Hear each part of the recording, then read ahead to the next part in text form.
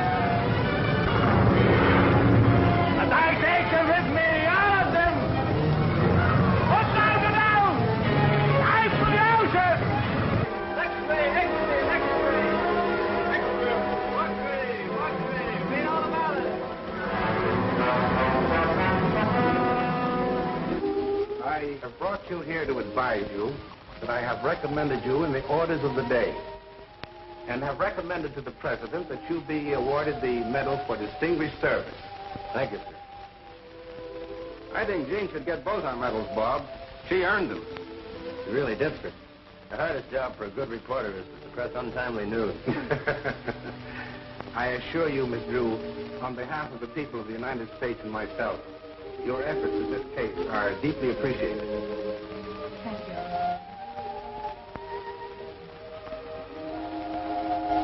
Can I print that? This time, yes.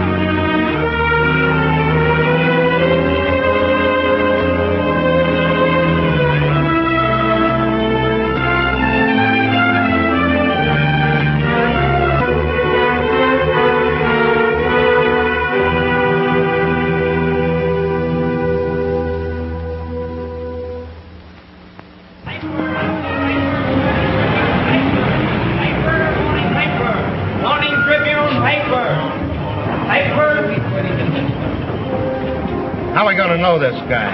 Remember, the man in Mike's car got to see him, too. Oh, that's Mike. I'm going to kiss him. And how? Good. You might as well make him happy. It'll be the last pair of lips that he'll... him? No. You don't think he could have gone away, do you? Here he comes now.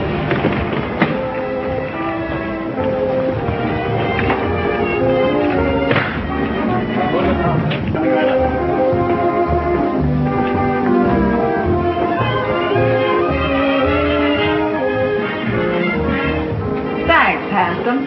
I just couldn't pass you up.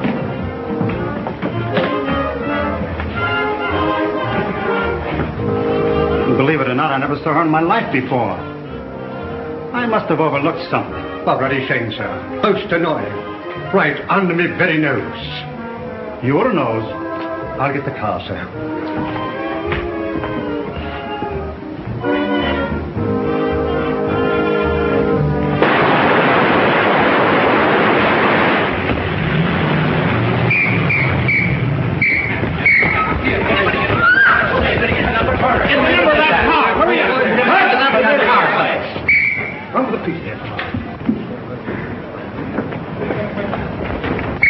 Save him! Okay for Tom, Mr. Avery. How is it for you, George? Okay. On red. We do it again, silk number 10. Up high, 99. Quiet.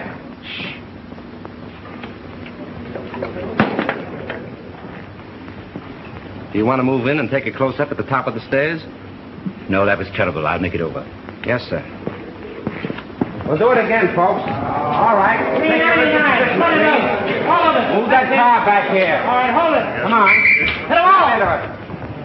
Take it easy. Oh, Mr. Brent, when you die this time, let's have less gymnastics. And don't spin like a top when you fall.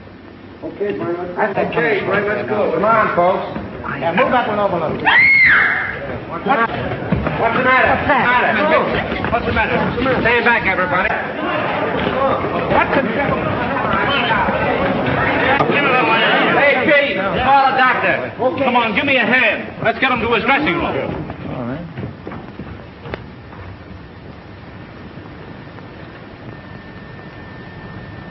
We won't need a doctor, George. He's dead. Dead? Dead?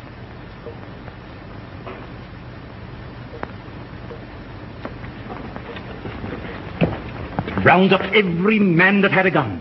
Get the property man and find out who loaded those guns. And see that the body isn't touched. I'm going to phone the front office. Yes, sir. All right, everybody, line up over there. All right, come on. And all you fellas in right drunk, stand over there. Hey, Bill, come on. Keep that door closed. And see that no one leaves the stage and no one comes in. Yes. My dear Mr. Little, since I read your scenario, I have come to the absolutely conclusion that your name, Mr. Little, fits you something beautiful. And furthermore, and yet besides, Yes? Oh, yes, Mr. Avery. Just a minute. It's Mr. Avery. tell him to finish on schedule. He's 2 days behind already. Talking to me is a wasting time. But he says it's important. That's the trouble. He's too important entirely. Hello. What? Brent. Shot. Dead. Oh, that's going to cost me a fortune. What a calamity. Quick. Call Steiner. Tell him Brent was killed. Shot. What a calamity. What a calamity.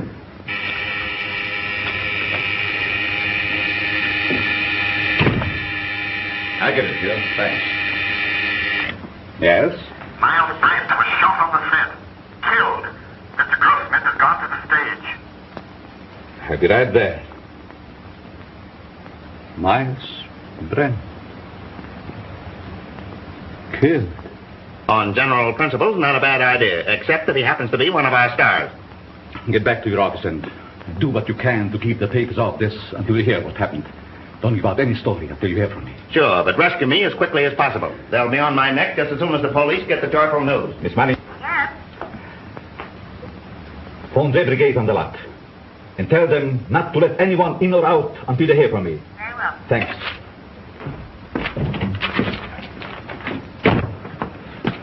Hey, why don't you watch where I'm going? What's the hurry, Gumshoe? Miles Brent's been shot.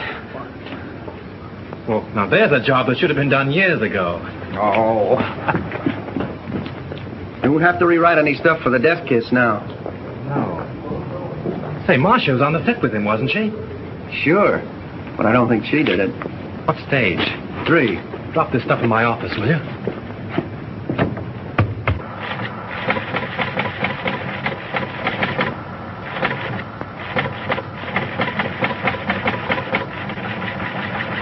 Miles Brent, huh? Picture actor. My wife always liked it. I have that kind of trouble, too. Come on, let's go. All right, fellas. Here's something hot. Miles Brent killed. Shot. Soundstage number 3, Tone Art Studio. Hey, just a minute. Tone Art Studio. Operator. Hey, that's the Evening Star phone. You're telling me? Hey, Star, give me the journal, will you, please? Hello. Tonart, I want Pascal in the publicity department. Come on, snap into it. You know me, Connolly. I never held out on the Evening Star yet. Yeah, I know all about your deadline. Yeah, you'll get the facts. Call me back. Yeah, never mind. I'll get it. Yes? Yes, Morris, I know, but can I help it? If he's shot in the morning, you've got to take those things as they come. Yeah, I'm going over there right away. The police ought to be here now. Yeah, call me back in 10 minutes.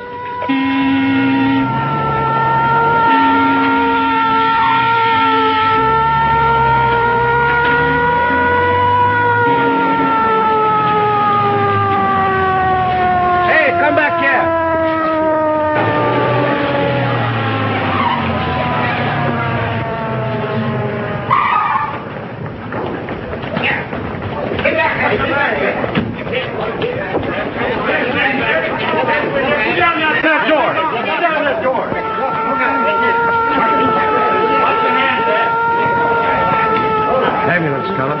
Yeah.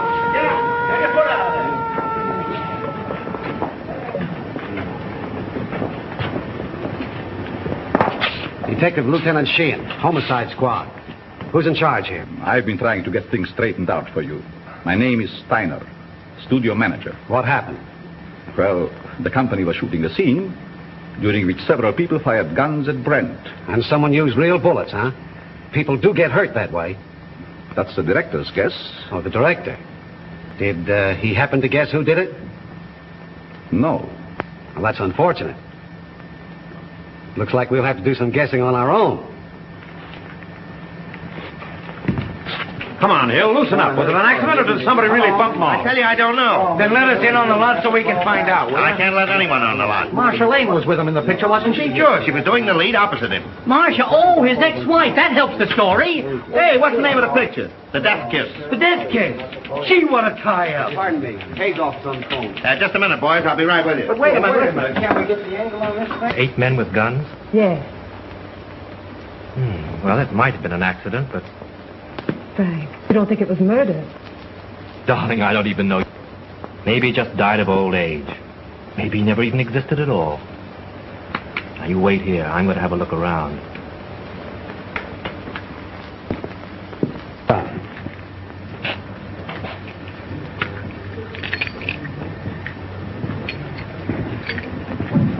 Yours. You break it.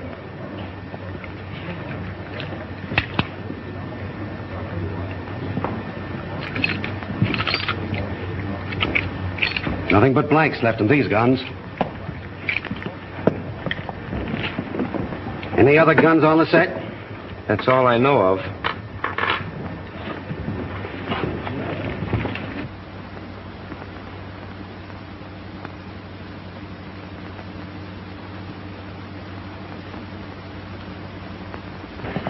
You see, Captain, it's strictly an accident. Lieutenant Sheehan. What's your name? Leon A. Grossmith. I'm the president of this concern. Well, what about it? Now, look here, Sergeant. Do you realize what this means already, huh? You have no idea. It cost me up to now $239,351. Yes, and it cost Brent his life. Which also loses me money. I can't have no more Brent. Now, pardon me, Lieutenant. Mr. Grossmith means to convey that this regrettable accident need not be converted into a Roman holiday for the rabble. Now, I assure you that Mr. Grossmith feels deeply, very deeply, the tragedy of this affair. And his point is, naturally, not to throw consternation into that great and unseen army of Mr. Brent's admirers. Now, that is precisely what Mr. Grossmith means. That's just what I was going to say. Mr. Steiner. Mr. Steiner. Pardon me.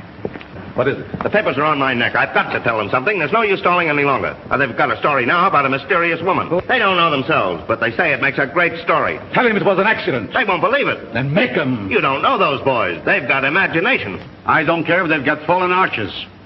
Tell them the Brand shooting was an unfortunate accident. Yes. Is that satisfactory to you, Lieutenant? Nothing satisfactory. I can't tell what it is because I don't know myself. Oh. Here's all you had on him. Oh.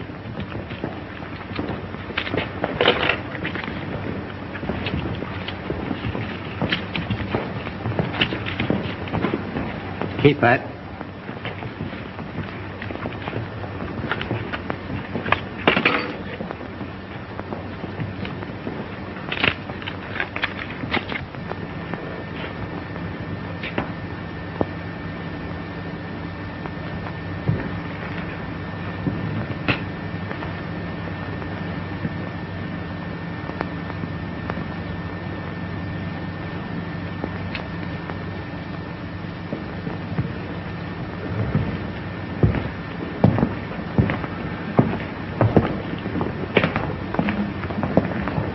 Well, I'm sorry to gum up the works, but it wasn't an accident. It's murder. Murder? Oi, what a calamity. How do you know? This is the bullet that killed him. It's a .38 caliber center fire. All the guns the extras used were .45s. And you can't fire a .38 bullet through a .45 gun. It's an old Chinese principle. Where did you get this? Out of the wall of the set? Don't you know better than to meddle in police matters? Oh, I'm sorry. I didn't mean to meddle. I just wanted to help. You see, I like to dabble a bit in murder cases. Well, you just go and dabble someplace else.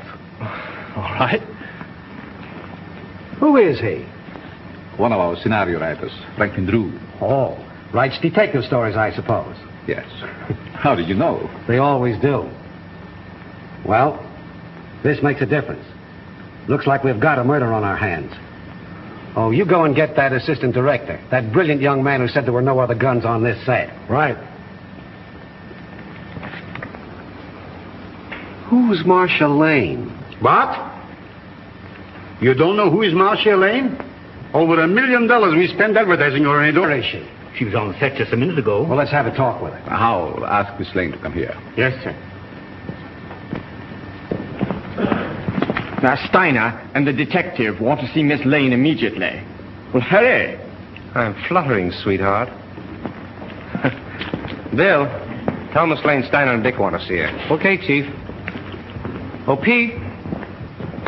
Rush Miss Lane over to Mr. Steiner and Dick. Now? No, next Tuesday, you sap.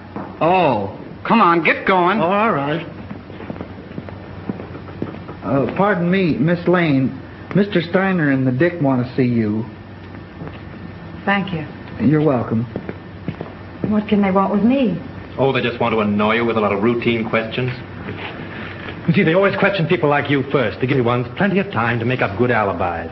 It's part of the system. It's been going on for years.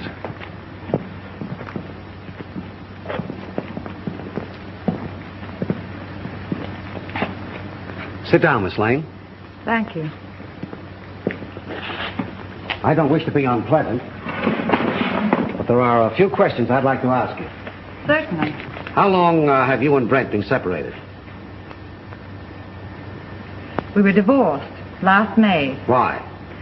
Well, I don't quite The see. divorce is a matter of record, Lieutenant. I don't think we need to go into that now. Say, will you go up to your office and write bad little boy 500 times? When did you last quarrel with Miles Brent? I don't remember. Didn't you love him? I wouldn't answer that, Marcia. Say, just what is your interest in this case? Personally, I don't care who killed Brent. But I would like to know how it was done. Besides that, I'm a friend of Miss Lane's. Wasn't your name mentioned during the divorce proceedings? No. Sorry to disappoint you. What did you do with your gun, Miss Lane? My gun? Yes. I didn't have a gun. Didn't you use one in the picture? No. But when you fired with the other... As a matter of fact, if Miss Lane had fired, she couldn't have hit him. She was around on the other side of the set when the shooting took place. Say, if you don't lay off, I'm going to take you downtown. What for? How do I know what for? Oh, good. I was beginning to be afraid that you might say something sensible.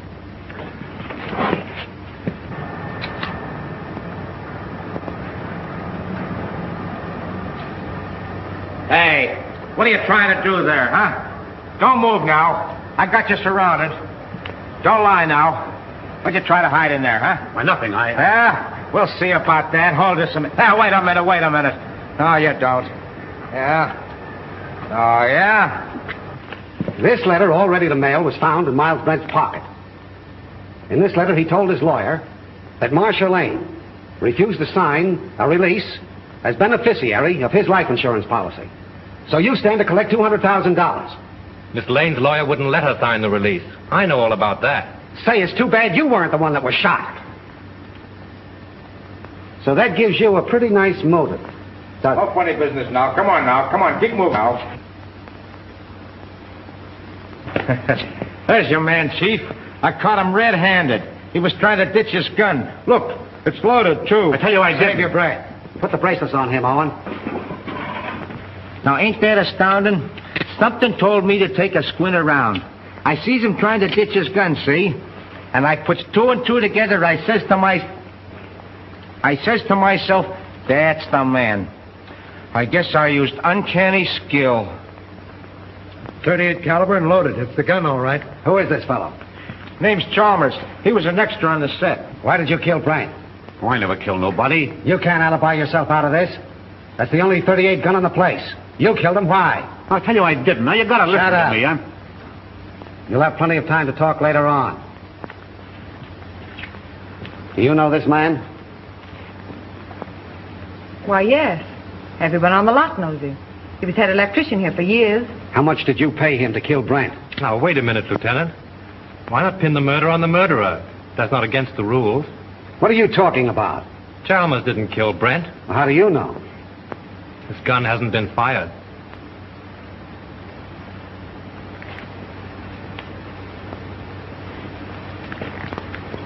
How did this gun come to be loaded? I loaded it for Brent, but I lost my nerve. So you had planned to kill Brent, huh? Yes, I wanted to kill him. I had every reason in the world to kill him. But he made no attempt. So you can't arrest him. Not unless you want to make a fool of yourself. You know, I'm beginning to think you're giving us the razz. Prove it. You're a detective. Take them off, Hilliker. And maybe we'll put them on him. Well, we seem to be right back where we started. Yes, perhaps you have some very valuable suggestion. Yes, I have. What? The cameras were photographing when Brent was killed. There might be something very interesting on the film. It wouldn't hurt to look. Not bad. How soon can we see the stuff? We could get the print in, say, 3 or 4 hours. Well, get them going? Oh, certainly. Come, Mr. Smith. You take the name and address of every person on this set and warn them all about trying to leave town. Right.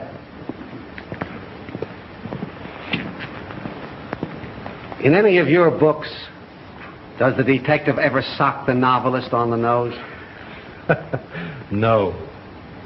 Write it in sometime. Seems to me like a good idea. Bill, John?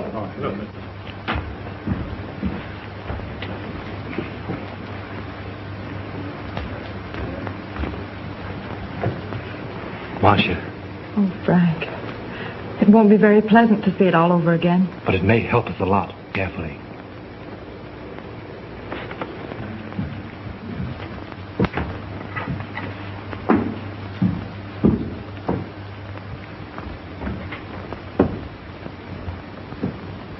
Is everybody here?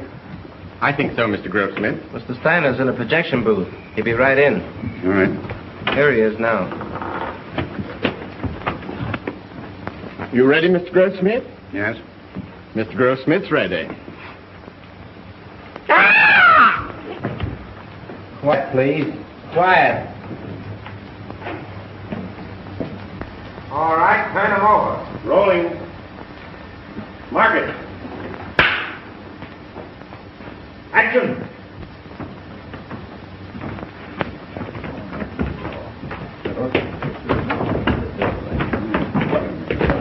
Thank you, Carlton. It'll be right here. Nothing, though.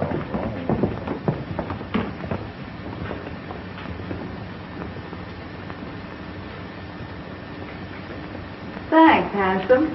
I just couldn't pass you up.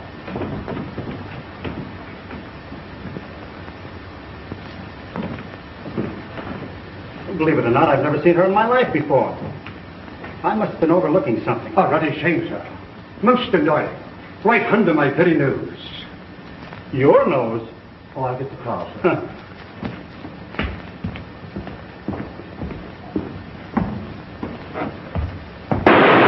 Lights! Turn on those lights! I wonder what that was. Wait, did you see that?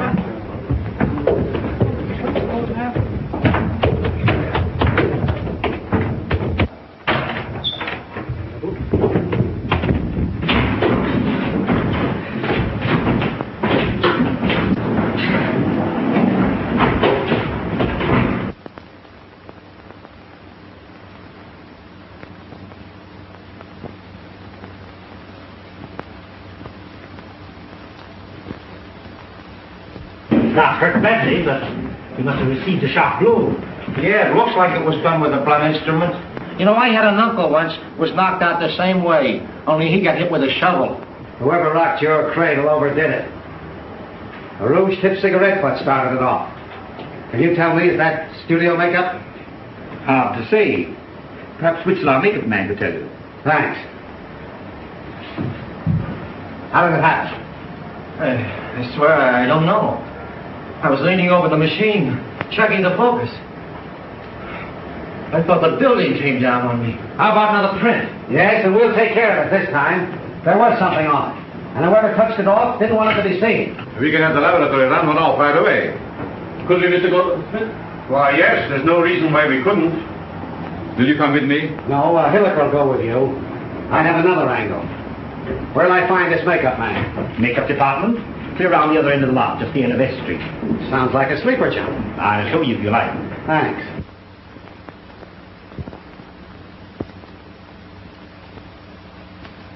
It's a special panchromatic rouge of my own make. Only 2 people on the lot are in the habit of using it. Who are they? Miss Collins and Miss Lane. Who's Miss Collins? She's one of our players. Is she in this picture you're photographing? No, I believe she's working in the Night Riders. They're out in location. And the only other person on the lot that uses this rouge is Marcia Lane? As far as I know. I see.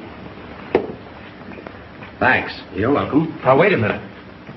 You have quite a stock of this rouge on hand, haven't you? A few tubes of it? Just as I thought. Anybody could get at it. Not very well. All the makeup that is not in use is kept in the cabinets. And the cabinets are locked? Yes. Extended. Hello. Just a minute. It's for you. Hello.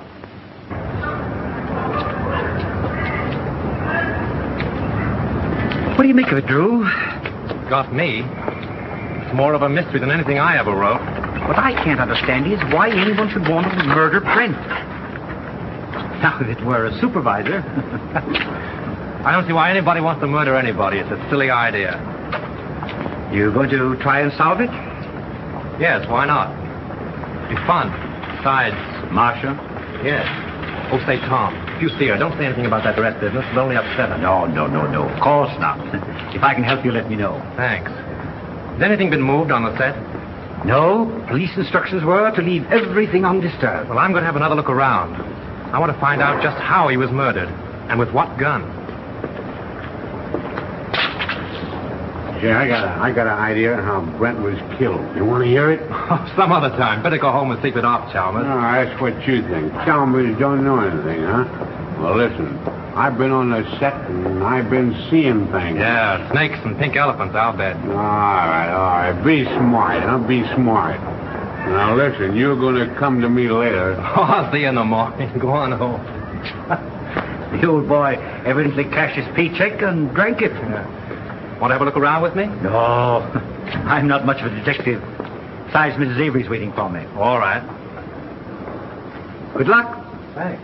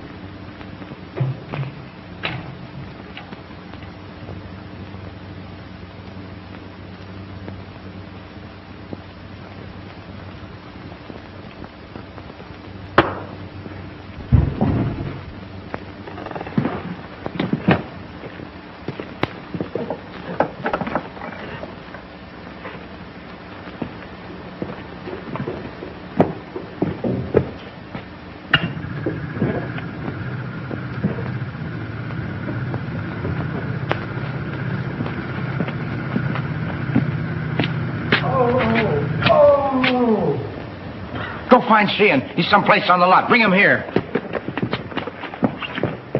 Mr. Drew. Mr. Drew, what happened? What happened? Here. Swell, ain't it? I made it myself. Who's in there? It's all right, Sheehan. Now. I found the gun that killed Brent. Where? Right here in this lamp. Why, it's gone. Probably got tired sitting there and decided to take a walk. No, I'm not kidding. I came down on the set to have a look around. Just by accident, I noticed this smudge on the lamp here.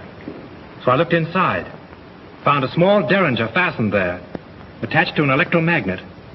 There's the wire it was connected to. And I got a bump on the head that knocked me out. Well, this proves one thing.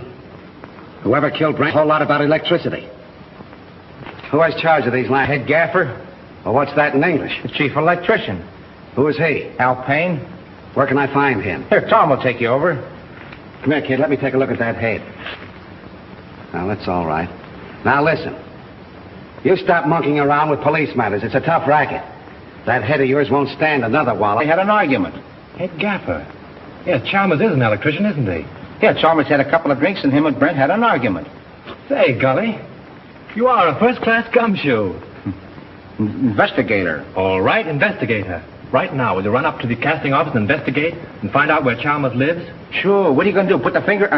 Apprehend him? Maybe. You want to come along? Oh, boy, I'll say. Gun? Yeah. Oh. Got my gun, my badge, and... Need those. Come on, let's get going. The director hasn't anything to do with it. The cameraman really sets the lights. You mean he tells you where to put the lights? Yeah. When was this set lit? The afternoon before. They rehearsed the scene with the principals so they wouldn't hope when they called the extras. Do you remember anything particular about that one light? To be truthful with you, we had a lot of arguments on that set. Mr. Steiner didn't like the photography and he wanted more light. Steiner? Was he there when it was rehearsed? Yes. Who else? Well, they're all there, with the exception of the extra people. There were no extras there, huh? No, only Chalmers. You know, he's a sort of a privileged character around this lot. He used to be our head gaffer. Chalmers used to be an electrician? Yes.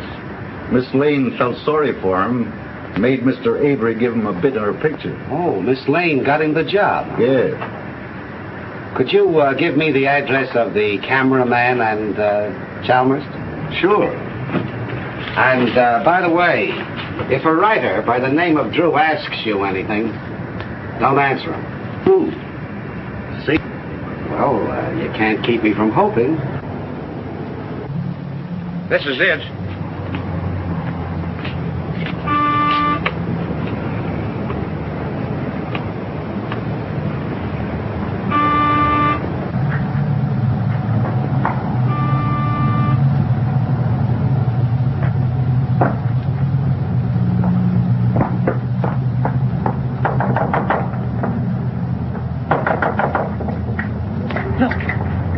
Chalmers is in trouble again.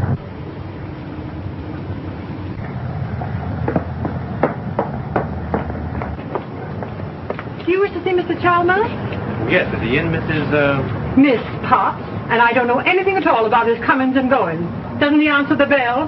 No, he doesn't. I was just going in. Cleaning day today, you know. I suppose he's lying stiff and the place all cluttered up with gin bottles.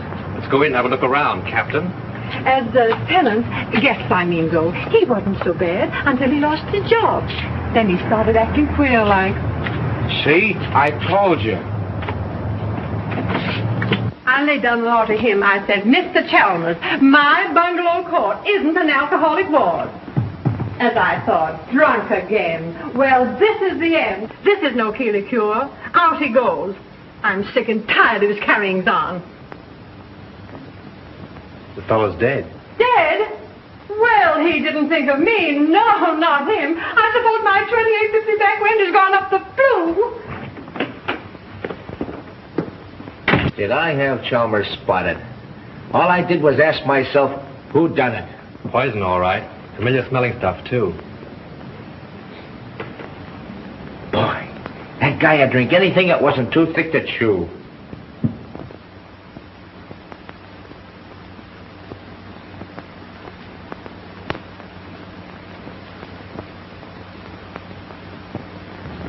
Well, I guess this about washes up the case, eh, Mr. Drew? Looks like suicide to you, eh, Gully?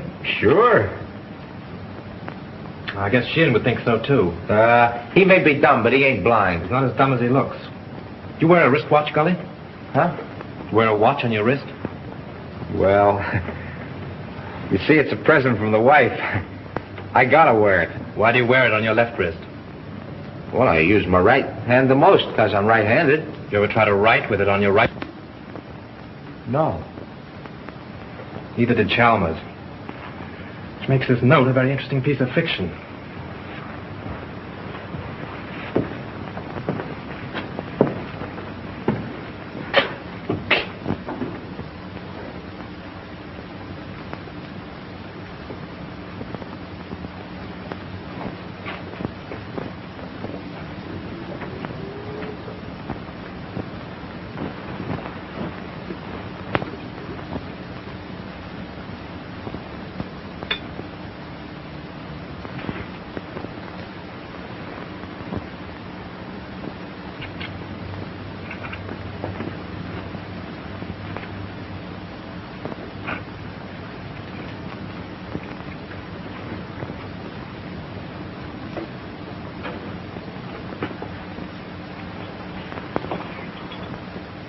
Say, Gully, come here. Take a look in here. Now, what do you see? Bottle of gin and a piece of ice. What else? Use your powers of observation. Oh, you mean that piece of wilted lettuce in there? Don't you notice that little service door in the back has been left open? Whatever. The iceman probably left it that way. My wife says you can't trust those icemen anyway. If the iceman had left that little door open when he put in the fresh cake, there wouldn't be any ice there now. Oh, I never thought of that. Let's have a look outside.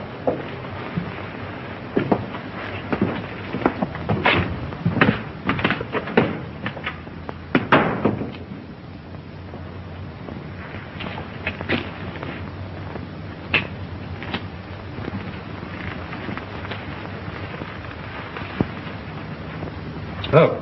Someone must have stood here a long time. Them are fresh prints, ain't they? Step up there a minute. Look out for those cracks. Now what? Look through the window. You see Chalmers sitting there? Yeah, the door's open.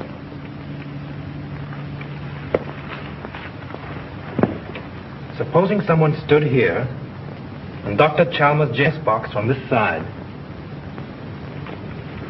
And then stood here and watched him drink his last drink through the window, what would you say? And then watched him die. Went in and wrote the note and put the pencil in his hand, huh? Yeah, only there's where he made his mistake. Put the pencil in the wrong hand. That's just what I was thinking.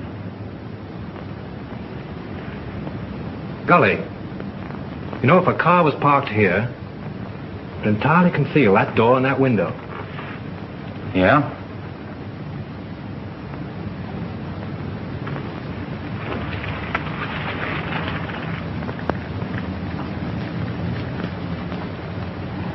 Then Chalmers didn't kill himself, huh? Let's leave that to Sheehan.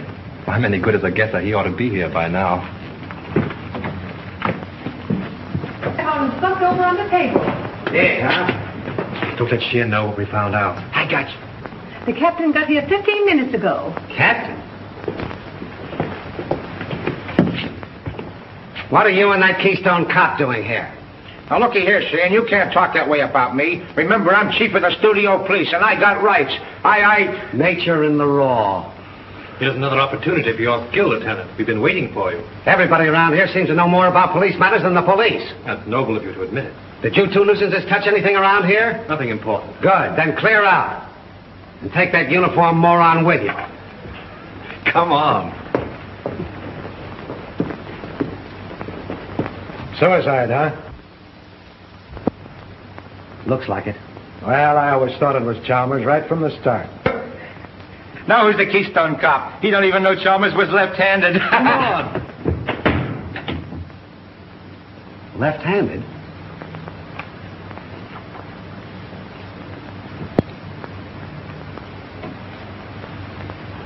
Sure. That starts it all over again. I can remember when murders were nice, clean, simple things done with machine guns and meat axes. But this case...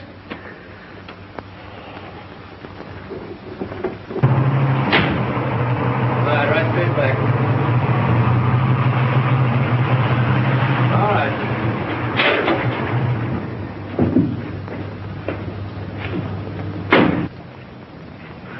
What seems to be the trouble?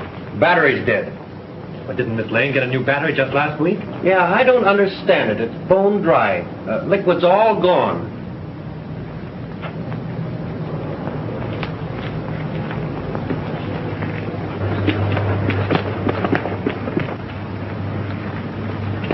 Just as I thought. We were right. Poison.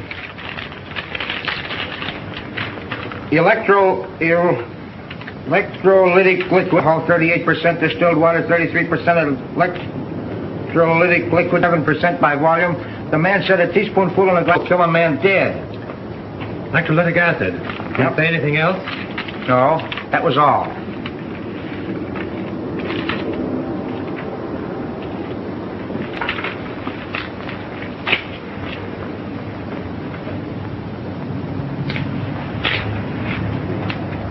Hey, ain't them the same kind of tread that left the marks under Chalmers' window?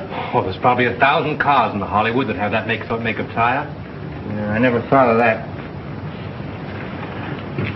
Say, Gully, I want you to get me the key to Brent's dressing room, but don't let anybody know it's for me, see? Say, I'll get you the key to the city if you want it. Now, I have a couple of things to do. I'll meet you here in half an hour. Okay.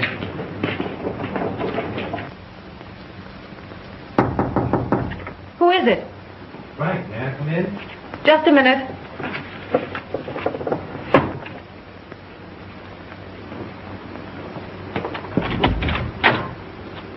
Well, why all the locks?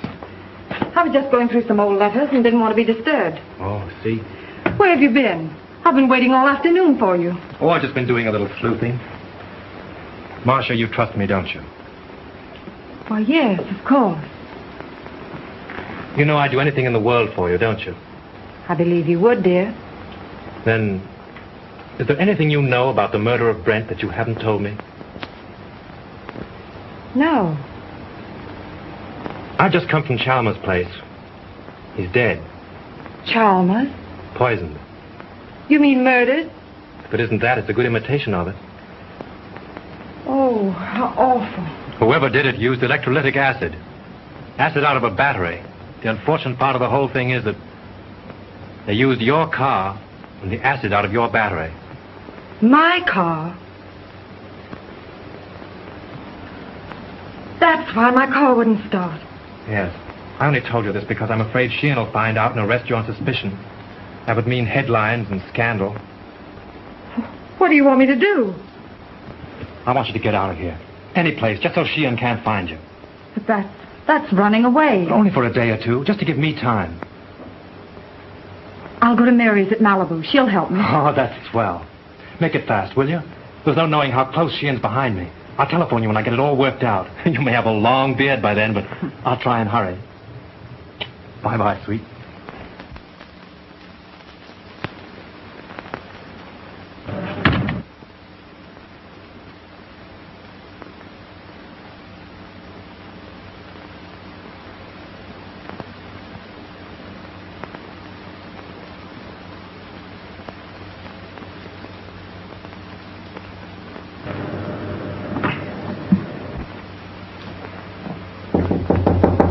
Come in. Leon. I suppose you're surprised that I'm here, huh, Marcia? Frankly, yes. You haven't come to see me since Brent's accident? I should think you'd know why. I don't. I only know that I want to help you. I have all the help I need. Marcia, you mustn't treat me like this. I never said anything to you while Brent was alive. But you should know how I feel. You succeeded in making your feelings quite plain enough. Marcia, I'm very fond of you. Not the kind of fondness I care about. Please go now, Leon. I'm in rather a hurry.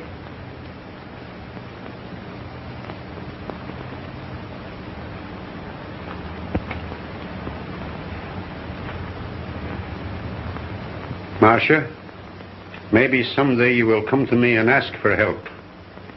Maybe you will apologize to me for laughing about how I feel for you.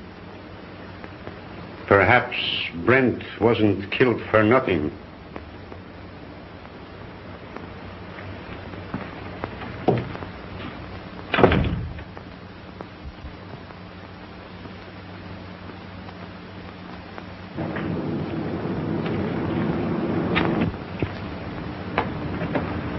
No matter how smart they are, always slip up.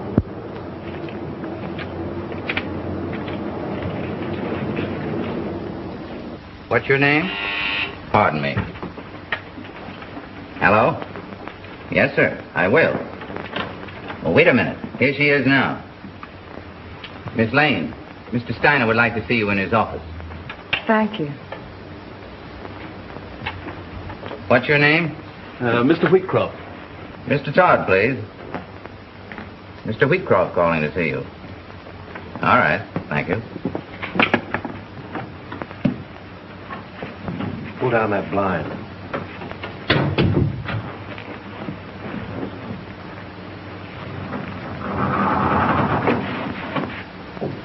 Did you see Brent when he came in? I see everybody. What kind of a suit did he have on?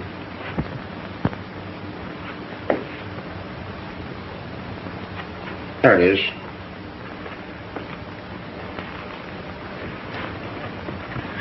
Funny she and Miss looking in here.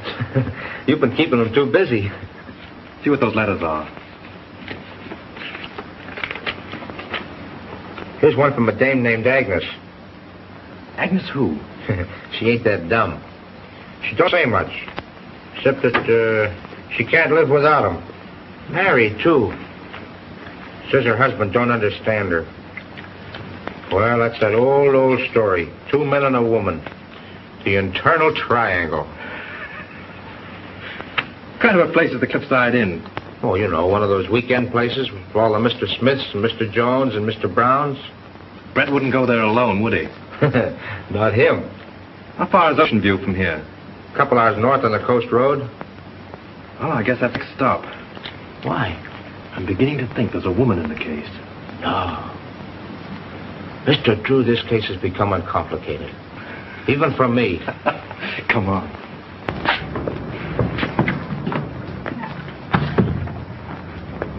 Gee, it's 4:30. I gotta check in on my next...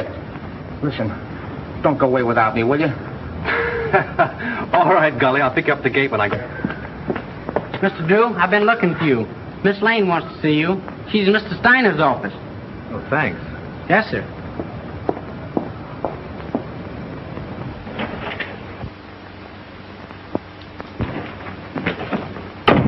Go right in, Mr. Drew. When did you find out your car wouldn't start? About an hour ago. Well, with all your dabbling, you didn't throw us off. You've thrown yourself off if you think Miss Lane had anything to do with Chalmers or Brent either. All right, all right. Just sit down there. And keep quiet. Where did you go this afternoon? I went downtown. In your car? Yes, Where did you park it?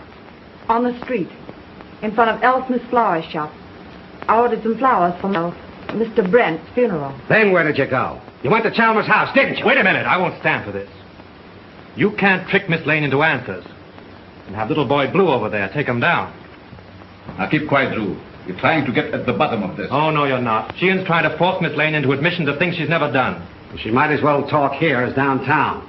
I've got a warrant for her. For what? Suspicion of murder. What's your theory? It's as simple as ABC. Yes, it would be if you thought of it. Chalmers killed Brent because he hated him and she offered him money. Then she got frightened and killed Chalmers, thinking that he would get drunk and give it away. Every piece of evidence we have got points to her. It was her cigarette that blew up the dome. Her car that made the tracks outside of Chalmers' house. And acid from her battery that killed him. Oh, that's a lot of bunk. I know, you've got to make an arrest. It's okay with you. Steiner, you can't sit there and let them arrest Marcia. Well, she has nothing more to do with these than Lincoln had to do with the burning of Rome. Mr. Drew, we don't know whether Lincoln burned Rome or not. And we don't care. But this man is a policeman. So let us hear what he has to say. If you're not paying you to quarrel with the police. Oh, I don't care if you pay me a dime. She and if you arrest Miss Lane now, there'll be a lot of nasty newspaper headlines. Hold off for 24 hours and I'll be responsible. Better than that. I'll prove that she's innocent. You're making yourself ridiculous. I'm trying to protect one of your stars. Wait a minute, Steiner. Maybe he's right. What about this scandal? What about her box office name? Ain't they got enough trouble here already without having Marcia arrested? Now, Mr. Grossmith, if you want to accept the responsibility, you can. But remember, this is a murder case. 2 people are dead.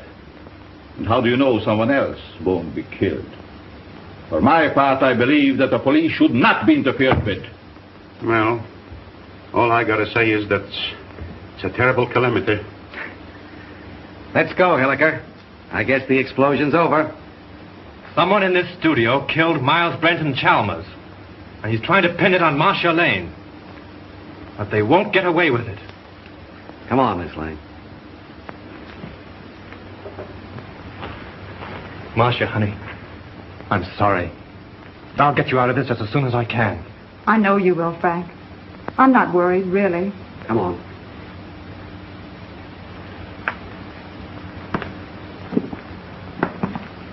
I expect to make this. I read all about it here. I expect. Marcia Lane accused the studio winner. I expect. Baby, read all about it. Marcia Lane accused the studio murder here. Baby. I read all about it. I get a special lecture here.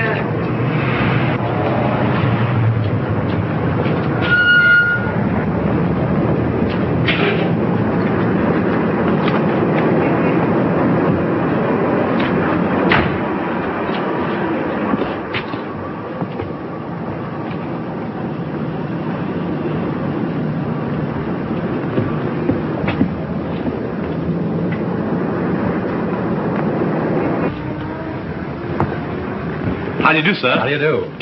I'm from the publicity office of the Tone Art Studio. Yes? I'd like to see a list of the people who sent flowers to the Brent funeral. Oh, I think I have a list. Thanks.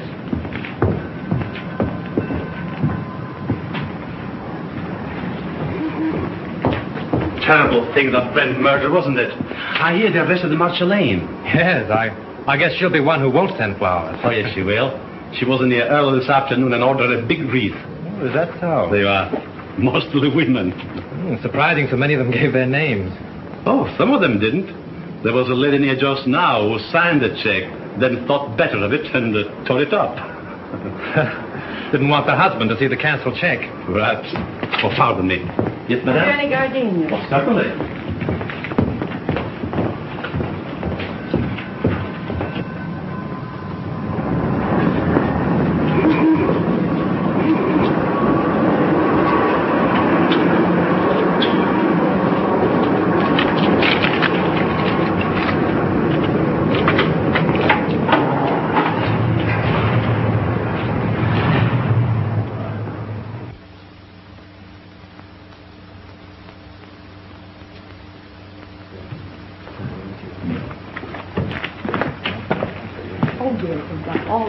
Oh, good evening. Evening. Alone? Yes, I'm not stopping. Oh. I have a key here a friend of mine carried away with him. Oh, thank you. My name's Drew. I'm from the Tone Art Studios. I'd like to keep this thing quiet. Keep what quiet? Brent's visit here the night before he was murdered. You see, if the papers get hold of a story like this, they play it up, and it's bad for the picture business. Well, it doesn't do us any good either. All right, let's get together. Sure, what do you want? Who was the woman with Brent? Mrs. Brent? There is no Mrs. Brent. They were divorced. Well, then I don't know who she is. You see, I wasn't here when they checked in, and they left in such a hurry I didn't see them go out. In a hurry? Why? Well, a fellow came in here and started a row, and then he waited in that telephone booth over there, and when they came down, he stepped out. At least that's what Charlie says. Who's Charlie? One of the night bellhops. Could I see him? Sure. Oh, Charlie. Yes, sir. Thank you. This gentleman wants to ask you a few questions. Shoot.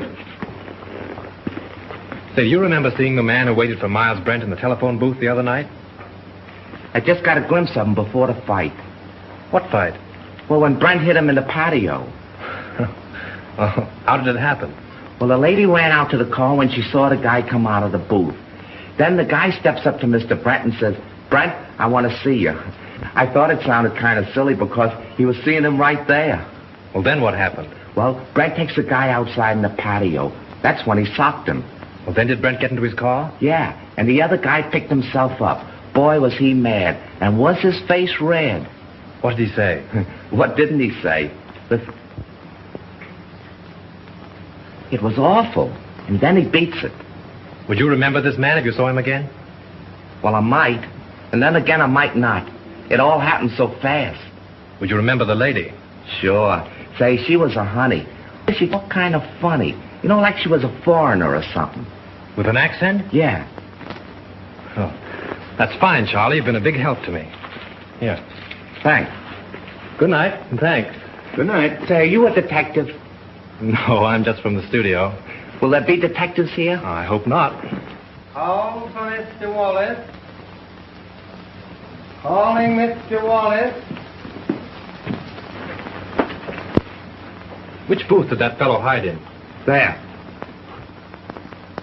How long has it been out of order? Just since the guy hit him there. I guess he kept pounding on the hook trying...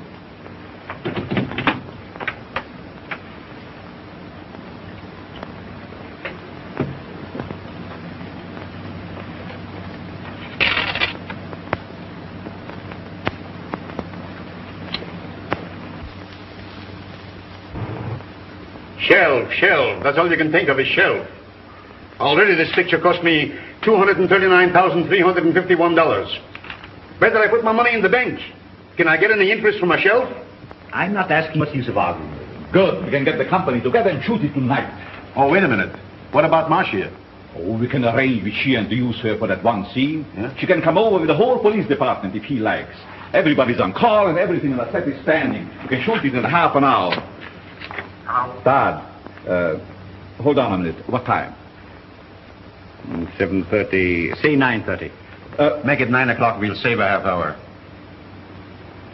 Dad, we're going to shoot the last scene of the death kiss tonight. Round up the company for a 9 o'clock call. Sure, Mr. Steiner. Mac, we're retaking the death kiss. Get busy on the call. Hey. You've got Brent's double call, haven't you? Yes, I'll have him all right. But say, what about Miss Lane? I take care of her. Still come at 36. Hey, Mac, let's put that light over in the look. Screen 80, will it? Screen 80, Joe. Look, screen 80. Say 27 and 42. How about Mike? How about those over there? I think everything is all right. Good evening. You know Mrs. Avery? Well, yes, of course. How are you? I'm surprised you've come to see the street. Put it down to morbid curiosity. That's the woman of it. She insisted on coming. Now, come along with me. I will make you comfortable. He's very good with the ladies.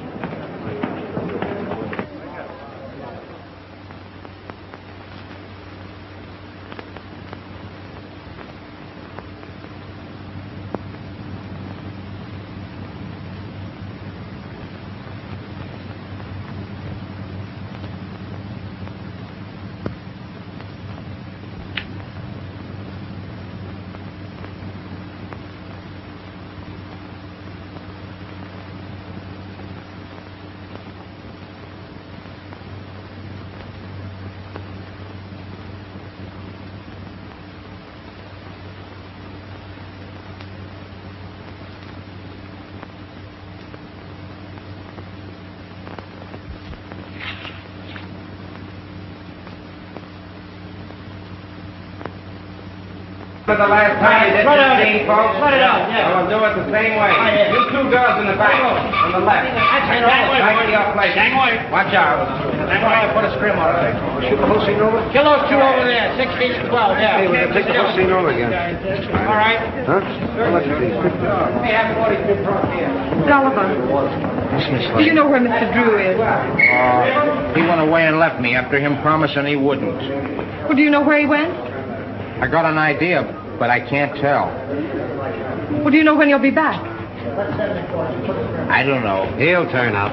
You can't lose that guy. We're ready for a rehearsal, Miss Lane. All right, thank you. Go ahead. We'll wait here. Thank you. And just as you reach here, Miss Lane steps up and kisses you. Now, naturally, you're surprised because you don't know her. Then you turn, read your line to the doorman, and walk off to the curb. Right. Marsh, I'm so sorry about everything. I know it's going to be difficult for you, but I'll try and help you all I can.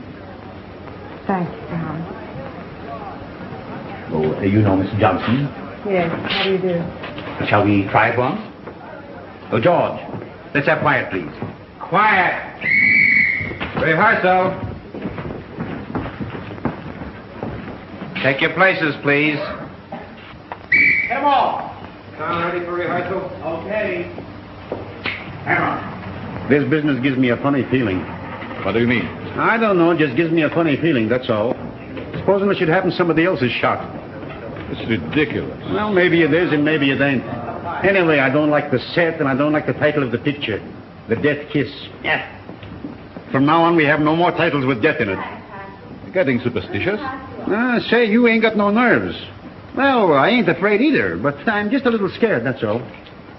What can possibly happen? That's it, anything. I must have been overlooking something. I was bloody ashamed, sir. Most annoying. Right under me very nose. Wait a minute. What's the matter now? I can't get it with the mic there. Well, go ahead and fix it the way you want it. Swing it in here, Father. Come on, Father. Now down a little closer. There. Is that in your picture? No, you just stay there. Okay, test it. 1, 2, 3, 4. 1, 2, 3, 4. Microphone number 2. All right, let's go. Okay for sound.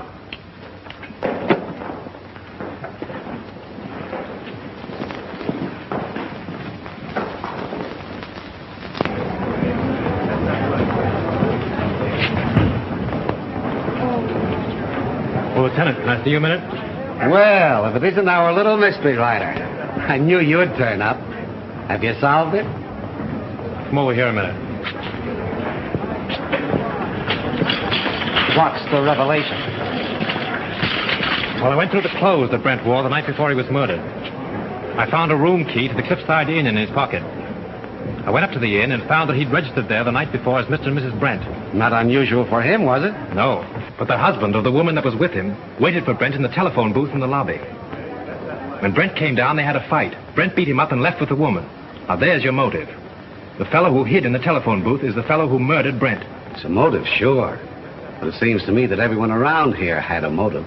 Yes, but this same man knew a lot about electricity and a lot about film. Now, Chalmers couldn't have thrown that cigarette butt in the film because he was nowhere around at the time. Marcia couldn't have poured acid on the negative. Well, she knows less about film than you do. But this same fellow, whoever it was, found out that Chalmers had discovered his contraption in the lamp. Stole Marcia's car, took acid again, Dr. Chalmers' gin, and then returned the car. Yes, but why did he take Miss Lane's car? To give himself a double-headed out. If you believed that suicide gag, well, that was the end of it. If you didn't, everything pointed to Marcia. Whatever happened, he wouldn't be suspected. Yeah? But you have got to show me that the guy who was at the inn is someone here at the studio. And that he had access to the light, the film, the car, and everything else. Well, that's easy. The man who hid in the telephone booth left this trademark. What's this? Oh, you know as well as I do. The scribblings a man makes on a piece of paper are as identifying as his signature. Oh. Now all we've got to do is to find the guy that scribbles like this, huh? Well, I've done that, too. Take a look at this.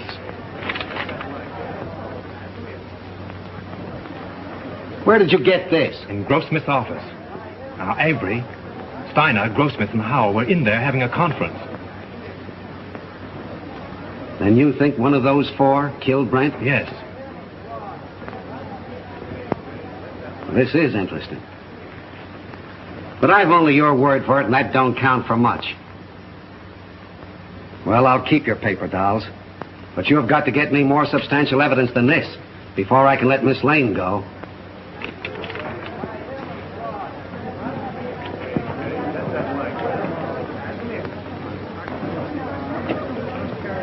Take good care of these guns, boys, and don't forget to check them back to me.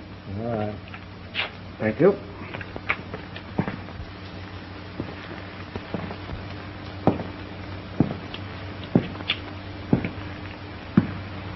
Sure the gun isn't loaded?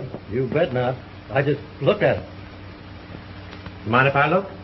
Not at all. That clear to you? All right, we'll take it. Is everybody ready? Let's make it. Johnson, powder up, will you please? Sure.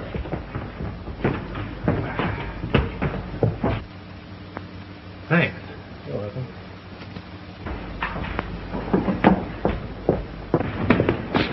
Frank, I've been so worried about you. Darling, I'm hot on the trail. I've got an idea. And if I'm right, I'll have this whole thing wrapped up and tied before you know it. But don't go away before I'm through, will you? Oh, you bet I won't. Miss Lane, will you stand in a minute, please? See you later.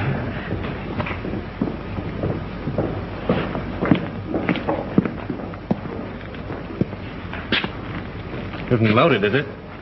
What do you think? I'm crazy? Mind if I look? Oh, go ahead. Thanks.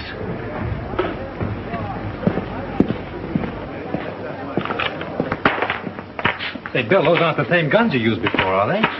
I know. I couldn't get 38s before, so I slipped in 45s. Nobody knew the difference. You mean 38s were called for before? Yeah, they made a row about it. Who insisted on it? Okay, coming up.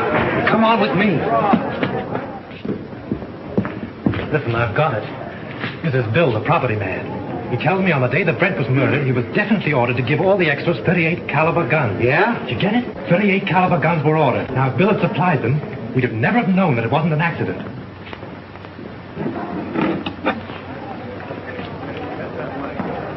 But he didn't.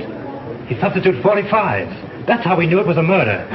Now, the fellow who ordered those 38s... Say, who ordered those guns? Go ahead, Bill. Tell him. Well, it was Mr. Everybody stand up! Lights! Give me a light! Be our shit! Come on! There he is! There he goes! Up there!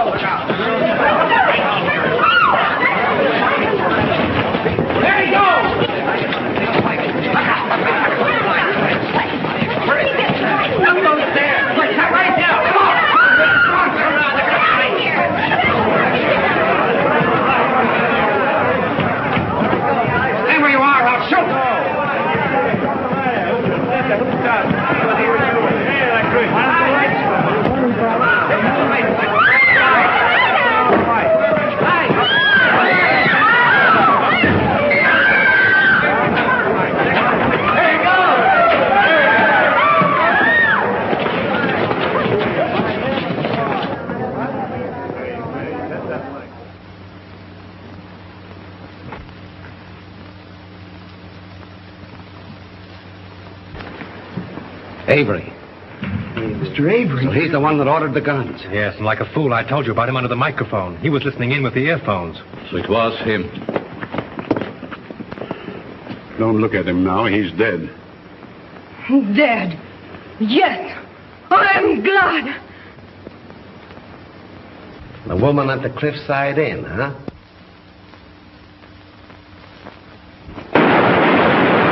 You stay here, Hilliker. Come on, go with me. I got him. There's your man. Who is he?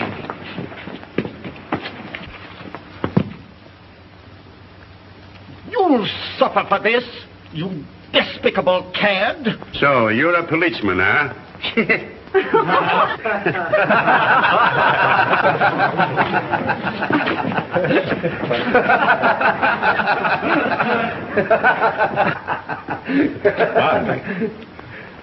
I think I owe apologies to Miss Lane, and to you, too. I'm sorry that I was so unpleasant. You know, at first I could have sworn it was you. I knew it, and it made me quite angry. But you're much more clever than I gave you credit for. Well, that sounds like a new contract. We'll talk about that later. Oh, Lieutenant, would you mind telling me why it is that detectives always wear their hats, even in the presence of ladies? Well, sure. That's so we won't have anything in our hands or arms in case we have to use them. That's one for the book. Do you mind if I write it in right now?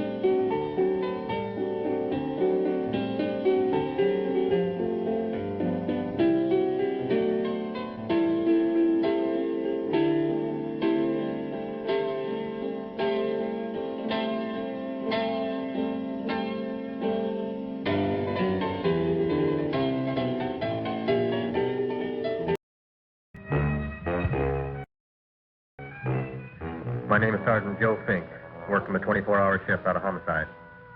And this is my workshop, the part of town that everybody knows about, but that nobody wants to see. Where the tragedies are deeper, the ecstasies wilder, and the crime rate consistently higher than anywhere else. Skid Row, my beat.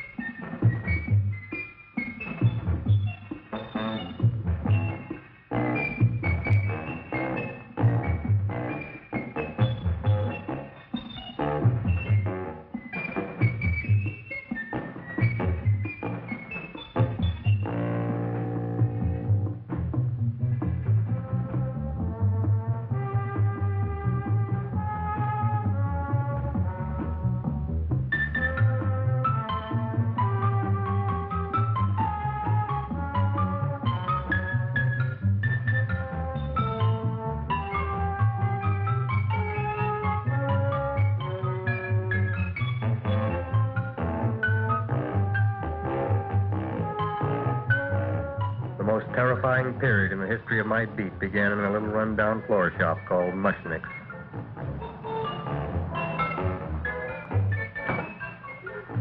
Good morning, Mrs. Shiva. How's things today? Oh, the same as usual, Mr. Mushnick. My sister's nephew Stanley died in Little Rock, Arkansas. Oh, what happened? He got blown up. Who knows how? That's nice. Well, you would like, maybe as usual, some flowers for the funeral. Should old acquaintance be forgot and never brought to mind? I thought possibly, because I always give to you all my funeral business, maybe you should possibly give to me, a little cut rate. Look on me, Mrs. Shiva. What am I, a philatelist? I sell on Skid Row nothing but cheap carnations. And I should give you a cut rate. I can't even afford water for the flowers. To my throat, I would be giving a cut. I dreamt I dwelt in marble halls with vassals... Get up from the back! Excuse me, Mrs. Shiva, that's Seymour. He's a nice boy. Why don't you let him see? What? See? Look, here I got a new customer, brand new in the yellow vest. I should let the cleanup boy, but I can't even afford, chase him out right away. Flower as fresh as the springtime Mushnicks. Hello? Oh, hello, Dr. Farr. What can I do for you today? Listen, Mushnick, I haven't got much time. Send me over 2 gladiolas and the fern. Excellent. That's 2 dozen glads, 1 potted fern. No, Mushnick. 2 gladiolas and 1 fern. You want I should put 2 gladiolas in the pot with the fern? No, 1 fern, 1 piece. Altogether, 3 pieces. I need it for my waiting room. Yes, thank you. What? A filling canal. Good, I'll drill a bigger hole. You mean you want 2 crummy gladiolas and 1 crummy fern? What kind of a decoration is that? This is my flower budget for the week. Mushnick. Who can be a dentist on Skid Row? All right, excellent. I'll send Seymour right away. Who am I to argue with science? Make it snappy. Now you are going to get it. Oh, you are going to get it. Look. Seymour Trailborn? Now, Mr. Shiva, we were talking from the funeral flowers. What is a little... funeral! Did you call me Mr. Mushnick? No. I was calling John D. Rockefeller for to make a loan on my Rolls Royce. Sorry I said it. Now, look, Seymour. You take 2 gladiolas. You'll cut them nice and even. You'll take 1 coin. You'll wrap them in a package, and you'll take them to Dr. Farr. Right? Now go already! Now, what can I do for you, sir? My name is Burson Fox. Excellent. I am Gravis Mushnick. Oh, that's a good one. Now, who's going to get my roses? I'll take care of you, Mrs. Silver. Come right over here. You would like maybe some orchids for a nice girl? No, I think I'd like a couple of dozen carnations. Carnations. A person can't turn around these days or somebody shouldn't drop dead. You've had more than your share of bad luck, Mrs. Silver. Bad luck, she calls it. You should have so many people kicked off. You would have somebody fall on top of you, too. What about the carnations? You said you wanted some roses. Yes,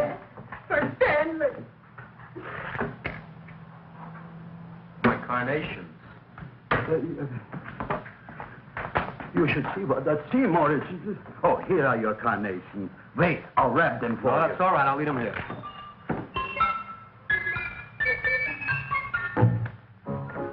Why not? Of course, what else? They are all right? Well, I've had better. Well, this is a small shop. Oh, that's okay. You know, those big places, they're full of pretty flowers, expensive flowers. When you raise them for looks and smell, you're bound to lose some food value. I like these little out-of-the-way places. Oh! Such a thing, eating flowers. Look, don't knock it until you try it, huh? Look what happened. This is what I was trying to tell you before. Look on him, everybody. Look at the quality of his work. I ask you, when I fired him, where is he going to get such another good job? You mean I'm fired? No, I'm electing you president from the United States. Yes, you are fired. Travis, you can't do that. Who cares? I didn't mean it. You didn't mean it. You never mean it. You didn't mean it the time you put up the bouquet with the get well card in the funeral parlor and sent the black lilies to the old lady in the hospital. You didn't mean it. But this time, I, Gravis Mushnik, mean it. He means it. But see, Mr. Mushnick, don't I always try to do what's right? And I'm crazy about flowers. I like flowers almost as much as Audrey does. Excellent, you're fired. Why don't you give him a chance to resurrect himself? I give him a chance to quit. I ain't gonna quit. You're a brave boy, you're fired. But that ain't fair, Mr. Mushnick. You know what I'm doing? I'm working on a special surprise plant just for you. I'm growing a plant like you ain't never seen before. Excellent. I can't even sell the plants I got in my shop. Out, you. Now, wait a minute. He's got a new kind of plant you want to look at. I don't look on flowers, Mr. Yellow Vest. I got ancestors in the flower business for 200 years, but I got one shop on Skid Row, one stinking shop. I don't even like flowers. You don't understand what I mean. Look, I've eaten in flower shops all over the world. And I've noticed that the places that have the most weird and unusual plants do the best business. See? See? See? What is this, a tango? All right. Explain me more. Well, I remember one place that had a whole wall covered with poison ivy. And people came from miles around to look at that wall, and they stayed to buy. The owner got rich. No. He scratched himself to death in an insane asylum. Oh, that was my cousin Harry. All right. All right. You go home and you get this fancy schmancy plant and you bring it back here. And if Mr. Yellow Vest Spout says it's a draw, you still got a job. If he don't, out you go to both of you, right? Don't worry, you'll like it. You'll see.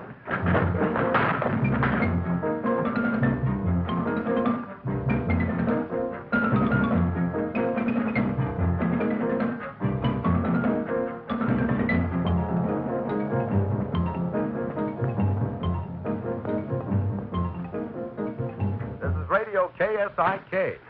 You've been listening to Music for Old Invalids. Our next selection is entitled Sick Room Serenade. Seymour, is that you? Yeah, Ma. Hey, here, look at my tongue. But Ma, I already seen your tongue. Have you no sympathy for your poor mother? Laughing at her and mocking her illness, and she's got one foot in the grave? Oh, I didn't mean it. Oh, you never mean it. Now, come on, look at my tongue. A tongue's a tongue, Ma. They all look the same to me. Oh, did you stop at Dr. Mallard's and get the results of my test? Yeah, he said there's nothing wrong with you. Oh, now, Dr. Mallard. He's one doctor I thought would tell the truth. He said you should be playing fullback for the Rams. He wants me dead. I'll bet he's assistant coroner. Well, I gotta go. Hey, you know, I read in my goiter's coming back. I can feel it every morning after breakfast. Yeah, that's when you take those great... Oh! What you got, a little surprise for me? Open it up and see. All right.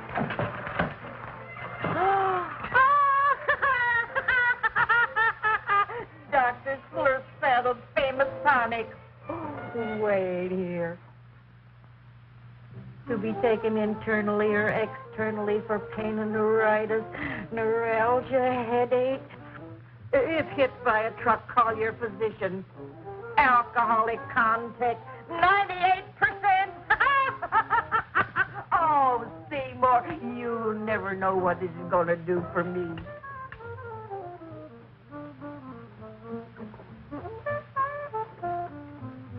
Oh, I can feel that surge of warm health going through me already. Look, Ma, I gotta get my plant and hurry back to the shop. You mean that lousy weed out in the kitchen? Yeah, and if Mr. Mushnick doesn't like it, he's gonna fire me. Apparently, my hearing's going out on me.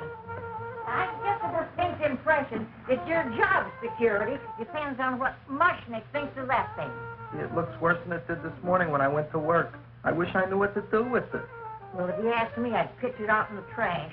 I don't like my house cluttered up with rotten vegetables. Look, Ma, I gotta hurry. Can I bring you anything? Oh, yeah. Bring me the evening news. They're running a self-diagnosis contest. The winner gets to go to Mayo Clinic. Bye, Ma. Bye, son. I'll see you the rosy edge of dawn. Drink to me, old freeway by night, and I will...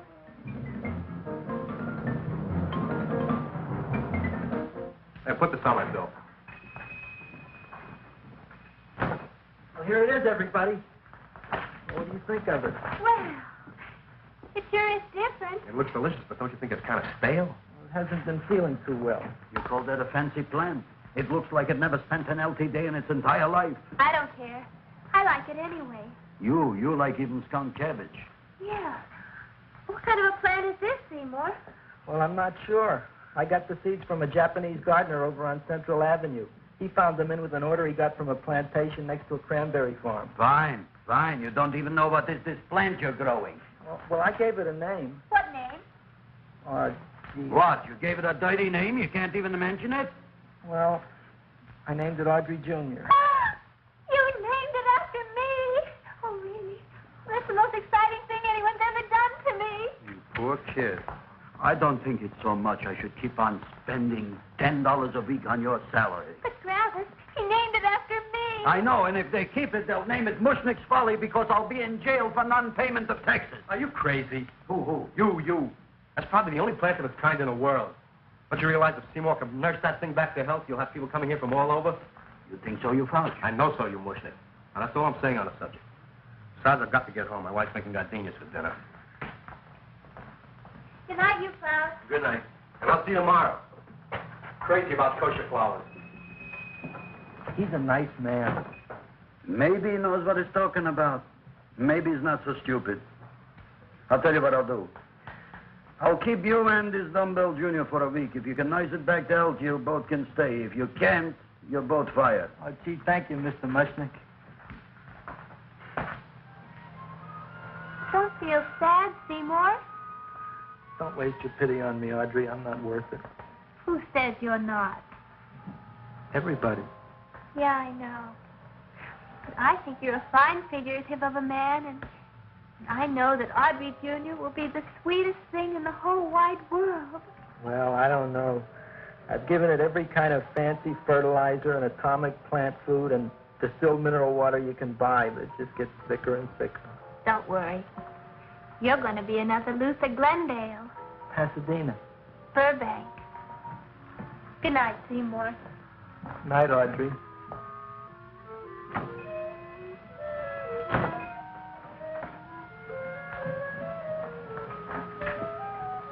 What's the matter, little plant? Haven't I done everything I could for you? Where did I goof? You're the first little plant I ever tried to grow, and if you die, I don't know what I'll do. Please don't die. I'll get you some water, okay?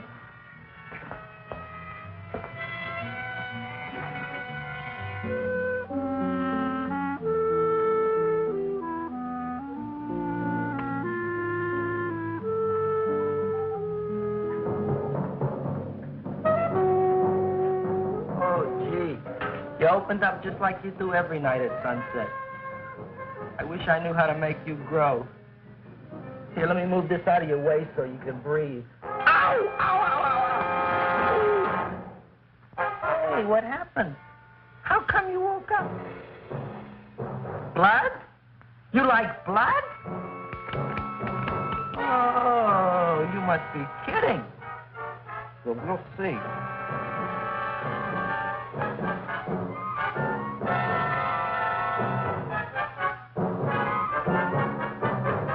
What I'm doing for you.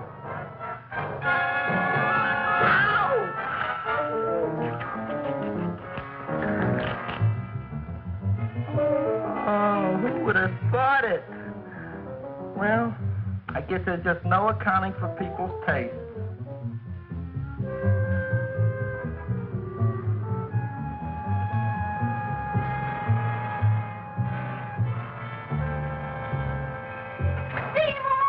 My boy.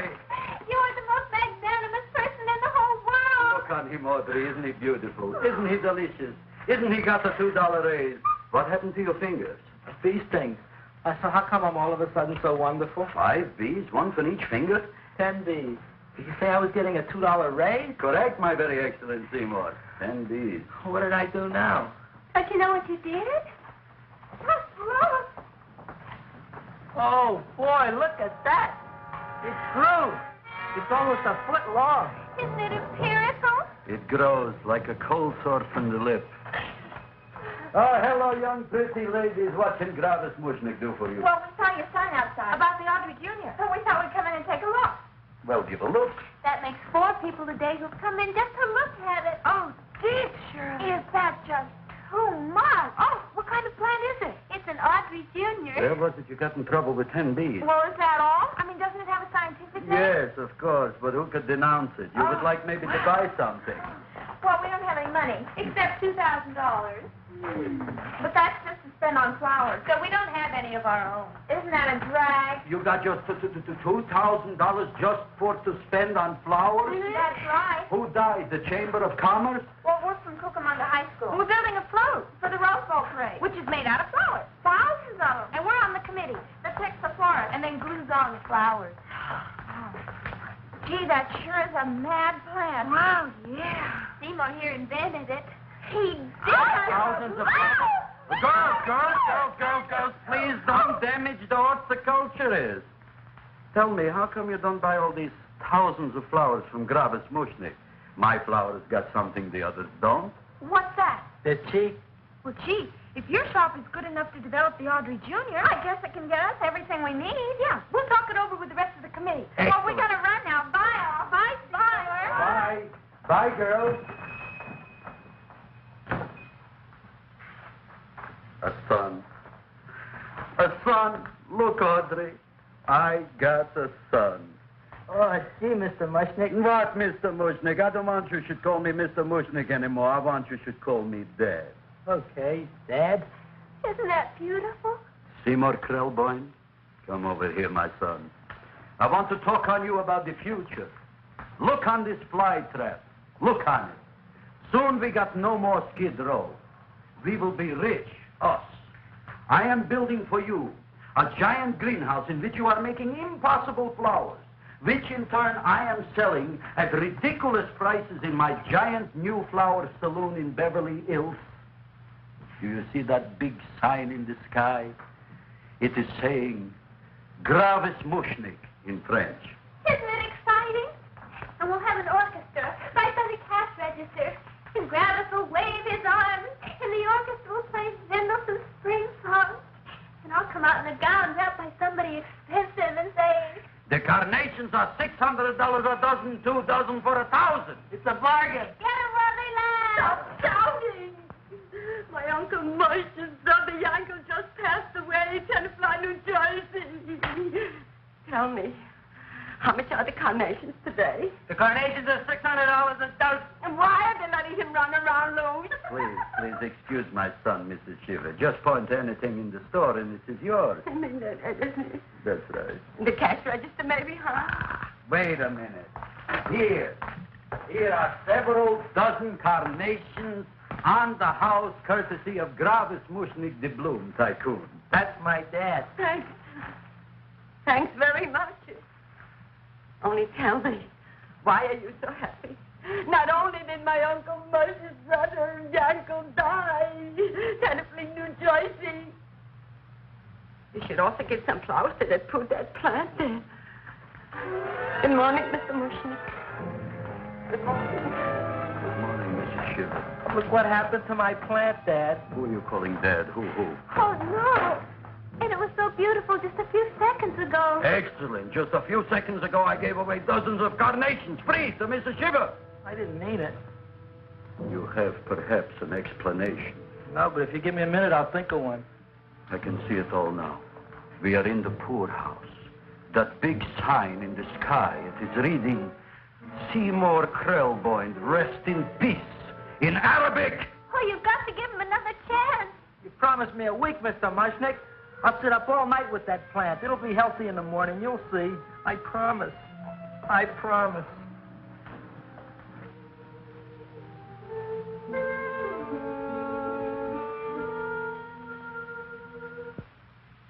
Feed me.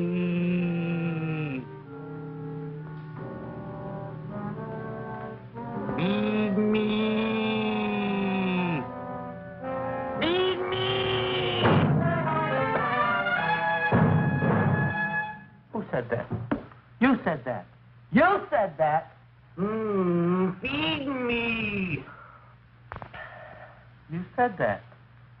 You can talk. I got a talking plant. Say it again. Feed me. Oh, boy. I never been to college and I ain't been around much.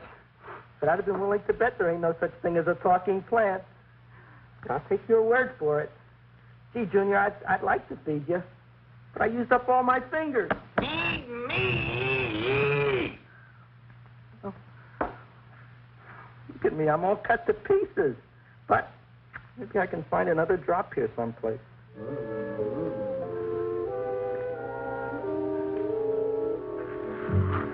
That's the best I can do.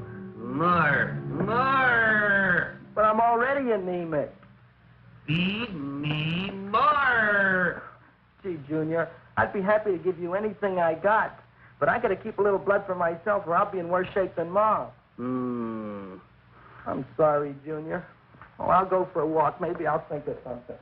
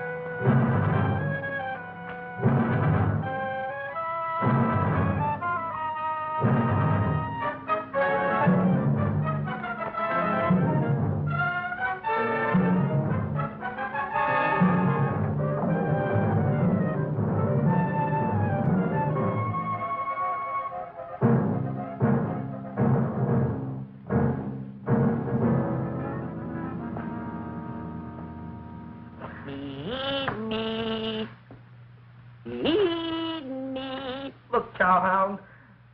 Don't bother me. I got problems of my own. Feed me. I'm sorry, pal. I'm fresh out of blood. Talk to somebody else. I'm hungry. I don't care what you are. Can't you see I'm knocked out? I just killed a man. I'm a murderer. You think it's fun to be a murderer? You think it's fun to haul around a sack full of food?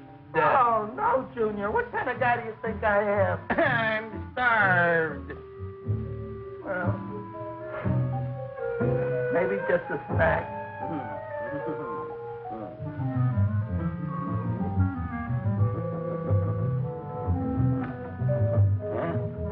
That looks great.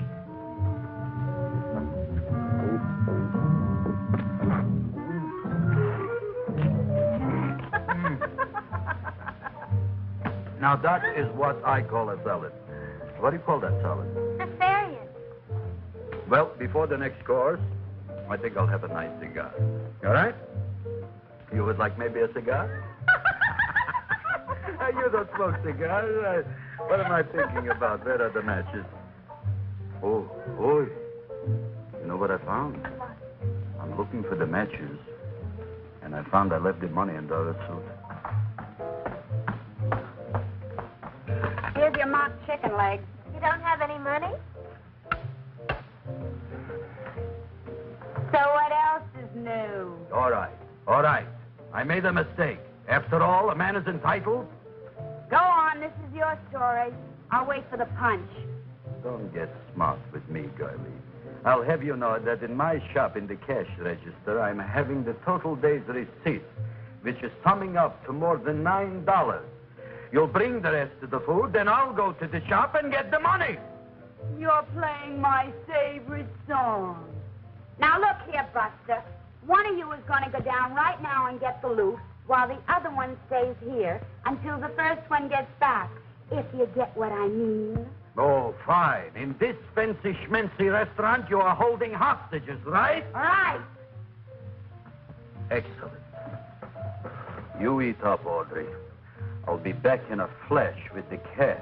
Bye, Grandma.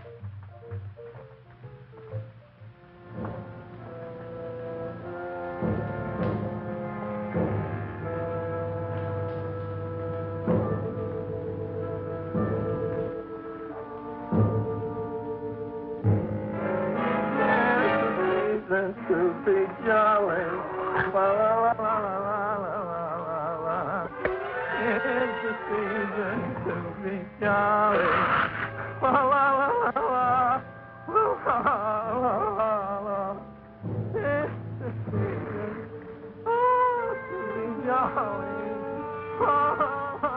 la, la. You flush now, right? Bring me whiskey, rum, wine, gin, bourbon. What?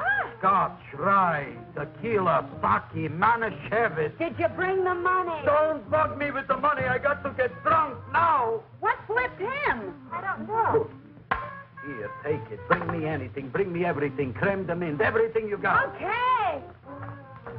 Gavin, what happened? Don't ask. You look like you've seen a ghost. Ghosts I could handle. Don't ask. Why don't you tell me? Maybe I could help you. Help you couldn't. Try and eat something. It'll calm your aggravation. In mine own shop. Audrey, you wouldn't believe it. I wish you'd break out and tell me. All right, I'll tell you tomorrow, right after I am telling the police. But Mushnick didn't come to the police.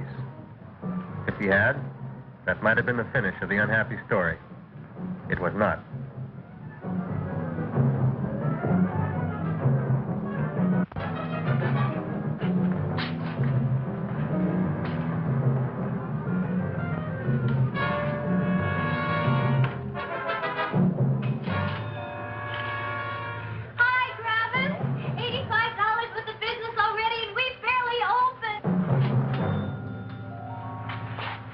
Tell you, you wouldn't be interested in selling a half interest in this place, huh? Mr. Mushnick, we talked to the committee, and they said we could use your flower on the float. And guess what? We're going to feature Audrey Jr. Right on top. Boy. Can't you just picture it? I can picture Oh, won't the people just eat it up? Eat Eat up the people. And we're going to have the big part of it open, so she can sit in it. Who? The queen, with her crown and scepter. She'll be so cute. Oh, you could just eat her up. Eat up the girl. Oh, there's Seymour! Oh, Seymour! I got a toothache. Leave me alone. You. Come Oh, my jaw, I got a toothache. It hurts. Oh, let go of my jaw. Now, Seymour, talk on me. I got a toothache. What do you want to talk about? That plant, is that a nice subject for to talk? The plant is great. It's 4 times bigger than it was yesterday. I saw. How come the plant is now so big? I don't know. But look at all them people out there. We only been open a half hour. We already done $70 worth of business. 85. Now, look, Seymour. You gave this plant a fancy name, Audrey Jr., but I want to know right now, what do just people call it? Well, it's a cross between a butterworth and a Venus flytrap. Venus flytrap. And what are the habits of this Venus flytrap? Well, the book says it eats insects. It eats them 3 times in its life, and then it's full grown. Excellent.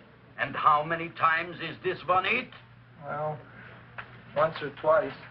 You don't remember? Well, this is kind of an unusual type flytrap. That is a possibility. It may never eat again. I don't see how it could get any bigger.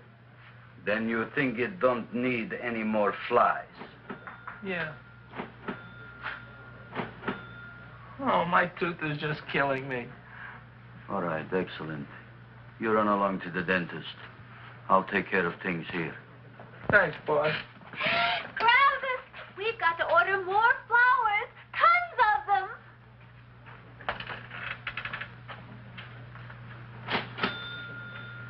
I'm making lots of money.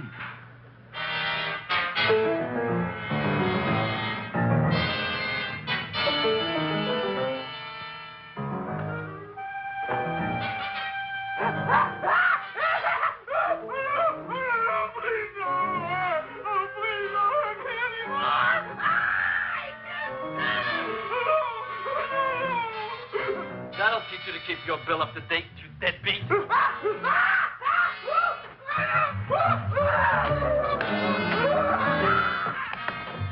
ahead and run, you sniveling dog. Go ahead and run. I'm glad I heard you. I'm glad.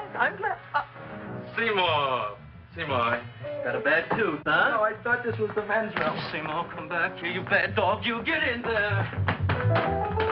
So, you are the young man who ruined my gladiolas, huh? Sit down. Come on.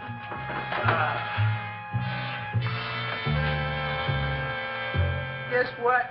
My tooth stopped hurting. Yes, I know. Let's see. Shut up and open up. Uh-huh.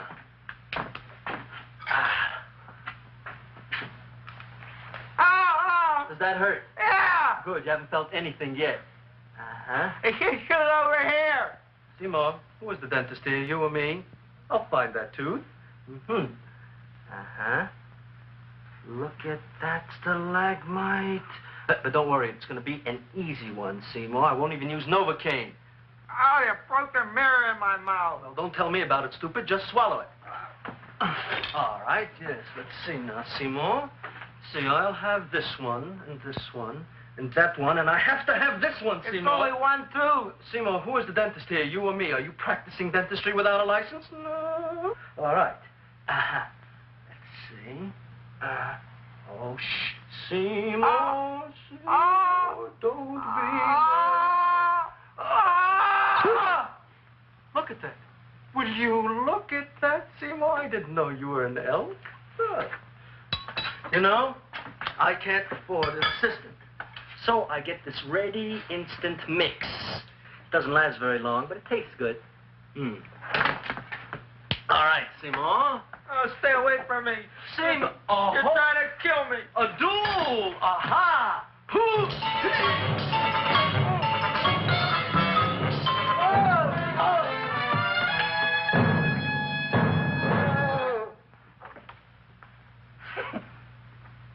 Is this Dr. Farb's office?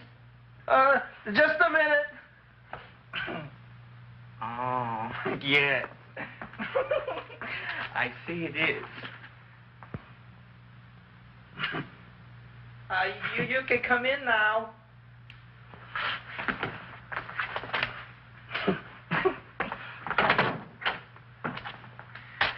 name is Wilberforce. Wilberforce what? Just Wilberforce. My first name is Wilbur. My last name is Force. I don't have a middle name. Well, you have an appointment, maybe? No, but you were very highly recommended to me by one of your patients, a Mrs. Shiva. I do a lot of undertaking for her relatives. Well, as you can see, I have a customer now, and I'm all booked up for the rest of the day, so you'll have to come back tomorrow. Oh, I couldn't do that. I have 3 or 4 abscesses, a touch of pyorrhea, 9 or 10 cavities. I lost my pivot tooth, and I'm in terrible pain. Well, I can't help you today. Oh, that's all right. I'll just wait outside.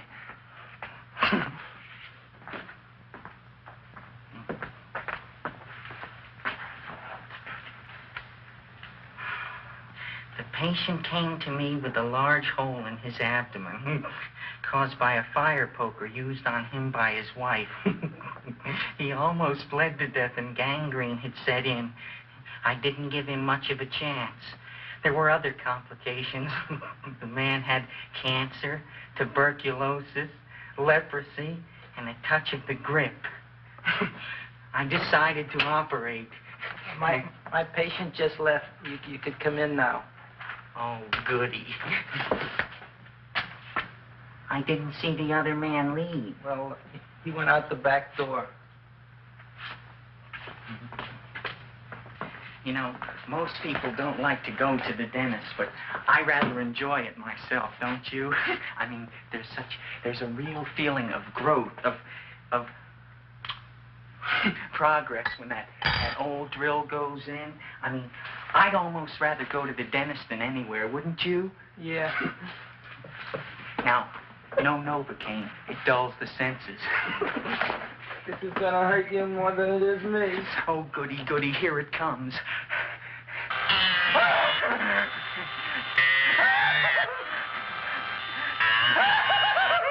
Oh, my God, don't stop now! Well, I made a lot of holes, and now I gotta fill it up with this here silver stuff. Well, aren't you gonna pull any? Well, Oh, go on. Well, your mouth.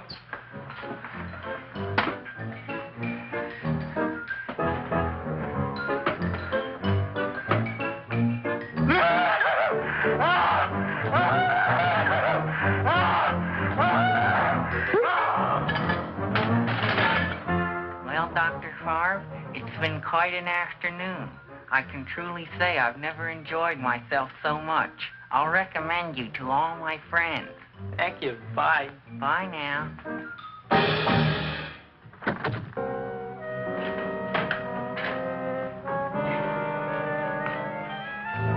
Feed me. Oh, take it easy, Dracula. What do you think I'm carrying here, my dirty laundry?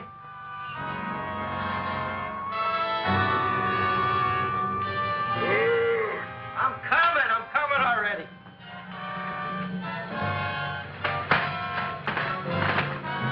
This should be enough for anybody.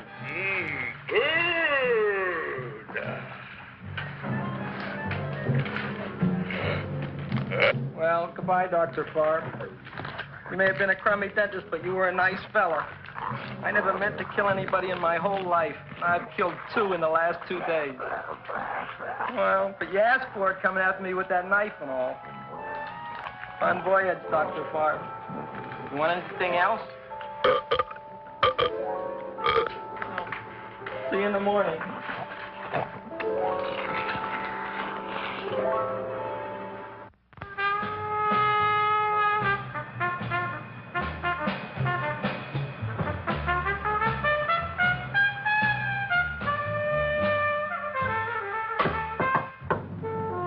Come in.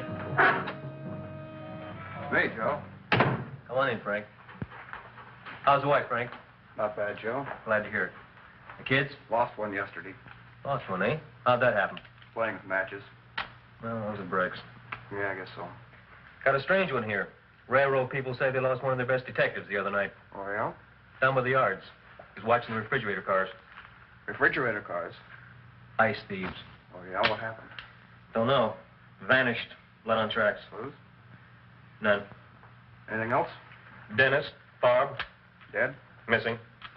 Clothes? Blood in office. Where? Skid Row. Ideas? None. Check it out. Yeah.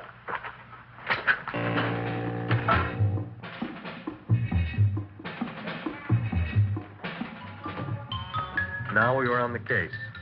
Officer Frank Stooley and me. My name is Fink. Sergeant Joe Fink. Another Fink.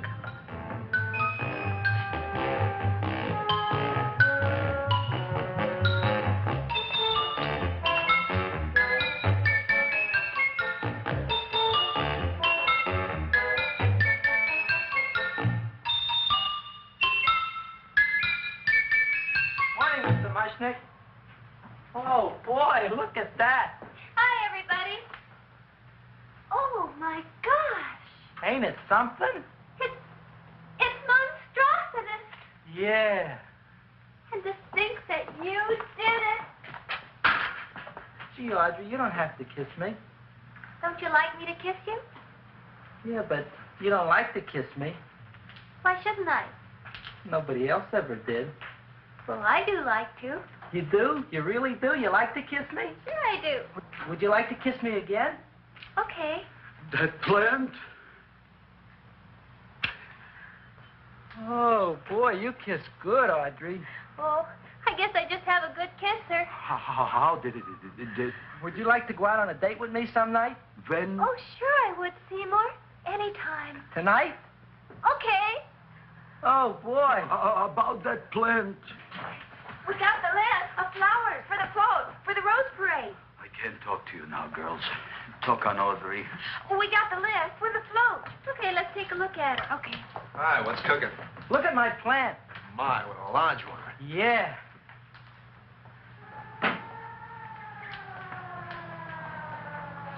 Hello, Mrs. Shiva. What's new? Oh, I got terrible news.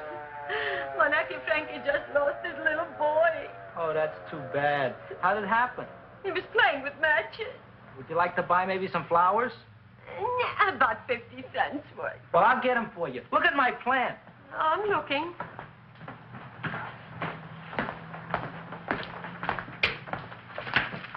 Your name Gravis Mushnick? Mushnick, Gravis. That's my name. Just want to ask you a few questions. Questions, ask me. Just about- want to ask you a few questions. I didn't do it.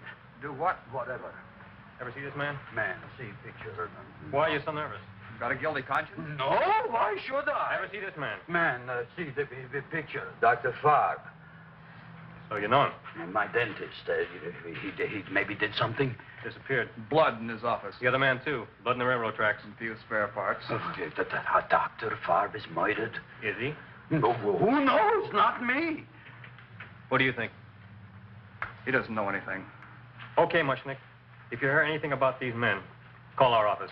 Sure, I'll be glad to cooperate with the police. Hello, Aunt Sitting. Oh, isn't it terrible what happened to your boy, Frankie? Those are the brakes.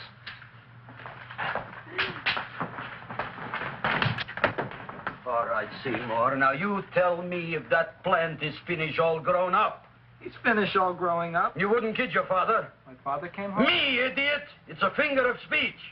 Now, look, I can't stand any more of that plant. It's growing me out of house and home. Well, it ain't gonna grow anymore, I promise. How can you be so sure? It ate 3 times already. What did it eat this time? Well, about 1 million Japanese beetles. So don't eat no more. It's full. Gravis! There's a lady from some kind of a commitment outside. I think it's important. Excellent. By the by, I understand you want to take Audrey out on a date tonight. That's very good with me, because I am staying to keep an eye on that Meshuggah plant.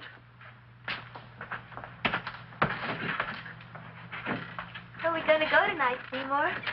Well, I just remembered I don't have any money. Well, that's okay. We could take a walk along the ocean or something. I got a great idea. We can eat dinner at my house. My mom's a great cook. Well, that's swell. Oh, boy, I'll call her later and tell her.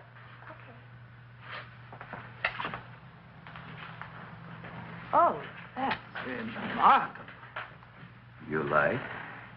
Oh, I neither like nor dislike anything, my goodness. I happen to represent the Society of silent flower observers of Southern California. How about that? Tell me, who created this magnificent bloom? I did, me. And what might your name be? Seymour Krelboyne with a K. Krelboyne. Krelboyne. Raised it in a coffee can. This? Well, tell me, Mr. Krelboyne, is this a freak, or can more be raised from the seas? We should live so long. Well, I don't think there are going to be any more, Miss, Fuschtwanger. Mrs. Hortense Fuschtwanger. I think this is going to be the only one, Mrs. Fishswinger. Fuschtwanger. Fuschtwanger?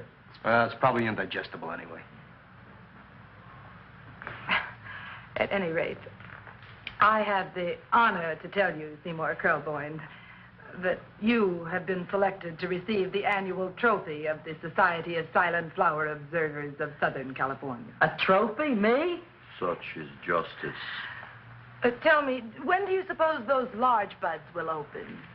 Well, according to what the book says about the plants that I crossed, they should open day after tomorrow at sunset. Ah, very well. Then I shall return at that time to present the trophy. Good day.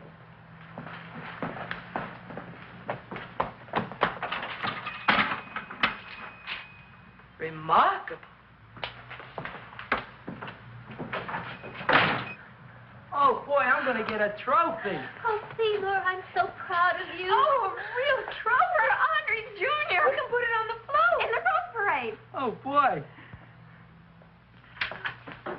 Oh, don't look at me. I'm a terrible sight. I'm a complete sea hag. She always says that. Oh, well, it's true. I haven't been feeling very well lately. Audrey, this is my ma, Winifred Krelboyne. Ma, this is Audrey Fulcourt. She's my girl. Hi, Audrey. Are you hungry? Sure am. I could eat a hearse. Oh, well, sit right down, and I'll go get the first course. Sit here, Audrey. You want me to take your sweater? Yeah.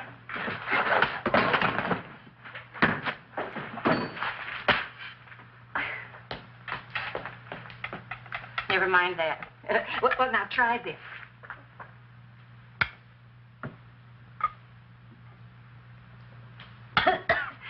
It tastes like cough syrup. Dr. Flynn's cough syrup. A toast? To Audrey Jr. No, to Audrey Sr.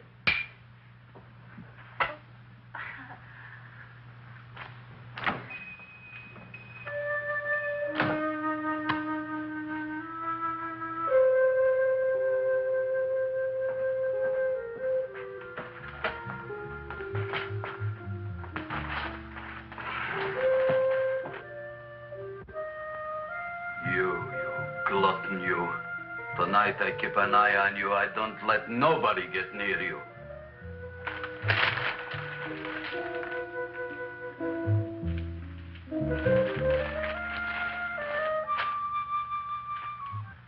Comes the soup. Now, don't touch it till I get the flavoring. Gee, Audrey, you sure look good by candlelight. Oh, do I really, Seymour? Yeah. Here you are. Now try it. Sure smells different. It's different. Some kind of oil, isn't it? Cod liver oil. It's wonderful for the colon. And that's sulfur powder on the top.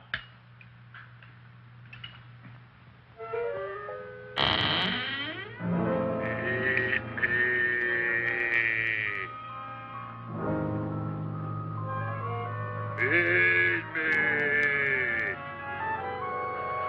I'm hungry.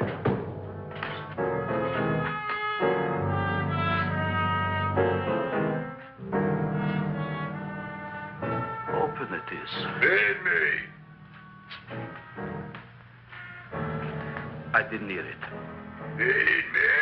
I heard it. I want food. A talking plant we got. I'm hungry. No. Hungry. And other fine kettlefen fish. Who would you like to have tonight? You look fat enough. We not only got a talking plant, we got one that makes with smart cracks. Will you listen to me, you botanical bum? Food you wouldn't get. Not from Gravis Mushnik. I'm starved. Excellent. You would unpopulate the whole Skid Row. Well, you can forget about it. You wouldn't get fed from Gravis Mushnik tonight. Good night. You'll get yours.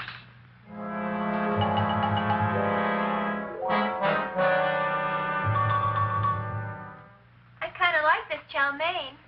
If it tastes a little bitter, it's because it's made of Chinese herbs and it's flavored with acromycin, Epsom salts. There ain't another cook in the whole world like my ma. That's what your old man said before the louse ran out on me. You know, if you're going to be married, you got to be a good cook. Well, maybe you could teach me. You think of getting married? Well, he hasn't asked me yet. Who hasn't? Seymour. Seymour's too young to get married.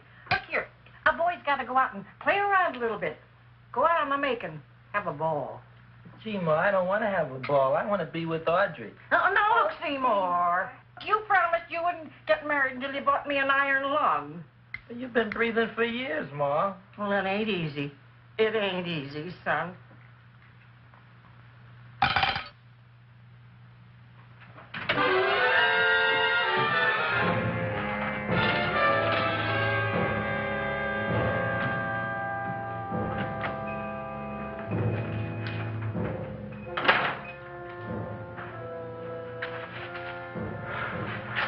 Nobody here.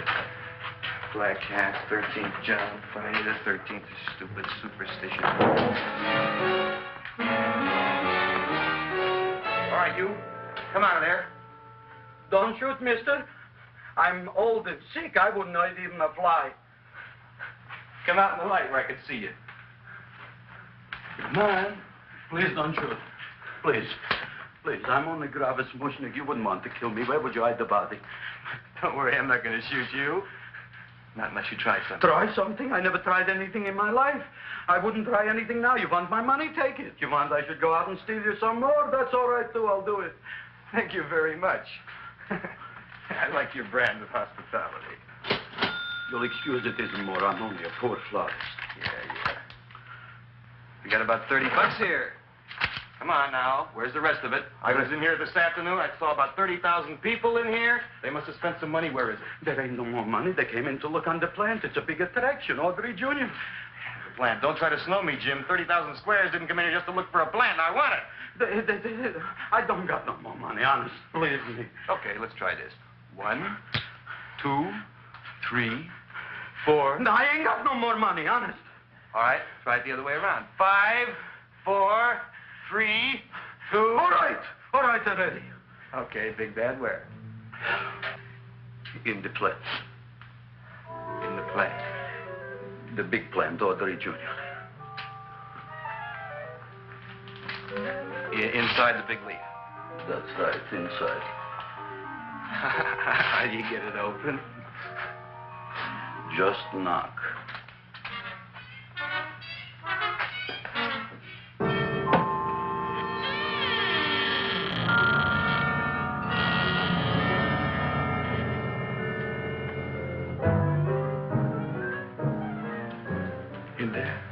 In there? Inside, in the bottom. I don't see anything. Way inside. Right in the bottom.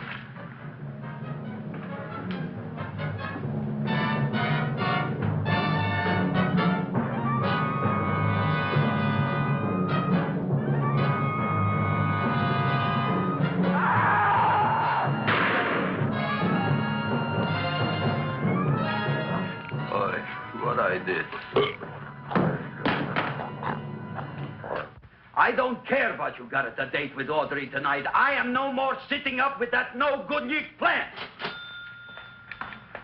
But gee, Mr. Mushnik, you don't have to sit up with it anymore. It's all grown up now. Excellent, smart guy. How do you know it don't be hungry no more? Well, because... Tonight you are staying.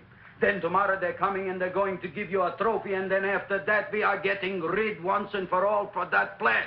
Getting rid of it? Why? Don't ask why. Why? The end. Into the garbage can. Aloha. Oh, yes, Mrs. Shiva. Oh, Seymour, you wonderful plant. Oh, that's all right, Audrey. I'll grow other plants, even more wonderful ones. I know you will. Did you figure out what we're doing tonight? Yeah, we're going to a place full of beautiful flowers. We have to stay here. Yeah. Well, never mind. We'll have a picnic. It'll be just like going to the country. Oh, boy. 3,000 pink azaleas for the arbor, and the 9,000 yellow mums for the border, and the roses for the front and the back. No, around the back. What do you mean you're going to a picnic at night with that full-cord girl? Don't you like Audrey, Ma? She's out after your money. I don't have any money. Oh, she's a smart one. She'll latch on to you until you get some, and then goodbye fortune. But Audrey's an honest girl, Ma. And never trust a woman who's too healthy. But Audrey had a bad cold a couple of weeks ago. Oh, a cold, a puny cold. Why don't you get yourself a real female with something decent like mononucleosis or gallstones? Well, maybe she could catch something like that. The only thing she'll catch is you. And she'd take you off to some shady sanitarium and leave me to chiropractors and faith healers. I know when I'm not wanted. Oh, gee, Ma. Don't feel sorry for me. I'll just find a nice wet alley somewhere and curl up and wait for the end. Oh, please don't die till I get back, will you, Ma? I'll take care of you. I'll always take care of you. I promise. Yeah. Bye.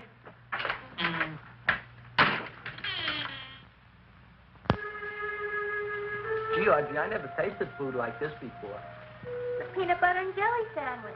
Peanut butter and jelly, what does that cure? Nothing. It's just a food. Well, what good is it if it doesn't clear up pimples or shrink your sinus tissues or something? You're just being silly, Seymour. Seymour, what do you want to be? Well, I want to grow things. If I had a lot of money, I'd go to the South Seas where they grow the most fabulous plants in the world. Well, that sounds exciting. Yeah. I'd like to go to the South Seas, too. There's no reason why you couldn't go. Would you take me with you, Seymour? Oh, I couldn't very well go without you, Audrey. Why not? Well, because I'm in love with you, Audrey. Oh, I'm in love with you, too, Seymour. What'd you say? I was just kidding. I'm hungry. Seymour. I didn't mean it. Why did you say it? Oh, food. You didn't even say that. Oh, yes, I did. I said it. Oh, I'm looking right at you. Well, I'm a ventriloquist. You're what? A ventriloquist. Feed me. Seymour, do you feel all right? Well, I don't know. I'm not sure. Well, then stop all this nonsense and kiss me. I'm dying from hunger. All right, if you're so hungry, eat something, but forget about me. Gee, I'm sorry, Audrey. Give me to eat. You can't control yourself. I'm going home. I need some chow. Oh. My empty stomach. Audrey, please wait. Listen to me. I've listened to all the nonsense I want to hear, Seymour. You're a nut. You tell me that you love me, and then you act like a complete idiot. Please listen, Audrey. I'll be able to explain everything soon. Well, why can't you explain now? Because so many things are so important.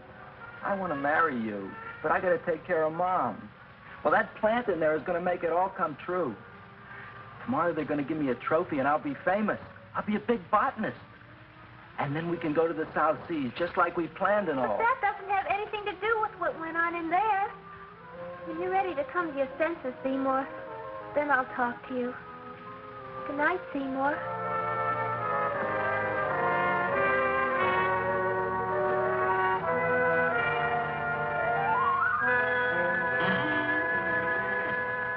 I'm getting pretty tired of you.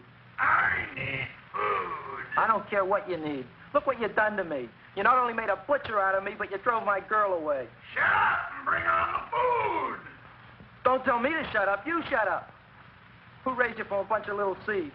Who fed you all them high-class fertilizers and sat up all night with you when you were sick? Nobody else would have done that for you. Do you think anybody else would have brought you human beings to eat? You're darn right they wouldn't. Well, I've helped you, and you've helped me. Now shut your trap and go to sleep. I'm tired. Crowboy. Close your eyes. You are asleep. Open your eyes. Now you will do as I say. Do you follow me? Yes, Master. you will go out and find me some food. Yes, master. Now be gone and waste no time.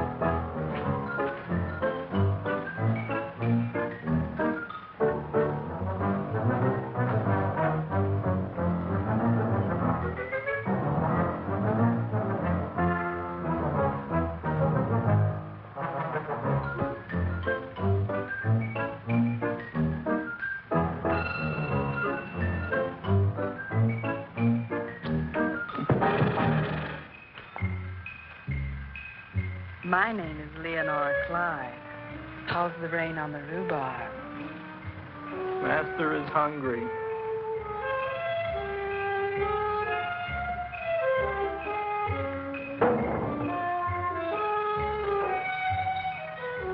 Well, hello there.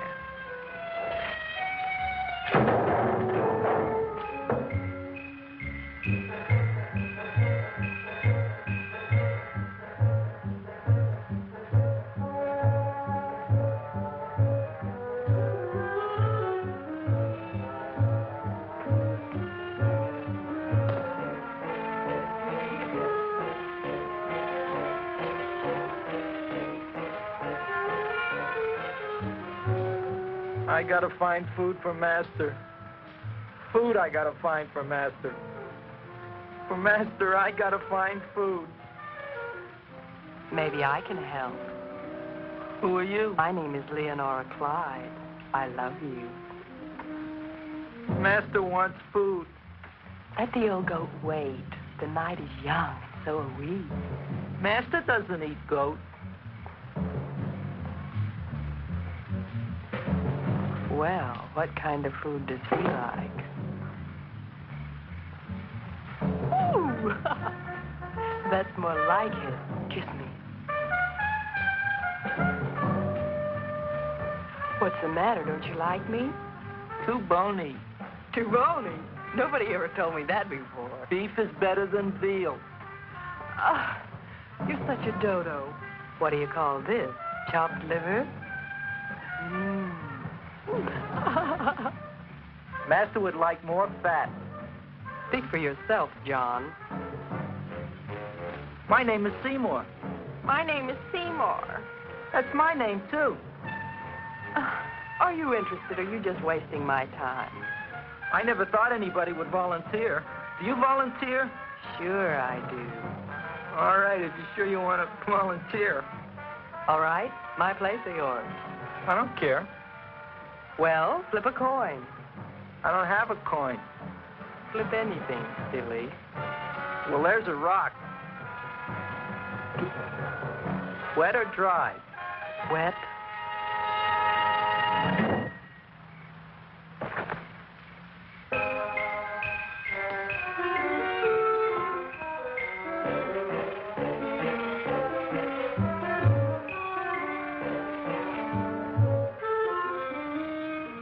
The search was narrowing, and we knew that soon we would have the killer.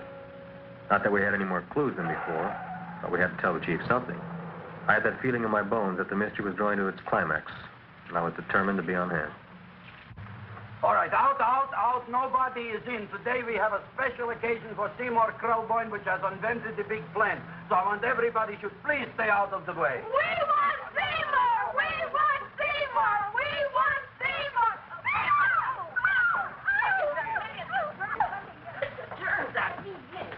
I tell you, this business is worse than being a conductor in a revoluting door. I'll be glad when this day is finished. What's the celebration? They're presenting my son with a trophy. Yeah, what'd he do, run away from home? Please don't look at me that way, Audrey. I want to talk to you. I'm sorry, Seymour. I just don't understand you. I'll explain everything after the ceremony. You, police, what are you doing here? Heard there was something going on here this evening. Just thought we'd come by and keep an eye on things. Look, we don't need no eyes kept on nothing. Everything. The Society of Silent Flower Observers has arrived, and sunset is almost upon us. Welcome, lady and gentlemen. We are honored for to have you. Still working on those disappearances. We think they were murdered. Hey, look here, young man. That's no way to talk at a time like this. Let me see your tongue. Uh-huh. Know what you got? Just the facts, ma'am. Trench mouth. I know. I had it back in '09. Better have that looked into, Frank. Whatever you say, Joe. Mr. Crowboy, the sun is going down now, and you do think those buds are going to open? I hope so. Because if they don't, Mr. Crowboy, we shall just have to present the award at another time. Oh, it's starting to open. That's smart. Oh, look, the first bud is open.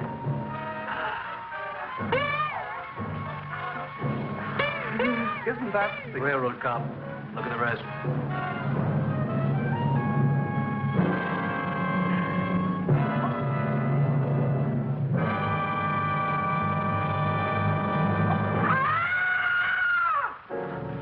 What do you think, Frank?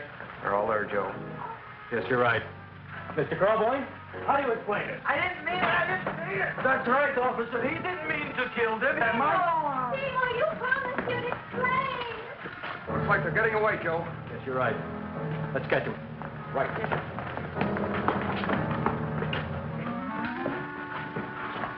Oh, now the float will be perfect. Yeah.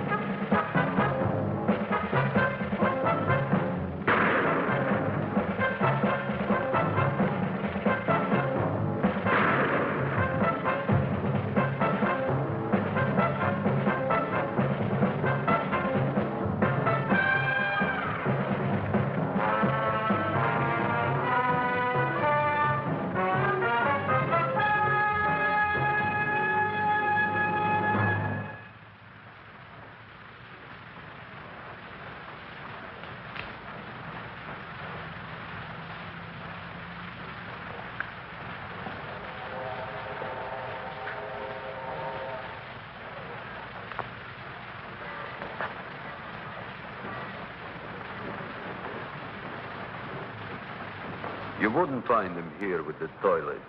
Let's go back.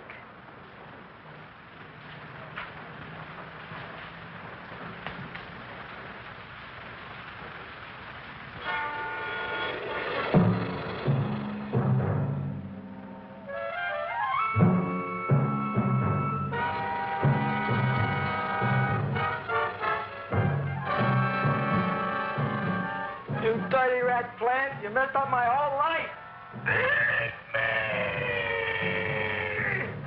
I'll feed you. I'll feed you like you've never been fed before.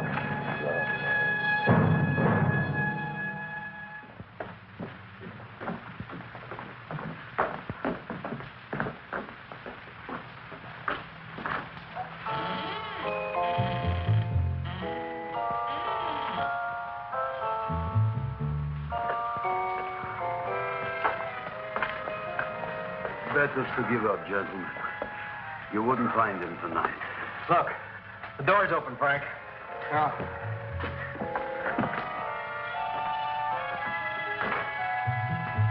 You were such a good boy. Seymour! I didn't mean it.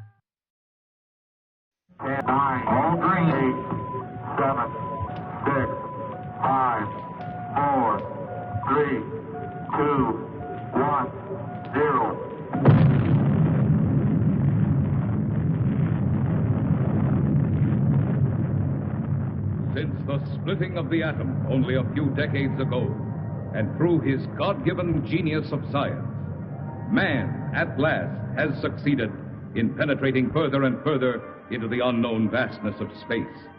The moon has become the launching base for advanced exploration. From this pivotal point, astronauts, at the risk of their lives, set out to conquer nature's mysterious forces. Yet many questions remained unanswered. What is his Earth in relation to the inconceivable number of other worlds? Is his speed truly the fastest, his achievements the greatest? Or is he a mere unimportant piece of driftwood floating in the vast ocean of the universe? Could there be life similar to our own on other planets? Is it not possible that atmospheric conditions of relative environments control their shapes and forms? If so, would they be giants? Or could perhaps the opposite be true?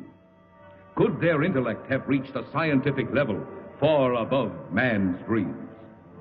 What then will the future reveal if this story you are about to witness is only the beginning?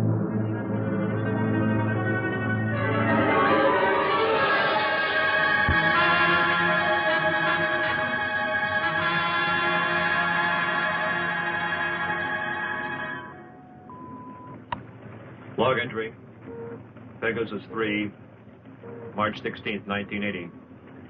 Captain Leonard, pilot, Lieutenant Webb, navigator. This is the 7th and last day of Space Reconnaissance Research, Flight 361, from United States Air Force Lunar Base 1. We are 21,000 miles from base, bearing at 270 degrees, 23 minutes. Azimuth at plus 46 degrees, 46 degrees, 50 minutes, ecliptic. On routine successive approximation by trajectory computer using data from the space position recorder. It's quiet and lonely out here. And frankly, we'll be happy to get back to that dreary old moon.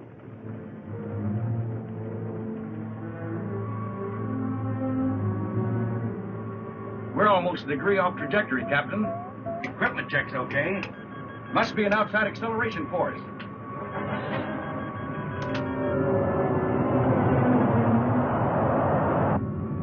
Something approaching fast. I'm setting up auto-evasive pattern. A large planetoid object is on a direct collision course with us. We are under 11 G's exterior acceleration and have no control whatsoever.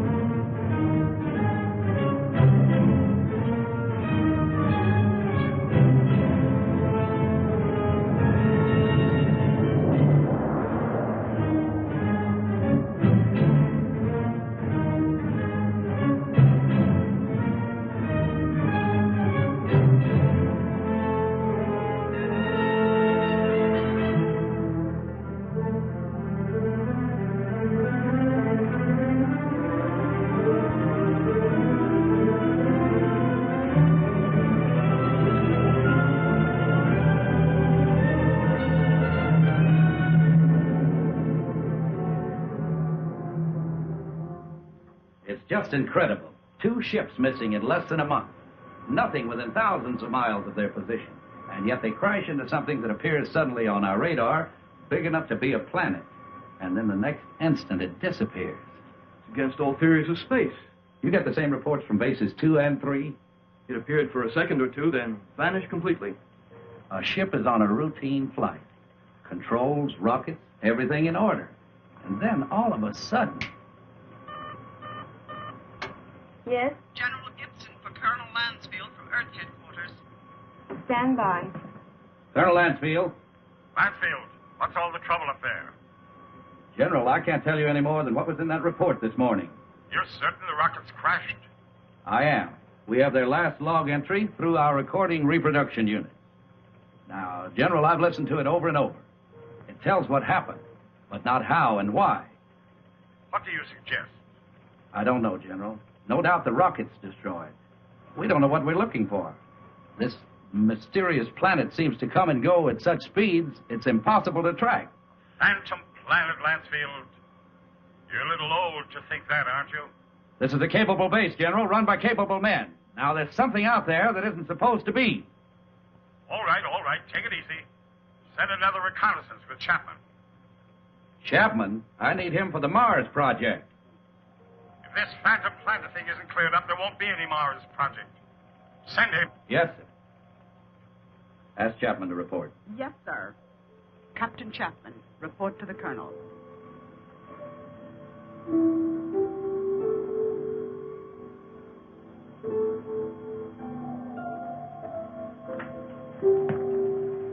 Sir, I've been testing the pressure equipment for the Mars project. Forget about that now, Chapman. You leave tomorrow morning. The General wants someone with your experience. I don't know whether to feel flattered or not. What exactly will I be looking for? A floating space monster? This is no joke, Frank. I wish it were. Sorry, sir. You know how rumors move around this base. Well, it's one of the things we hope that you'll dispel. Well, you're the colonel. I'll take a crack at anything once. And that's about all you'll get, Frank. One crack.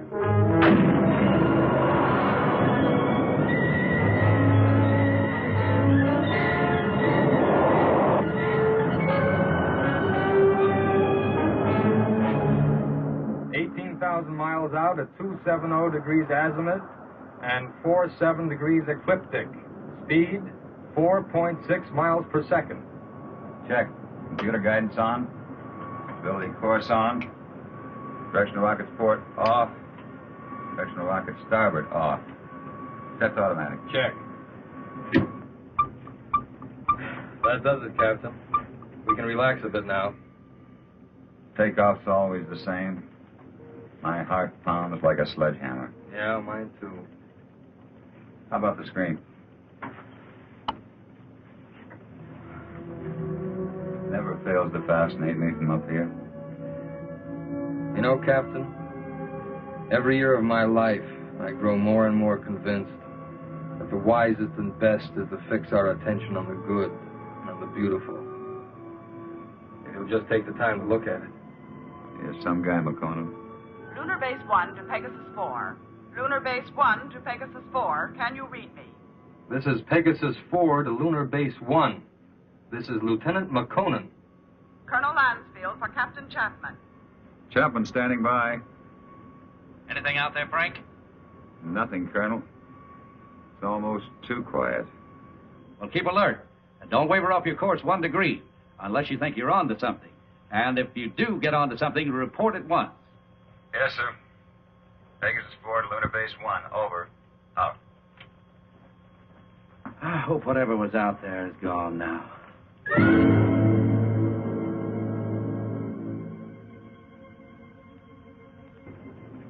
What's our elapsed time from base?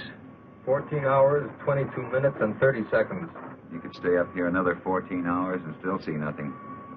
Even 1,400 hours. That's about all we can do, though. Are you sure we're still on course? Why? Well, I have an idea. Turn to 278 degrees azimuth. Hold 47 degrees ecliptic. Yes, sir. Changing course to 278 degrees azimuth, hold 47 degrees ecliptic.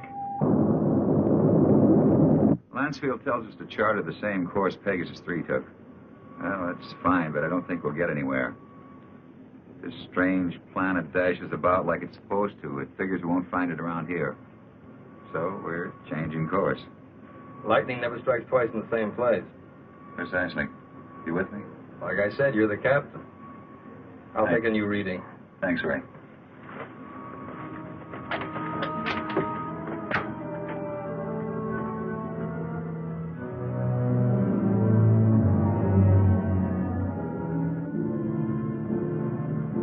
You could go nuts out here just waiting for something to happen. You seem pretty much at ease. Well, I figure it's just the same as fishing. It's got to be patient and wait. Electrostatic meters going haywire. Lunar Base 1 to Pegasus 4. Can you read me? Over. Pegasus 4 to Lunar Base 1. We read you. Over. You are completely off course, Pegasus 4. Check your position immediately. E-computer and spectrometer out. Pegasus 4 to Lunar Base 1. We are aware of being off course. Cannot explain at present. We are entering a heavy magnetic field. Several instruments are out, and I'm afraid others are going. Give us our exact position. Over. Pegasus 4, you're... Cannot hear you, Lunar Base 1. Over. Changing to the manual control. Meteor.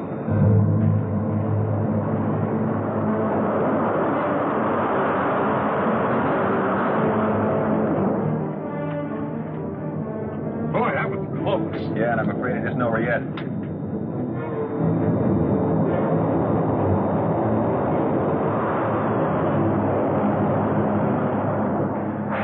only closing course with them. Screen 1's fading fast. What about the infrared detector? That's out, too. The thing we can do is turn it 90 degrees to the shower's path. More meteors are coming. It's our only chance. That will be to 311 degrees azimuth and minus 12 degrees ecliptic. Here they come. This is it.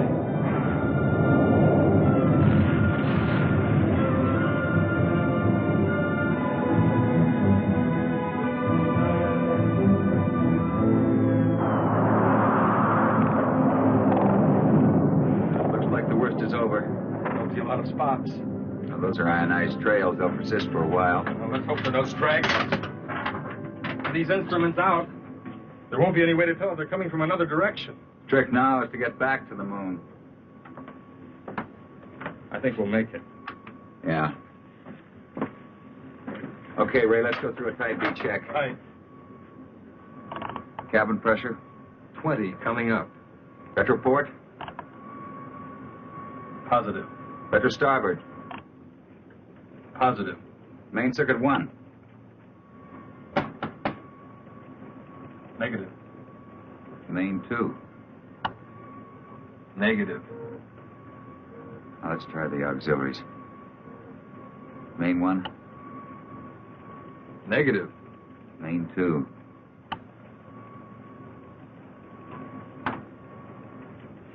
That's not in the circuits. Well, the meteors must have smacked into the propulsion elements. Or feed lines. Yeah, we're lucky. Well, there's only one way to find out. Looks like it.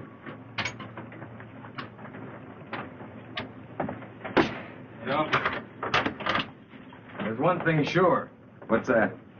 They knew what they were doing when they forced us to go through those space drills dozens of times. If I remember correctly, you had a different opinion. Here, don't rub it in.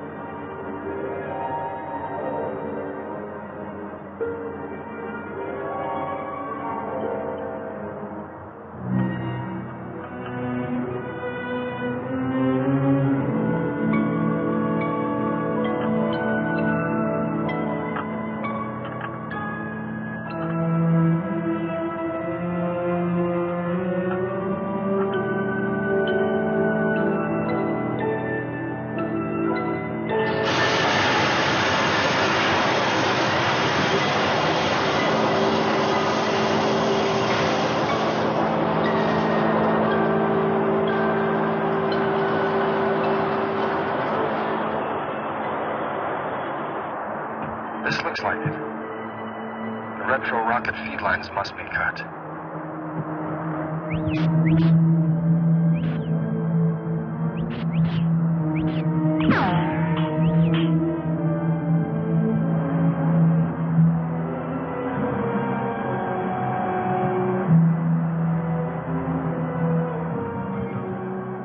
Frank, your airline's broken. Frank!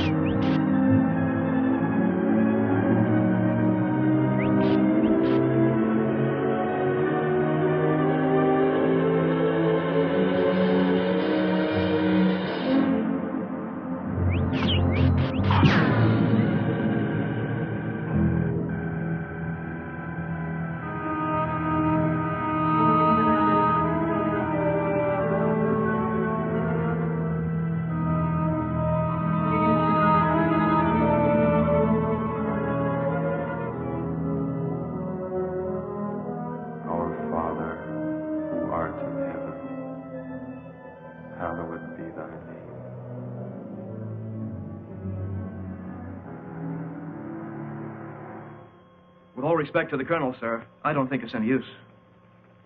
Keep working that radar and keep working it until we locate Chapman. Yes, sir. He's got to be out there somewhere. He just has to be.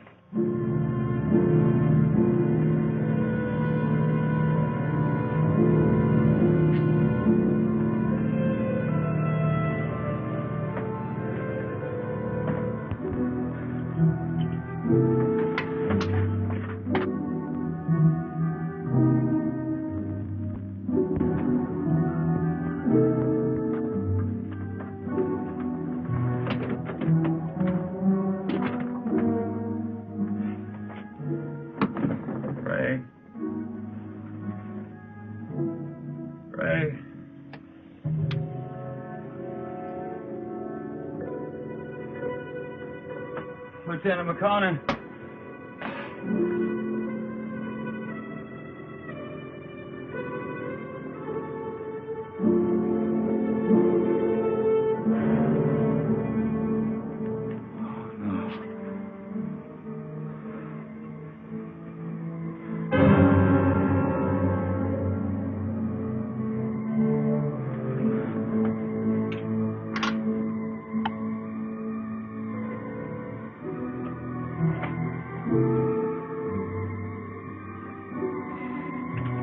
Captain Frank Chapman, pilot, Pegasus 4. Our ship is being drawn toward an asteroid.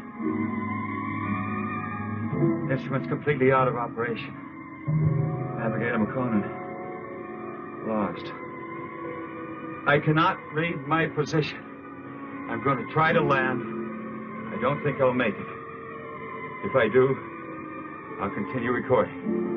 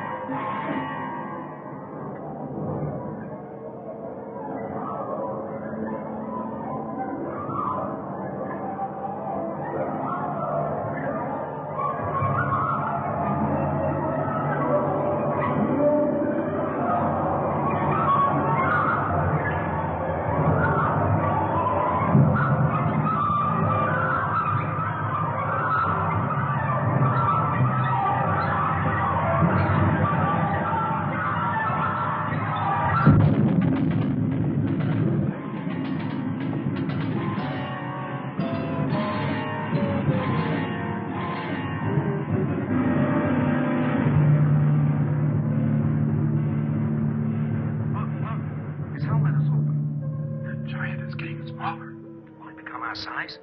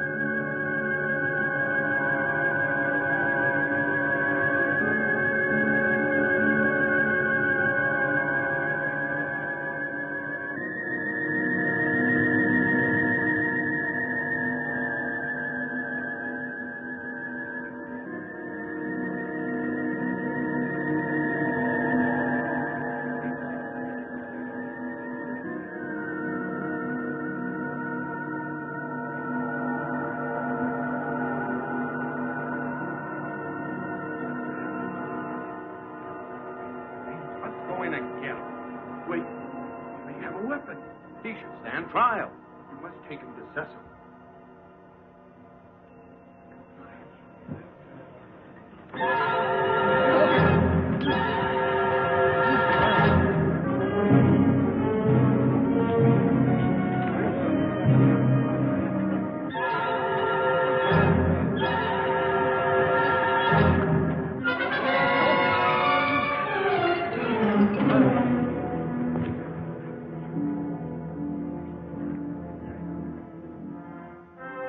We will begin the trial. Yes, Cecil.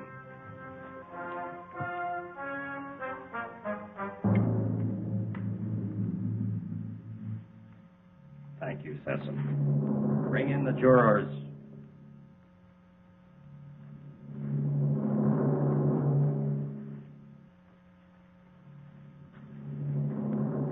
Will Ipsilatus step forward?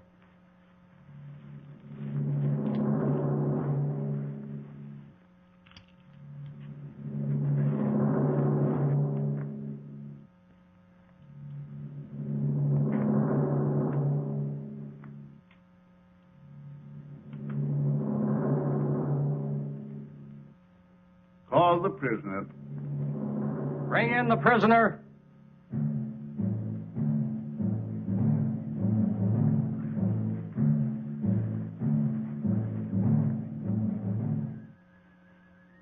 Stand here, in front of our leader and our judge. Is the prisoner from another world ready to hear the charges against him? Charges? What charges? I will ask the questions. Are you ready to stand trial? It seems I have no choice. First, I want to know what I'm charged with.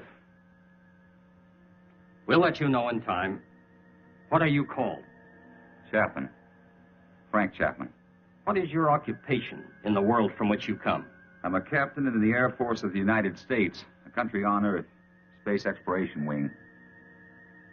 But you must know about us. You speak our language. We do not speak it. But here on Rayton... Rayton? Yes, Rayton, the name of our planet. Here we are able to translate all languages through voice tone waves. Why all these explanations? Let us go on with the charges. You're right, Aaron. This is no time for explanations. Man from Earth, you are accused of causing injury to one of our people. I thought I was being attacked, and I defended myself. I didn't want to come to your world. I lost control of my ship. It was like being pulled toward your planet by an enormous gravitational force. You were, when you came into our path of travel. Path of travel. Phantom planet. We managed just in time to control your landing by releasing the pressure in our space warp. I don't understand. There are many things you will not understand here. Maybe in time you shall. In time? That is correct. The jury will now vote and find you guilty or not guilty for inflicting injury on a Rayton man.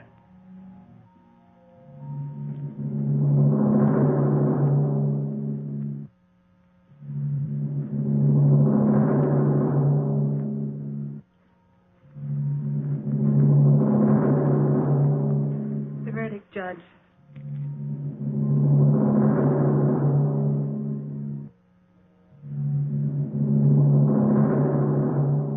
I find you guilty as charged.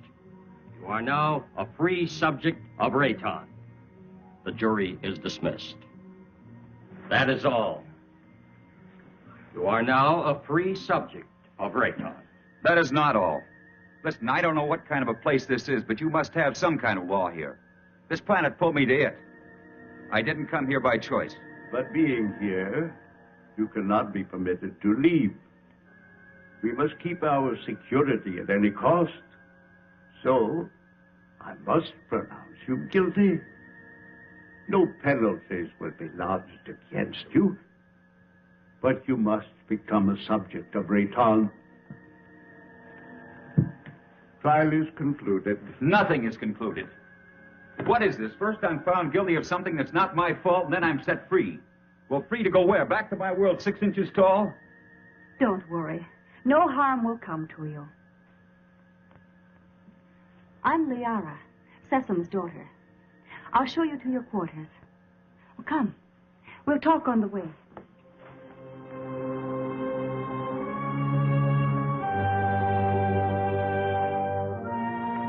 What has happened to me? You mean your size?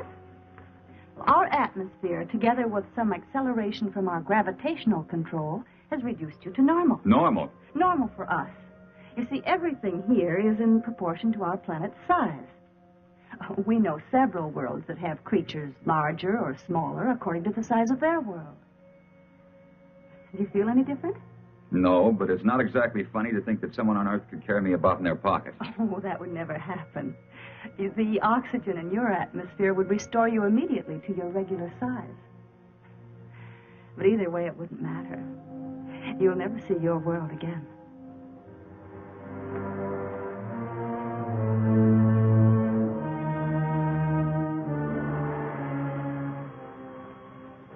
Nothing yet. No, sir. No contact for 2 days. I'll wait another 24 hours. Then, with or without orders, I'm sending out a search party. You wanted to see me? Yes. Will you excuse me?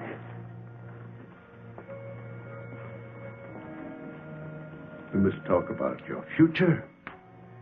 Your future on Rayton. My future on Rayton?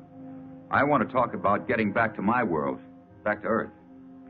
I'm afraid that is impossible. You might as well accept your fate of being one of us.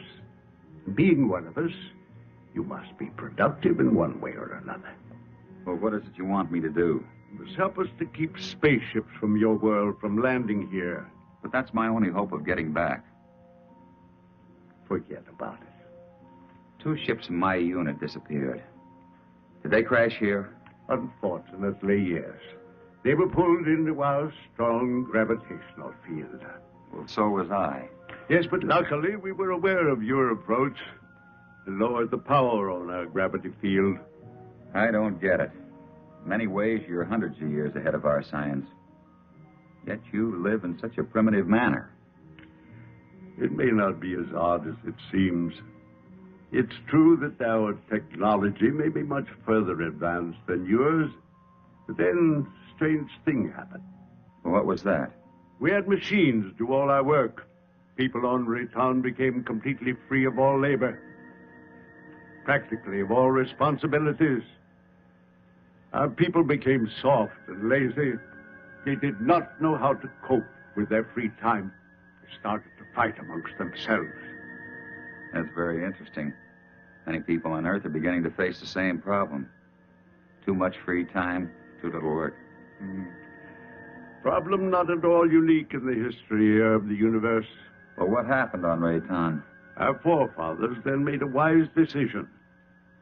They returned to, as you say, our primitive ways. The Raytons again had to toil for their living. They became much stronger, much happier, much more valuable. But you didn't forsake all of your scientific achievements. No, we retained the secret of the gravity control for our survival in space, and the secret of our food production for our survival on this barren planet. You sacrificed advancement for this. Sesame rules us, and we are content. Now, can't we get on with this, Sesame? Aaron is hasty. We all are. Our lives have been changed so much. I would like you to become acquainted with our ways. Later, you may choose a wife. Liara or Zetha. Zetha cannot speak, but she is a fine woman. Well, between the two, it would be difficult to make a choice. It is no problem. You may take your time, but once you've made your choice, remember, it must not be taken lightly. You must be hungry. Come with me. Liara. Go now and learn our ways, and perhaps you may help us with our problems. You can decide about this later. Now you need to eat and rest.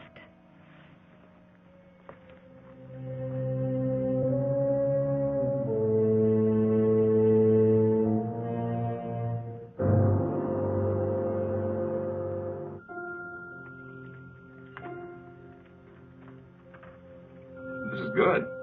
What is it? Well, I think it's the equivalent of your breadfruit. We made it chemically for you since nothing grows here on this planet. Oh, here. Drink this. It's good for you and it'll help to make you rest. You need it. Say nothing grows here. Well, then how do you exist? Well, our bodies are so constructed that we need very little food because of the air we breathe. Feeling better now? I hope so. Yes. But I'd like to get out of here. You're a strange one, Frank. I'm a strange one. What about everybody else? And don't call me Frank Chapman. My name is Frank Chapman. 2 words. Yes. Frank Chapman. Oh, I'm sorry. I didn't mean to be so rough. It's just that this is so new to me. You know what I'd like to do if I had a choice? What? I'd like to return to my ship. Well, that's impossible. Then you see, I'm still a prisoner. Not at all. You're free to go anywhere here on Rayton. Except to my ship. Your rocket is no longer on this planet. It was sent off last night while you were sleeping.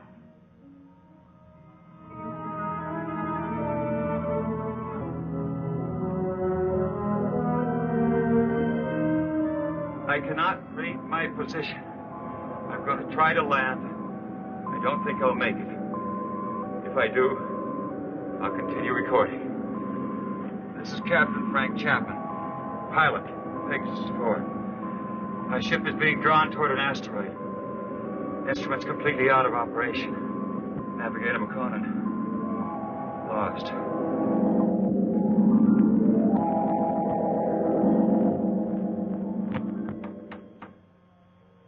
Sir, unidentified object on screen.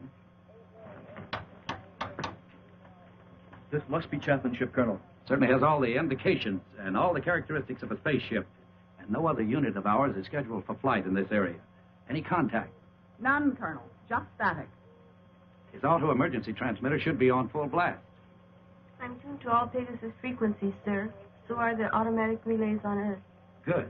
This must be Chapman's ship. What else can it be? Captain Beecher and Lieutenant White are to report to the briefing room immediately and stand by for takeoff. Now report immediately any news or anything unusual on your radio and radar relays. Yes, Colonel.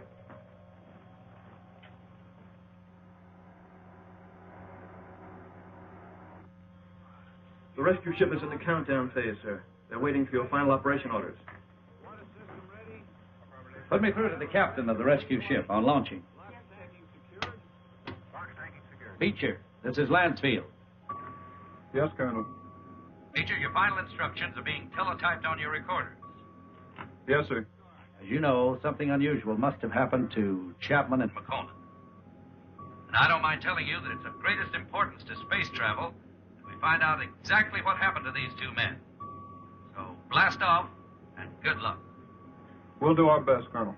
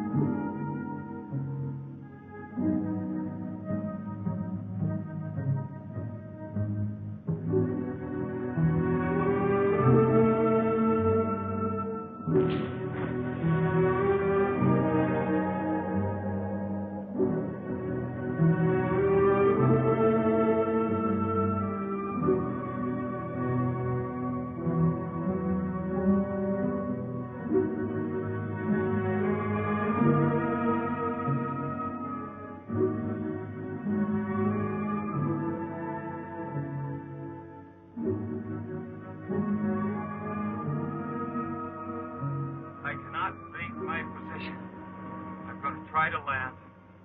I don't think I'll make it. If I do, I'll continue recording.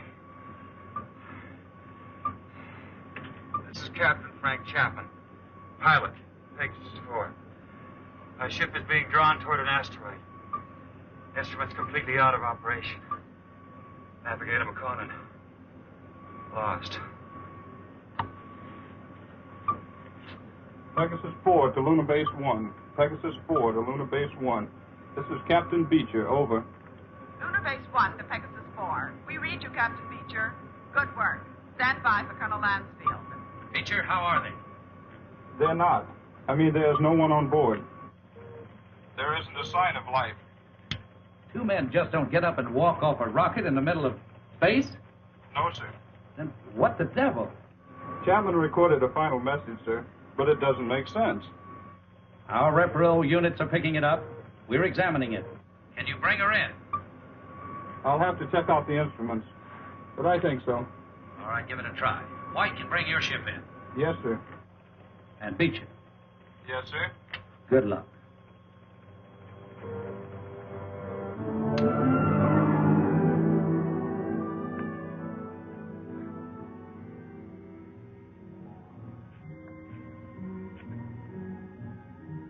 I can't work under these conditions. I must know more about the directional flight machine. When the time comes. Well, the time has come. I want to speak to Sesson. And right now. Very well.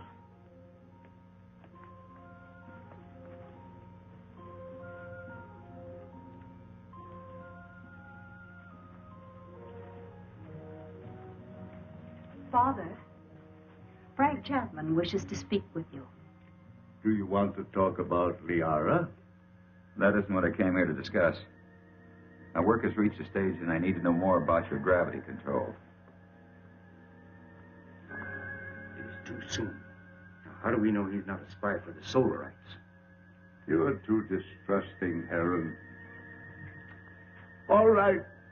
You may see it.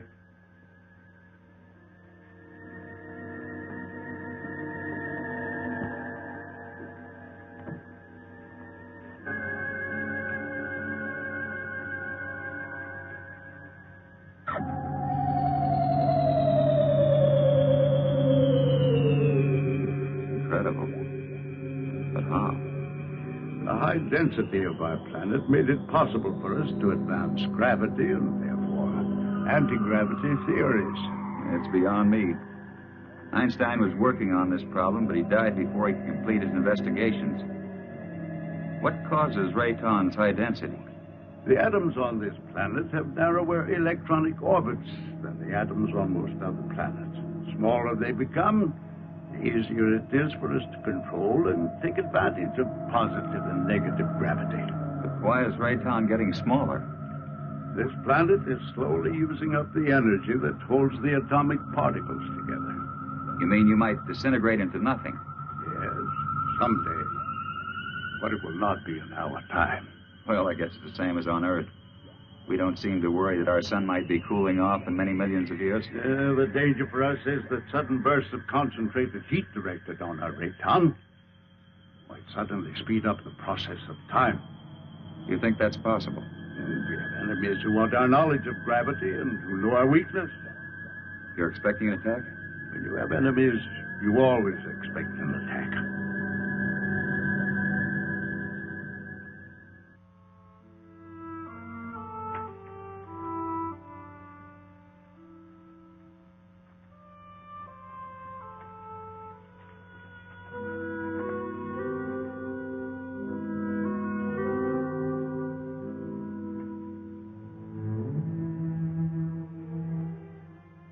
Hello.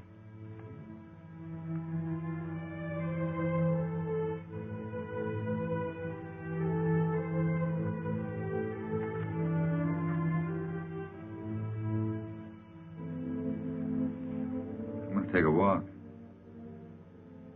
Will you join me? Come on.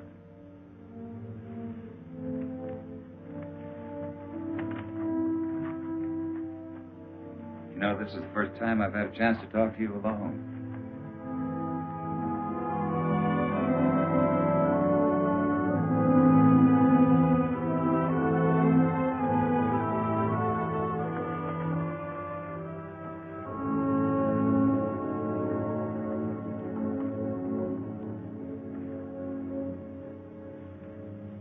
How is it you're more different than the others?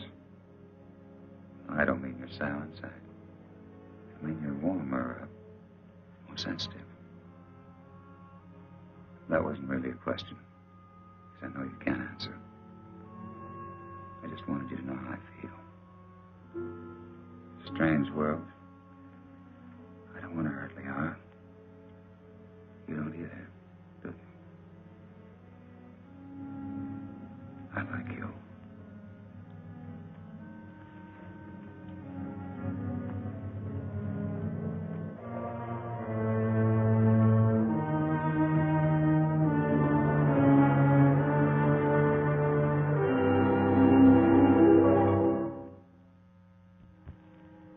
I have charges to make against the Earthman Chapman. He is imposing himself both on Liara, your daughter, and the mute girl Zeta. Now, this is an insult to Liara. You know I love her. And a direct insult to me.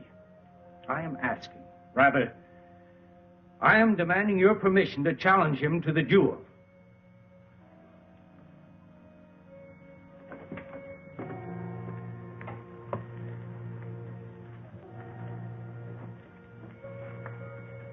You sent for me? Yes. I have reports about you that are not good. That you're causing much trouble. What am I supposed to have done now? You are forcing your attentions on Liara, and then on the mute girl Zeta. That's not true. Why don't you ask them? He lies. Silence. Is it true? Has he forced himself or his attentions upon you?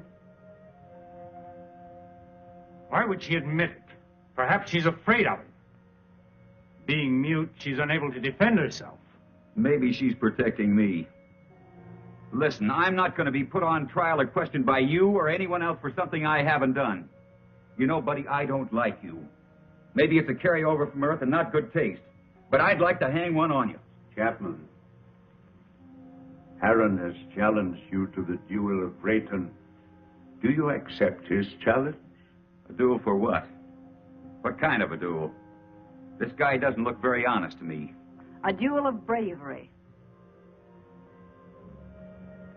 You know, Mr. Sessom, maybe this duel business is a good idea. Might clear the air a little. So how do we go about it?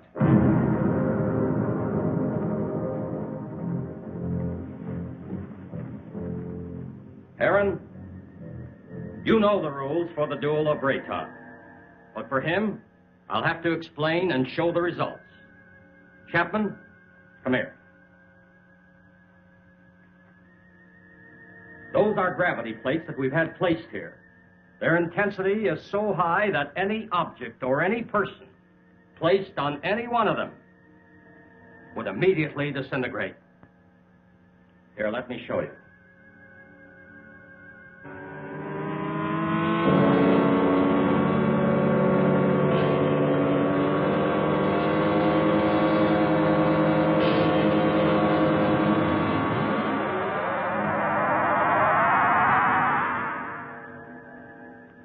The duel of Rayton is one of physical strength and skill. You will use this rod and attempt to push your opponent on top of one of the gravity plates. You saw what happened to the rock.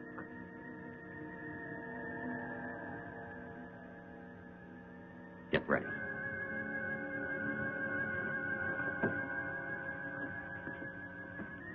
Put the combat rod in position.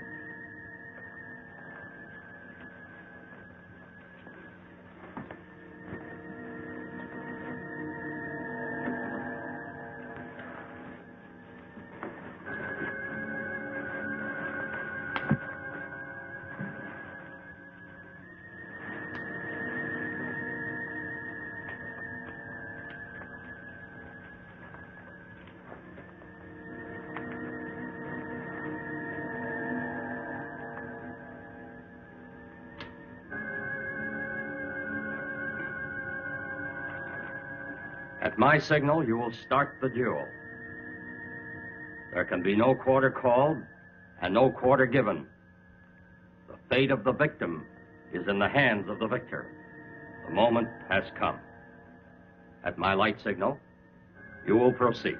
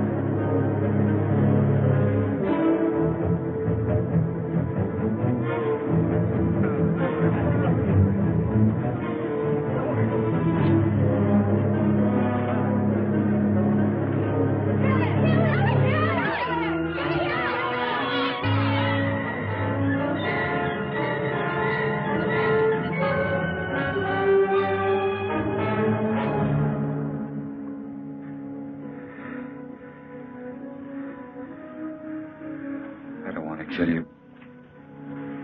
I never did.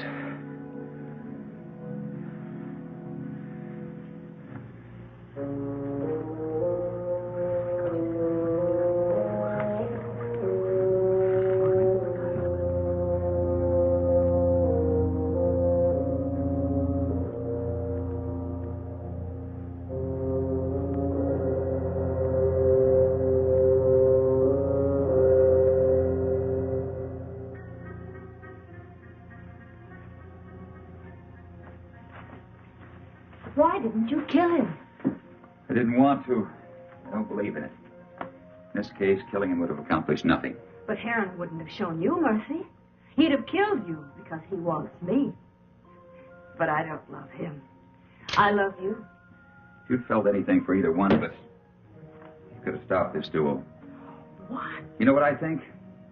I think you were waiting to see which one of us won and then take the one that was left over. What? No, Liara, I don't love you. I don't even know if I like you. But let me tell you this. You can't make someone love you. It's got to come naturally. You can't force it. You can't command it. If you do that, you'll never find it. Oh, this whole thing is like a nightmare to me. I miss my people. Well, I've got to make some attempt to get back. And if you feel anything for me, you'll try to help me. Well, perhaps you're right.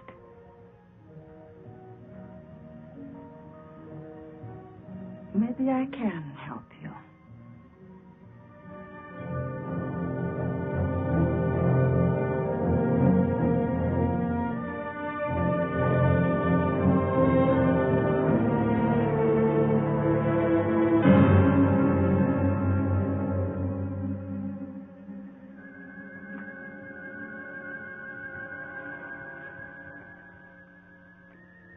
you said. I don't want to kill you. No, I think I could understand your somewhat quaint language if I were on your earthly. Well, why don't you kill me? You didn't kill me. You had the chance. Well, what about the knife? This isn't exactly what I'd call a friendly visit.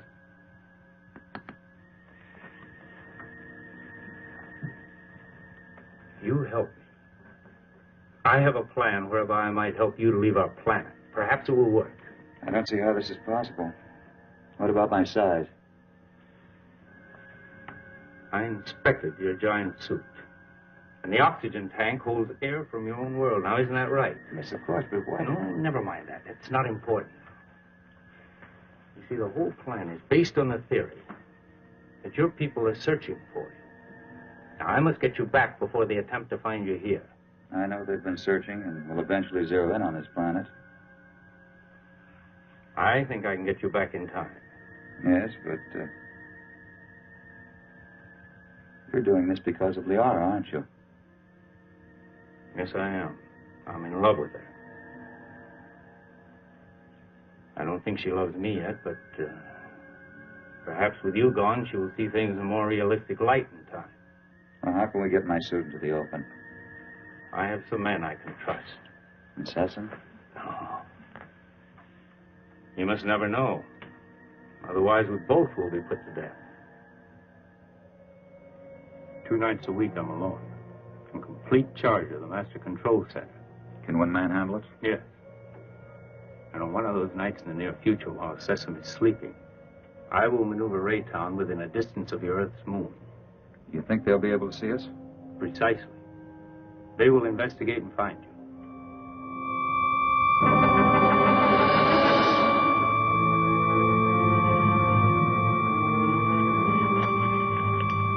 Go with her.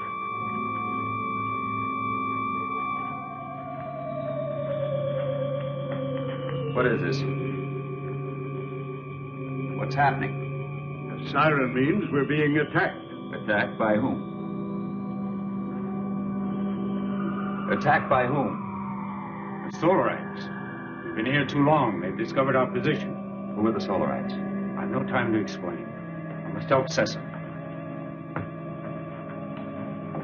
What will this do to our plans? We must fight this off or no one will have any plans. Is everyone underground? Yes. Let me go.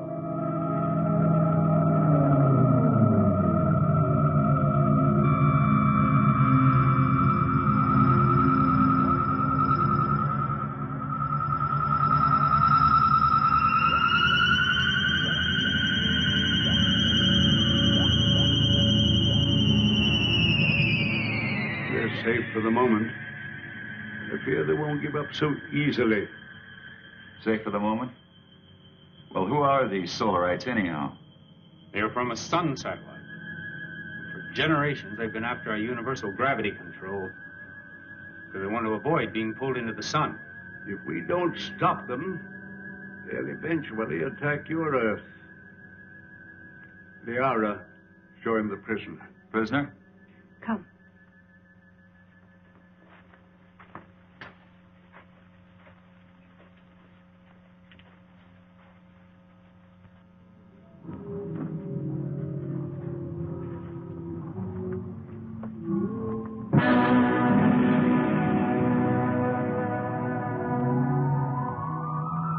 That's a Solarite. Yes. He was captured during the last war. The only one of their monsters that didn't die in the attack.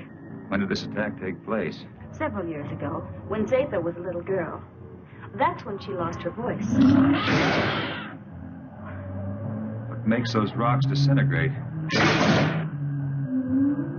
It's as if they were hitting some invisible wall. That's exactly what it is. The monster is so strong that he can smash any ordinary structure.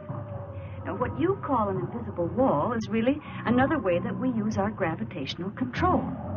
Now, by using a high magnetic field, we can lock molecules so closely together that they form a solid wall. Make a big hit at MIT. Where? One of Earth's more advanced centers of learning.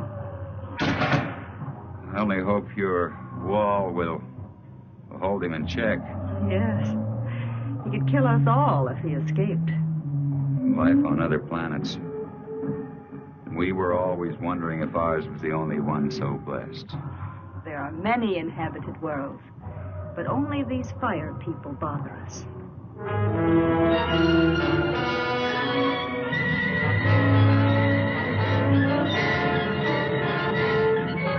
We have been sighted by the enemy. They are forming a concentrated attack, pattern 6, vernier index 1-2. 6? They never attacked on that one before.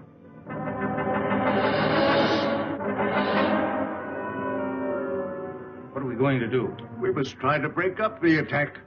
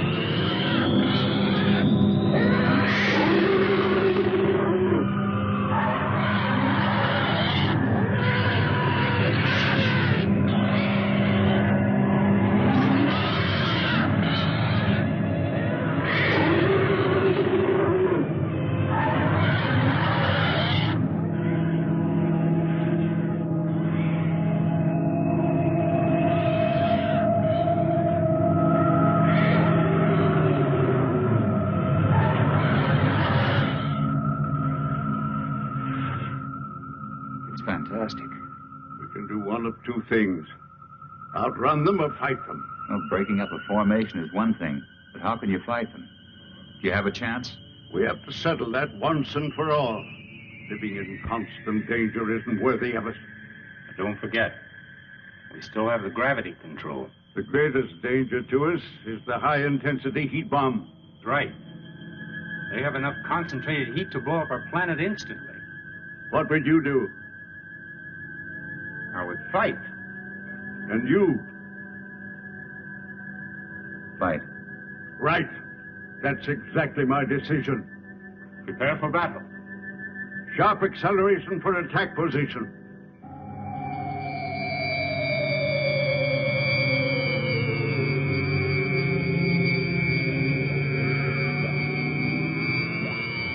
Maneuver so that we face the enemy when they attack.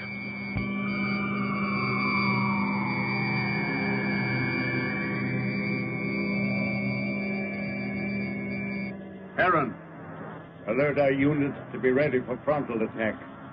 All units, prepare for frontal attack.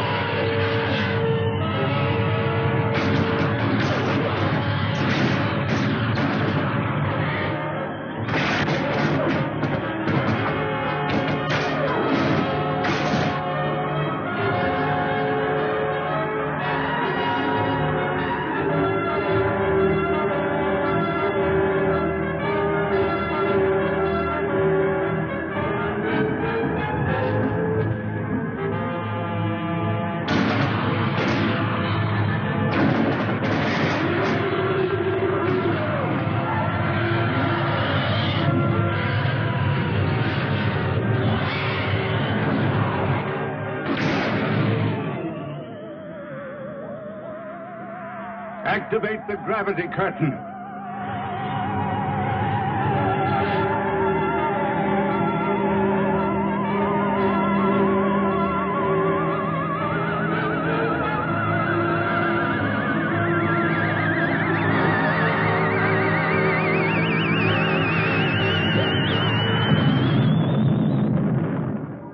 Oh, it was a magnificent victory. By But I'm deeply plagued with regret when I'm forced to destroy. If it wasn't them, it would have been you. Perhaps you are right. You're wise, Chapman. One day you and Harold will lead our people. Well, I'm honored and grateful, I but... will teach him all he needs to know.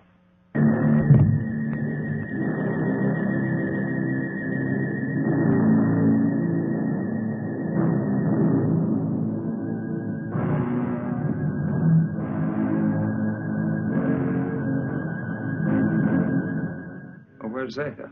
She went to sleep early. Sleep? I'm very tired. Perhaps the battle was too much of a strain on me. Good night. Good Sleep night, well, Father. Cecil.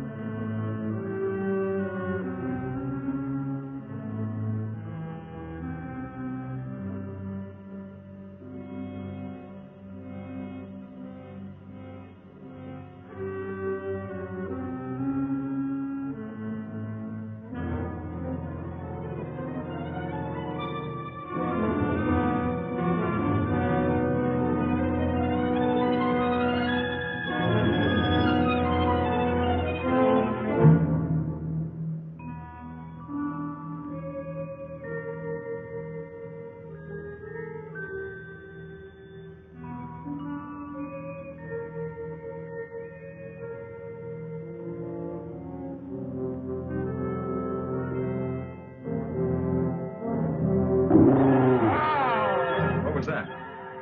Over there.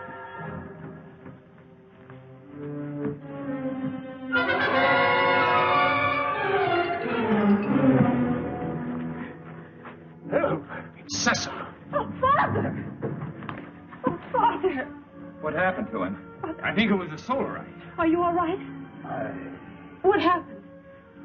I don't know. Was it the solarite? Did you see him? It was terrible.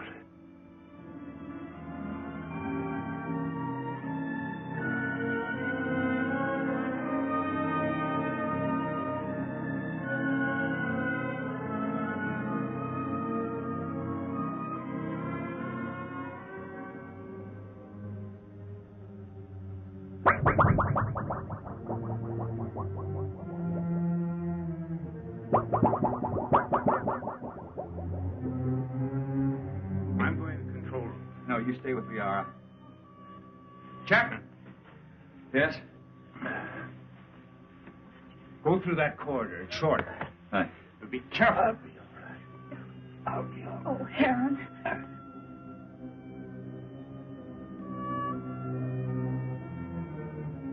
Zatha, are you all right?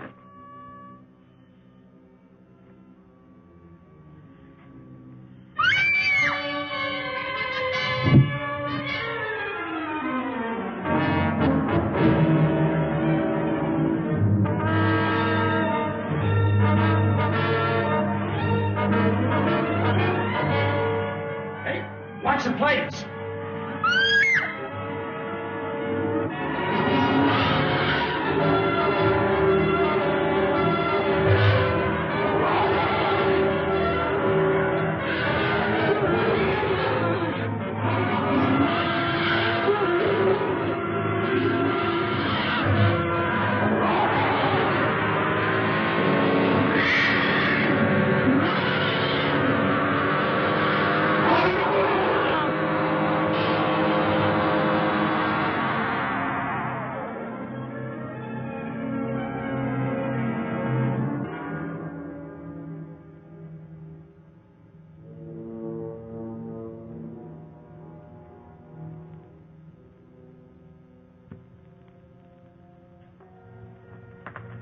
How's Sessom? He will be all right. Liara is with him. I'm glad. You still wish to return to your world? Yes, but... Well, then tonight's the best time. See, the chaos of battle has brought us closer to your moon than we've ever been.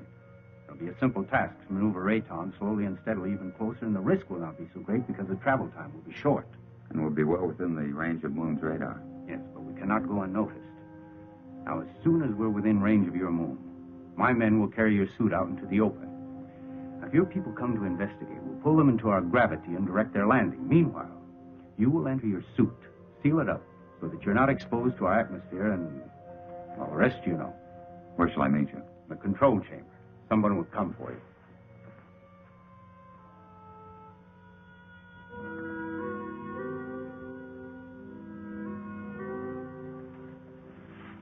Zatha.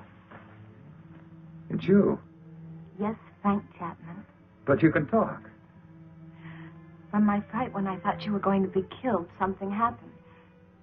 And after I screamed, I found I was able to speak. Zatha. I have many things to say to you, Frank Chapman. It's so wonderful you being able to talk. And I have so many things to say to you. Oh, everything has been terrible. You're so lovely. You have such an adorable little face.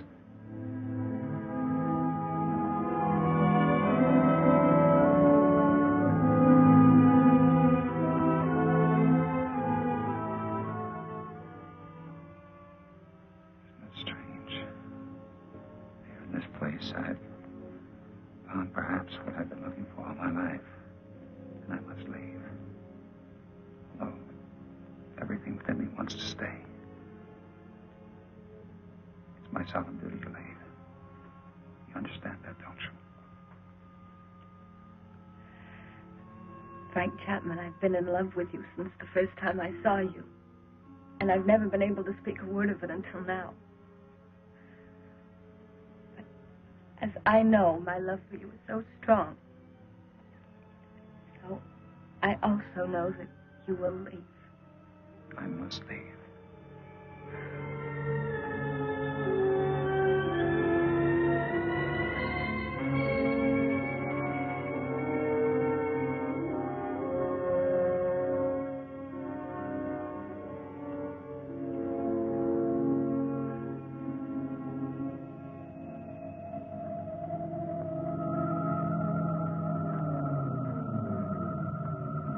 Good, you're on time.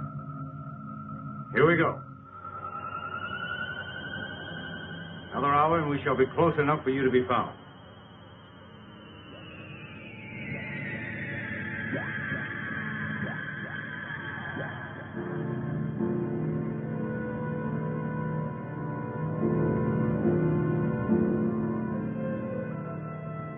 Lunar Base 1 to Rocket Ship 380. Over. This is Rocket Ship 380 to Lunar Base 1. Over. Radar has just picked up a giant asteroid. Identity unknown. find any record of it in the space charts. The Phantom Planet. Give us exact position of asteroid. 9 degrees in northern cluster field, and I have an order from Colonel Lansfield. You are to land on this asteroid and send White to investigate. I hope you will find happiness back with your people. You would be my happiness. Here or there. Frank Chapman, please. You must take the stone. It will be a good luck charm. Hold on to it. It will help you to go back safely to your people. Keep it. And remember my love. Yes, Zeta. I'll keep it forever. Just confirmed it. A rocket similar to yours is heading in our direction. I hope it won't crash. Don't worry. I have the best man on gravitation control. And I have another man who's coming to help me turn on the oxygen tanks as soon as you're in your suit. Thank you, Han. You know, we've become friends here. Good friends. We would have become friends anywhere. Your planet or my Earth. I wish you and Liara much happiness.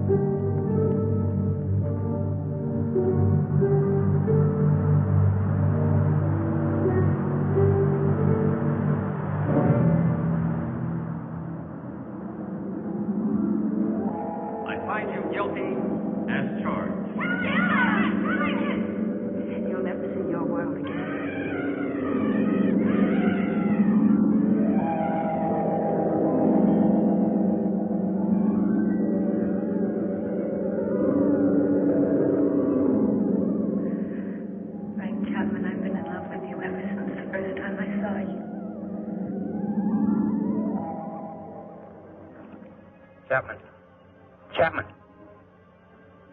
White to Beecher. Come in, White. I found Chapman. He's alive. But there's no trace of McConan. Where's McConan? He's dead. He's gone.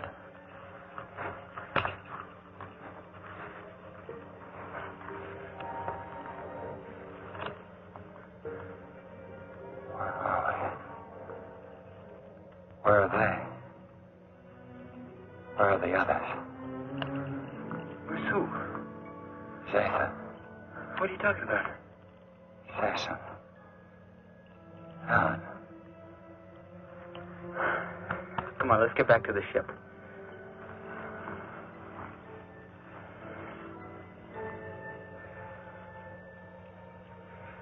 White to Beecher. I'm bringing him in. He seems to be all right. He said McConan is dead. He keeps talking about other people. I think he's in a state of shock. Do you need assistance? No, Captain, I can handle him alone. You know, Frank, you're a lucky guy. This is a wandering planet. Could have carried you anywhere. I'm sure glad we found you. Zeta. Where is she? What you need is a rest.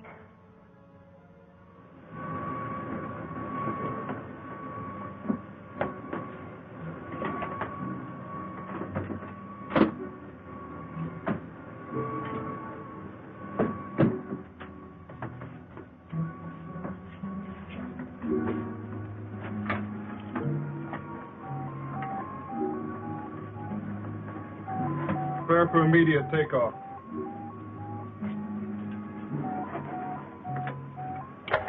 How do you feel, Chapman? I don't know.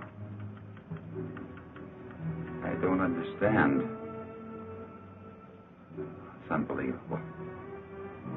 you back to Moon Base for a thorough examination. Do you think you're hurt? I don't think so. You must have been knocked out for quite a while. I must have been dreaming. Quite possible you were delirious. The shock of the crash landing of your ship. Ray's gone.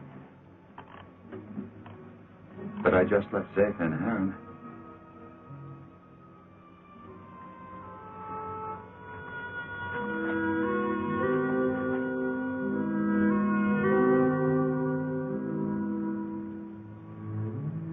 She had such an adorable little face. All rockets ready for firing. Stand by for countdown. The gravity of this planetoid is very strong. We'll need every bit of thrust for our takeoff. Don't worry. I know we're going to make it. Start your countdown. 10, 9, 8, 7, 6, 5, 4, 3, 2, 1, 0.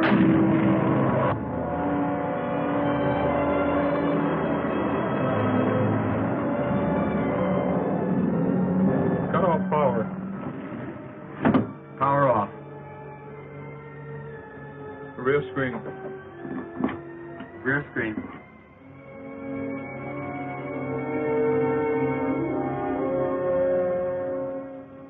No, now they'll never believe me.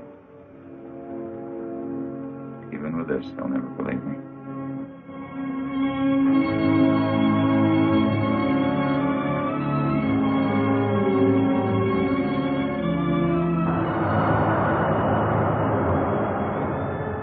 What then will the future reveal? If this story is only the beginning, only the beginning.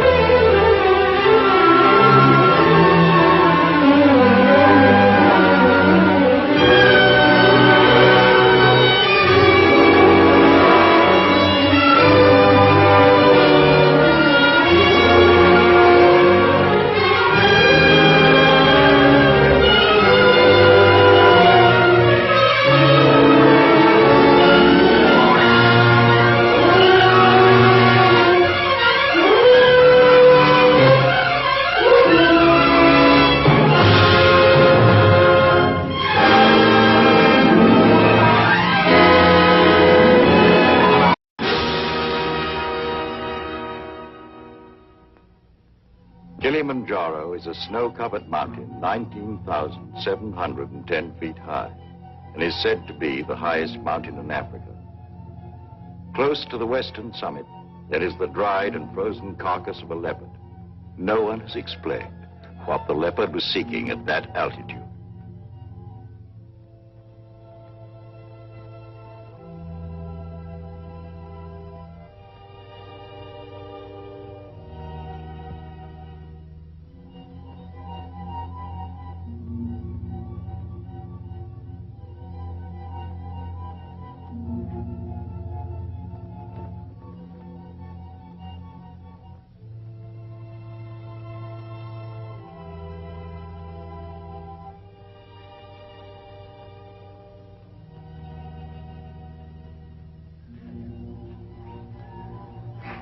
Yes. That's how you know when it starts. They're a filthy bird. But they know their business. Used to watch the way they sail very carefully at first. In case I ever wanted to use one of them in a story. That's funny now. I've gotten so nervous not being able to do anything. I think we might make it as easy as possible until the plane comes. Or until the plane doesn't come. Mr. Johnson hasn't been a white hunter for a quarter of a century not to know his way around. If he can't get a plane, he'll be back with another truck. One way or another. Not very important. I feel so helpless. I wish there was something I could do.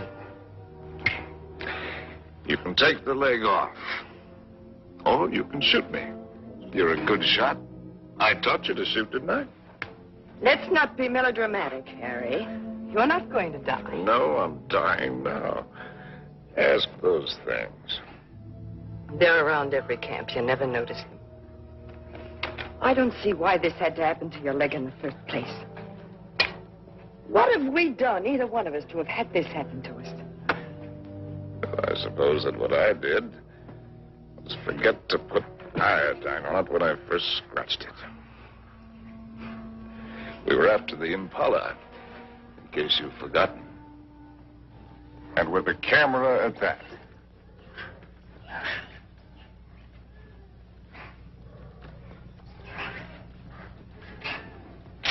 Ow! Ow!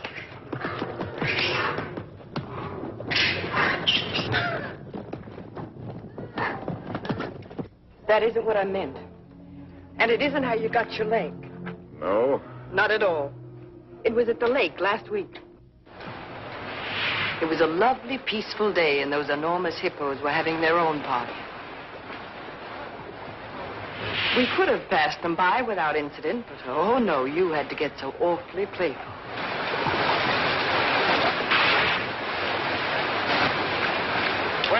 Wenda, Goro Wakulia.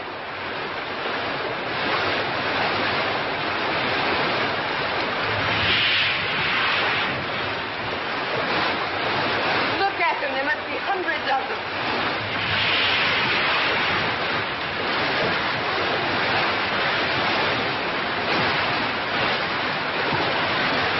Harry, look at that one.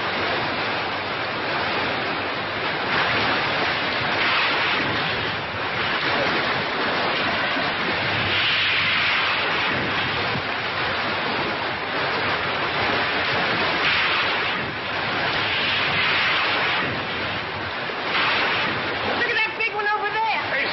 Casey, Simon.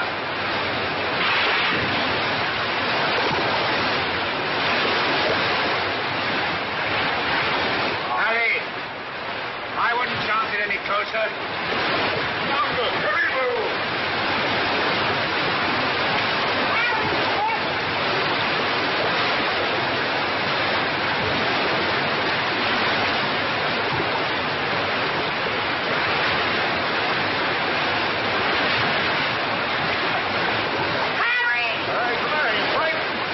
Not in the least.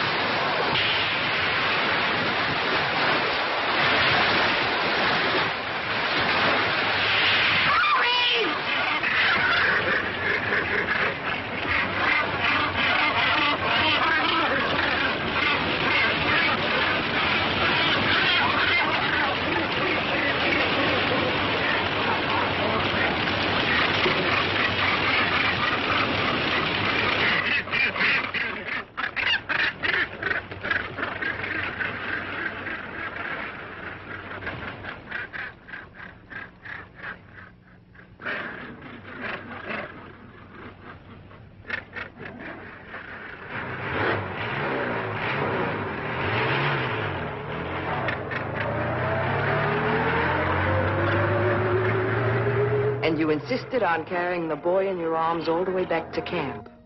And it was from all his blood and dirt that you got that infection. That could be the point of view. From yours, it would be contact with the lower classes. Being a writer, I prefer to think that it was a quirk of fate. A mere prick of a thought that laid the great man low. A lot it matters now. Harry, please. Molo! Whiskey soda. Make it pronto, It's Molo. bad for you. No, it isn't. It's good. It's not good for you. No, it's bad. Cole Porter wrote the words and music. It's knowledge that you're going mad for me. Hey, that's poetry. No, I'm full of poetry now. Rot and poetry. Harry. Rotten poetry. Harry, it said in the first aid book to avoid all alcohol. It's not good for you. That's what I meant by giving up. You must do everything you can. How do you do it? I'm too tired.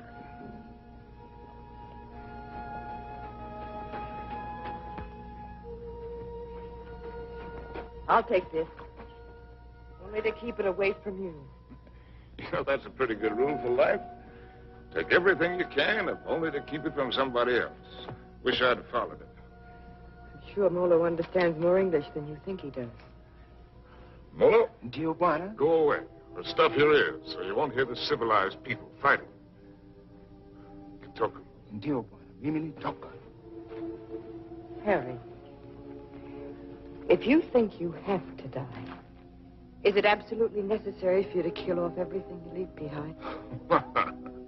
You think this is any fun for me? I don't even know why I do it. Trying to kill to keep yourself alive, I imagine. You won't die if you Well, it's not dying, not in itself that matters. It's dying a failure. Leaves a bad taste in your mouth. How does a man miss the boat? Did I ever tell you about my beginning? Big words. Big words. I'm through being insulted if I was some tramp. You can fly a kite, both of you. Connie, Uncle Bill doesn't mean... Oh, yes, he does. You know he does. The old mossback, the nasty, dirty, stuck-up old mossback. Well, he only said we ought to wait. Ah, wait, I like that, coming from you. Well, I didn't You say... bet you didn't. Not once all summer when you wanted to hug and kiss me and get fresh. And all those things about where you take me and what we do. Not once did you yell at me to wait. I love you. You don't even know what love is. Connie. Oh, go fly a kite.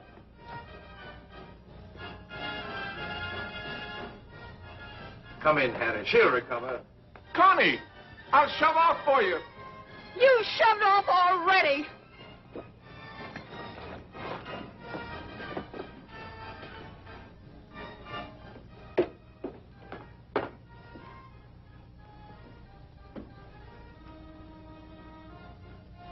You still intend to become a writer?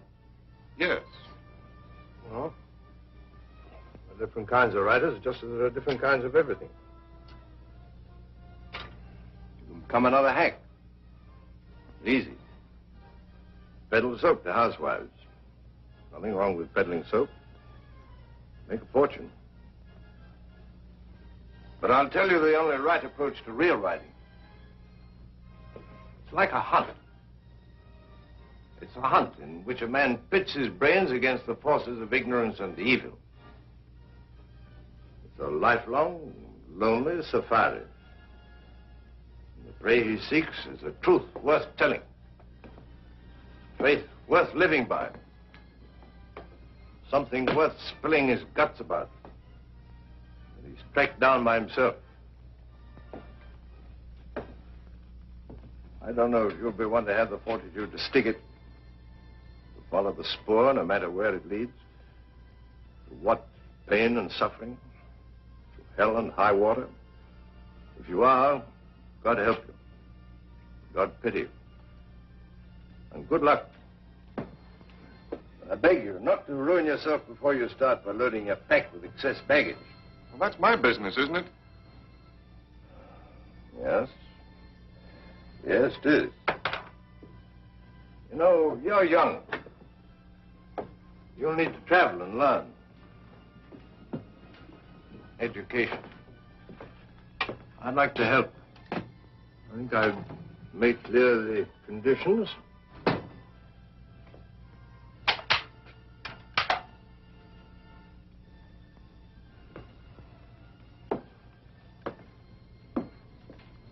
Your birthday next week. Here. From now on, you might regard that Springfield as your own. Shall we have a try for deer tomorrow? Good weather for it.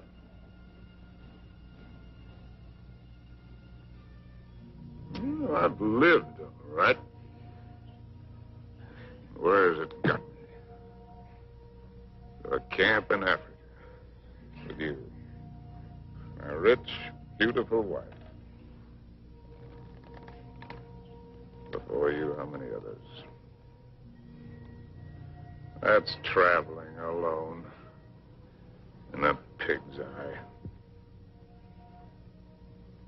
Well, have it your way, Harry. I'm going to shoot some game. The larder's almost empty. I'll change into my boots and call Molo. Helen, you shouldn't pay any attention to me, really, darling. I love you, you know. Why, I've never loved anyone the way I loved you. I won't take any more, darling. Well, before you go. Come here. Give me a kiss.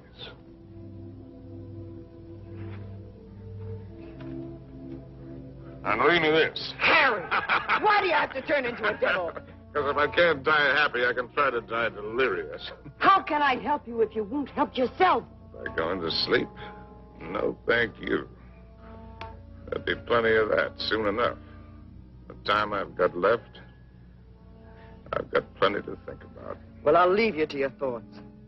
Only this time, try to get some of them straight. Just go do your killing. That's what we're good at, both of us. Abdullah! Abdullah! Get out to Springfield! Get out to Springfield! And the solids! And the solids!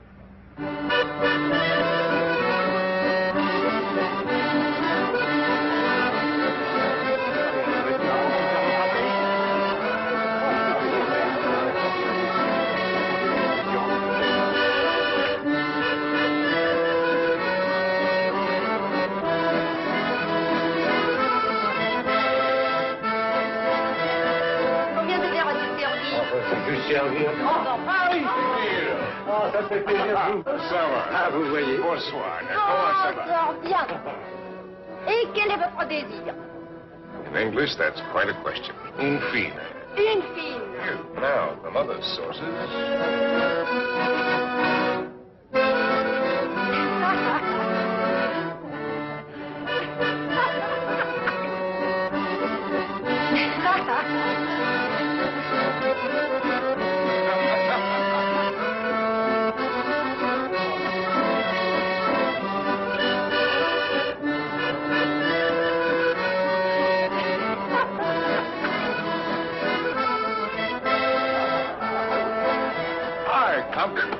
Harry, how's the book? How's anybody's book? It isn't finished. Hard of you to quit your job to do it. Look, do you mind if I cut it? Forage for yourself, chum.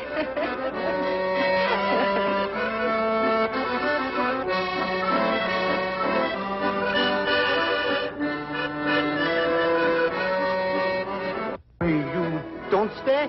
Well, it's a case of avoiding a broken nose, Emil. Mine or old Compton's. Because a laugh like hers would just have to lead her to a lousy fight. What's why?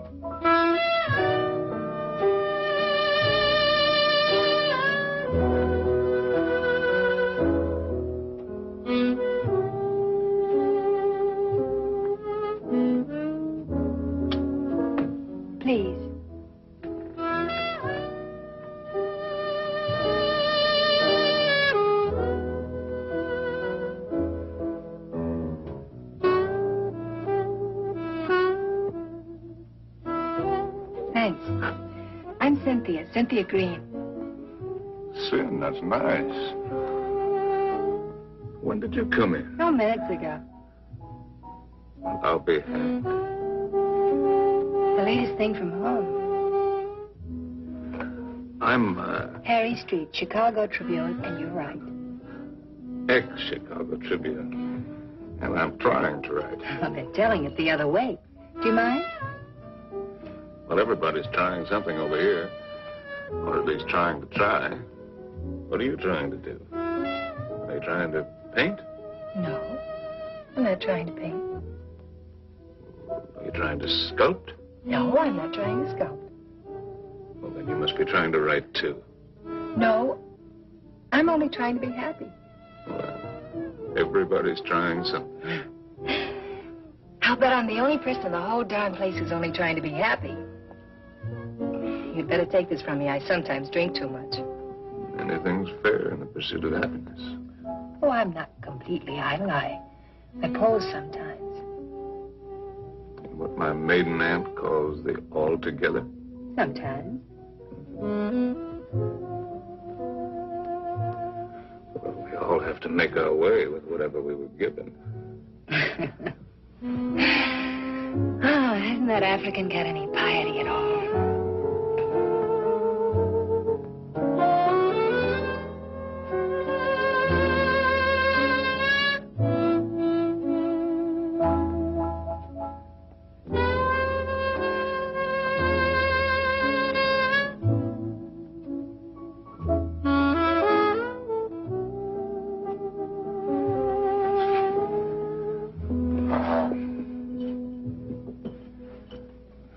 Remembering my manners, are you Compton's lady?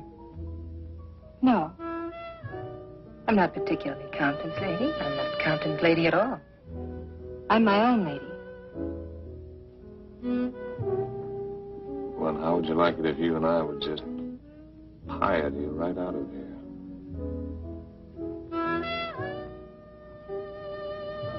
I expect I'd like it very much.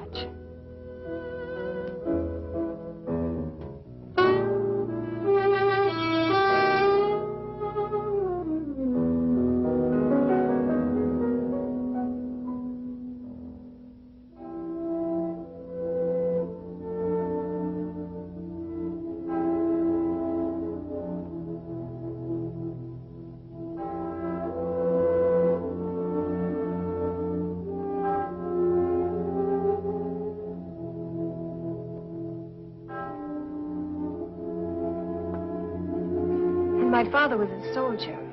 He had the bad luck to get himself killed in the Argo. So, after the war, I came over to take him home to rest.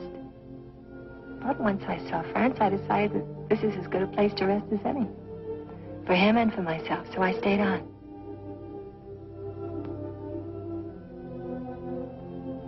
No mother? No, not for years. I see.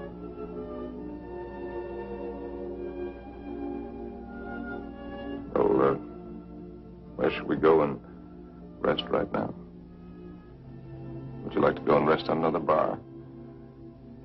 Have another drink? No, I'm afraid I've gone and had too many again. You know, in Paris, nobody ever thinks of suggesting just going home to rest.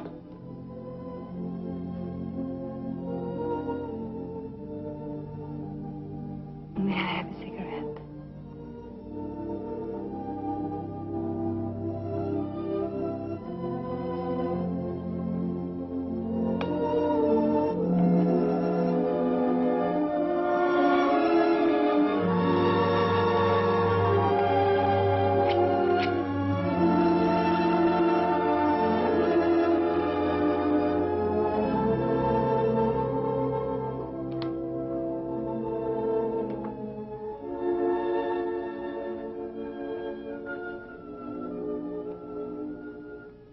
Could you conceivably picture yourself as Harry's lady?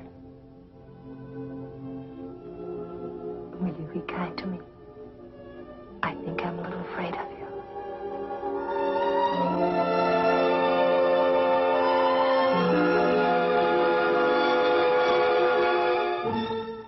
there are so many things that I've not written, and that I'll never write now. I've written only that first time in Paris. The Paris that I loved. The Place Contrescarpe, where the flower sellers dyed their flowers in the street. The dye ran purple over the paving stones where the autobus started. And the children played in the streets in the spring sunshine. And the wooden coal man's place. He sold wine, too. Bad wine. And the Golden Horse's Head outside the Boucherie Chevaline, where the carcasses hung yellow, gold, and red in the window. And the green-painted cooperative where we bought our wine. Good wine and cheap. Our apartment was a room and a half. There I did my work. Cynthia took up housekeeping. And together we did all of the things which go to make up living.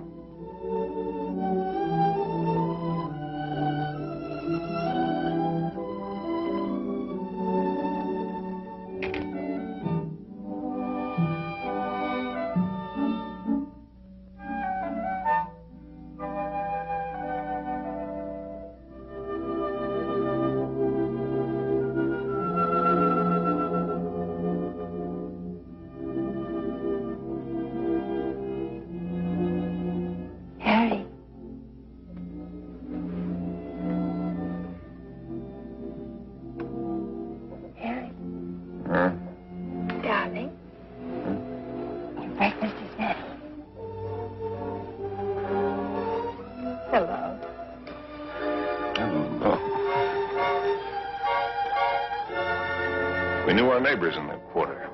We were all poor, and in that poverty and in that quarter, I finished that first book. A good book, the start of all I thought I was to do.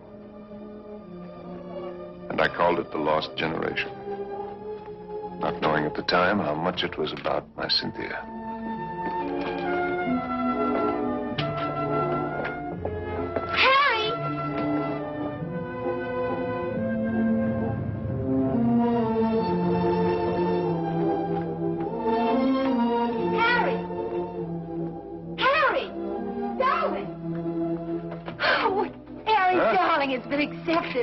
Your very first book, and it's going to be published. No. Yes, now we can get that. How much is the advance? The check. Oh. How much? It isn't so very much, but it isn't so little either. Oh, well, you're right. It isn't so very much. It'll do. We pinch. Oh, darling, now we can get that lovely apartment on the Seine. Now we can go to Africa. Oh.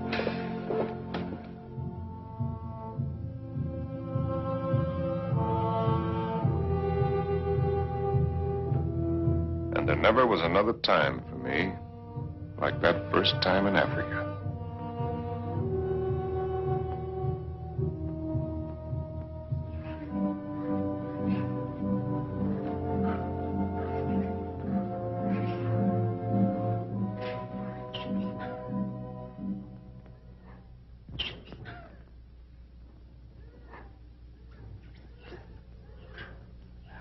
Three of them. A bull and 2 cows. Do it. Do me one. Suicide. He says he's a fine bull. I know what he says. When do we get going? Get downwind and work up on him.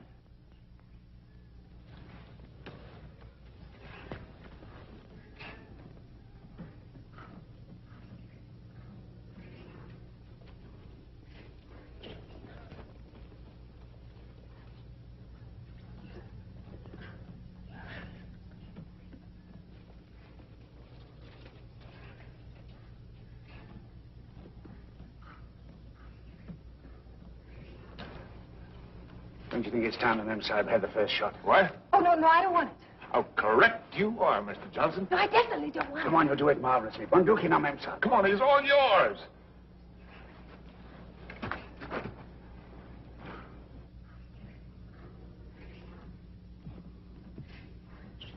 Now, take it easy. Just imagine he's a tin can in the camp. But he's not a tin can. Harry, I don't want to do She'll blow at this distance. Careful, don't spook him. Now, just set him squarely in your sights. Freeze yourself and squeeze. Dearest Harry, please shut up. Come on, hurry up. Will you shoot?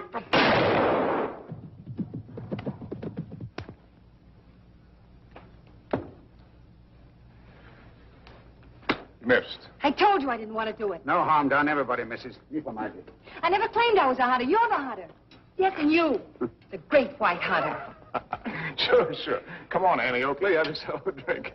Don't let the master ride you. Well, shall we get going? He took cover there. What do you mean, get going? Where will he break out, do you think? I won't go, and I don't want you to. I'm frightened. Well, you probably scared him half to death. There won't be anything to it. All right, then. If you're going, so am I. Oh, no, you're not. Is she, Mr. Johnson? You married her. You're going to stay here with Simba. I was only having fun. Harry, don't you want to kiss me? Kiss you goodbye? Well, aren't you extravagant? You stay here and be brave. Simba, mem sahib la hakana.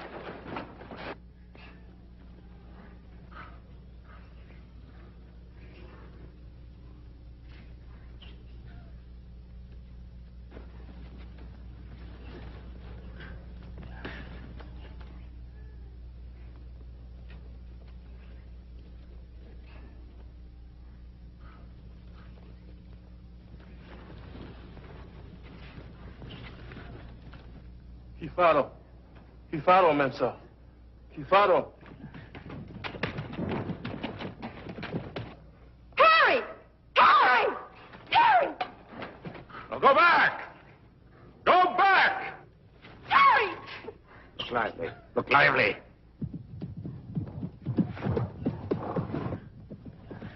Harry! Abana! Rudy, Mensa! Rudy, Mensa! Harry!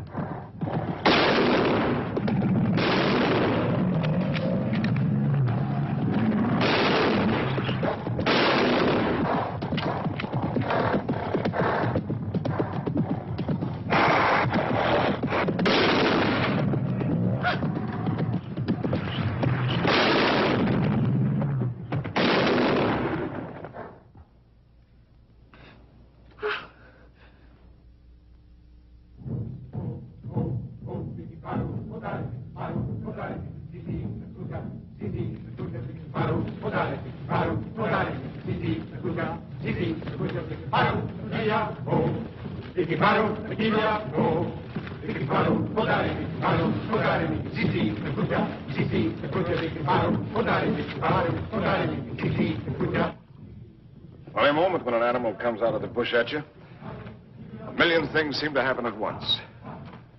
Is it always like that? It's very simple. Either you run or you get busy. It's not at all simple.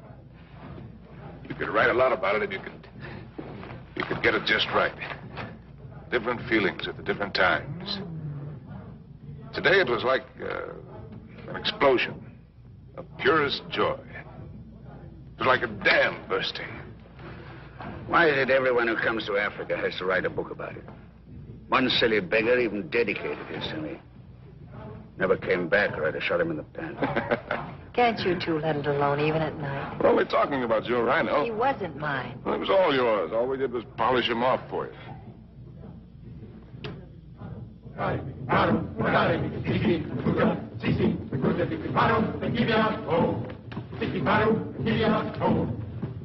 Anybody want another look at that horn? A pretty good horn.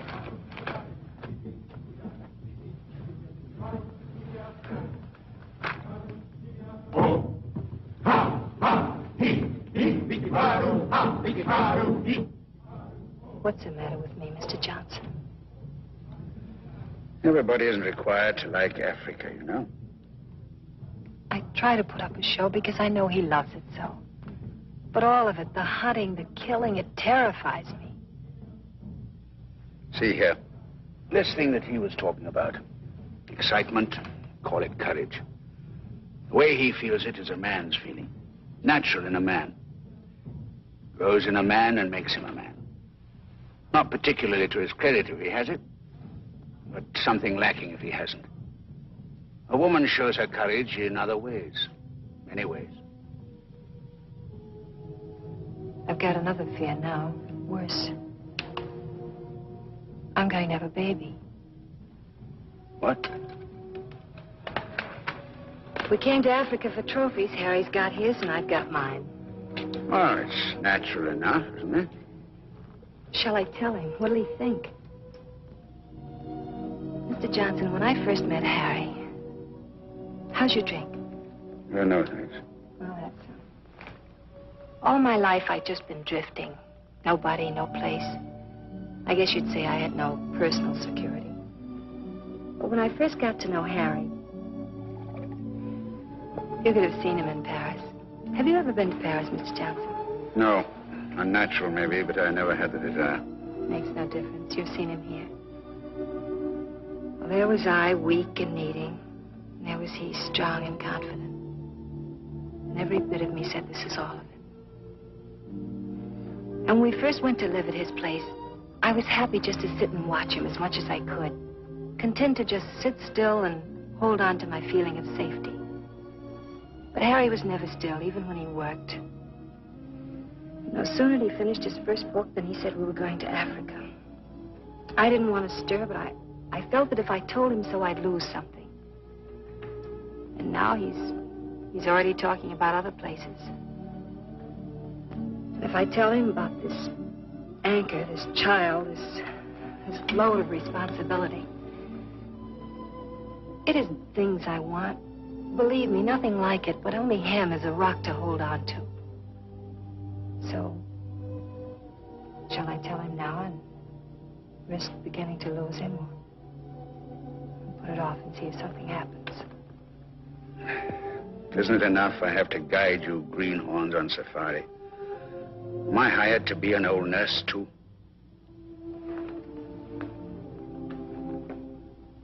Be Mr. Johnson, my friend.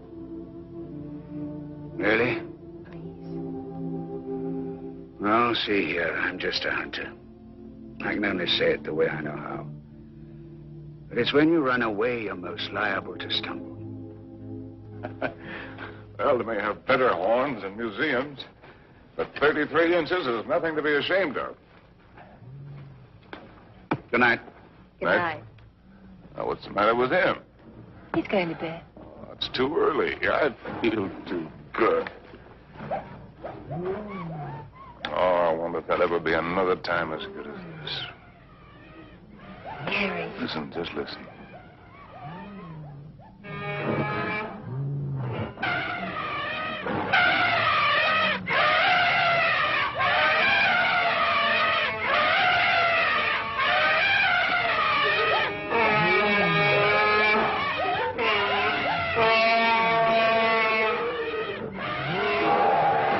Bedtime lullaby, eh?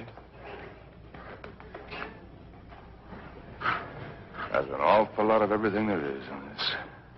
Hunger, love, hate, fright.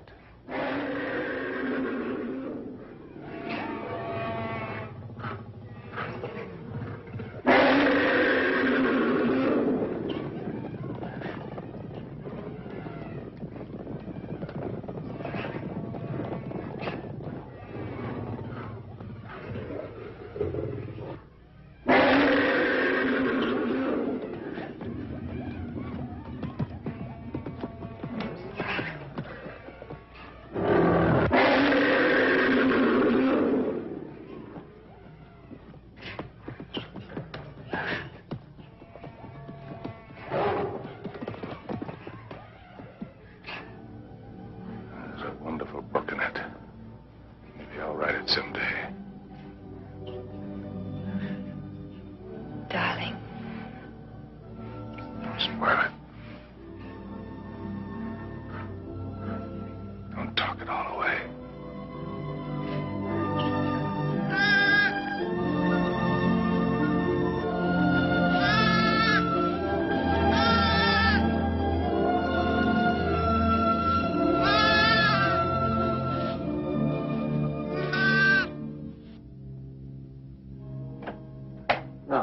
As soon as you reach Paris, see your own physician. Sure, he'll confirm what I've told you. You'll have to be quiet. No running about, no excitement. probably means you're spending much of the time in bed. Clear? I understand. Some women are like that. But if you want the child badly enough, it won't seem like such a sacrifice, now will it? Shall I have a talk with your husband? Oh, no, I'll tell him. Thank you, Doctor. Good luck. Thank you.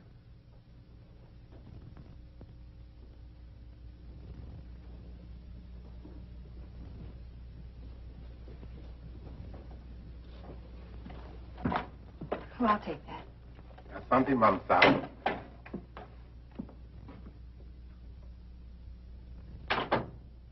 Oh, you just put right there, please. Yes, darling. Oh.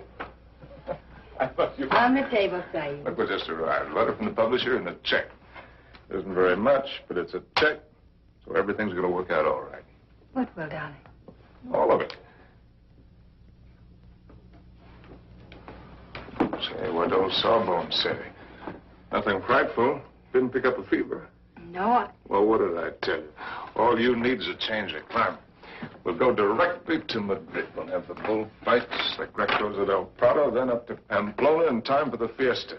Harry. Luckiest timing in the world. Darling, couldn't we just go home? Home? What is that? Leave me back to Paris. Well, why? Just to go home. Look, darling, we can get a nice apartment with a check, with a room for you to work in. You don't have to go to Spain, do you? No, darling, I don't have to go to Spain. Or any place else. You just want to. Well, look, Cynthia, I have to sound like a lousy stuffed academician. I'm trying to become a writer. It's a writer's business to buzz around. Find out about things for himself, not sit on his can in a comfortable chair and reach for a bookcase for something to crib from. And after Spain? How do I know? I mean, you'll never want this other normal thing? I'm trying to explain what is my normal thing. With maybe children? Children? Darling, I want a child more than anything in the world. Something of my very own to hold on to. Well, sure. I love kids, but later. We've got lots of time. Look, Sin, the world is a market in which you buy what you want.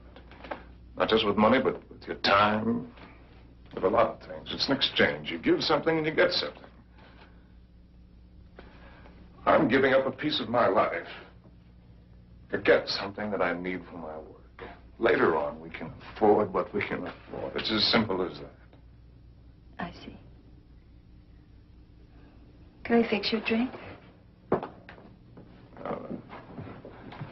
It's a little bit early, isn't it? Seems to me to be just about the right time. Do you object? No. Look, Sin, if you have this yen to go to Paris, well, you can go there. Without you? I'm not saying that I want it. I'm just saying that you can go there.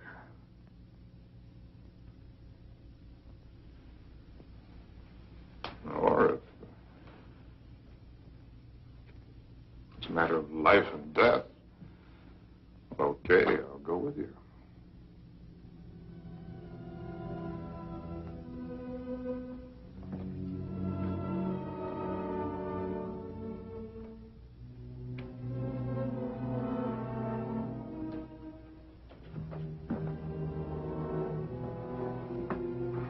I'll go change the tickets.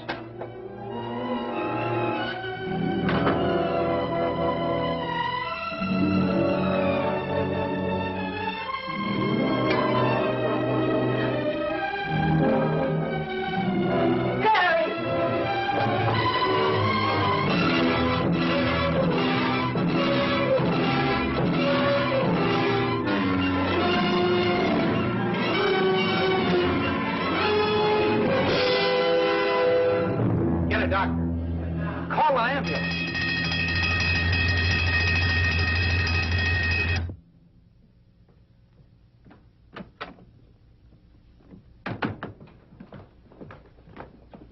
Street?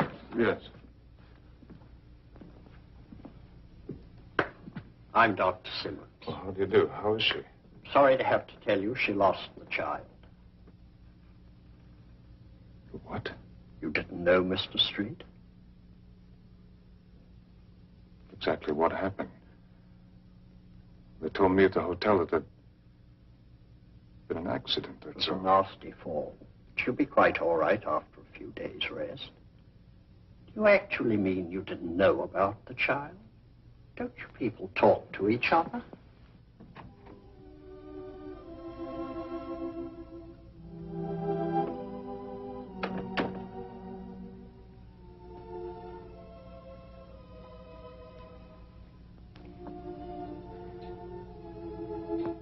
Did it deliberately. It was an accident. You did it because of what I said. It was an accident. I stumbled.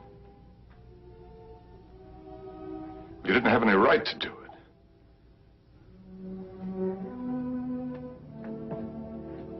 It's my child, too, you know. Don't, darling.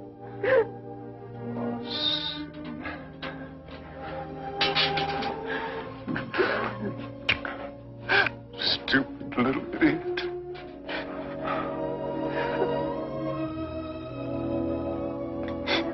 No. We could go to the bullfights.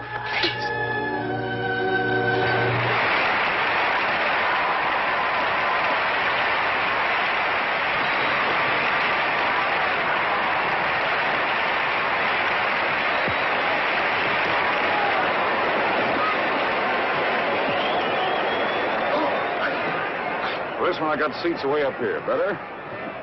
Anything you say, darling. Up here, you can see the whole thing as a spectacle. It's quite a sight.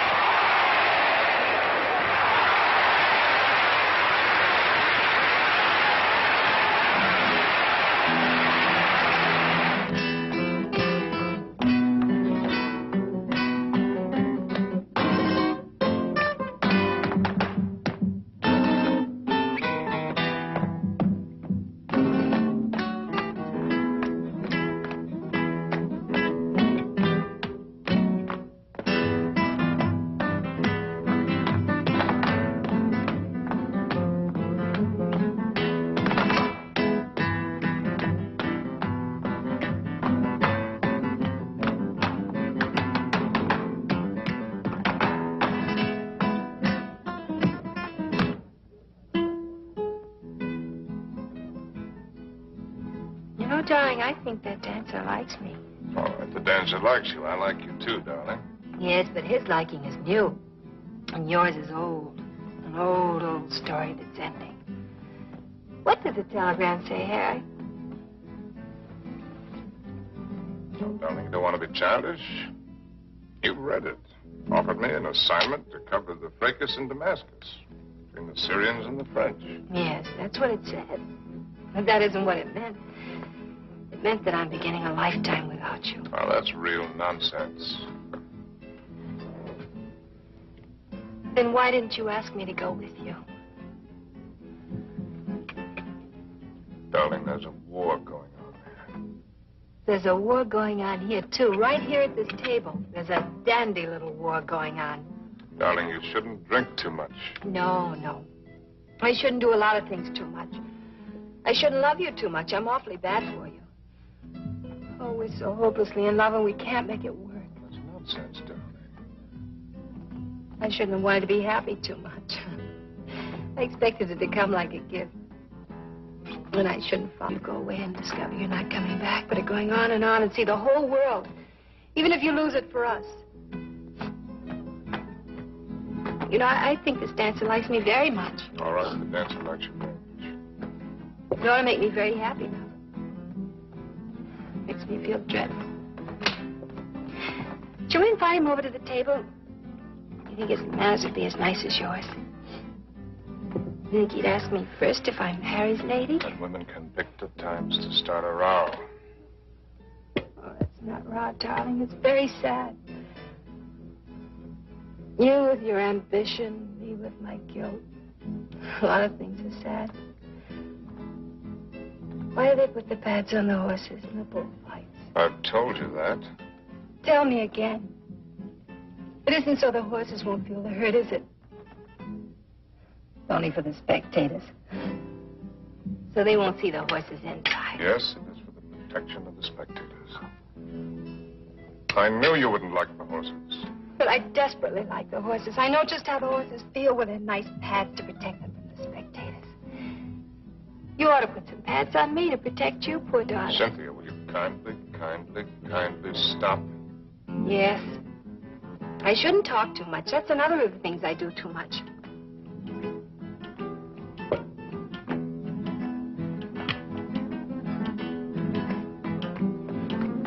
Excuse me for a moment. Harry! It's all right, dear. I'll be back in a jiffy.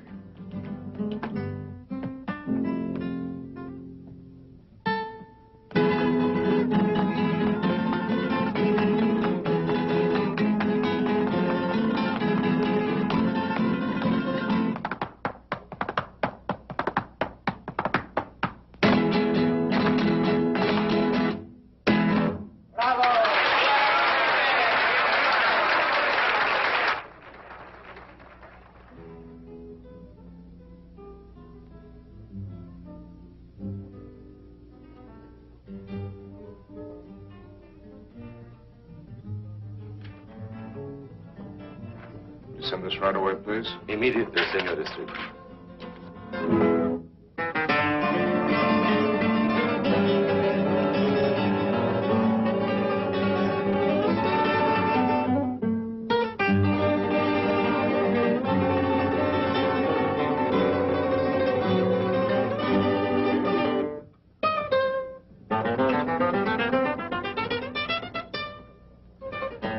The lady left, senor. Where did she go? I don't know, inasmuch as she left with a dancer.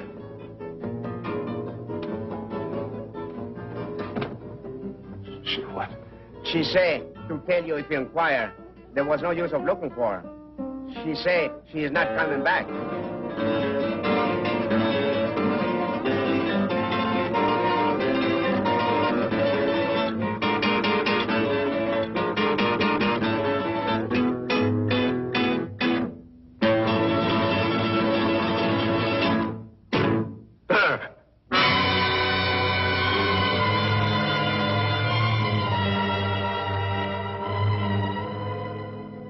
Apa Bwana.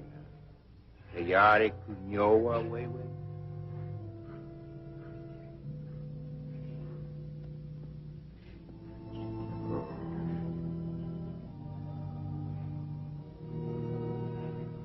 Those are the men.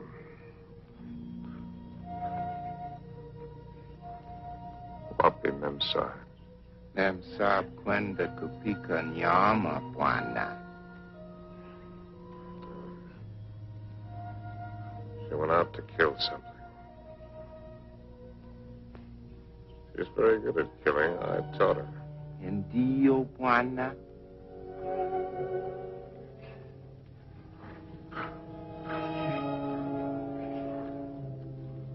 I hope when the party's over, you're likely to get left with your hostess. Memsa bakuja sasa, Bwana. Oh, yes. Here she comes now.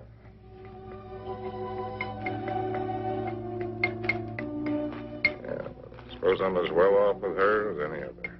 Nio wa Bwana. She's a splendid woman by all standards. Maybe if I close my eyes, she'll go away.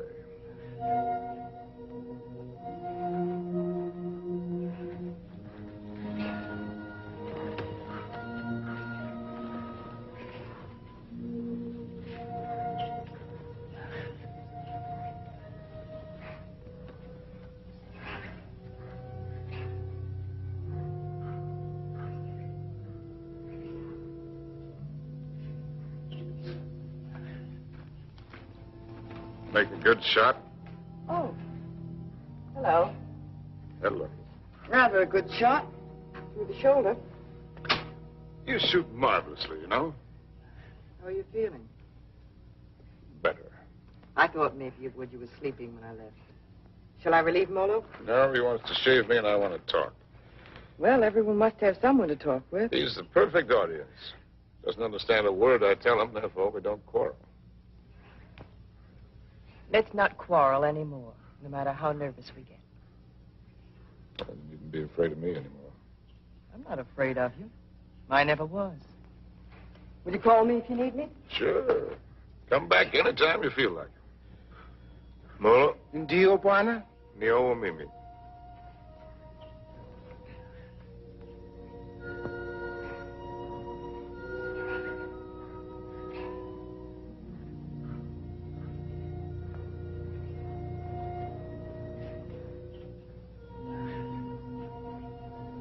You know, you Africans may have the right system with women at that. Buy one for a few cows, whatever it is you happen to use for money. And if it isn't satisfactory, you get your money back. We use our emotions. And if it cracks up, we don't get anything.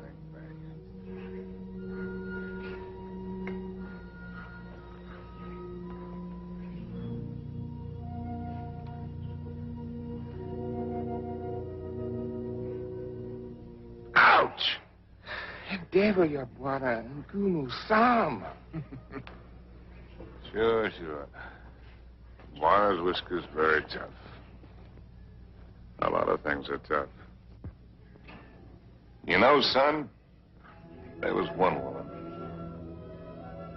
And what a woman. I wrote a book about her, too. Another woman, another book. It wasn't about Spain or Africa or anything that I cared about. But into it, I poured the anger that I felt and some dirt and belly laugh humor. Just right to tickle the smart ones on the Riviera. And I'd found something, son. I'd found success.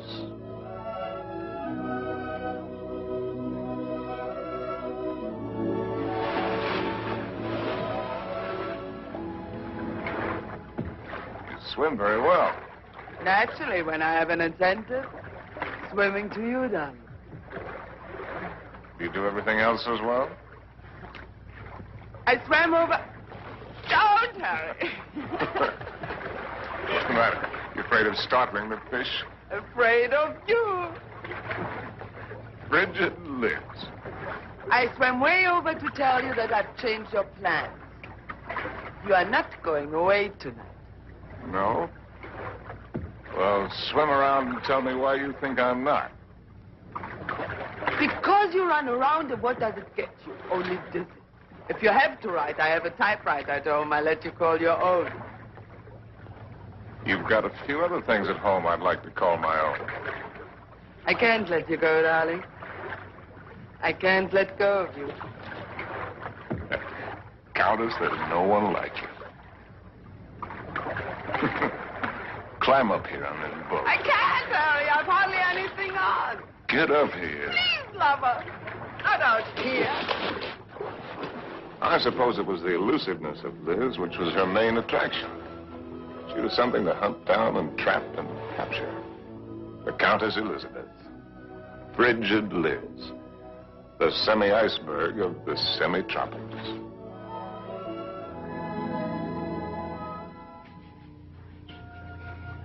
It was fun, son. It was just lousy with fun.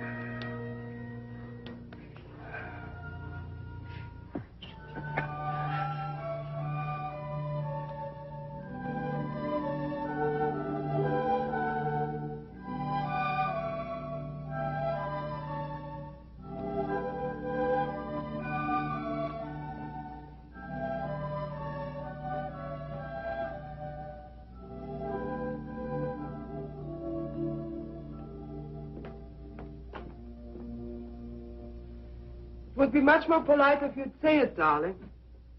Once I'm speechless. Please say that you don't like it. But I do, immensely.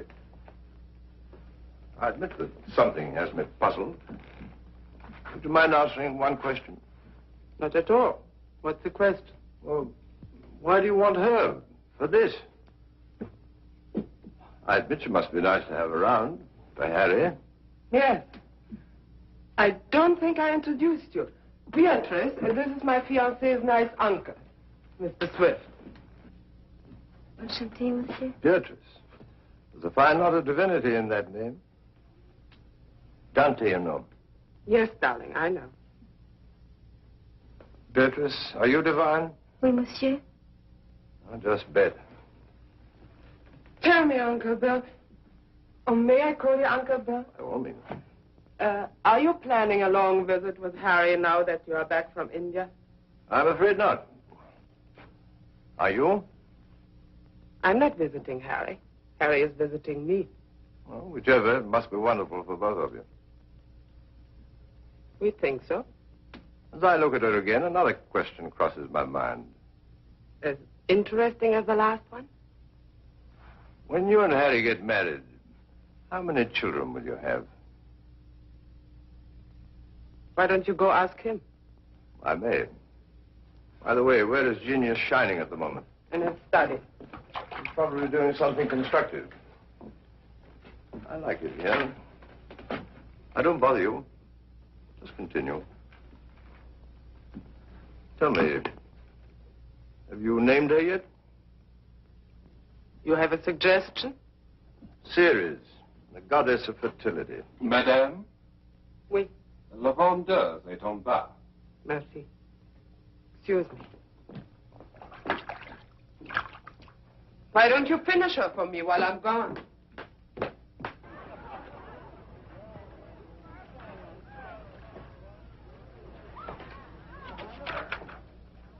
Oh, good. Come on in. Now I can stop. If you do, I'll go away again. Just let me sit here, tidily in the corner. Fine view. Oh, it'll cost a pretty penny. Did you see Liz? Speaking of a pretty penny? No, just speaking of Liz. Marry her, my boy. It's the surest cure. What do you mean by that one? Lover, may I come in? You're everywhere, aren't you, darling? It's the only attribute I share with the Almighty. Angel, are you doing anything that's stinkingly important? Confidentially, Countess, it couldn't be less important or more stinky. What, silly? I'm writing an interview with myself on the subject of success. Yeah. Your latest has sold another 100,000, it says here. Amazing. Hollywood wants it. They say they put Garbo in it. Why, that should please you. How did I get in the habit of becoming involved with women who always open my mail? You get such fascinating letters, darling. Cosmopolitan wants another series of short stories, and Smart said too. They pay the tops, it says. Well, why should a writer feel guilty because people are willing to pay good money for the sweat off his brow? They shouldn't, my boy. No one ever paid for a drop of mine, except a few libraries and museums. Which reminds me to tell you, I've decided to settle down and take over that museum. Well, that's wonderful news. Does that mean we'll see you often, darling? When you're in Paris, my bones will be on display amongst the other antiquities every day except Thursday. On the Avenue Prison. Harry Debon, I'll walk out with you. Mettez-le là. Oui, madame, tout à l'heure. On va commencer par celui-ci pour moi. I'll find the door. I imagine you're wanted in there. Why the devil haven't you the grace to tell me the truth? What truth? That you think my book stinks and everything I'm doing stinks. I came to praise Caesar, not to bury him. Most men would envy you. Make a handsome living, have the acquaintance of most of the interesting people of the world. All this, and Liz too. You're young, you have your health, you look well. Fairly well. Come to see me soon, dear boy. Oh, Harry. Have you done any hunting lately? No, why do you ask? Too bad. A man should never lose his hand at hunting.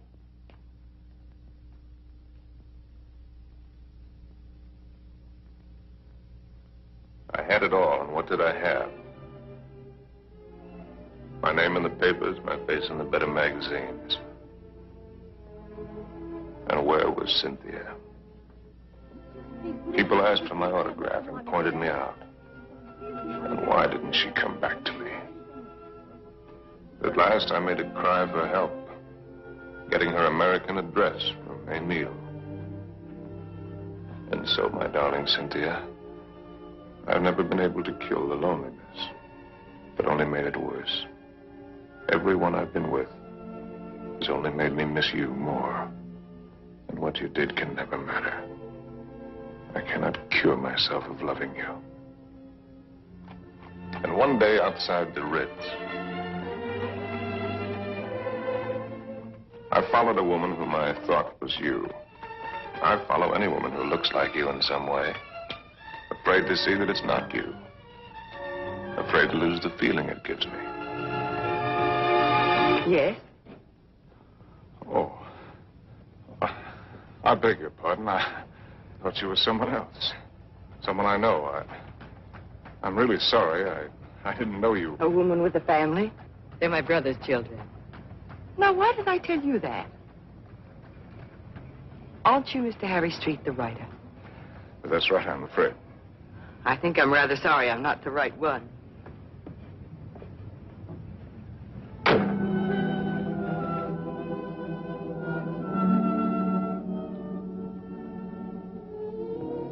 Anything interesting? Routine. Few interesting bills for you to foot. No, I mean that letter you're trying to hide. Darling. Poopy. Angel. You came just at the right moment. Now, let's see. I don't think you've met my fiancé, Mr. Street. Princessin von Steffen, Grand Duke Piotr. How do you do? As a patron Now of sit the down and let Charles pour you a drink. My devoted fiancé and I are just in the middle of a little summit. Who is this? The Cynthia Green. Hotel Florinda, Madrid. She must be a girl named Cynthia Green. Is she a fan of yours? Not the last I heard. From Madrid. My dear devoted fiancé has so many fans. And I am one of them. Oh, I just devoured your last book. Well, I hope it didn't give you a bellyache. Is this letter so important, Harry? No. That isn't important at all. Good. Then you shan't be troubled with it.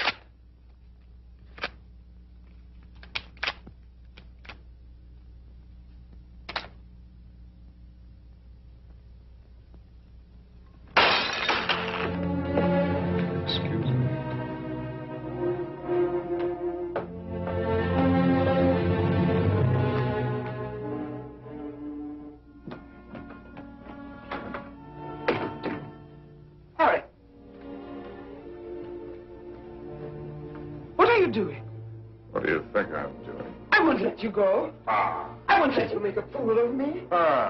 You said it was not important. The whole thing is not important. Harry, listen to me. Lover, darling, stop and listen to me. Please, Harry, stop and listen to me. Please, Harry, I'm listening. I know that sometimes I must draw your nerves. Oh. And sometimes you are on my nerves, too. Oh.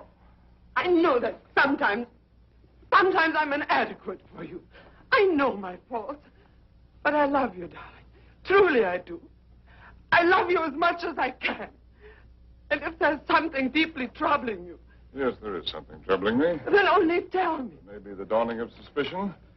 But the fact that the airplane is faster than the horse does not necessarily prove that the world is getting any better. No, I mean about us. About us, there is nothing troubling me deeply at all. Where are you going? Are you going to Madrid? Perhaps I'll go to Madrid. I'll send you a postcard.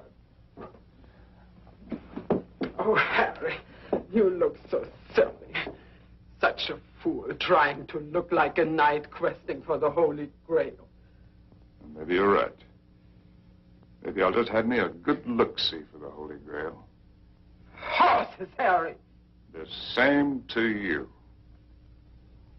With task! tassels on them. Horses, Harry! Same to you, Thomas.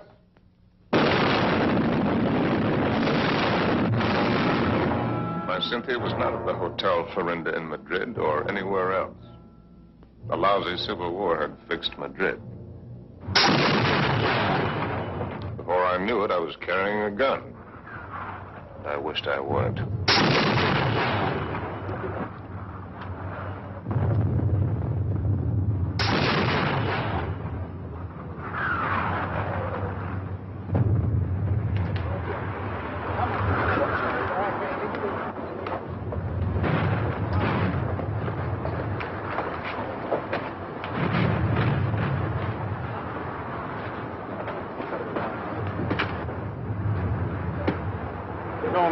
Driver by the name of Cynthia Green. Yo no entiendo inglés, señor. Con permiso. Tenés que correr bien, porque el camino está muy malo, ¿eh? Y cuidado con esos... ¡Vamos! ¡Camaradas! ¡Hermanos! Nuestra hora de triunfo y de gloria se acerca. Wish I was back in Detroit. You're American, huh? Yeah. Wish I was back in Detroit where I was when I got sucked into this. I just woke up, I got sucked into this. Leave any of that bourgeois? No. What are you doing here? You'd die laughing if I told you.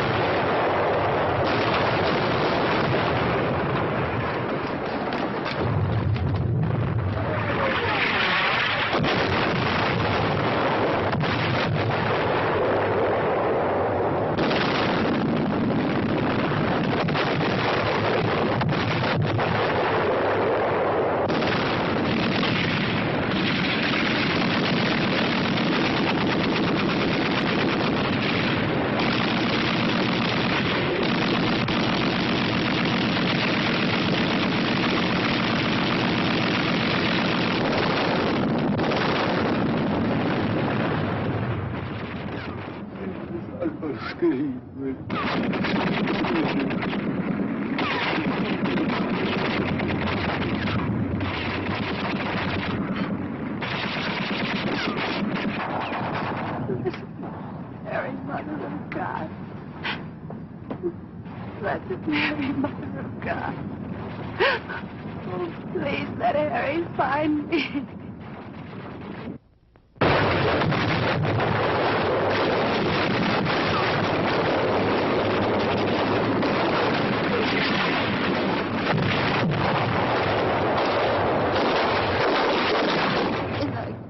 Bleeding eye. Please find room for my prayer.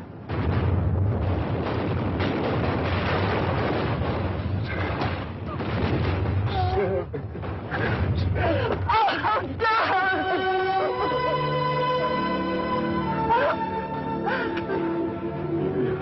You're hurt. Only a little. You're very hurt. Not like the horses.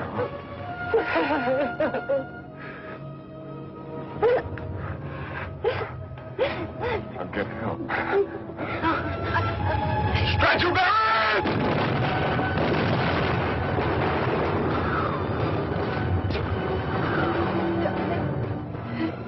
Did you believe my letter? Every word.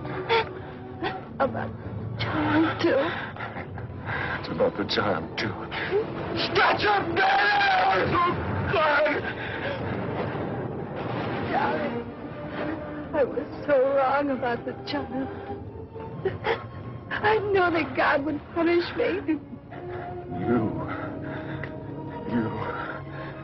There's infinite mercy. You should spit on me.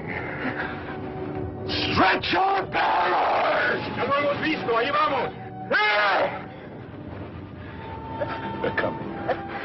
Darling. Will you excuse me? So many things. Oh, it's funny. When you touch me, I still turn giddy.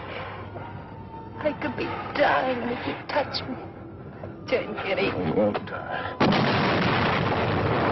¡Cúrate! ¡Nos atacan de nuevo!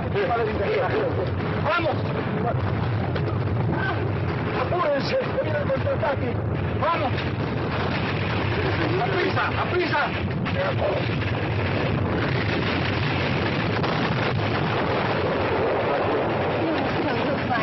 No les podemos de todos los días, vamos.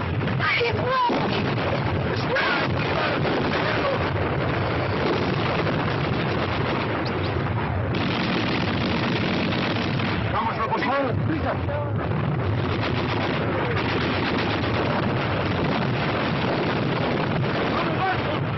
¡Cobarde!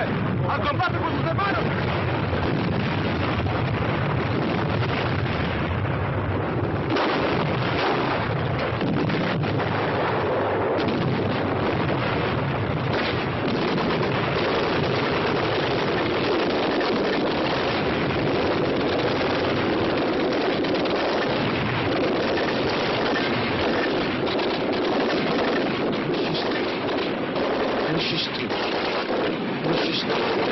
Monsieur Street, voulez-vous monter? Votre oncle vous attend.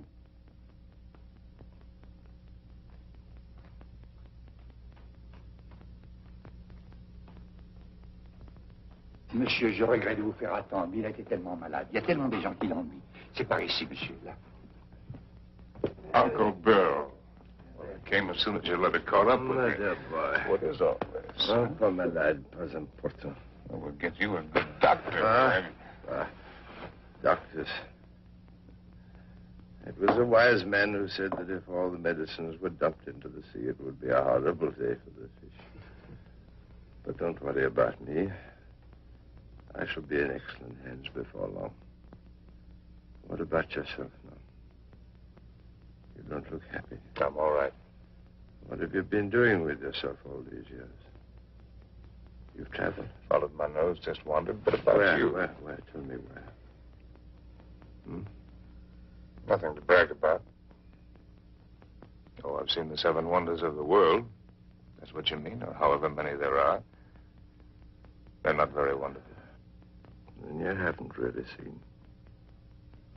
You haven't hunted. Hunted? Yes. Well, why should I? Well, exactly the way the world pays me a very good living to be. I amuse the people with my little tales. This I can do with my left hand, which leaves my right hand free for other things. I've destroyed my talent by not using it, by betrayals of myself, the things I believed in, by drink, by laziness, by pride and by prejudice, by hook and by crook. What is this, a catalog of old books? Harry. Once I hunted in Spain for the Holy Grail, but they busted the Grail. They busted her all to pieces. The Grail? Why should I blame them? I killed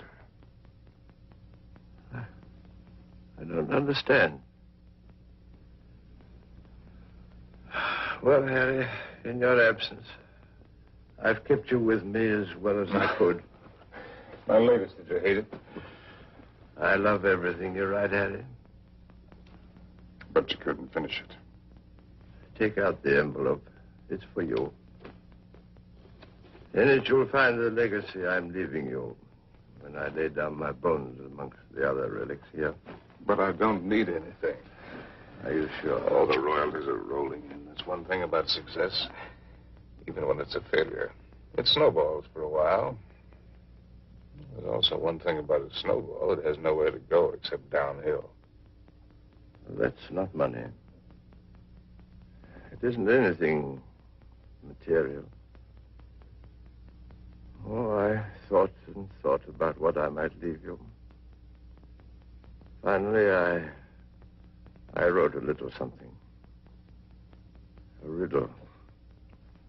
Riddle? I don't want you to read it until after I've gone. Because you might ask me the answer. And I don't know the answer. But if you can find it, it will save you.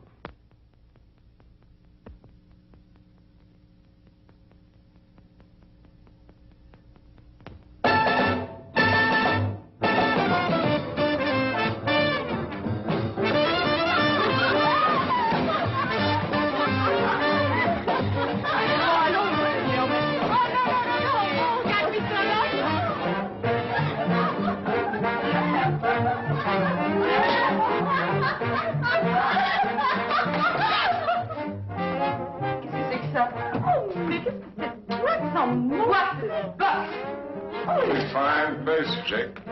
Ah, bonsoir, monsieur. Is it Harry? Oh, young Harry. This place was wonderful. It's just the same. The same dirty, smelly. It's the same wonderful place. Excuse me. This new abomination. No. Leave it. Why do you let them change it out there? Who gave them the right to spoil it like that? Oh, here we don't change. We have no business, but that's no change. Oh, look. See, it's the same. That's because it's preserved in a bottle. You know, Emile, that might be a pretty good idea for us, too. Formerly, when you came here, you were not bitter. Formerly. When I came here. You know, there was one night when I came here.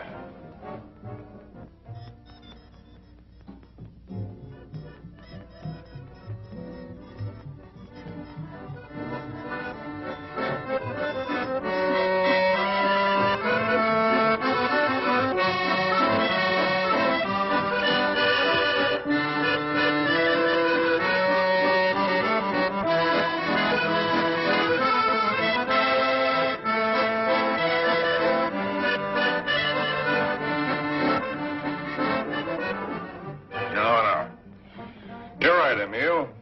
You look behind you and what do you see? Only a backside. We must think of the future. I have been left a legacy. Il a fait un héritage. Quel miracle! Oh, Harry, je t'adore. Yeah, just adore you too, Jake. It is a riddle. Kilimanjaro is a snow-covered mountain, 19,710 feet high. It is said to be the highest mountain in Africa, close to the western summit. There is the dried and frozen carcass of a leopard. In all that snow? So they would have us believe. Some lousy cat got cold feet. Ce type est complètement crevé. Tu n'as qu'à le regarder. No, wait a minute. Here comes the kicker. No one has explained what the leopard was seeking at that altitude. Is that all? It's an unsatisfactory story. It ends badly. But what was the leopard doing up there in the first place? That's the riddle. And if I can find the answer, I'm supposed to win the prize. Come on, let's put our fine minds together, Drake. Perhaps he took the wrong trail and followed the wrong scent. And so he got lost and died.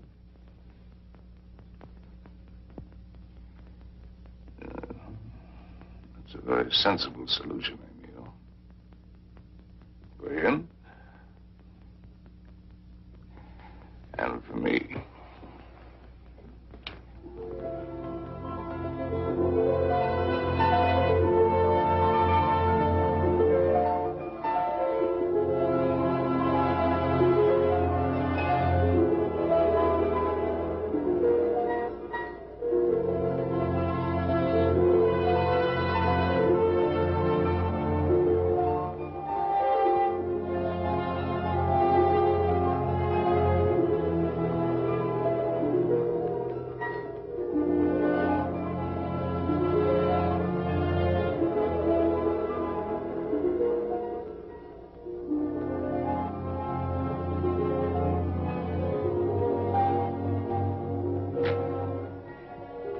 Please?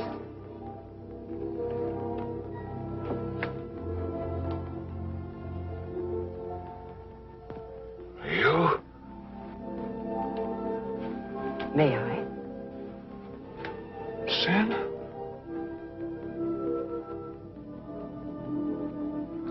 Thank you. Am I mistaken?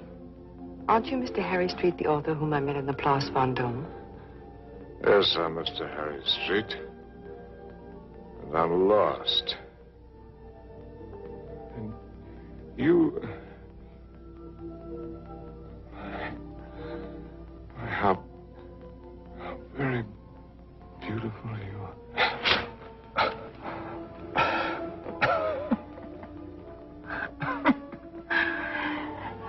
Excuse me, my dear Cynthia. But tonight, I'm a little the worse from many years of wear and tear. You need rest, Mr. Street. Yes, I need rest, Mr. Street. I need a lot of things, Mr. Street.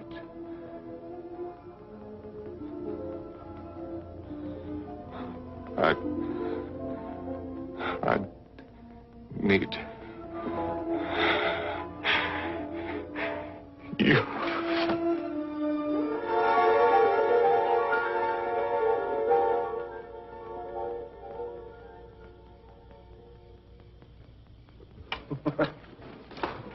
Would you like a drink? What did you say? Well, I'm going to have one. Why don't we have one together? Ask Molo. You know I don't speak the lingo. Hello. Do you want it? Latte, whiskey soda. Do you want it? About which one have you been thinking, Harry? What do you mean about which one? About Cynthia or about Liz? What makes you think you know so much? Maybe I was thinking about you and me.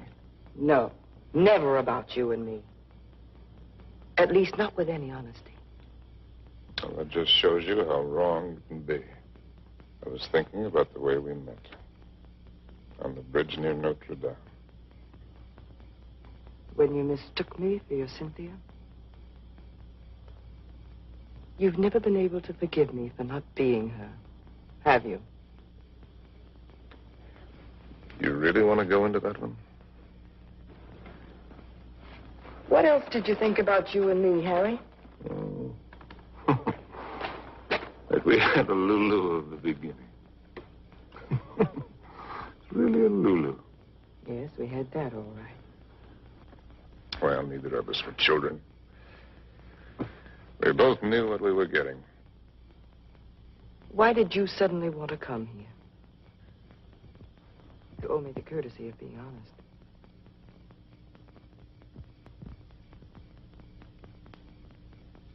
All right. I'll be honest. Guess why I wanted to come here is the point of the whole buddy joke. Because I'd found the answer to a riddle. That's why. About a leopard who'd lost his way. And I thought that if I had followed the wrong scent and was going to perish, then I'd better get back to the jungle from where I'd started. It had been good here. I had been right here. And I thought I could get back to it that way. Back into training. Work the fat off my soul. The way a fighter goes into the mountains to work the fat off his body. I might have made it, too. 2 weeks ago, that thorn had needled me.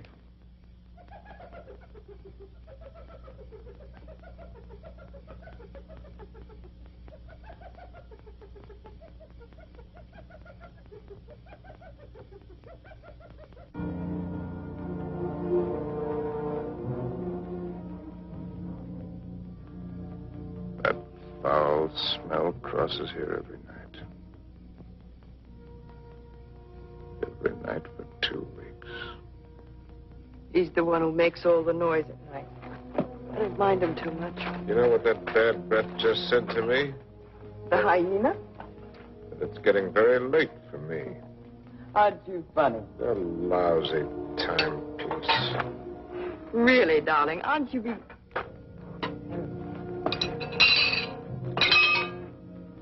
Harry.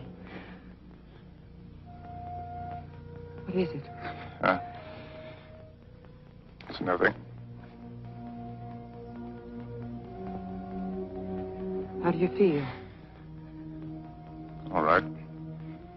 A little wobbly.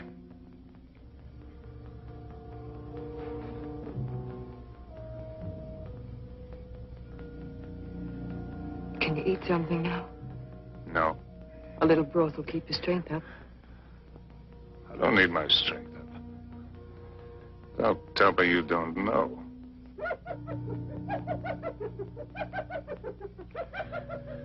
Well, I've known everything. Except just when it would happen.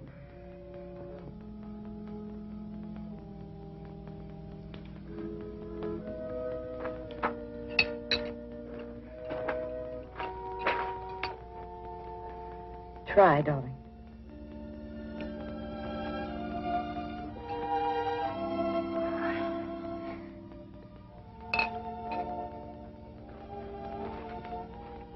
Helen, I want to write. I know. Do you really? I know almost all of it now. Except one very important thing which you must tell me. Harry, was it entirely because of her that it was the best time for you here? Who? Cynthia, whom twice you mistook me for. Was it only because you were happiest here with her? If you thought all that, why did you come along? Why do you think? You were always a considerate woman. You'd have bought me anything. You like anything new and exciting. I don't know. I more than came along, if you'll remember. I arranged with the publisher for your advance. I lied to you. I contrived it. Why? Because it was the only chance for you.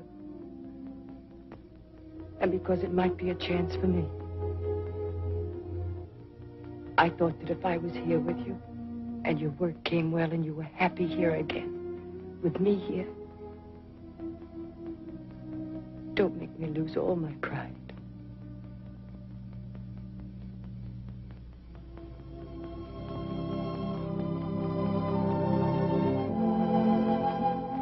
First time I've ever really seen you. You're not a failure, darling. Just because you've disappointed yourself with some of the things you've written, that's not failure as a man. You've brought something to everyone, just as you've brought something to me. You're quite a woman.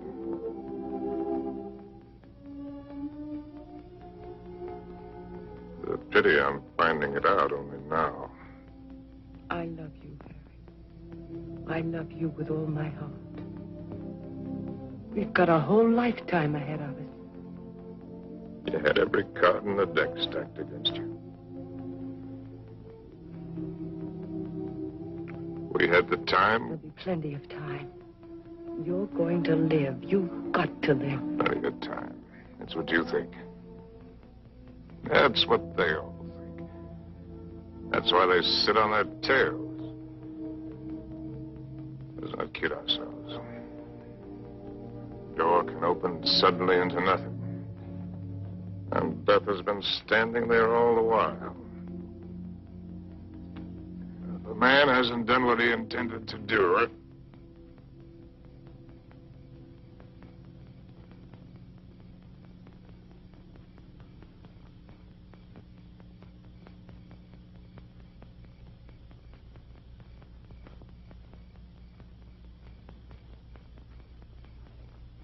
Jumbo. Jumbo Machawi. Who is he? one of the boys of the local clinic of the Mayo brothers, I do believe. A witch doctor? That's right.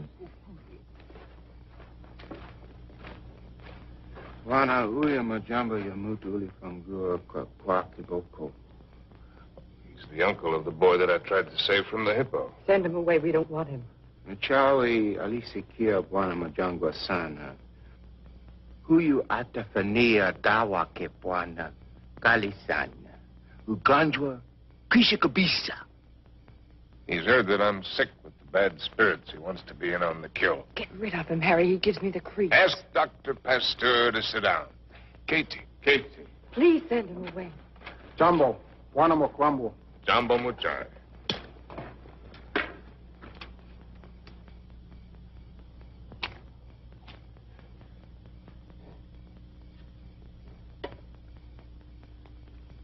He's eating a root of some special sort to sharpen his wits.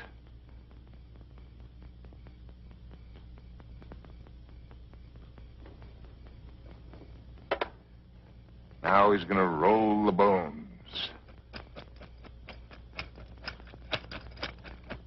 No fooling. In that stinking cat-skin bag, he's got a couple of dozen bits of bones from the hind legs of anteaters, tortoises, baboons, and whatnot.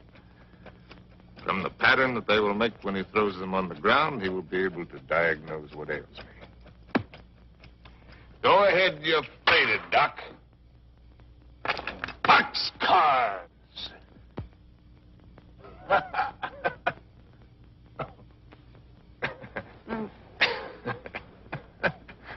Aye. Oh, that man finally gets tired. Molo. Kangoni. In the tent. What are you going Kangoni. to do? Joe, I don't want to go in the tent. In the tent. Oh, it's a clear night. It's not going to rain. You'll do just as I say. What a life. Man can't live as he pleases. Can't even die as he pleases.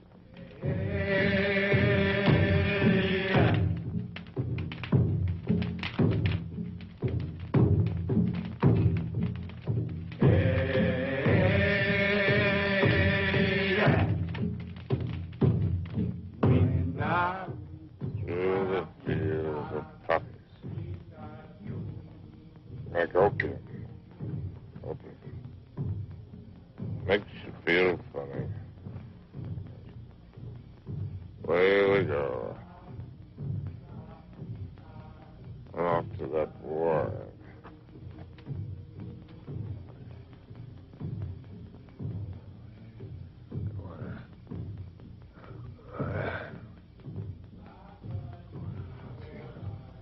Oh, we go.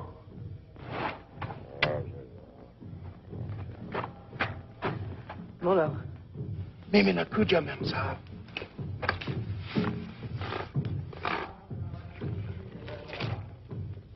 Dead soldiers. Or ballet skirts. Dawa teari, Memsa. Mafuta, kiboko, mafuta bongo. Nizizi kali sana. I'm sorry, I don't understand. I'm meant to write about it. Tumiha dawa. Mchawi asema kutumia dawa, Memsa. I've seen the world change. Yeah, not just the events, but the people. People change. It's my duty to write it. I've been in it. I've seen it. I've been in it. I've seen it. I've watched it.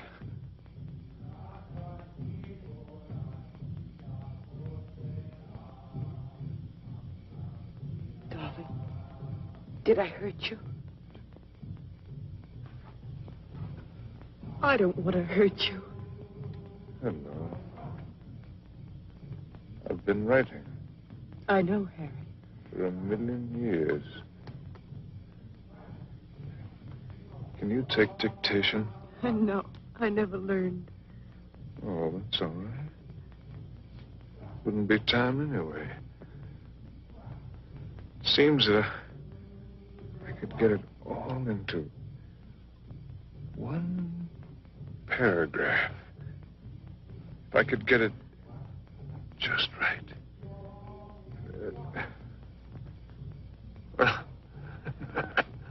Hello, Molo, you white man's burden, you. Indeed. Darling, I've only got the first aid. What's he gonna do? Sprinkle me with monkey dust? Darling. A hair from the tail of a leopard, the poor... Darling, please try to listen. You told me in certain parts of your leg there isn't any feeling. Wood. Funniest It thing... says in the book it's kind of paralysis, the blood vessels. One should use hot compresses to keep the circulation going. Well, you tell him to use the lion medicine. It's very Darling, potent. don't make fun even of him. He only wants to do his best. And I'm trying to do my best. I'm trying to do my best, too, darling. If you'll only do that, Harry. Hi-ho, said Raleigh.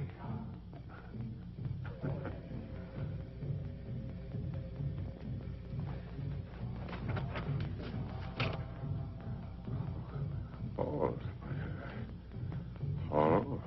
With a sharp knife. The area, slip sharp point of knife. Apply dry dressing.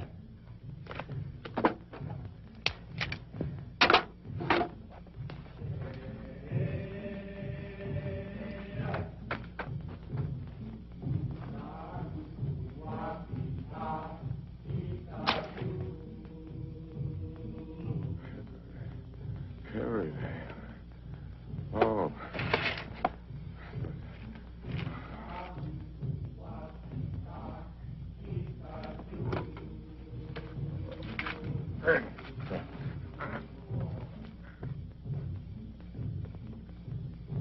Stretcher bearers! Leave him alone! Stretcher bearers! Darling, don't. It's all right. It's all right. Get out! Get out! A lousy fever.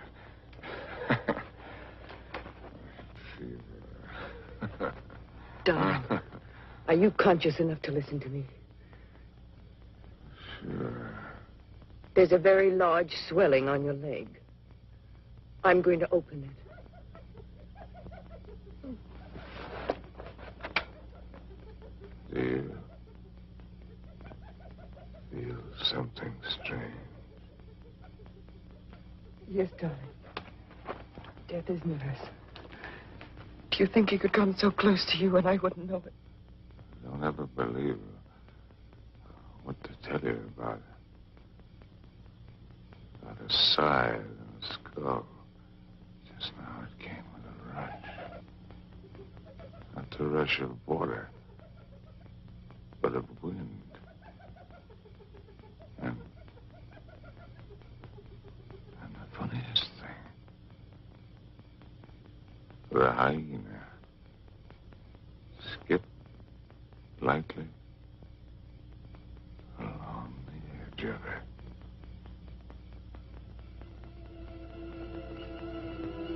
God help us.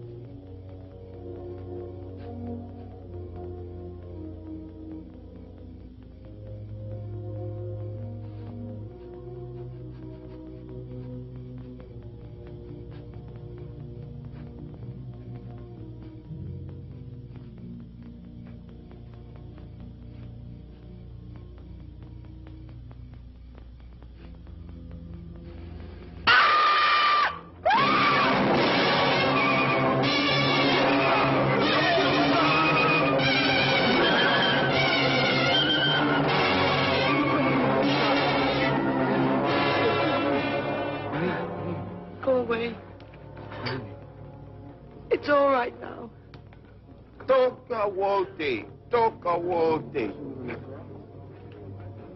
Nataka mem sa amin. Nataka nini. I don't understand. Go away.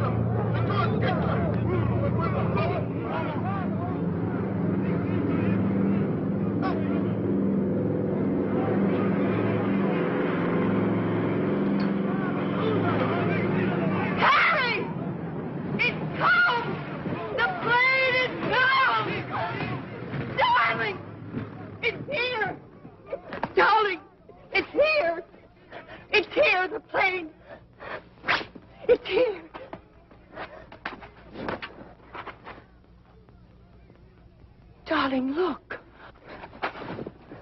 What do you see? Mr. Johnson. What do you know? No, I mean, look at the tree. The tree. Well, they're gone.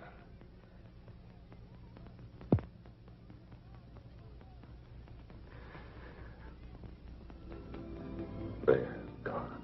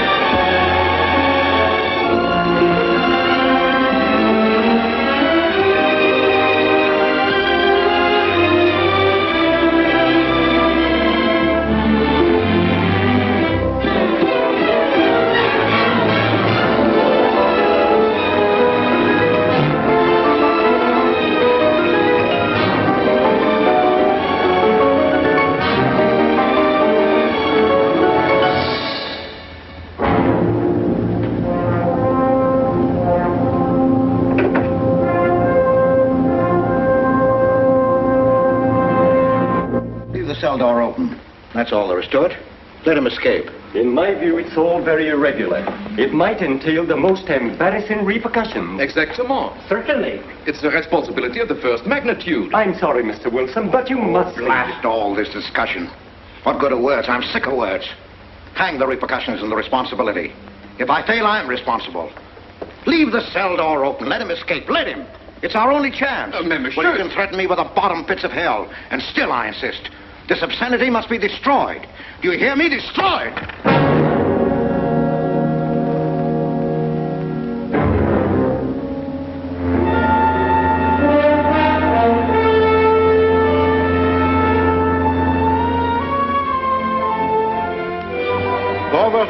pasajeros desembarquen. All passengers ready to disembark. I'm traveling for my health. I'm traveling for my health. Tengan listos sus pasaportes. Get your passports ready. I'm traveling for my health.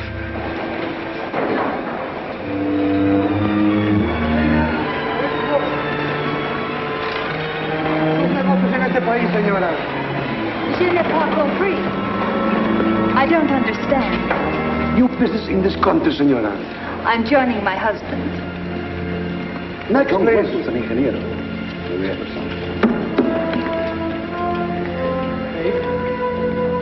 Stepan Polaski. You take care of himself, senor. Your business in this country, senor. I'm traveling for my health. How? I am traveling for my health. Oh. You are a native of what country? Poland. Oh, Poland. Trata permanece. Next, please. ¿Para qué vino usted a este país, señor?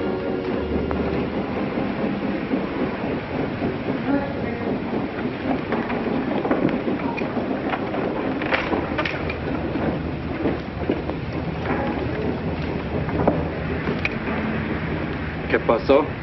Yo lo voy a seguir a pie, tú vete en el carro. Ah, bien.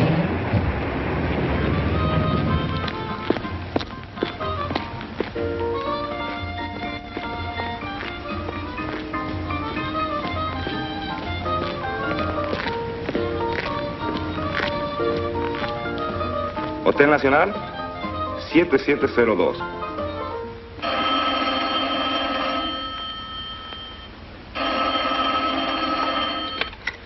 Hello? Yes? You haven't lost him. You're sure you know where he's going? My wife is following him.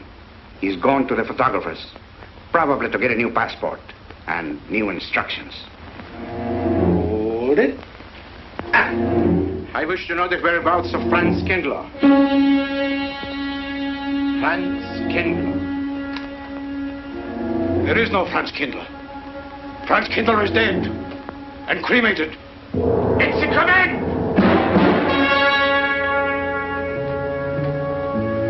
I have a message for Franz Kindler from the All-Highest.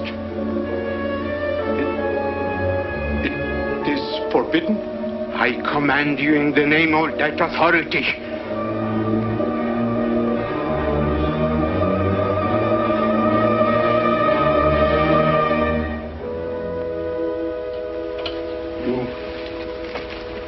You know the name he is using?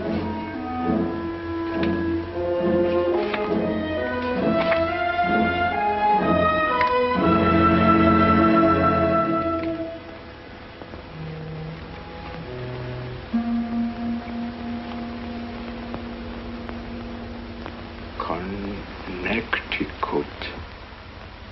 In the United States. The town of Harper.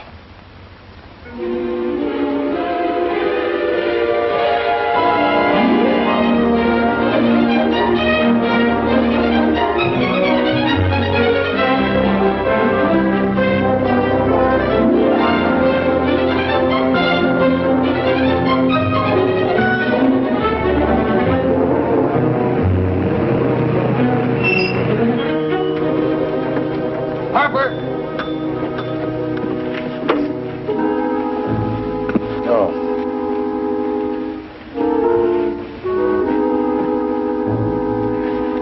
Excuse me.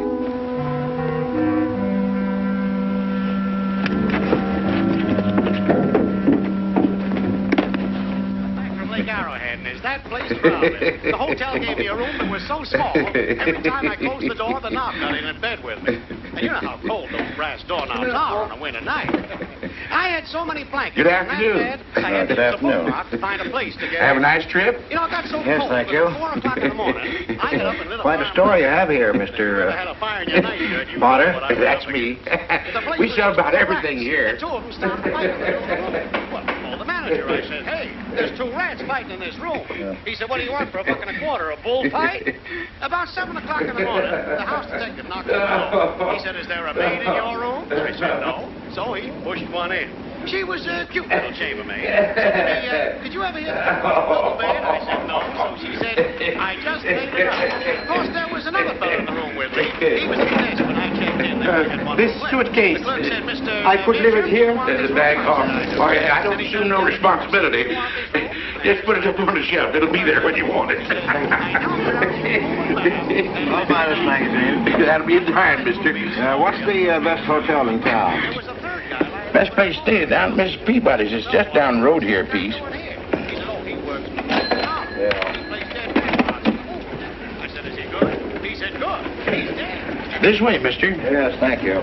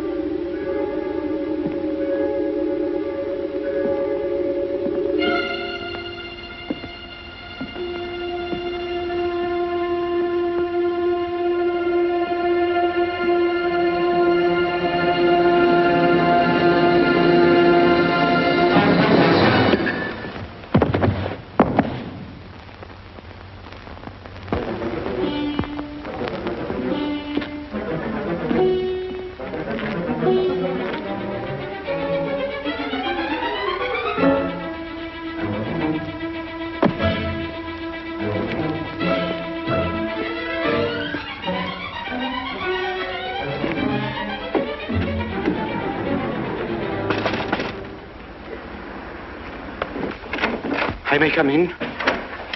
Yes, of course.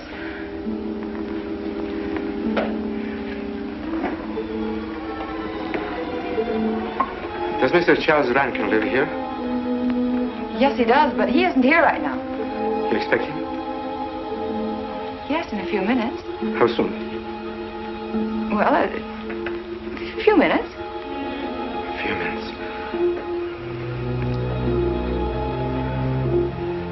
I may...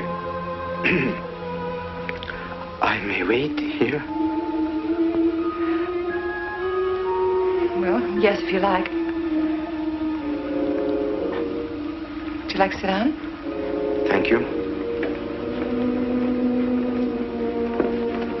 You a friend of Mr. Rankin? Yes, a friend.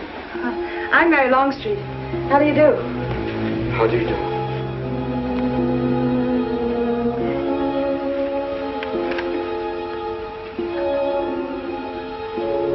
Mr. Rankin ought to be here now. Sometimes he stays after his last class, but he'll be coming straight here today, I'm sure. Because this is our wedding day. You're getting married? Yes, at 6 o'clock. I know it's most unconventional, my being here today, but I want to get these curtains up.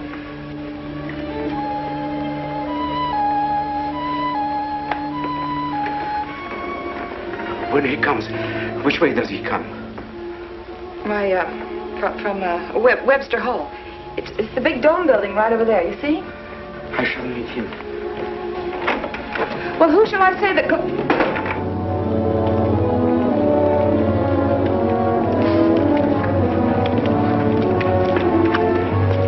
Franz. It's I, Franz. Heineke, we mustn't be seen talking together. Go back to the church, into the woods, you understand me? Follow the path. I'll meet you there.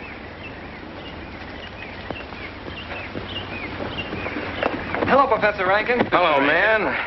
What are you up to? Paper chase. Oh, paper chase? I go ahead and lay the trail. You ought to have Jerry's job, Mr. Rankin. Take a little off that waistline. No, you ought to go with us, Mr. Rankin. Where to? The woods. Blondie.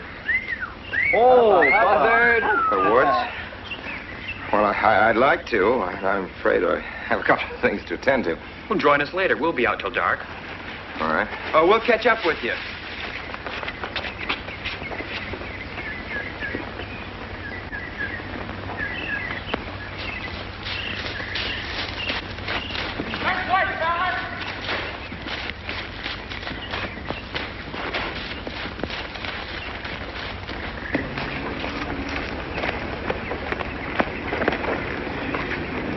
Meineke.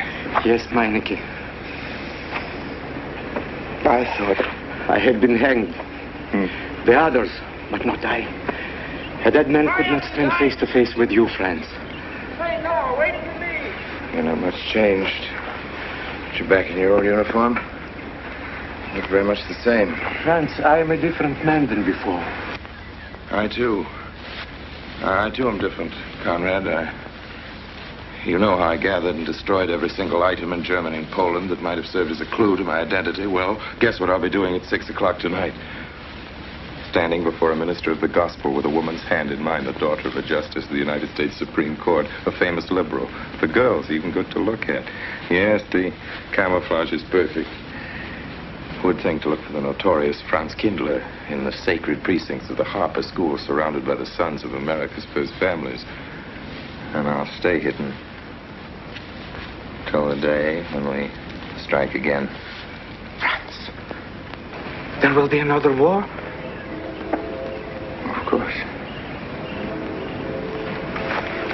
War is an abomination, saith the Lord. It is to tell you this that I am here. He set me free that I might come here and tell. Who set you free? To you. The all highest. You don't mean? I mean God.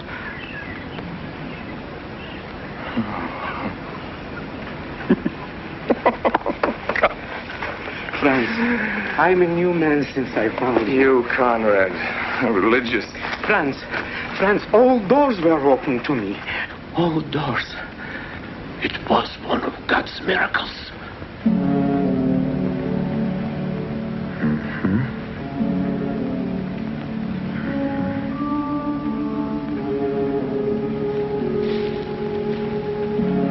They freed you so you'd lead them to me. Have you been followed? Were you followed here? Yes. Who followed you? The evil one.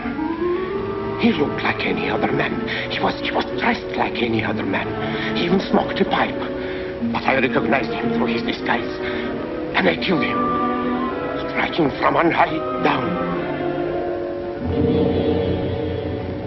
God's will be done. You killed him, the man with the pipe?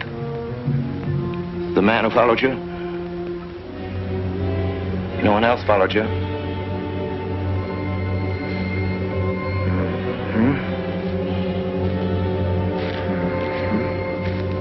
You must be brought to salvation, Franz. Confess your sins as I have. Proclaim your guilt. Only thus you can attain salvation. You really think so, Conrad? It will take strength. Such strength as can come only from God. Kneel by me, friends, and together we will pray to Him to give you strength.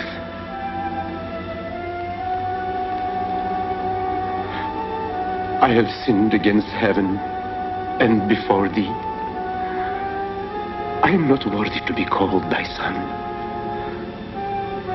Say these words after me. I despair of my sins. I despair of my sins. O God of all goodness, how could I ever have offended thee? Of all goodness.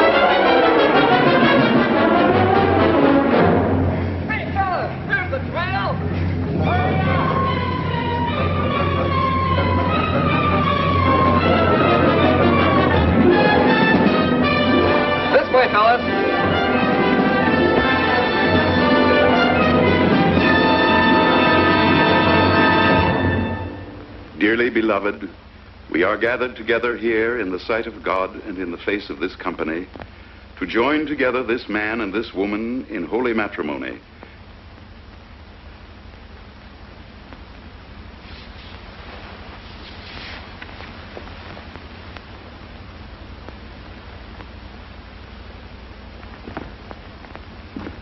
And forsaking all others, keep thee only unto her so long as ye both shall live. I will. Afternoon. Afternoon. Wedding? Yep. Judge Longstreet's daughter. He's Supreme Court Justice, you know. Bottle of aspirin, please. Right back there, third shelf down from the top. You'll see the big ones on the left, the economy size. You have to get it yourself, mister. Right back there. All your needs are on our shelves. Just look around and help yourselves. Right in there. Right this one. That's it. That's it. Living down to Mrs. Peabody's? Just a few days only. Some coffee, too, please. Or should I get it myself? Cafeteria style around here, mister. That's right. Self-service.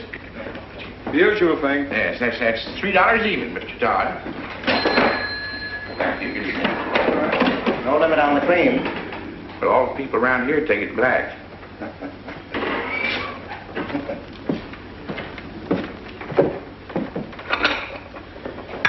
The one on the right, mister. Oh, thank you. Who's Miss Longstreet marrying? One of the teachers down at school. A stranger in town. I issued the license. Oh. Yep. I'm town clerk.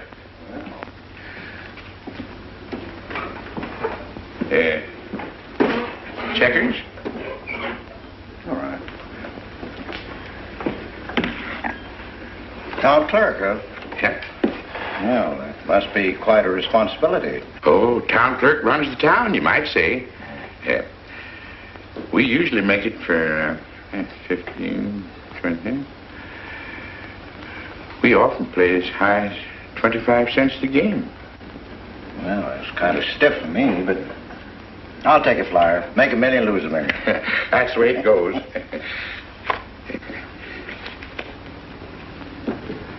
I move. All right. Well, you must know just about everybody in town here. Not just about. Know everybody. You're on business? Mm-hmm. Uh-huh.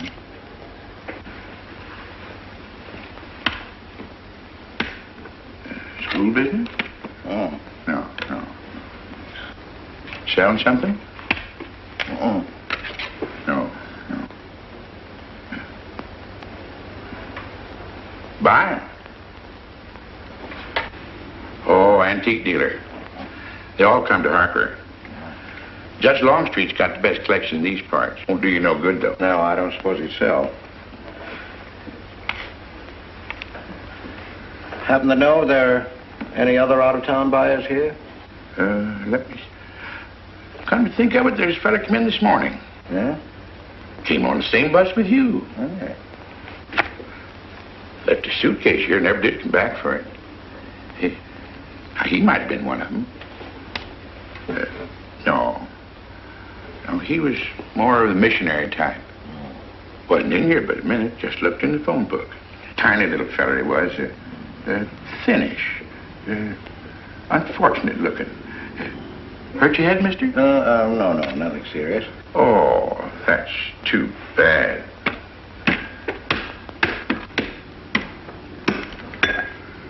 It's a game you got to keep your mind on. 25 cents, please.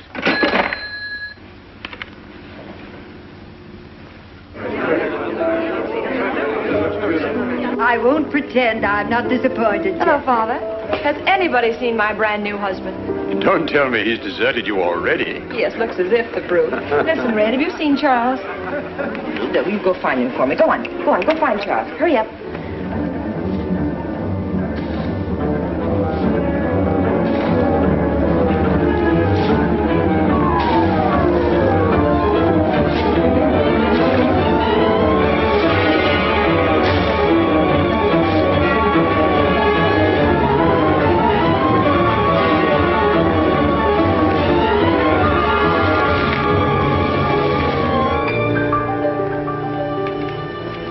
I've looked everywhere for him, Mary, and I can't find him. Well, I wonder where he could be. I'm getting worried. Are you, darling? What about? Gerald, you've changed.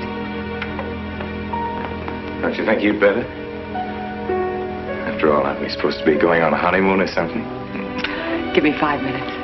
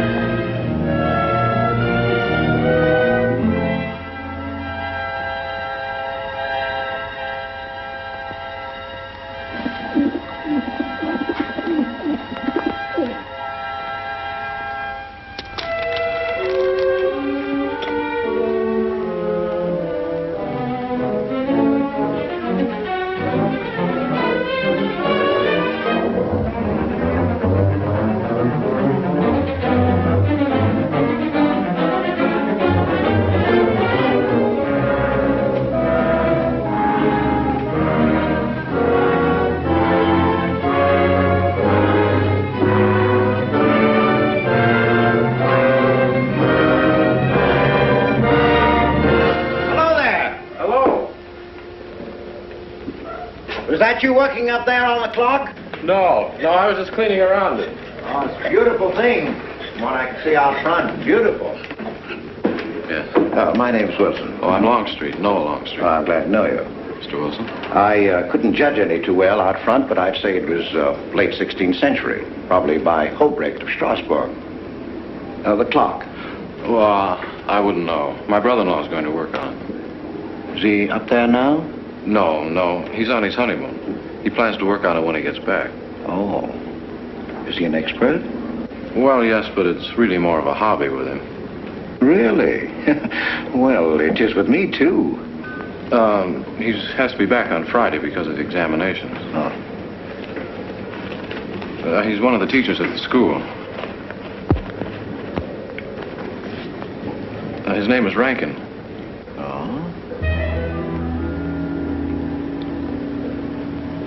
It's nice to be able to show it to someone who knows what Revere Silver's all about. But personally, my specialty is pewter. Oh, yes, pewter. The Revere workmanship, although sometimes heavy in design, almost invariably shows the sign of a master craftsman. It's beautiful. Noah. Hello, Mary. Hello, honey. Hello, Mary, Adam. dear. Mr. Wilson, my daughter, Mary. Oh, how do you do, Mr. Wilson? I'm My glad to see son-in-law, you. Charles Rankin. How do you do? How do you do? I hope you don't mind my intruding on your homecoming. Good evening, Mary. Jeff, how are you? Fine. You're looking good. Welcome home, Miss Mary, dear. Sarah. Oh, Sarah, you sweet thing. If you don't sit down, it'll get cold. Come on, Jen. Charles? So glad. Well, sister, how are the mountains? They were perfectly marvelous. Mr. Wilson, will you come sit over here on my right? Jeff, your usual place, and darling, you're right there. You ought to see Charles on skis. He's absolutely wonderful. No. Yes, darling, you are, and I'm pretty good too, aren't I? Very. Well, for a beginner. Do you remember to keep your knees together and your apparatus in? Yes, Freshy, I did. Mr. Wilson here is compiling a catalogue of Paul Revere silver. How nice. Mr. Wilson is also an authority on clocks. Oh, really? That's Charles' hobby, too. Yes, so your brother tells me. I understand you're going to fix the one in the church tower. Well, I may try. Well, that's quite an undertaking.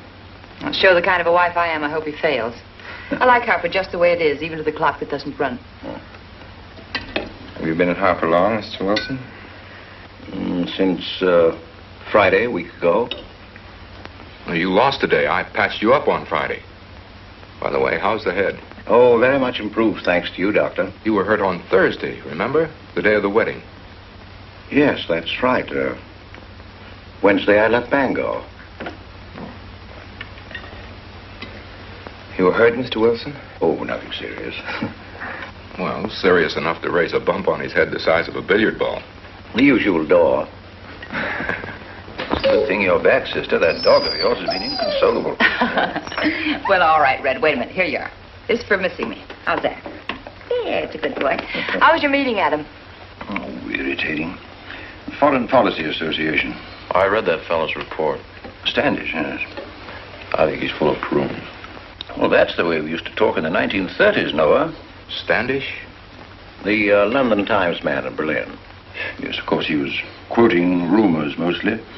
Men drilling by night, underground meeting places, pagan rituals.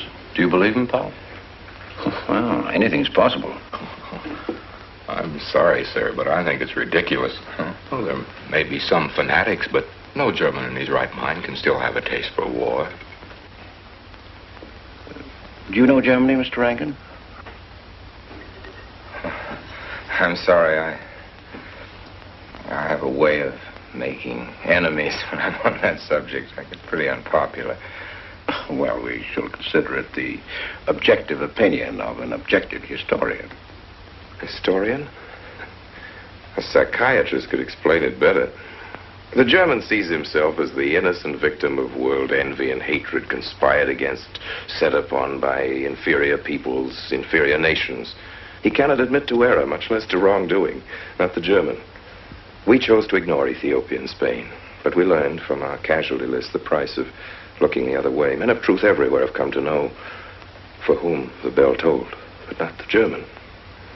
He still follows his warrior gods, marching to Wagnerian strains, his eyes still fixed upon the fiery sword of Siegfried. And in those subterranean meeting places that you don't believe in, the German's dream world comes alive, and he takes his place in shining armor beneath the banners of the Teutonic Knights. Mankind is waiting for the Messiah, but for the German, the Messiah is not the Prince of Peace. He's another Barbarossa, another Hitler. Well, then you have no faith in the reforms that are being effected in Germany. I don't know, Mr. Wilson. I can't believe that people can be reformed except from within. The basic principles of equality and freedom never have, never will take root in Germany. The will to freedom has been voiced in every other tongue. All men are created equal, liberté, égalité, fraternité, but in German... There's Marx. Proletarians unite, you have nothing to lose but your chains. But Marx wasn't a German, Marx was a Jew. But, my dear Charles, if we concede your argument, there is no solution. Well, sir, once again, I differ. Well, what is it, then? Annihilation. Down to the last babe in arms. Oh, Charles, I can't imagine you're advocating a Carthaginian peace. Well, as an historian, I must remind you that the world hasn't had much trouble from Carthage in the past 2,000 years. Well, there speaks our pedagogue. Speaking of teachers, Mr. Wilson. Yes, yes. The faculty is coming for tea next Tuesday. If you have nothing better to do, would you like to join us? Well, I'd like to, but my work here is finished. I'm leaving Harper tomorrow.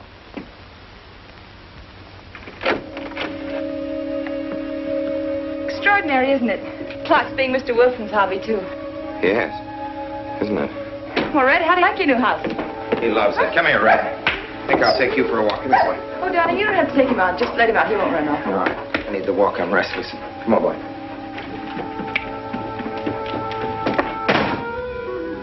That's good. How are you coming along? I'll be in Washington tomorrow afternoon. You were right about Rankin. He's above suspicion.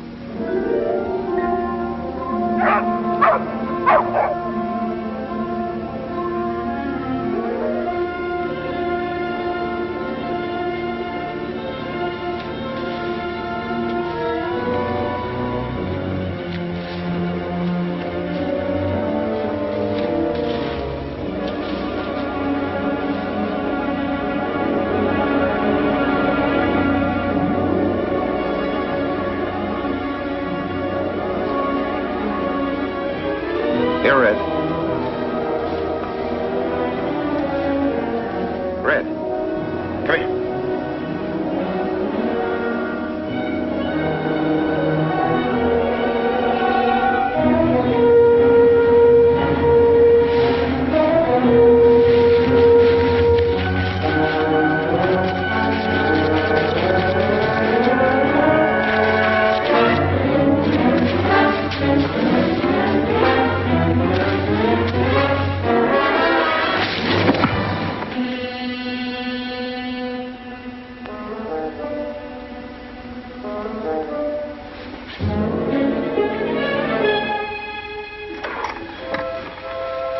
Give me long distance. I want Washington, D.C.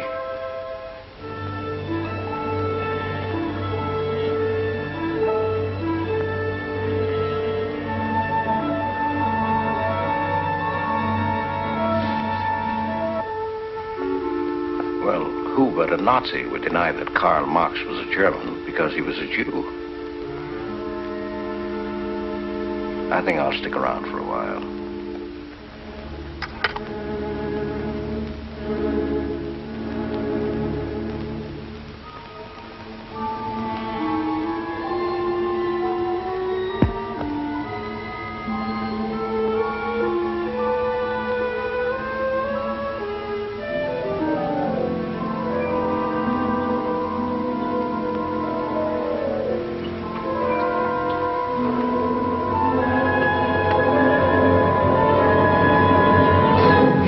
What is it, dear? Oh, I'm sorry. I was dreaming about that little man.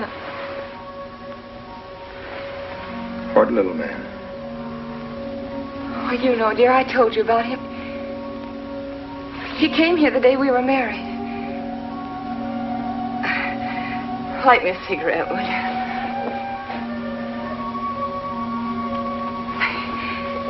I've never had a dream like that before. It frightened me. Thanks.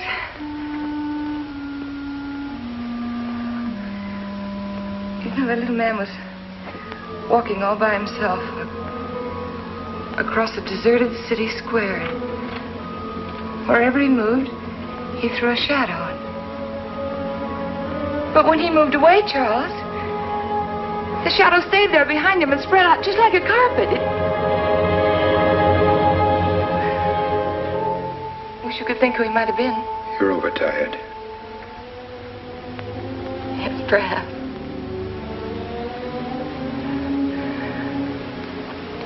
Here, dear, put this out, will you?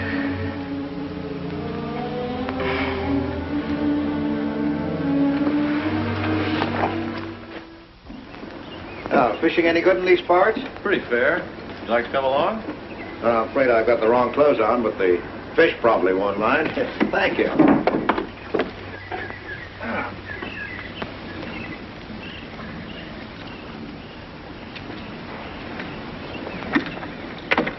I'm just not lucky today, that's all. Would you like a candy bar? Well, I don't mind if I do. Thank you. Well, all your folks like fishing? Oh, my dad's great. He always brings in something. Well, what about Charles? Charles? Oh! I have to call him Mr. Rankin at school. I get a little mixed up sometimes. He spends most of his time on the clock, you know. Why don't you like him, Noah? What do you mean? Well, you don't like your brother-in-law. It's none of my business, but I wish you'd tell me why. Well, I like him well enough. I don't know any reason why I shouldn't. Don't tell me I'm butting in because I know I am, but I can't help myself. It's my business. I hate bringing you into this, Noah, but you're the only one I can turn to. I need your help very badly. Well, what is it? Your sister may be in great trouble. I know that you're man enough for what I'm going to ask you to do for her. The truth is, I'm not really an antique dealer. I'm sort of a detective. Well, what do you want me to do, Mr. Wilson? It would help me a lot if I knew every move Charles Rankin made on the day of his wedding, right up to the ceremony. Well, I should be able to. Unless Charles realizes what I'm doing. I'll keep him busy.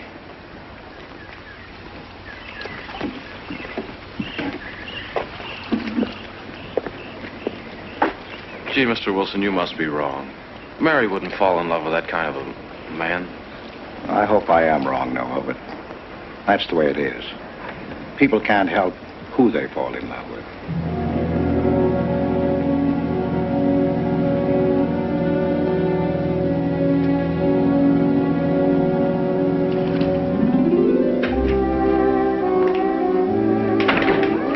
Greetings, Mr. Potter. Excuse me, Mr. Wilson.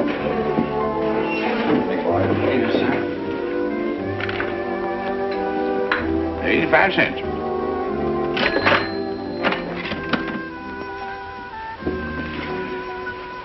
Here you and Professor Ankton aim to fix the clock. That's right.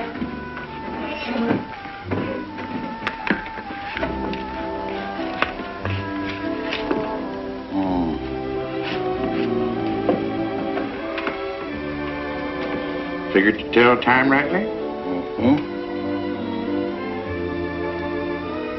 And will the angel circle around the belfry?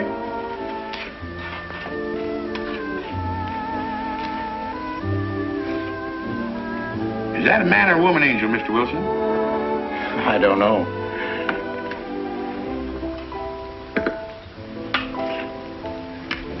Well, reckon it don't make much of a difference amongst angels. Well. Give up? No. We'll play it out. That's my privilege, 25 cents. Yeah. So, by the way, did Mr. Rankin pick up his supper this evening? No. He generally gets through up there about now. Oh. Yes, I know.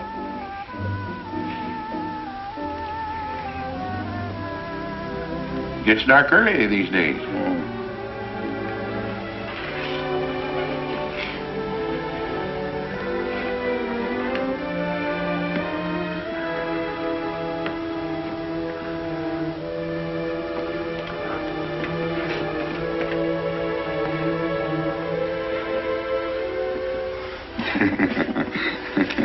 Our little man never did pick up his suitcase, did he? No. Strange. Ain't it, though? I've been tempted once or twice to look to see what's inside it. It ain't even locked. Well, it seems to me that under the circumstances that you have a perfect right. You do? Well, I wouldn't want to do it without a witness. Oh, that's me. It is? Well, that's all I wanted to know. I'm trying to look in that thing to see for a bit here. Wonder what's in it. Soil linen. Sweater. Soap and a razor wrapped in a towel with SS Cristobal written across it. Pair of old shoes. Yeah. Nothing but religious pamphlets. Yep, that's all. Evening, Mr. Potter. Oh. Hello, Mr. Wilson. Hi, Mr. Wilson. Hi. You, Mr. Rankin. Mr. Potter and I have been poking our noses into somebody else's business. That suitcase. Some chap left it here, and he never did call back. That's been more than 2 weeks ago. Did he say what he was doing in Harvard? No, looked in the phone book, didn't telephone. Kind of funny looking he was. A scrawny little feller with big, starry blue eyes. Had a queer walk. Like any second, he might break into a run. Did he have a foreign accent? Why, yes, he did. But not so much of an accent as a foreign way of talking. Do you happen to know who he could be, Mrs. Rankin? Why, no. I was just trying to complete your mystery for you. Don't all foreign strangers have to have foreign accents? Mary, have you seen Red? Why, no. Not since I took him home to you a couple of days ago. He's been spending all his time out in the woods, and he doesn't even come home for his meals. But you told me he never ran away. He never did. No, that's why Noah's so anxious. Come on, Mary. Good night, Mr. Wilson. Good night. Night, Noah. Night.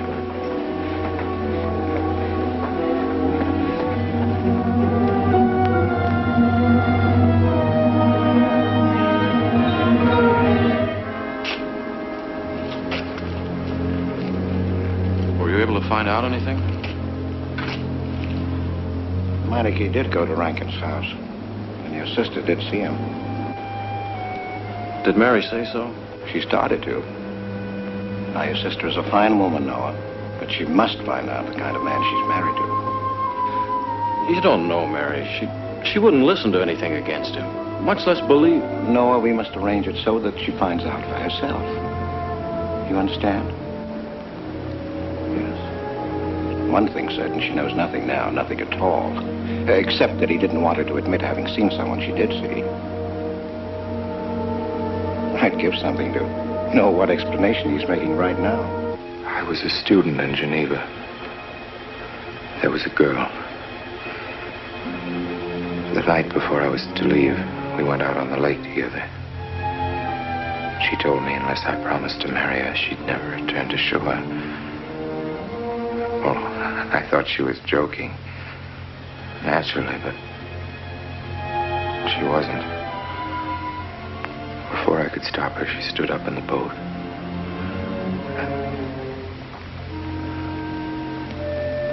Well, I dived in after her, but it was too late. She was gone. Only one person knew we were on the lake together. Her brother. He knew I hadn't murdered her, but he told me he'd be willing to call it an accident for compensation. I gave him all I had and left Switzerland. As the years went by, I allowed myself to believe that the dead past really was dead. And then, on our wedding day, Mary, he appeared again. Her brother, the little man. I gave him all the money I had in the world. And he went away again. Oh, darling. You should have told me. And not carried this awful thing around by yourself. You're a very wonderful person, Mary. I love you very much.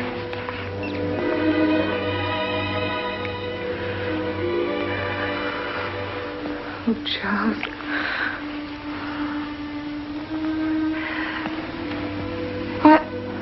Why didn't he go back for his things? Well, I suppose once he had money, he could afford better.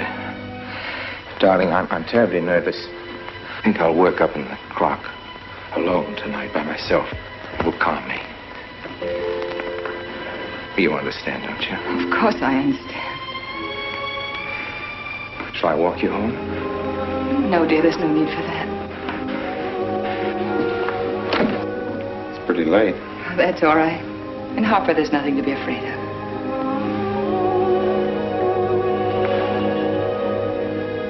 I love you.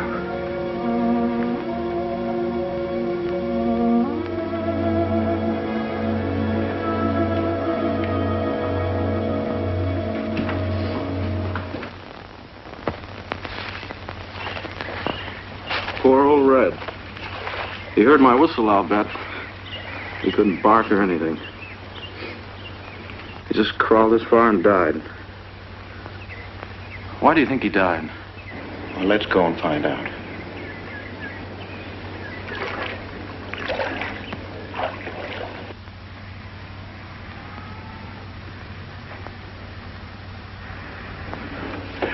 That's young Longstreet's dog, Red. Looks like he's dead to me. Yeah. They're taking him up to Dr. Lawrence's office. Would you know anything about it? Wonder what in the world's the matter with him? Checkers? No, thanks. That Coke's a nickel. Thanks, Mr. Rankin.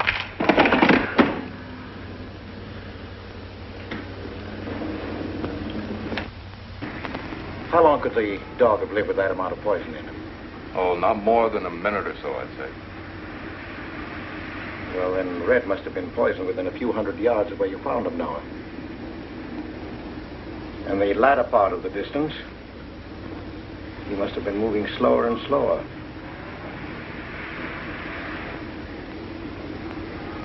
Thank you very much, Doctor. Thanks, Jim.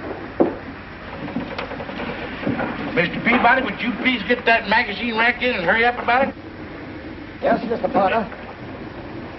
Hurry up about it. Move along and... afternoon, Mr. Wilson. Afternoon, Noah. Bring him right in there. We'll just be right in.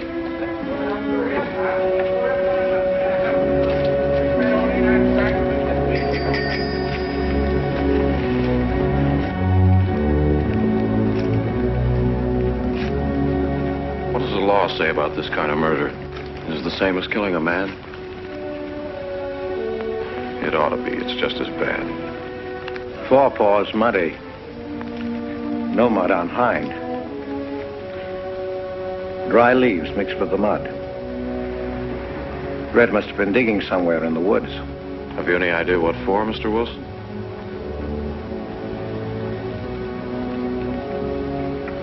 The body, I think. Meinecke's. The little man. Then...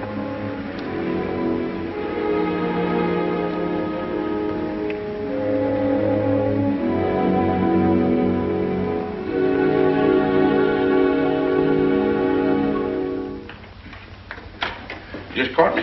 Anything wrong? Wrong? Oh, you mean closing up like this? Yeah. Just going on a search. What you after? Found a machine on what search? For the body. State police deputized half the town. Just reach up there, fourth shelf. One misses the news up in the clock tower. What body are they searching for? I bet this fella left his bags here. Scrawny little duck. Unhappy looking. I knew he'd come to a bad end. That ought to be 15 cents, mister. Professor, I'll just put it on your account.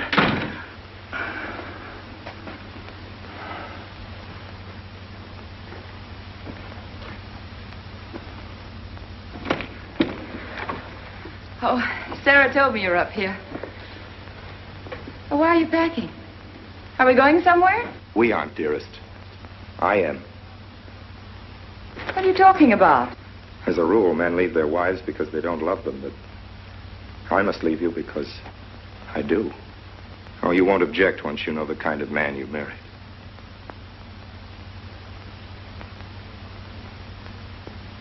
But you are the man I have married, and that's all that matters. Darling, I meant it when I said for better or for worse. Even to killing Red.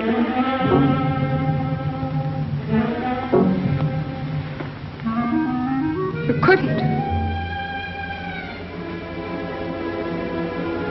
It was an accident. No, I meant to kill him. Murder can be a chain, Mary, one link leading to another until it circles your neck. Red was digging at the grave of the man I killed. Yes, your little man. You killed him? With these hands. The same hands that have held you close to me. Now are you satisfied to let me go? Why? Why did you do it?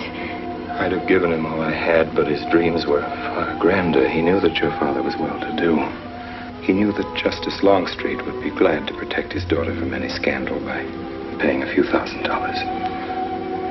Oh, Mary, I should have gone away and lost myself in a world where he can never find me, but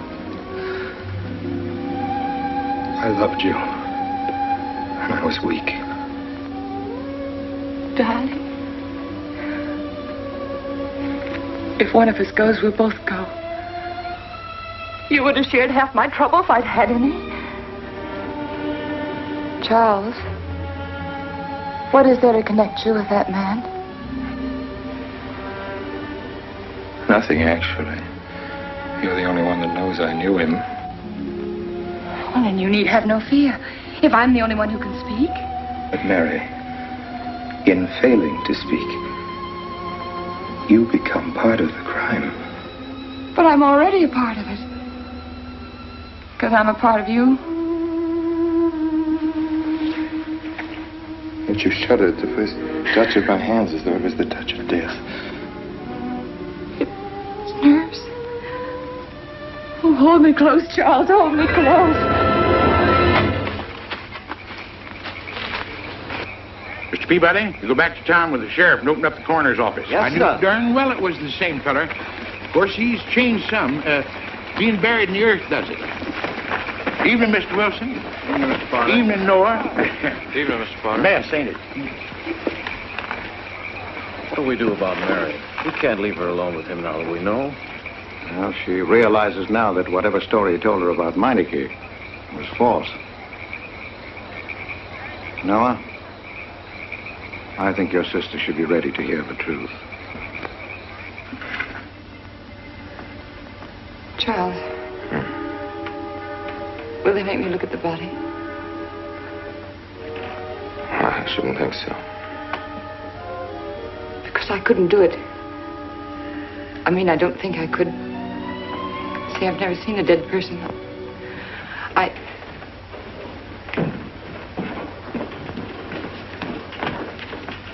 Many are having to tea, Mary. 28 altogether, I think, dear. You didn't eat nothing at dinner. Isn't that You'll rather be fainting a lot? again, Miss Mary. 28 for just you and Sarah? No. Oh, we'll manage all right. But suppose I should... Should what? I don't know. I only know I'm terrified of seeing anybody or being seen. Mary, you must get tight hold of yourself. If you're determined to go through with this thing, you'll know beforehand exactly what you're going to do and say at all times. Perfect naturalness at all times. Now, darling, listen to me. Darling. I am prepared to go to the police. It's your father, Miss Mary. He wants to talk to you. Yes, thank you, Sarah. Mary.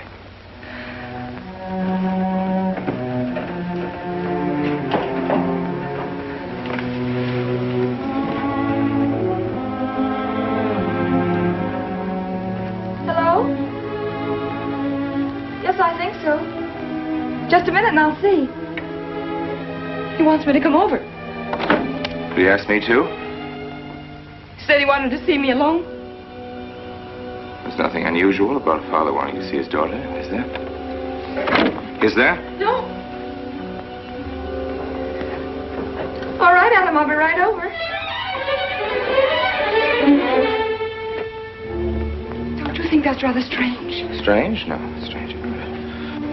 Tell you what I'll do. I'll go over to the church and work on the clock while you're with your father. And you can by and pick me up later. I'm so afraid. He was so pointed as wanted to see me alone, and his voice sounded so different. Now, you know what you're going to say, don't you?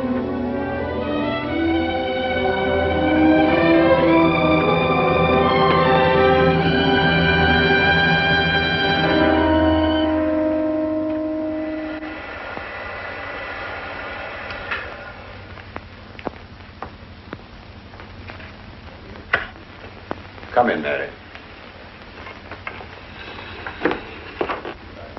Is something wrong? You know about the body that was discovered yesterday, Mrs. Rankin?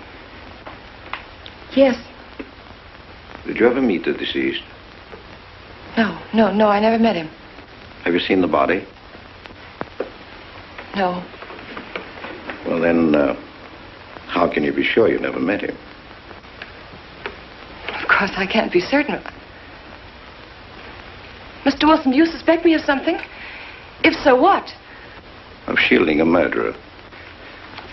Perhaps this photograph will refresh your memory. Do you recognize this man?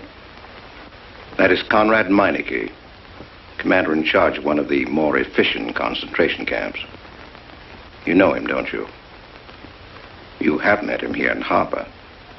No. I've never seen that man, Mr. Wilson. Judge, would you mind putting out the lights? I've been showing your father some films, and I'd like you to see them, too. I'm on the Allied Commission for the Punishment of War Criminals. It's my job to bring escaped Nazis to justice. It's that job that brought me to Harper.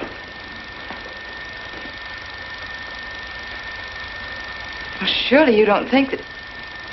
Mr. Wilson, I've never so much as even seen a Nazi. Well, you might without your realizing it. They look like other people and act like other people when it's to their benefit. A gas chamber, Mrs. Rankin. The candidates were first given hot showers so that their pores would be open and the gas would act that much more quickly. And this is a lime pit in which hundreds of men, women, and children were buried alive. Why do you want me to look at these horrors? All this you're seeing, it's all the product of one mind. The mind of a man named Franz Kindler. Franz Kindler? Yes, he was the most brilliant of the younger minds from the Nazi Party. It was Kindler who conceived the theory of genocide, mass depopulation of conquered countries, so that regardless of who won the war, Germany would emerge the strongest nation in Western Europe, biologically speaking. Unlike Goebbels, Himmler, and the rest of them, Kindler had a passion for anonymity. The newspapers carried no picture of him. Oh, no, and just before he disappeared, he destroyed every evidence that might link him to this past, down to the last fingerprint. There's no clue to the identity of Franz Kindler, except one little thing. He has a hobby that almost amounts to a mania. Clocks. So have lots of people. You yourself. Well, I'm not quite finished, Mrs. Rankin. In prison, in Czechoslovakia, a war criminal was awaiting execution. This was Konrad Meineke, one-time executive officer for Franz Kindler. He was an obscenity on the face of the earth. The stench of burning flesh was in his clothes. But we gave him his freedom on the chance that he might lead me to Kindler. He led me here, Mrs. Rankin. And here I lost him. Until yesterday. Your dog Red found him for me. But unfortunately, Meineke was dead and buried. Now, in all the world, there's only one person who can identify Franz Kindler. That person is the one who knows definitely who Meineke came to harbor to see.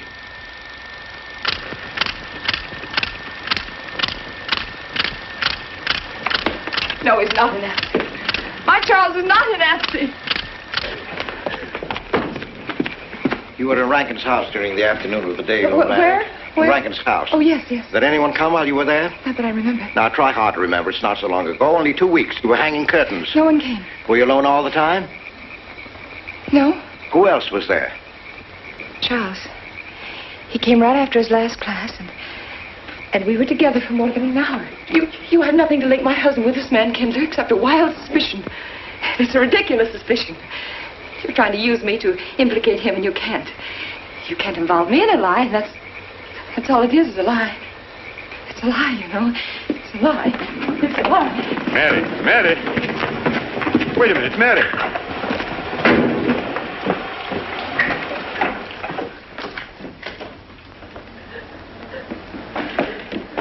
Mary! Wait a minute, sister.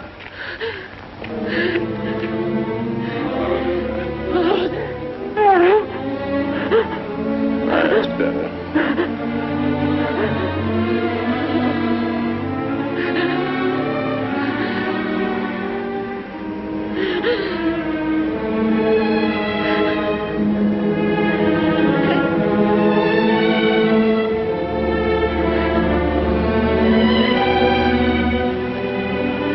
You know that your welfare and Noah's means more to me than anything, don't you?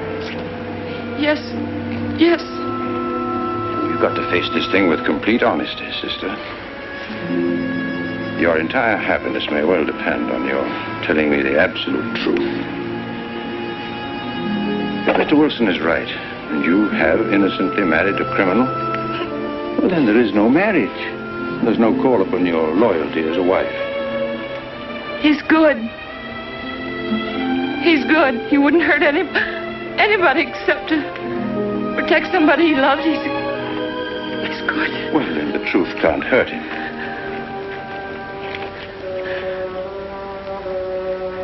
Charles was not with you that afternoon, sister. I remember you saying so when you came home. You're against him too, Adam. Yes, you are. You've never liked him. That's why you don't believe me now. Leave us alone, Adam. He's not a Nazi. He's not one of those people. He's not. Leave us alone.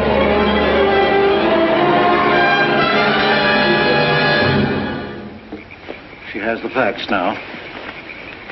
But she won't accept them. They're too horrible for her to acknowledge. Not so much that Rankin could be Kindler, but that she could ever have given her love to such a creature. But we have one ally, her subconscious. It knows what the truth is and is struggling to be heard. The will to truth within your daughter is much too strong to be denied.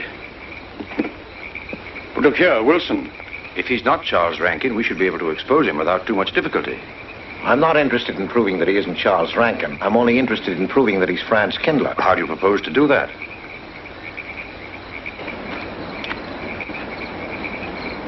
Through your daughter. Unless I'm mistaken, she's headed for a breakdown. That's the usual result of a person being inwardly divided. Rankin will recognize this, and that's what I'm banking on. What do you mean? Well, he can't afford to trust a person approaching hysteria. He won't. He'll have to act. He may try to escape before she collapses, which would only be an admission of guilt. Or... Go on. He may kill her. You're shocked at my cold-bloodedness. Well, that's quite natural. You're a father. And it's because you are a father, Judge Longstreet, that I'm talking to you like this. Naturally, we'll try to prevent murder being done. However, the proof that murder is his aim would be the strongest evidence that your daughter could have.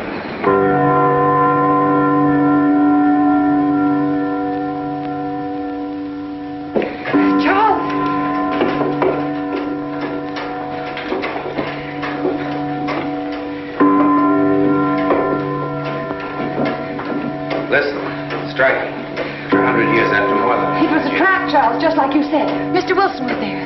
He tried to tell me that you were a Nazi. And I was supposed to believe it. Imagine you being an escaped Nazi. Oh, he thinks he's very clever, that Wilson.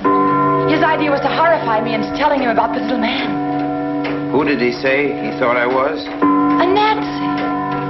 Franz Kindler. He made it all up just to trick me. But I didn't tell him anything, and I didn't tell Father anything. I outfaced both of them, Charles. It'll be simple enough to prove you're not that Nazi.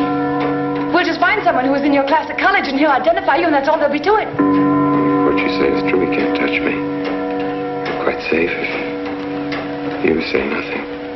Oh, I won't, Charles. I promise I won't. They can torture him, and I won't tell them anything. Look, chimes have awakened Harper.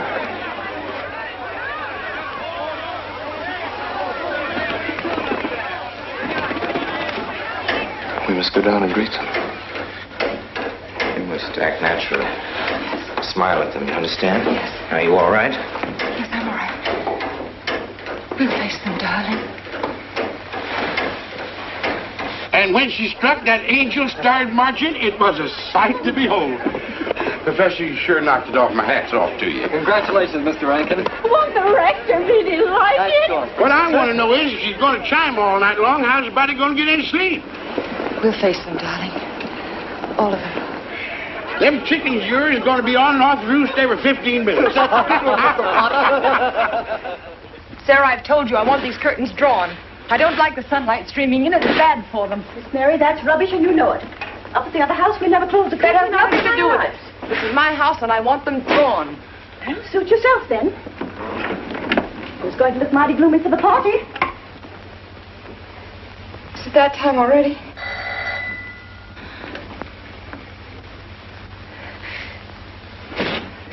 Were you able to see when they opened the grave, Mr. Randall? Was it too horrible? Well, not the most pleasant sight. Oh, there's Mary. Hello, Mary. Filling out prescriptions, that's part of this business of hate. Sleeping pills, that's another. Mrs. Rankin. $1.65. Okay. Want them wrapped? No, thanks. Sleeping pills. Don't approve of them. No. Man does a day's work, man gets a night's sleep. Leastways he could until that clock started bonging every few minutes. I believe Mrs. Rankin ordered some ice cream, didn't she? Ice cream? Yeah. Already gone. Fella said he was going past your house, so I give it to him. Mr. Wilson.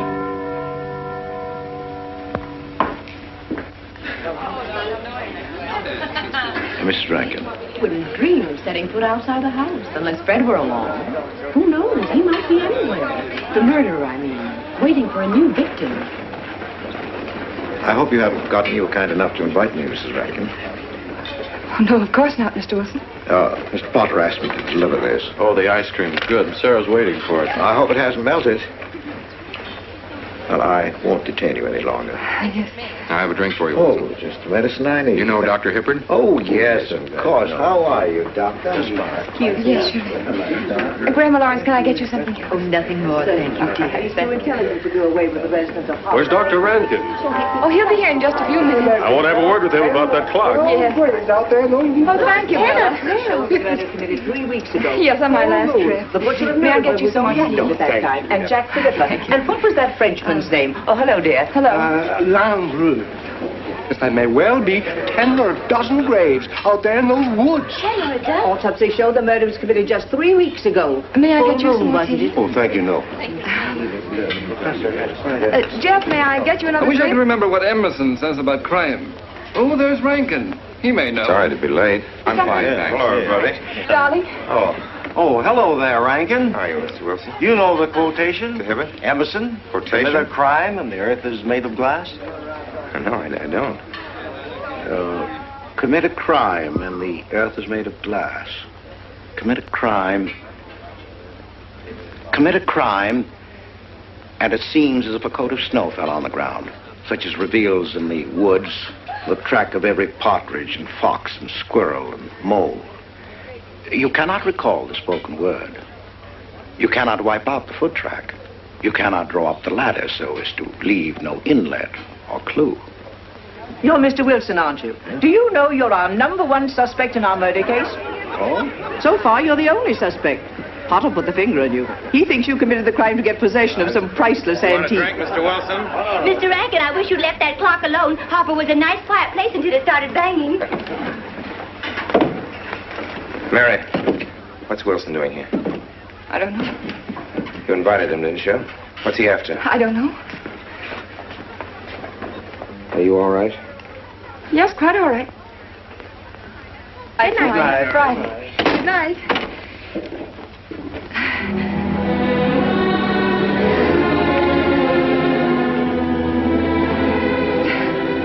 May I help you, dear? No! No!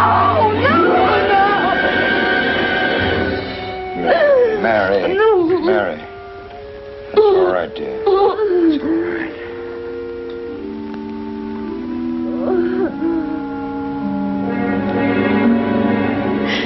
It broke, and the beads fell all over the floor. He took her upstairs. When I left, I could still hear her crying. Well, the floodgates have opened. Her subconscious is almost won. From now on, we must know every move that Mrs. Rankin makes. She's never to leave the house unless I know where she's going. If for any reason I can't be found, she's to be detained, no matter on what pretext. Understand, Sarah? Don't worry. She won't get by me. When she snapped those beads, she signed her own death warrant.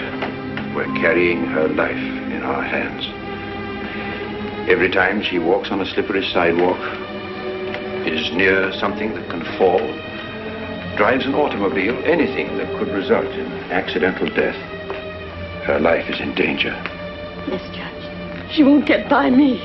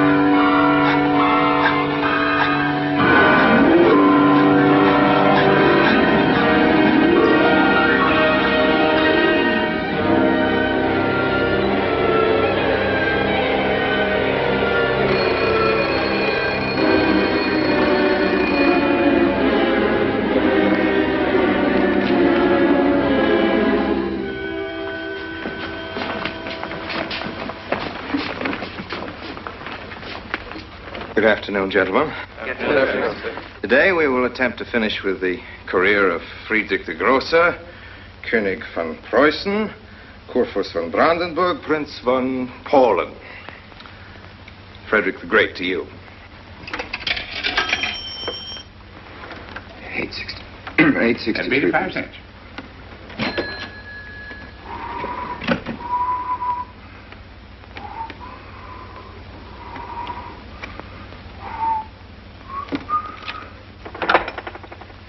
Hello? Oh, Mary. Mary, this is Charles. Can you hear me, dear? I can't speak very loudly where I am, but I want you to understand this. Something very important has come up. You must come to the church immediately. The church tower. Understand? Yes, I understand. I don't want anybody to know that you're going there. Mary, don't tell anybody you're going. Go to the church tower and leave your car in the rear and come in through the back door. Okay? Right.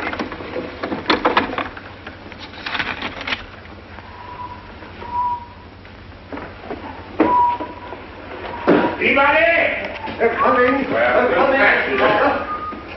Yes, sir. Stack that wood down there with the rest of it and then get back to work. Yes, sir.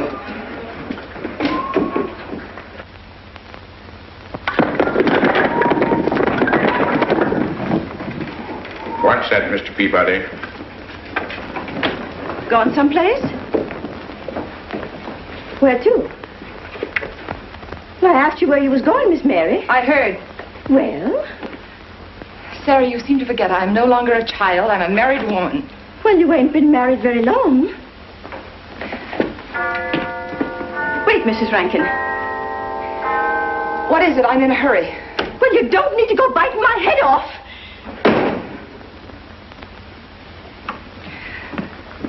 What is it, Sarah? Well, I don't know.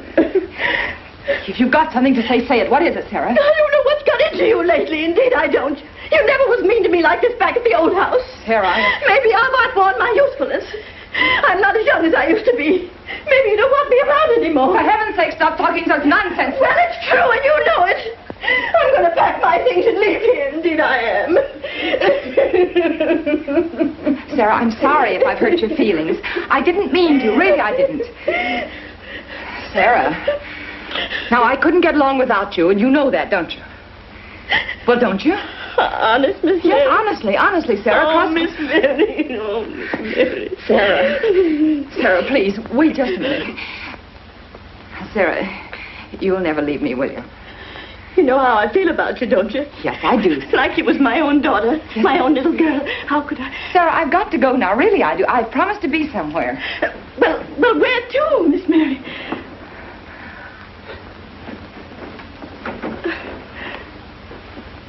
Stop fussing, Sarah. It's a secret. Oh, Miss Mary! What's the matter? Sarah, what's the matter? My heart. What's the matter? I can't breathe.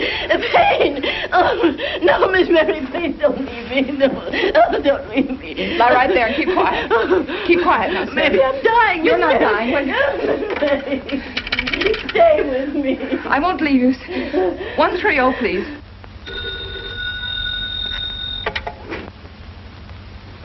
Yes, Mary? Look, I was supposed to meet Charles at the clock tower right away, and I can't get there. Will you go and tell him to please wait for me? And no one's to know where or why you're going. It's important. All right.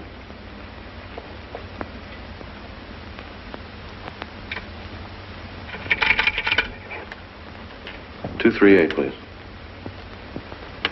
Hello, may I speak to Mr. Wilson? Looks like it's coming up for snow. Yes, that's right.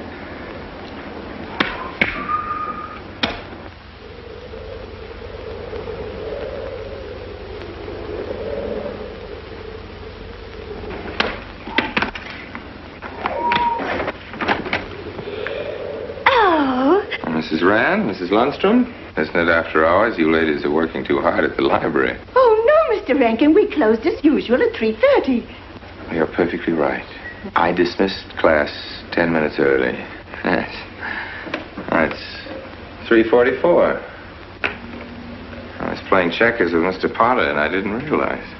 You know what you are, Mr. Rankin. You're the absent-minded professor. Oh, no. Say nice.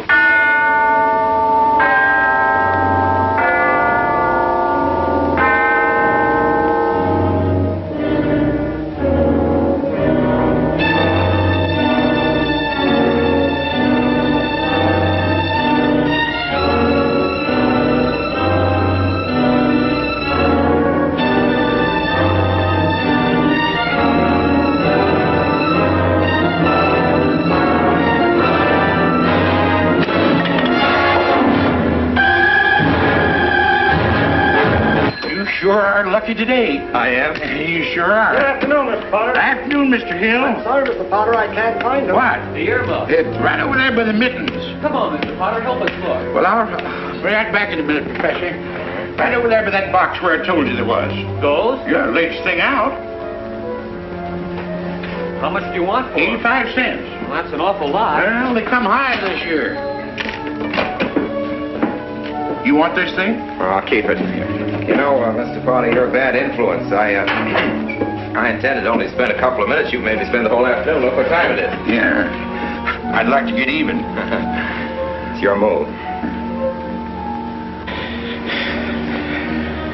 You really had the wind up. Golly. You can still smell the glue where you joined it. Look there, Professor. Like I told you, it's coming up for snow.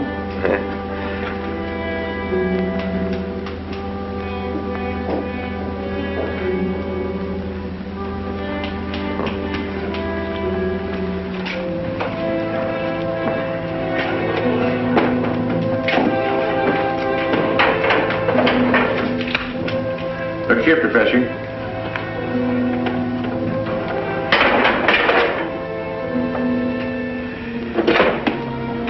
Double or nothing?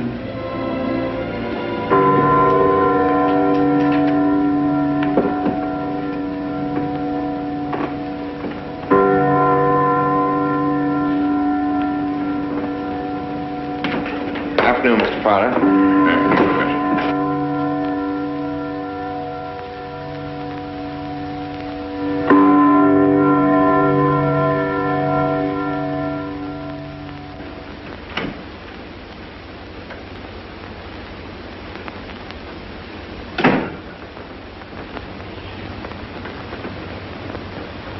Charles?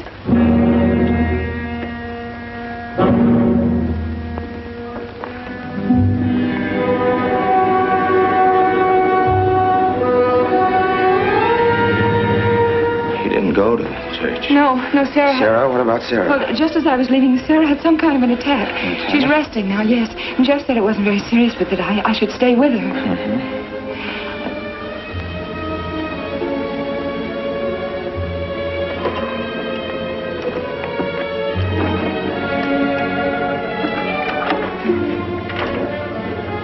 What's the matter, Charles?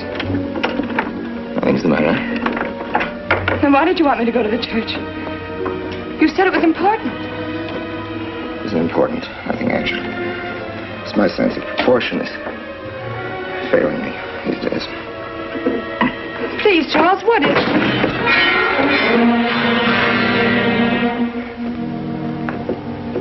I'm sorry. I've just begun to feel the strain. You see, I have my weak moments, too. I'll tell you at my own good time. They found out anything more? No, nothing. There's nothing to find out, unless you. No, I haven't seen anybody all day. I've been in my room. There's a rumor going around that there's an arrest to be made. My head aches. The incident of the beads yesterday made me doubt your strength. I thought maybe you'd gone to your father and told him something. If you had... You didn't have to be afraid. No.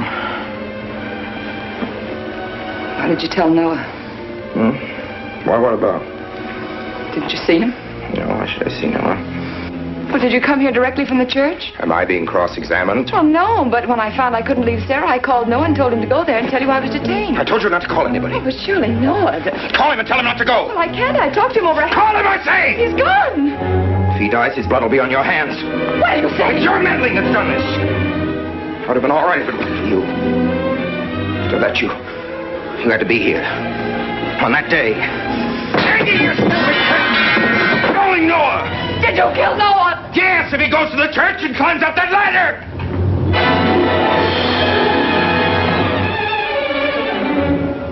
It was I you intended to kill, wasn't it? No. Why wasn't it I?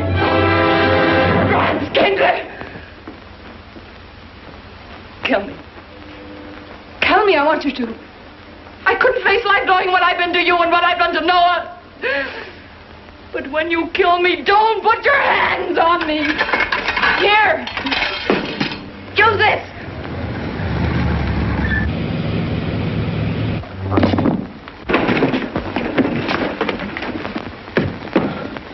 Mary.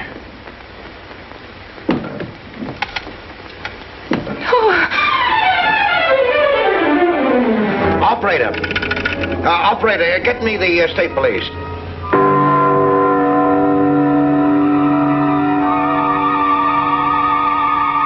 Yes, the roadblocks are up. We're watching the railroad station, and he isn't hiding in the woods.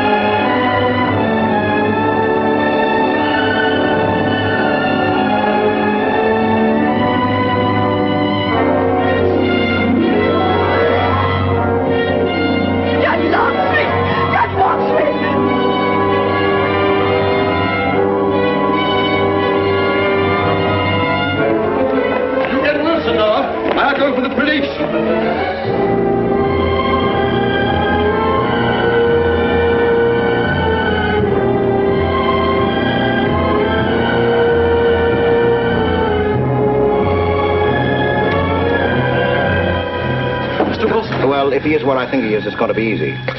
We'll do everything possible to bring him back. She's gone, Mr. Wilson. She's not in the house. Clock tower? I don't know.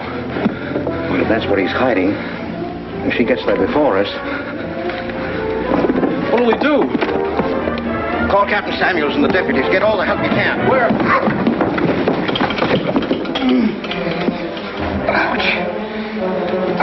The church. What about you? I'll get there.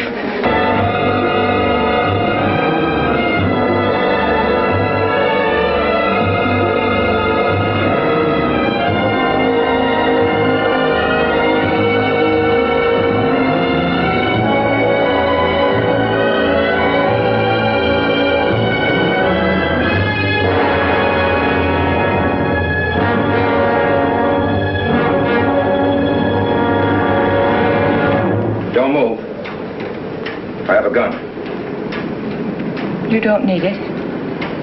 I'm alone. What are you doing here? Lift me up.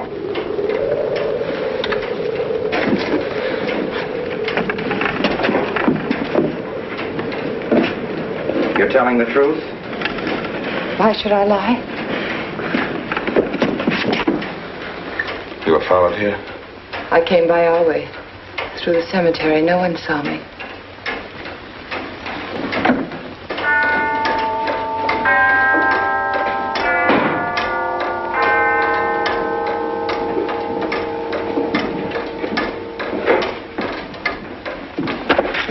I needed the excuse. I was afraid you wouldn't let me out.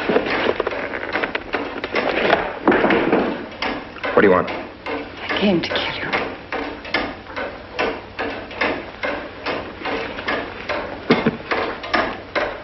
No, Mary, it's you that's going to die. You were meant to fall through that ladder. You're going to fall. I don't mind if I take you with me. You are a fool. They searched the woods. I watched them. Here, like God, looking into the lands. I'll hide in the woods, though, and search there again. A day or two, they'll be sure I got out of town. When they find me, they'll know you're still here. But, darling, you're on the verge of a breakdown. Now you've cracked. Why else would you leave your bed? Armed to an empty church door in the dead of night. Any child could see you'd wind up killing yourself. Killing is what led you here. It won't help you now. Look out the window. Look! Well, that's an old trick, Mr. Wilson. A very poor trick. Tricks. That's all you know is tricks. I don't need any tricks. No matter what happens to me, tricks won't do you any good. You're finished, Herr Franz Kindler.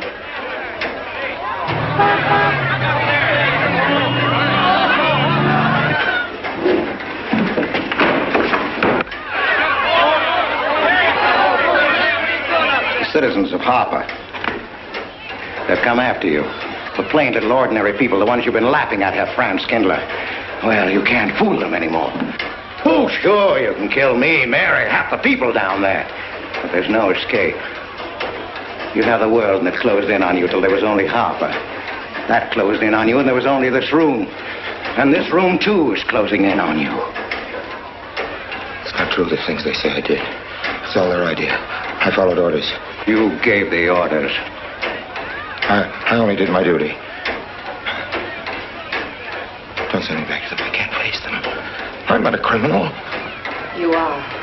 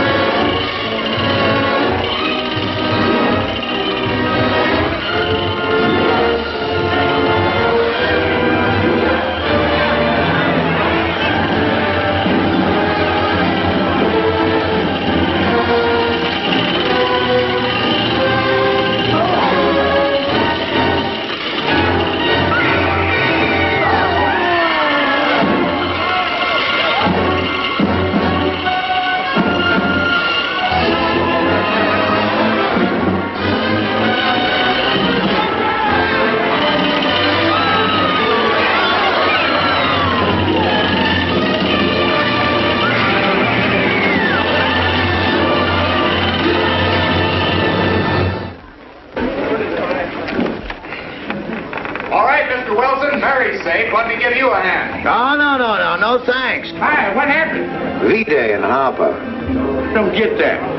Come on down. No, not till you get me a new ladder. I've had my ankle busted and my head conked. From here on in, my friends, I'm taking it easy.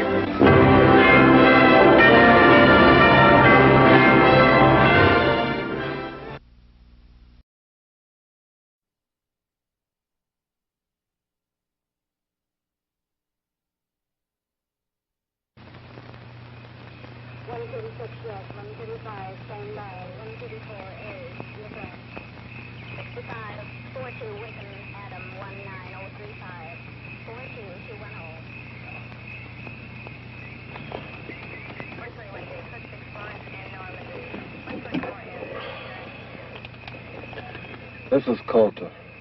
Give me a time check, please. 40110, Dan. 40111, 40112, 40113. Okay, I got it. 10-4.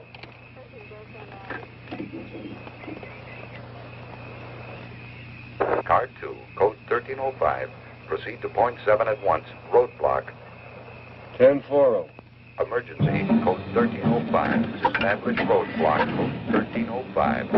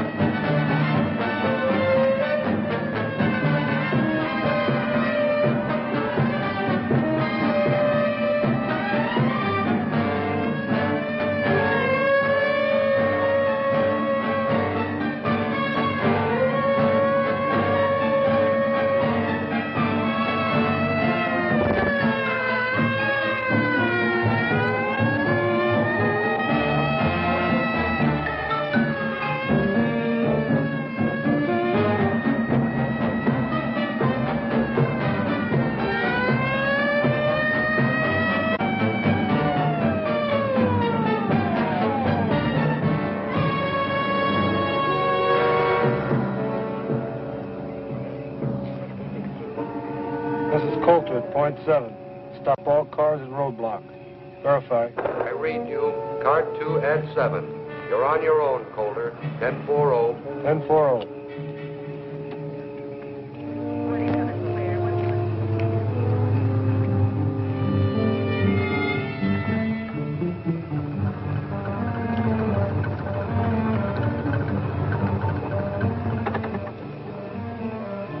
Pull over to the side of the road and turn out your lights. What's wrong, Deputy? Just pull over to the side of the road. How long we going to be held up? Pull it over.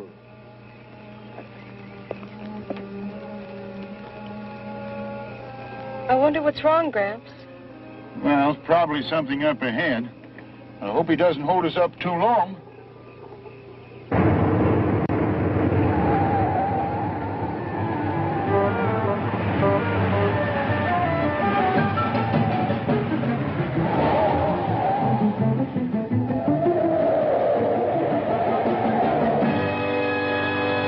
If you leave that crazy car in the middle of the road, you're going to get it banged up. You're driving too fast, aren't you, lady? Wake up, Joe. I think our luck's run out. I'm not sleeping, baby. I'm just too much of a coward to keep my eyes open when you're driving. Dig? You know, you're going to lose your license. Lady, just pull your car over there and turn out your lights. And both of you standing. Hey, you! Get the flares out of my car and light them. They're in back of the front seat. Put one over there. And one down there. And turn out my lights.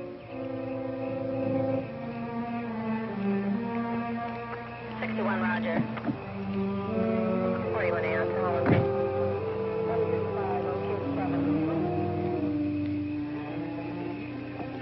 Can we go now, Gramps? No, not yet, honey. I don't know what's on his mind, but he told us to wait here, so there's nothing to do but wait.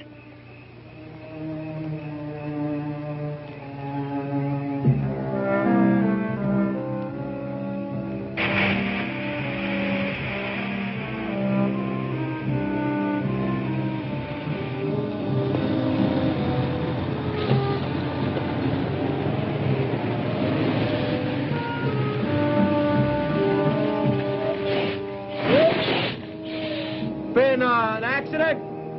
Not that I know of.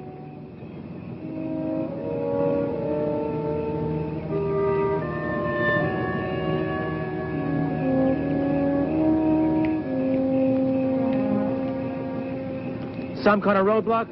I don't know. The deputy stopped us. Told me put these flares out. Pull your truck behind the pickup. Hear me? Move your truck behind the pickup. Better do like the man says. Okay.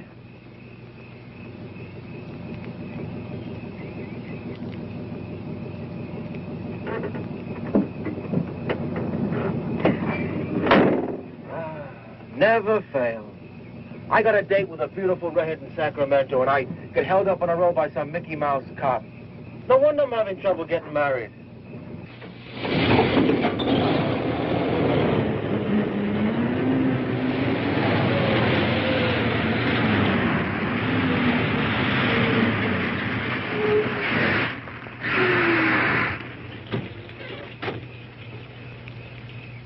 I'm on a grade here. I better put some blocks underneath the wheels. Well, give me a hand, will you?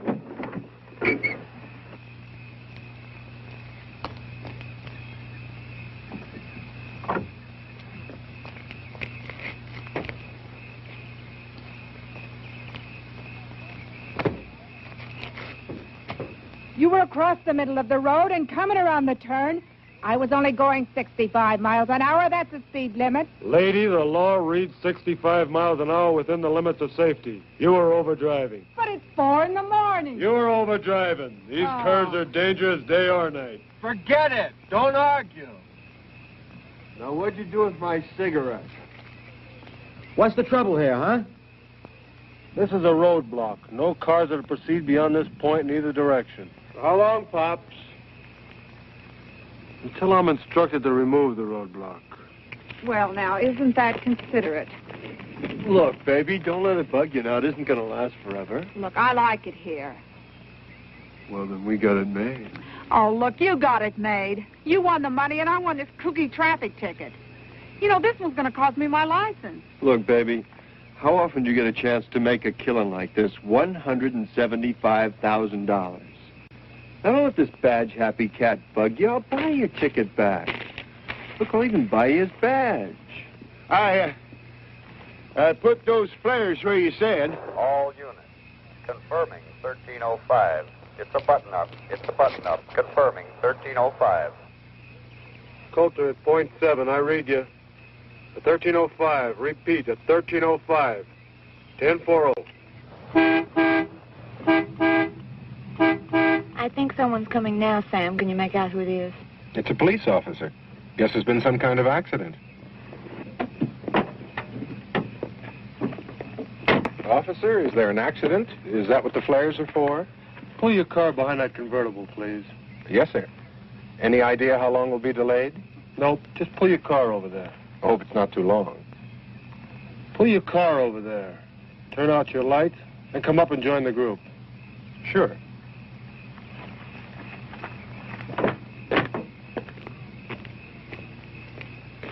All right, group around here. I want to talk to you.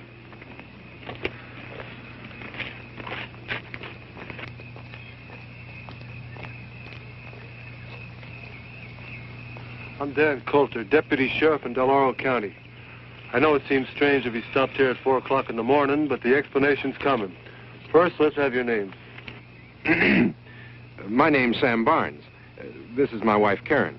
We're from Tahoe City. This is Timmy. Hiya, Timmy. Meet Cheryl Hudson from San Francisco. Joe Baraggi, North Beach. Crazy. The name's Al Weston. Look, I got an important date tonight. How about you, Dad? Jacob Elliott Saunders.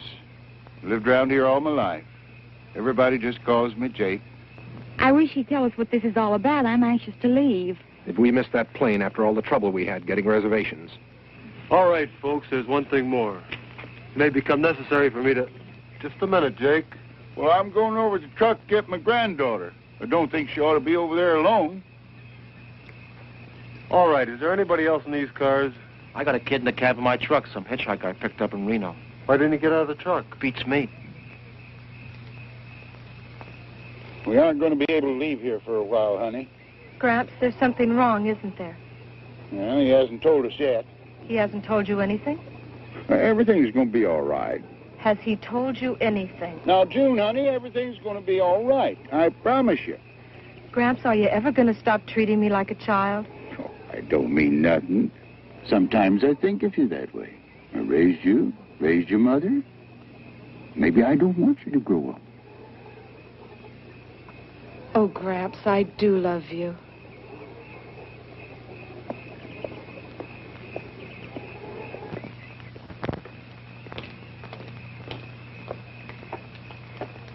Hey, you're in the cab.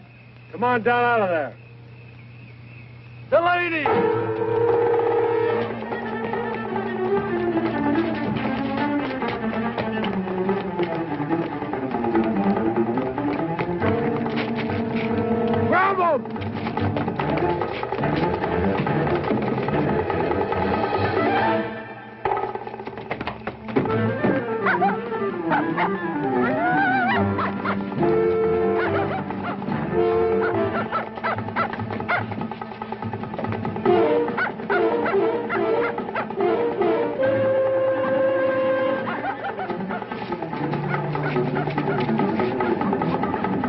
Hey, you okay?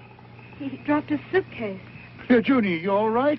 For a minute, I thought No, he was... I'm all right, Gramps. I'm all right. He's a maniac. See the way he attacked me? You're lucky he didn't use that knife on you. So that's what the roadblock was for, stakeout. Why didn't he tell us? Or maybe he thought you were the one he was looking for. No, he knew the boy by name. You okay?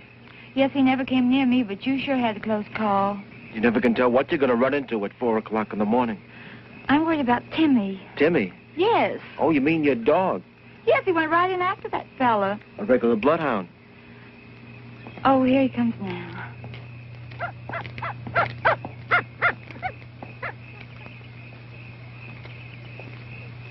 Well, I guess that's that. Come on, Karen, we can go. Yeah, I guess you can. Coming, Sam. Have a nice trip. Thank you, and you be careful who you pick up next time.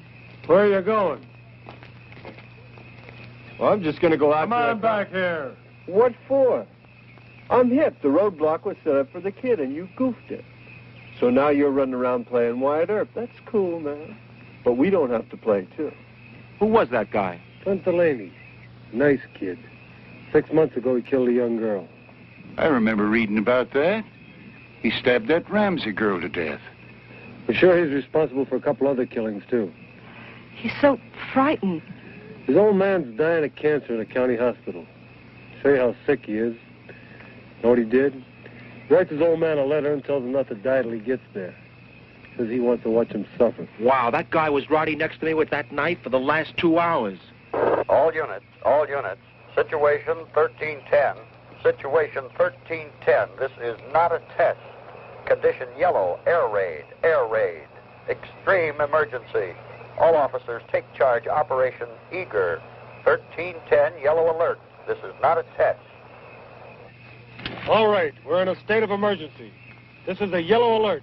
An air raid warning. We're being attacked. We can't be. I tell you, we're being attacked. How do you know? The man didn't say anything about being attacked. Don't you understand what a yellow alert is?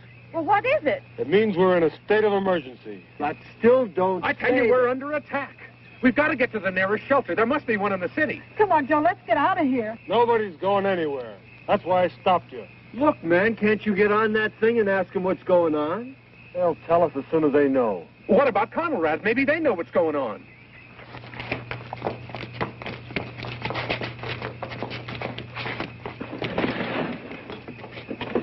What's the matter? Can't you find it? Wait a minute, what are you doing? Oh, it's right over here near 640.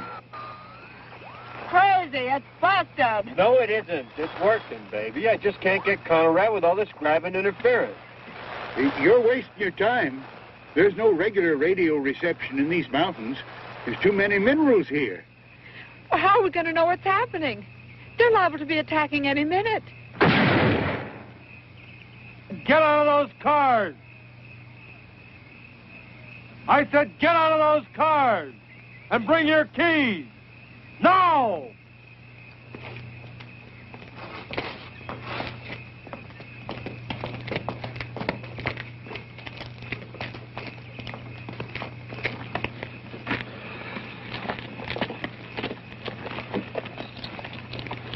The radios are no good on this ridge.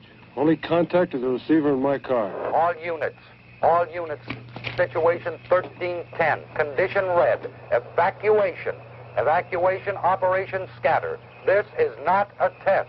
1310. Situation red. All highways out of population centers to be cleared for evacuation operation scatter. All officers have full authority to deal with local problems. Did you hear that? They're evacuating the city. That's right. That's why I stopped you. And you're going to stay here. Every road from every population center is going to be jammed with thousands of automobiles, cars, trucks, buses. Every road jammed. Wow, baby. Do you realize if we'd have kept going, we'd have ran smack into that grabbing mess? And to stop you from adding to the congestion, my orders are to keep you here. I can just see what's going on down there. God help the Sunday drivers. Imagine the panic, all of them trying to run. What if someone stalls? As soon as somebody stalls, about 15 cats are going to get out of their cars and they're just going to push them right off the road, man. But in the meantime, the roads will be backed up for miles. This means we're not going to get to Mexico City. This is on a level. Won't be very long before there'll be things flying around a little bit more important than a plane to Mexico City. I just can't believe it. Well, you better believe it. How about that? I could have been driving along the highway and bam, the end of the world. Well, at least I've got some company here. The end of the world? Could be. It doesn't seem possible. That's because people have been talking about it for so long. What are we going to do? I'll tell you what you're going to do. You're going to take it easy and proceed according to plans. Plans? You got it all worked out, Pop? It's all worked out. You got it worked out for a situation like this? 8 people on a mountain road? That's right.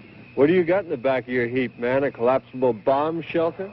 Attention all control points, all military, all civil defense units. Operation Scatter must not slow down. Traffic stoppages on River Freeway must be cleared. Execute severest measures to control hysteria and keep traffic flowing. Martial law, emphasize martial law. Sam, I want to go home. I don't want to stay here. Let's get in the Just car. heard the radio. Every road is jammed. Where are you going to go? I don't know, but I'm going to go someplace. Crazy, man. You know, I'll bet the cats are still rolling dice up the state line. How can you talk like that? We're being attacked. The whole country could be destroyed in the next few hours, and all you can do is talk about dice. This thing is on the level. What do you want me to do? Go out and fight the war myself? All right, that's enough! I'm warning all of you. If I have to use force to keep order here, I will. You're not helping matters any by arguing. Isn't the Dalton grade up ahead? That's right. It's just up the road. We're 35 miles from the city. And 25 miles that way is Western Air Defense Command Headquarters. And 15 that way is Ramco. Ramco? A missile fuel refinery. But we're in a prime target area. One bomb would... You know what I think? I think you and you and you and me are sitting ducks on ground zero. Do you mean we're sitting on a target? Right smack in the bullseye. Well, let's get out of here. What are you keeping us for if this is ground zero? Where are you gonna go? We're safer here than we would be in a city. Lucky I stopped you. Any idea what it's like back there? People get pretty panicky. I bet they're scratching and fighting their way out. There's a plan to control it. For a man, you talk pretty loud. Joe, where'd I put that fifth? Wait a minute. There's no drinking here. I can't find it, Joe. Get out of that car. Here it is. Okay. Just stay in the car a minute, baby. Now, if I remember correctly, there's a bar right back down the road. You're not going anyplace. What's the matter? Can't you hear? I said you're not going anywhere. Look, man, if the world's coming to an end and me and my chick one-ended standing in front of a bar, that's none of your business.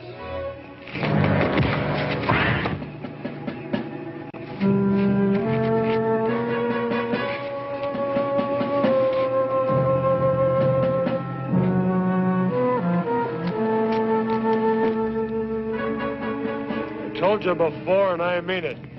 I'll use force to keep order. You ought to take it easy. Who knows how much time we have left? Seems a shame to waste it getting mad at each other. Wait a minute. Did you have to hit him? Look, maybe it's my fault for mentioning ground zero. I was just talking because I ain't no general. Pretty logical thinking. We all know that first action will be to knock out the country's ability to resist. First thing will be a white light that'll blind us. Then a hot flame that'll burn out. Take it easy. But that's not all. Even the air you breathe will be deadly. Everything you touch will give off radiation. Ever hear of Hiroshima? And you won't hear it. It'll happen suddenly. There'll be no warning. There'll be some chance, Gramps. Some of us will make it. We'll make it. Oh, man, that's a laugh. We'll make it just because you say so, huh? What are you going to do, Pops? Dig 8 foxholes over in the side of that mountain? Do you realize the radius, the area of destruction from the explosion of one hydrogen bomb? It's too late to run. People survived Hiroshima. We can survive this. But we can't do it with you yelling your head off. What do you want us to do? Now you're thinking. What you wanted to do, Coulter? Empty that truck. What? You heard me. All of you. Empty that truck. We get inside, it might protect us. Gramps, I don't want to be locked up inside of that truck. Do you realize how long we'll have to stay inside? It's going to be about 2 weeks. That's right. The radiation will be deadly. Do you really think we could stand a blast in the truck? You got a better idea? Yeah, let's get the hell out of here. There's no place to go. Now let's get over there and get that truck unloaded. You better go with him, honey. Well, what about you? I'm just going to stay here and watch you cats work. But Joe... Go ahead, or he's going to have us both handcuffed. No, go ahead, honey.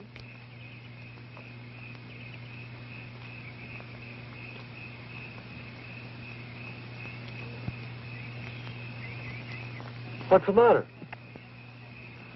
Well, what am I going to do with the stuff inside? It's worth a lot of money. So what?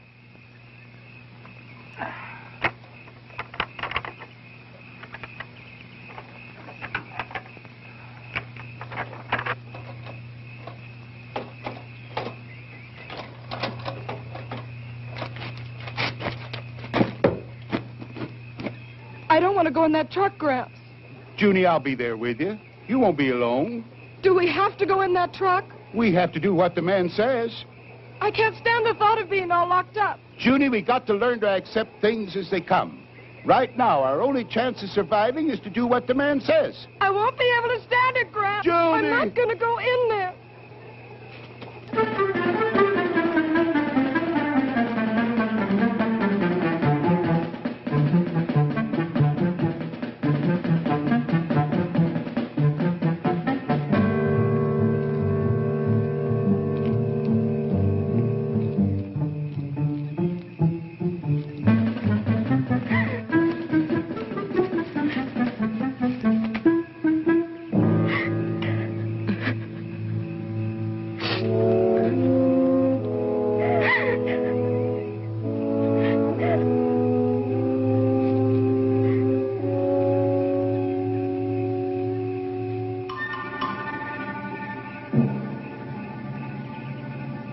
Hello.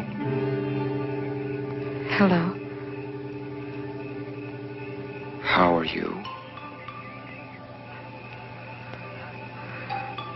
I'm all right.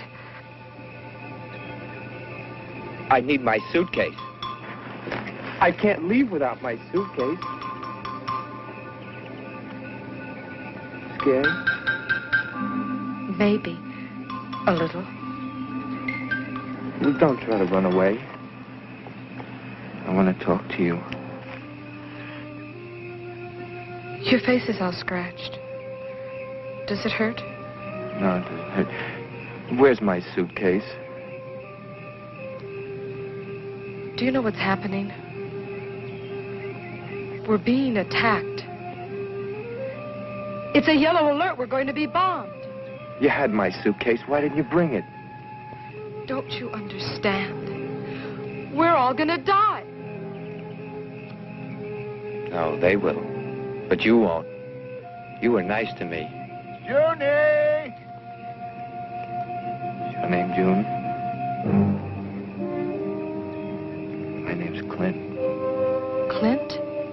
That's right, Clint. June, are you up there? Don't let him come up here. He's not after you.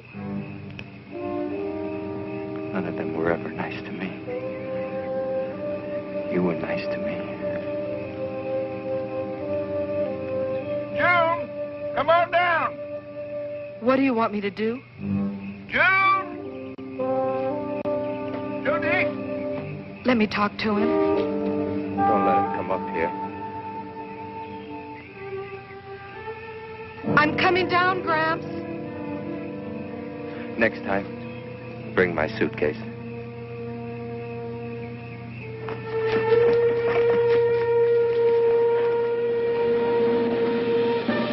Junie! Where are you?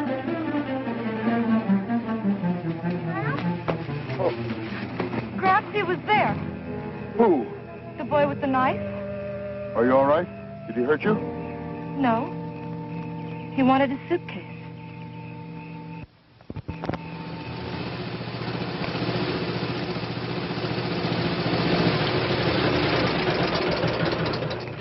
This is an emergency. But just go to her over there and give us a hand. An emergency what? We're in a yellow alert. Subject to attack at any minute. What do you mean? Never mind the talk. Give me your keys. Now get over there and help unload that truck. We're going to use it as a bomb shelter. Say, Junie just ran into that Clint. Where'd he go? He ran away. I don't want any of you people wandering off. Get this truck unloaded.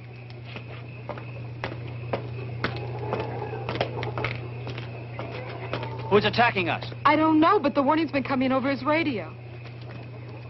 That means nuclear warfare. Are they sure it's coming here? Yes, they're sure. They're evacuating the city. Oh, God. Automobiles can't move as fast enough to get us out of the area of destruction. There's no place to run. No place. That truck is supposed to protect us from the blast? Well, he thinks so.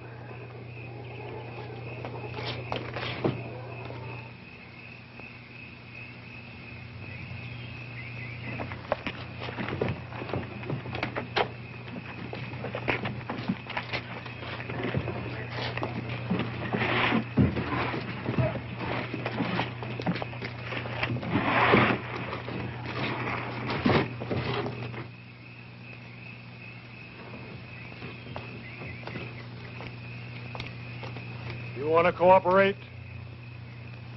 Like this? Either you cooperate and we work together, or you're going to sit where you are. Joe, don't fight with him. Honey, I don't want to be alone. Do what he says. Well, how's it going to be? Yeah. Go ahead.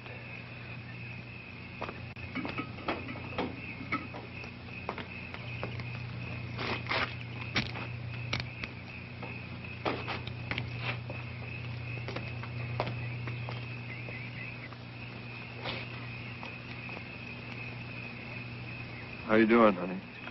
They're unloading the truck. Just full of goodies. You know, there's a cookie mink coat over there like the one I always wanted. Oh, yeah? Hey, don't unload that stuff near the wheels. We're going to have to move the truck. Put them over there. There it is.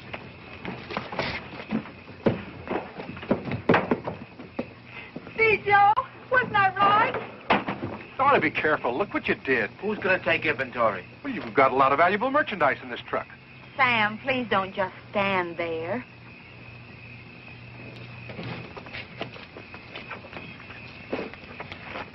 Who do you think you're talking to? I'm talking to you, and don't glare at me. That's enough. No, it isn't. Shut up.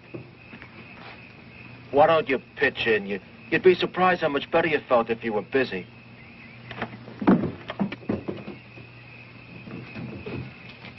Come on up, honey. This is a real pirate's den. There's all kinds of loot.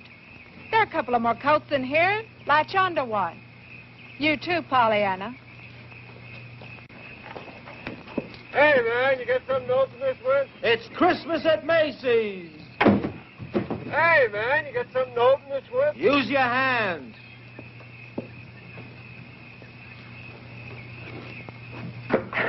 I bought a mink coat for you. Are you sure to fit? Like a glove.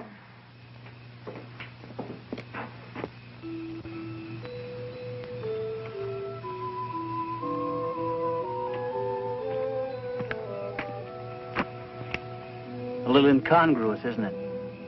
A symbol of the joyous celebration of the Savior of man. I was looking forward to such a happy Christmas this year.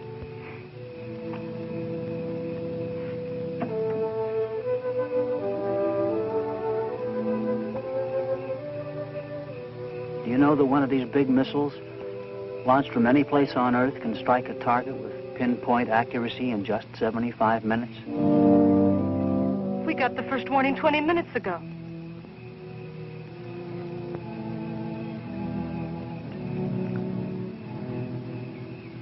God rest ye merry, gentlemen.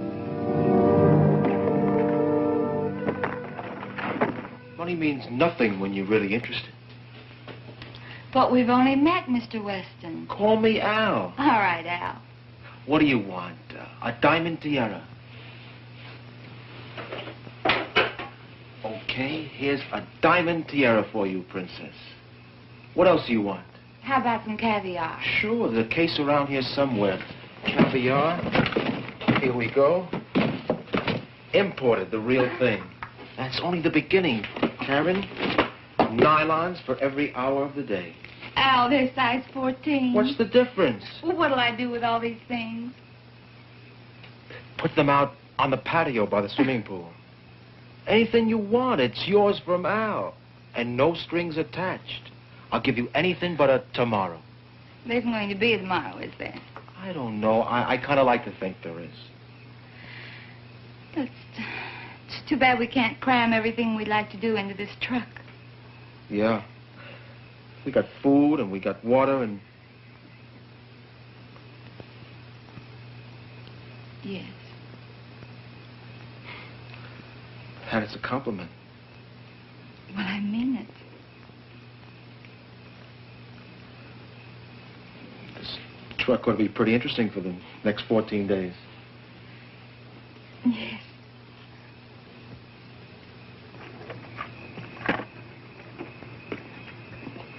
You too hungry? There's some food over here. Pete, how about giving me a hand? 100 proof bourbon. Not bad.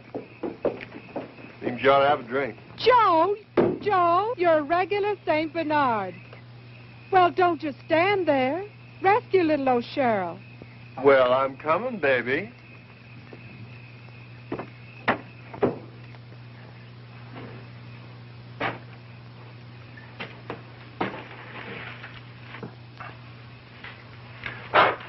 Crazy.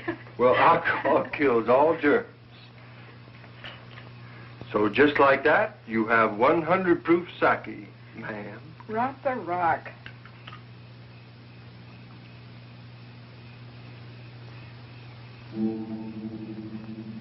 I'm scared, Joe. scared. How about that, Jazz? $175,000. Isn't that frost you? For the first time, we got independence. No more scamming and hustling, dig? This is it, baby. A free ride to any place we want to go. Joe, what's going to happen? Nothing's going to happen. I don't want to die. You're not going to die. We're going to get out of this. No, we're not. Didn't I tell you I had a cool feeling? Everything was going to be groovy when I started the game. Well, everything's worked out up till now, hasn't it? This is different, Joe. No, it's not. The odds are longer, yeah. But this is a pretty big patch of ground. And I got a good feeling everything's going to be all right. I want to believe you. You gotta believe me, baby. I do, Joe. I do. I do. I do.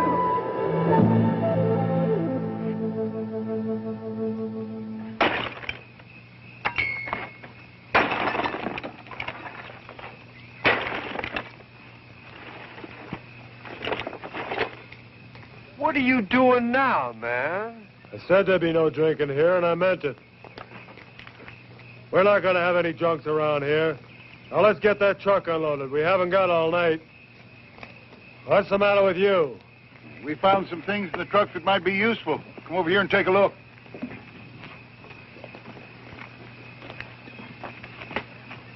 Yeah. Anything else? Yes, there's some cases of food.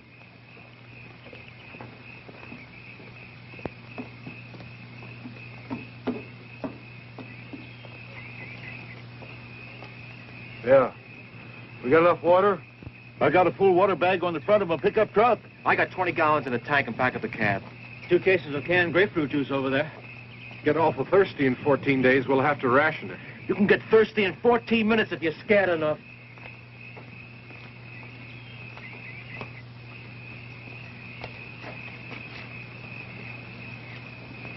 What's happening, Pop? We don't want to be litterbug. You're kidding. Oh, we want to keep it clean for the...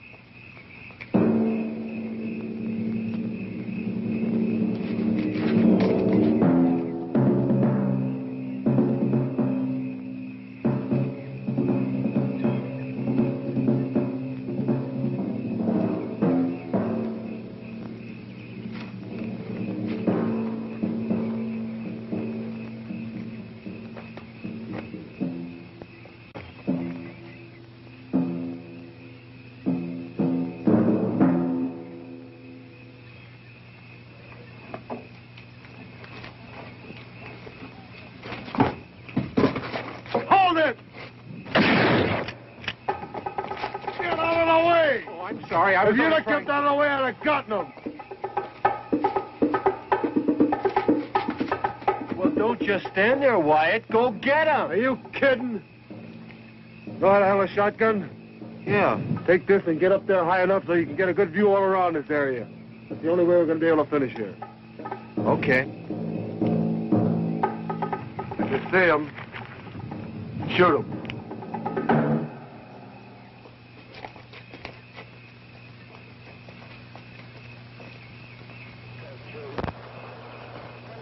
All fire units. All fire units.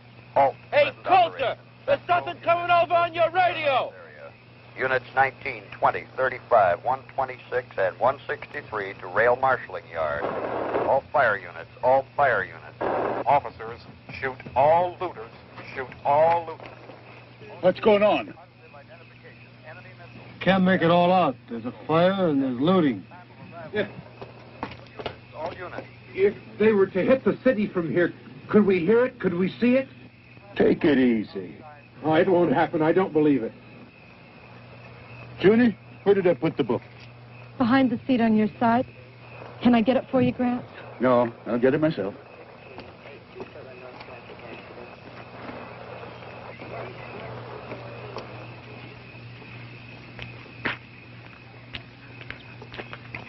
Joe, I want to thank you for your present.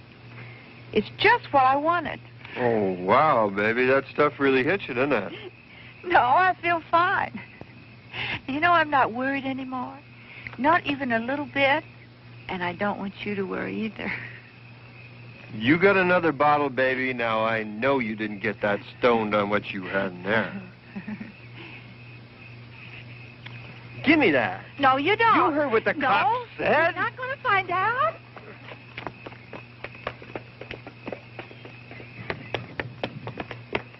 She's still drinking.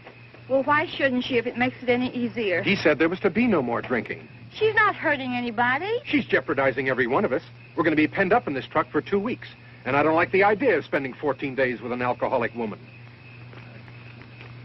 Have you figured out where you're going to move the truck? Yeah.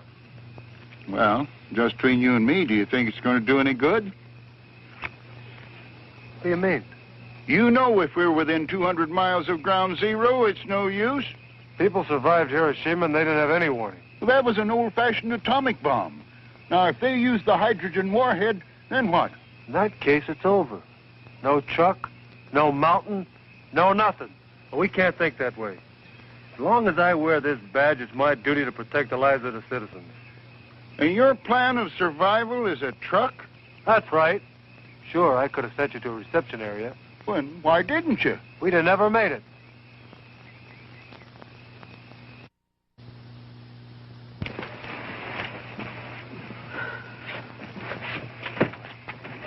Honey, come here.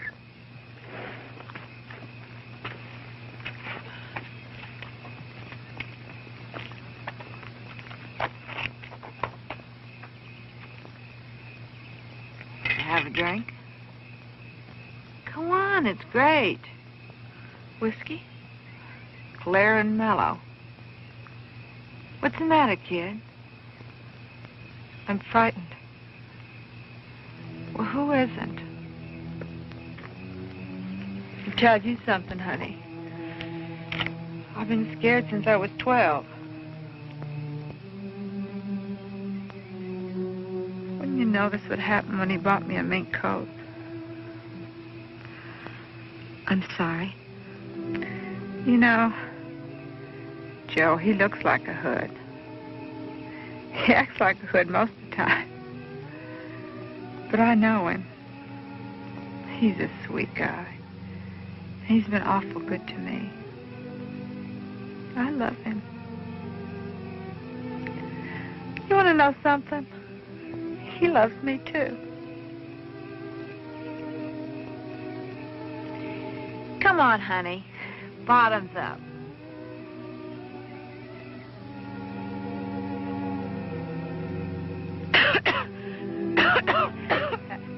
That's a girl. It may not be the best tasting stuff, but it'll sure make you feel better. Are you going to get married? Joe wanted it first class. A wedding in a big church and all the relatives. Honeymoon on the Matsonia. The Royal Hawaiian Bridal Suite. He just never had enough to make it till now. And now that he's finally got it.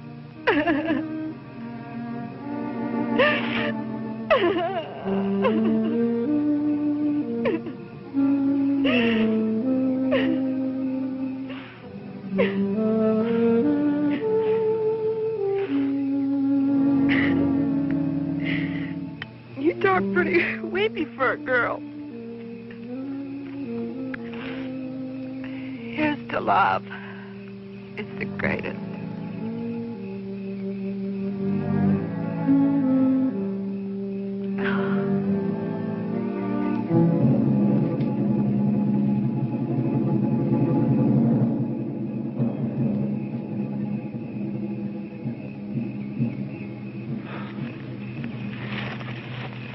I almost blew your head off. Oh, I'm sorry. I should have given you some warning. You're lucky I'm not trigger happy. The truck loaded and ready to move? I don't know, Al.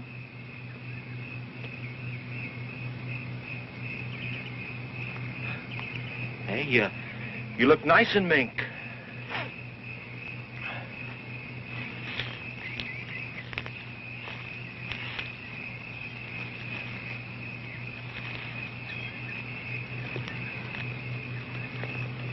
Peaceful up here. Sure. That's why I got the shotgun. Al, would you really shoot him?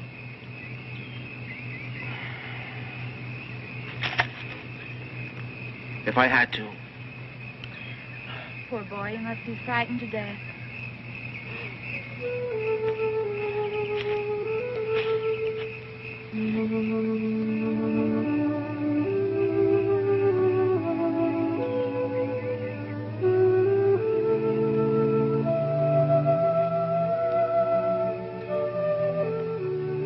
Put your arms around me.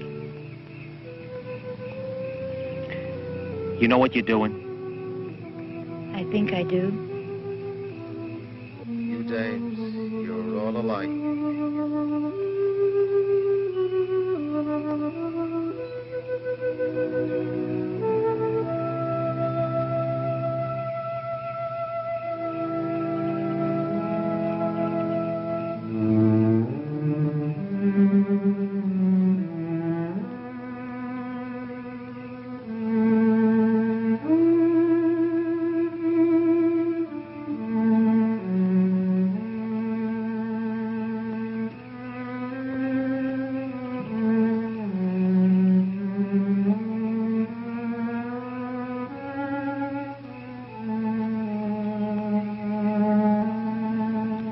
It really doesn't matter what they'll think.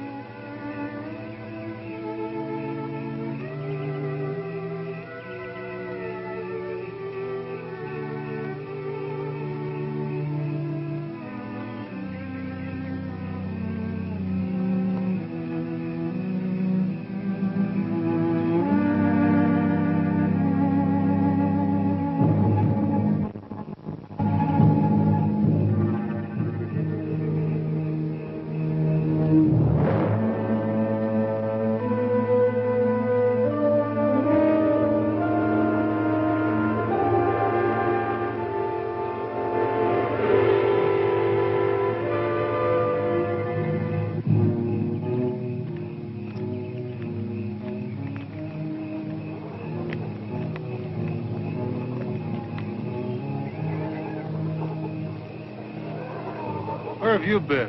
Where's your wife? I don't know. That's where I was looking for her. Did you find her? No. No. See the kid, Clint? No, I didn't see anything. Well, where's your wife? I suppose she'll be back in a minute. Well, let out a holler. That'll bring her in.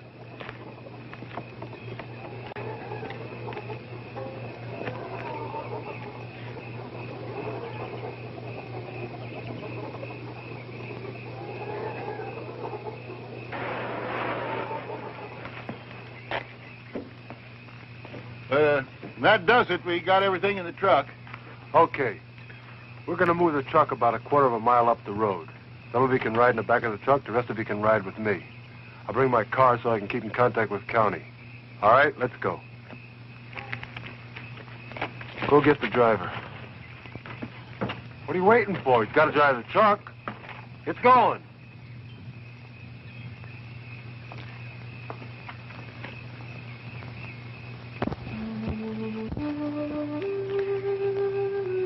If it weren't for you, I think I'd float away. Yeah, I know what you mean. Al, I don't know how to say this, but it's very important to me. Say it. Well, you said you appreciated honesty. I don't want you to become angry. Well, it's important for me to know how you feel.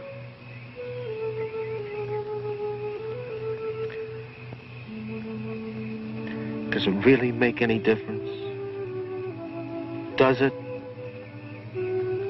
Yes.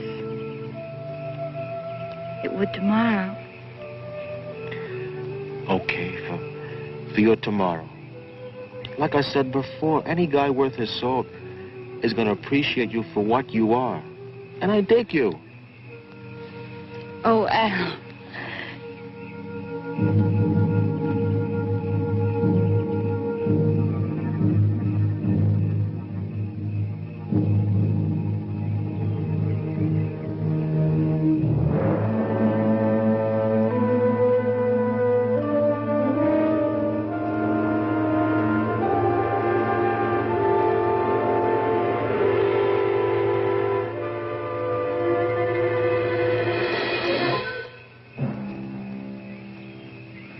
Truck's loaded. We're going to move. You better come down.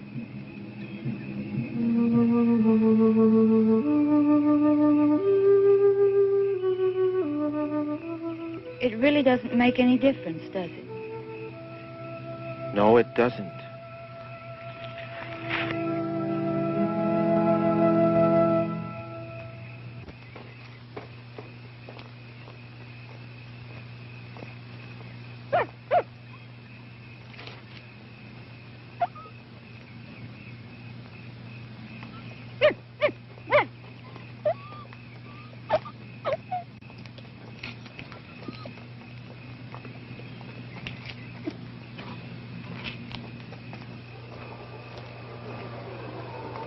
Hurry up! There isn't much time!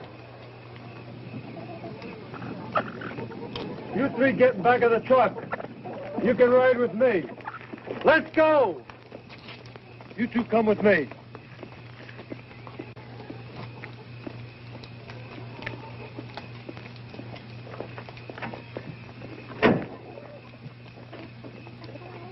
Open up, you've got a passenger.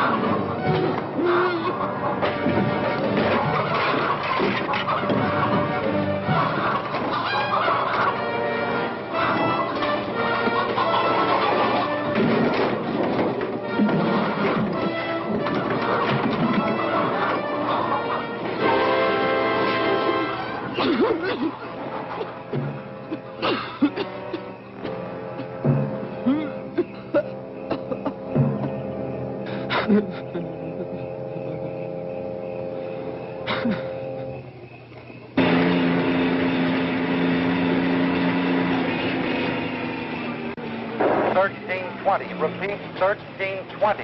Missiles. Missiles. Condition red. Condition red. Missiles. Missiles. Where's the water bag? Protect and assist. It's in the truck. Get it! Protect and assist all medical personnel. Pour it out here. Pour the water out. Give me the bag. Are you out of your nut? We need mud to put on the screens in the air vents. It'll act as a filter. Help me! Oh, man, ain't we got a wild idea. Big Daddy and mud pie. Grab a handful!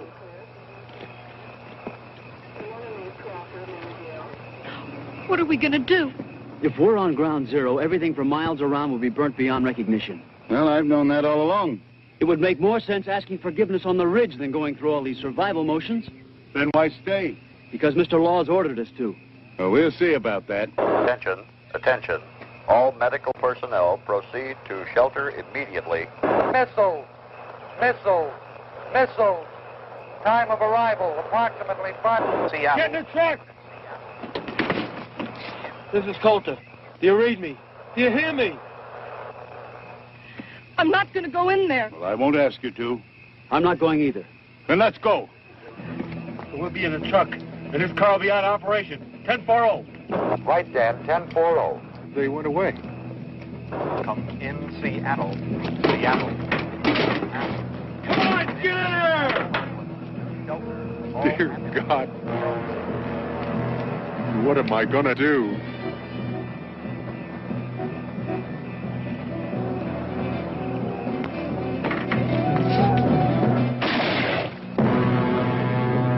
Stay inside!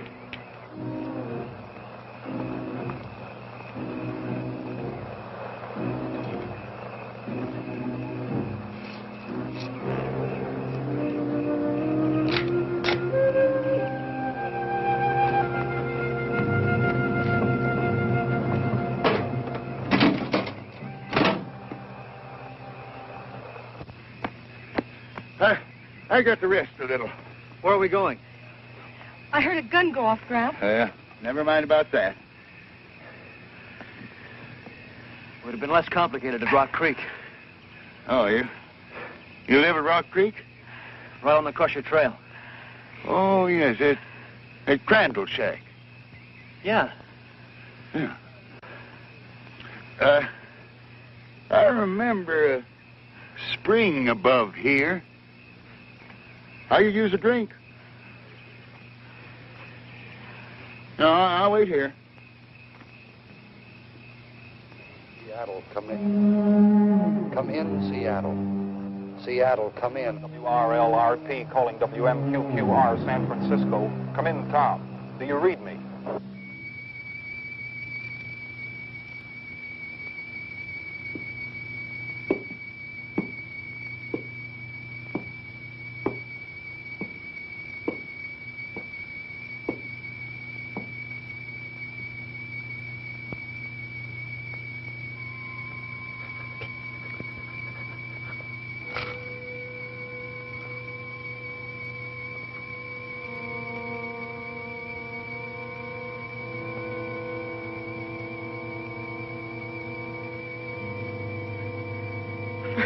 Bunch of sober people, you're a pretty sober group.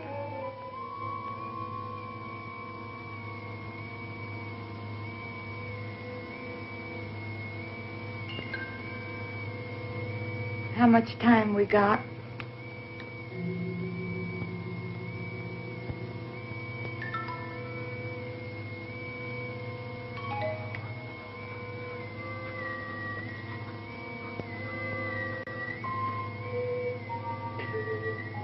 Who would have thought this truck was going to end up as a bomb shelter?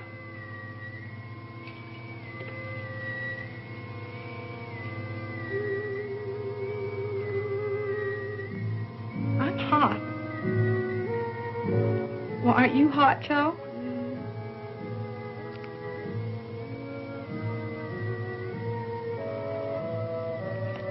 Is it really going to be like that? You mean the heat and the blast and the radiation? Yeah. Now, how the hell should I know? But, Joe... Shut up. Will you please, honey?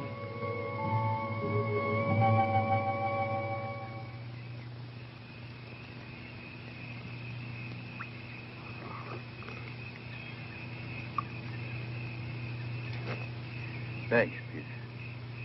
Peter, I did a lot of thinking while you two were away. You know, about 100 yards from that old shack of yours up in the hills is an abandoned mine. I've never seen it. Oh, it's there. Very old mine. With a lot of shrubbery around the entrance. Used to play there when I was a kid. It goes deep into the side of the mountain. Now, by following the main tunnel, you'll be able to go far enough back in where you'll find an area that should protect you. And you don't have to worry about water, because there's an underground spring. You really think we'll have a chance there? You'll be a lot safer there than you will be in that truck. Of course, I don't know what you're going to do about food. There's some canned food at the cabin. We can take some with us. Good, good. Well, then, if you hurry, you can make it. Well, what about the others? Oh, once they lock that door, they'll never open it again. Coulter can only see things his way. He actually believes that they've got a chance in there. Well, let's try to get them to go with us. There's no use. If anybody has a chance, it'll be young folks like you. Now, that's kind of one-way thinking. Now, do as I tell you. You're going to be in the same boat that they're in. Now, get moving. Well, come on, Gramps. Right. Always be prepared. It's my motto, too. Now, you two, get in the pickup truck. I got something else to do. No, I'm not going to go... Now, Junie, I'm not coming with you. I'm going to the top of that mountain. I'm going to climb up there and watch it happen. I don't particularly want to be around when this thing's over with. But you two have got to believe that there can be a new beginning.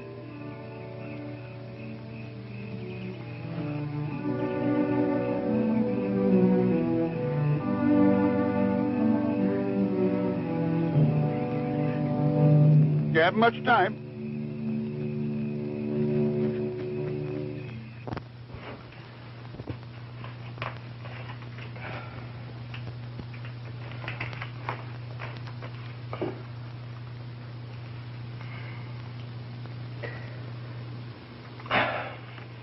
I'll save it till later. You can't smoke in here. I said I'd save it till after. With all this mud packed on the ventilators, we ain't gonna get any air in here. Well, that's the whole idea. The air's going to be full of radiation. We want to keep as much of it out of here as possible. Yeah, that's right.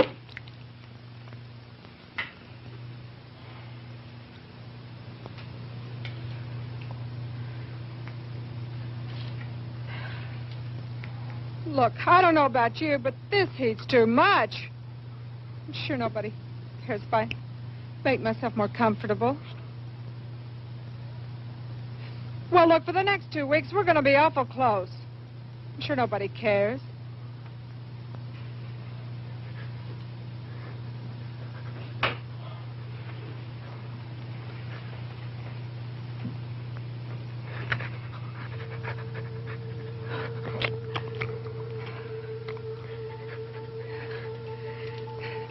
Look, can't we open the doors just a little bit? Get some fresh air? Are you out of your nut? Who knows when this thing is going to go off? We wouldn't have time to shut the doors.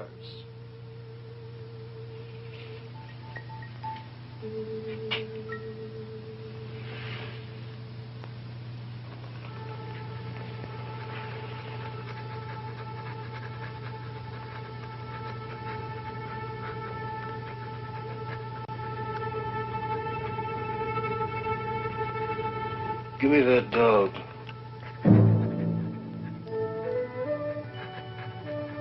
What do you mean? I mean, give me that dog. What are you going to do with him? You can't open the doors to let him out. The bomb's liable to go off. That dog's got to go. We're going to need every bit of air to breathe ourselves. After a while, we'll be laying on the floor to get fresh air. But he's just a little dog. He doesn't breathe. We can't have him here. No. Dog's got to go. Don't you touch Give him. me that. Wait a minute.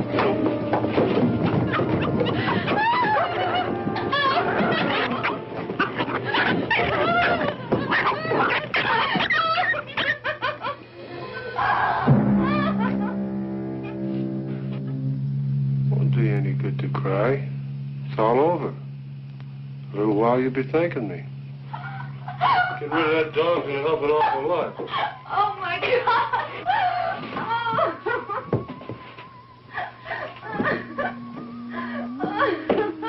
glad we don't have that extra pair of lungs when you're laying here gasping for breath.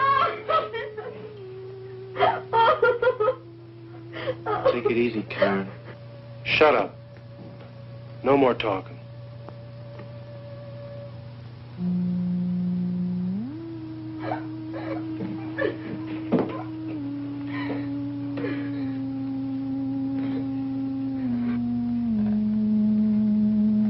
The best thing for everybody to do now is just sit down and take it easy.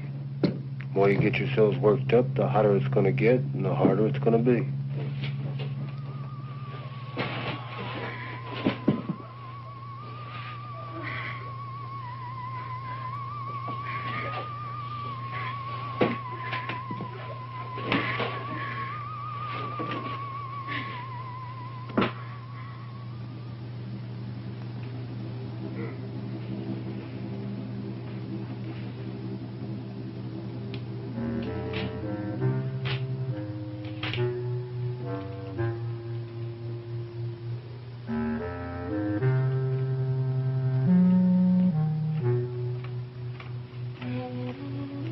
I want to get out. I can't stand this. You can stay in here if you want to, but you're not going to keep me in here. I'm going to get out.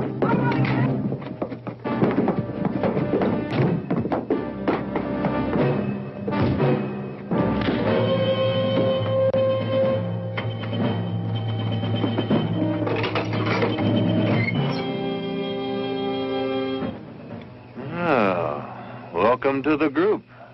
Didn't know there was anybody in the truck till we heard all the ruckus.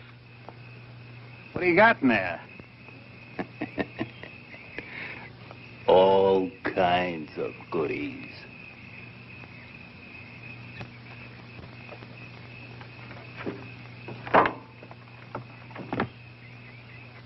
Where'd you come from? We're the first out. From the city? There ain't no city no more. Everybody there's going nuts. Yeah, and the whole warehouse district's on fire. The bomb? Are you kidding?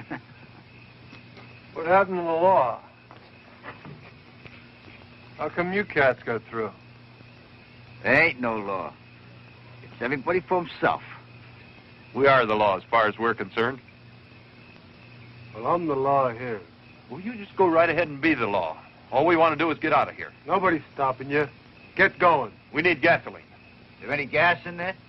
No. Look, all we need is about 10 gallons to get on the other side of the mountains. Take a look. It's the truth. We ain't got any. Where do you think you're gonna go? As far away from here as we can get. You ain't got a chance, man.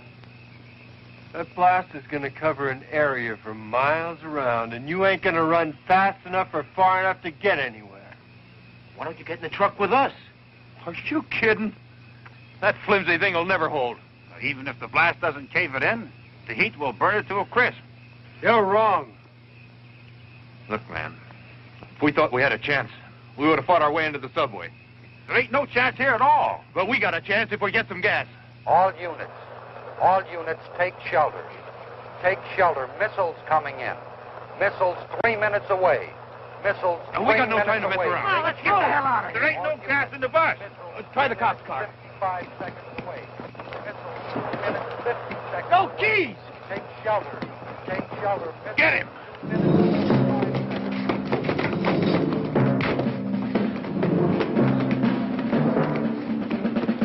Baby, you're coming with us. No use you staying here. You gotta stand for us. Come on. Let's go. 30 seconds away. Take shelter. Take shelter. Missile 2 minutes, 25 seconds away. Take shelter.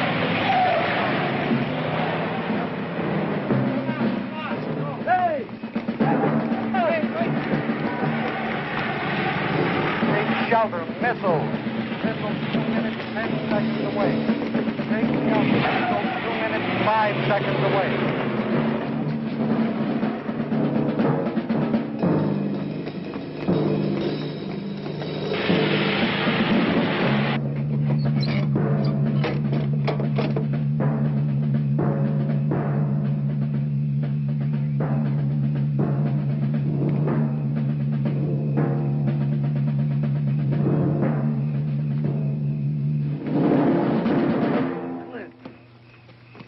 minute, Clint.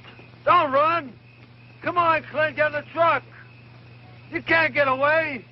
Come on, get in the truck.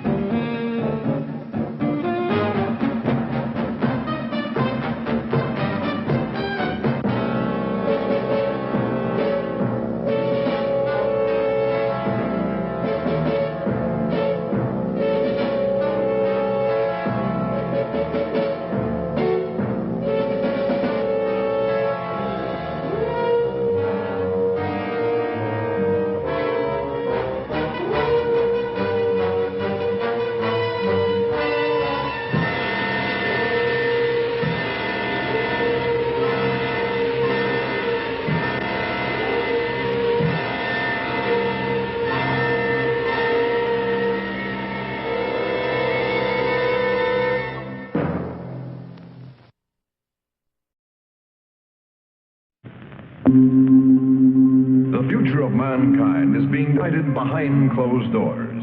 And all over the world, scientists are working on projects designed to take man beyond the confines of this earth. You are looking at the actual models of spacecraft now being developed by agencies of the United States government. This is an Apollo spacecraft designed for elliptical orbit of the moon. Its lunar landing vehicle can transport 3 men safely to and from the moon's surface. These are other types of manned and remote control mechanisms, each designed for a specific function, many already in operation as satellites of this Earth, some in readiness for the moonshot, others designed for space, a few to serve as space stations, and the most complex of all, prototypes of craft capable of putting a man on the surface of another planet. Wheel was one of man's first inventions and has been with him all of his civilized life. But now it, like so many other of his creations, must be modified to fit his new demands.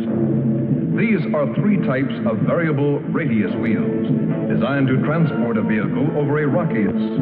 New concepts are being created almost daily. Some will never get beyond the drawing board, but others, or their descendants, will become part of man's greatest adventure, the exploration and colonization of space. All over the world, men and women are working to make that dream a reality. Every aspect of the journey is being analyzed, from the tiniest control devices to the mightiest rocket engines. But it's not enough to just get there. Just as the great explorers sailed from Spain and England and France to discover the Americas so that the colonizers might come later, so will our exploration spacecraft precede the colonizers of the planets. Already plans are being made for the colonies. Sources of food and power must be found. Artificial atmospheres created. Everything done to build an Earth away from the Earth. No man living today can predict exactly what the future holds. But this much we do know. All through man's march across this Earth, the wildest dreams and fantasies of one age have become the commonplaces of the next. The motion picture you are about to see can be called today a fantasy of the future. But one day, maybe not too far distant, audiences will be able to look back on it in the same spirit with which we view pictures about the first covered wagons crossing the plains.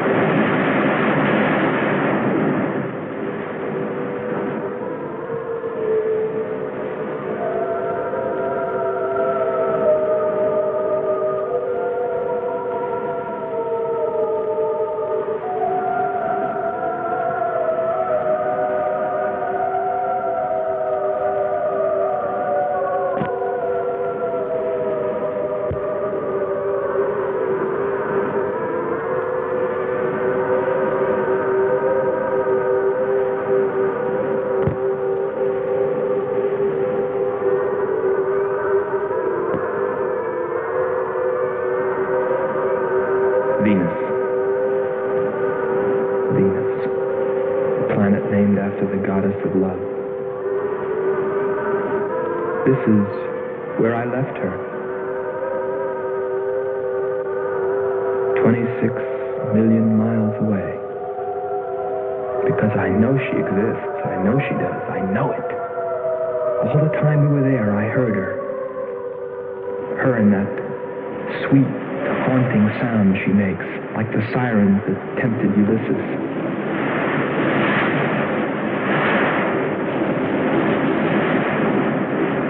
They think I'm crazy back here on Earth. Crazy, still intoxicated by the atmosphere back there. But wait a minute, I'm getting ahead of myself. Let me tell you the whole story. All of it. From the beginning. And see what you think. You be the judge. It was 2 years ago, in 1998, that the first manned spaceship left Earth for the planet Venus. This attempt ended in tragedy. A meteor hit the ship. Everything was lost. Everything but the will to get there, to explore Venus. And so, it was only 6 months later that the second attempt was made.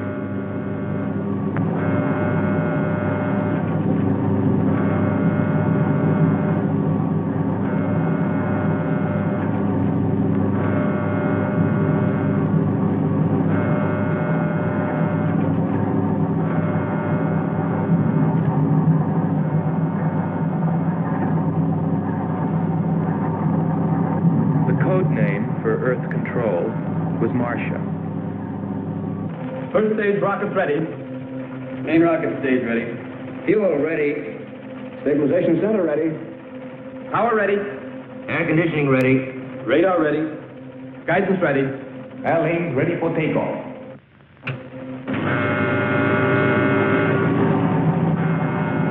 Attention flight personnel. Loading elevators are now being withdrawn. Countdown continues at 20.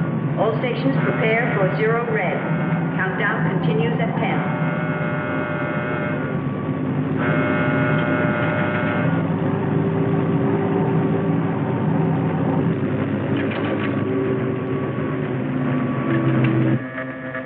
Zero red, -5. Project Red Planet. All units clear. Switch over to standby.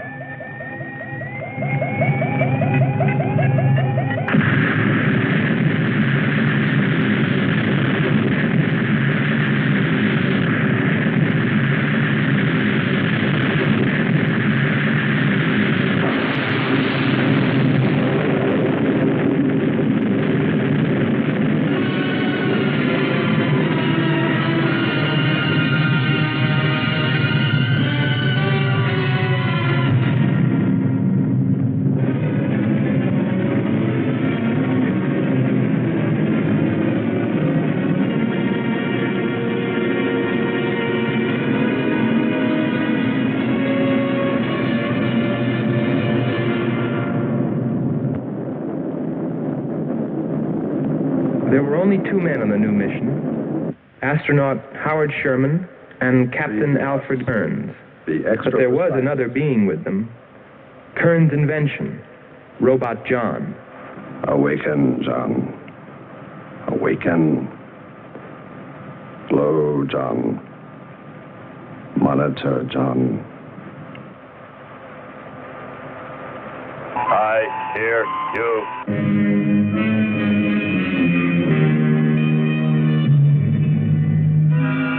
Everything went smoothly the first part of the voyage. They traveled over halfway, 17 million miles, without mishap. Radio contact was maintained with Marcia at Earth Control, and they stopped on schedule at the United States Space Station, Texas, for refueling. Attention. All landing personnel, report on flight deck. Stand by to receive flight number 87 from Earth.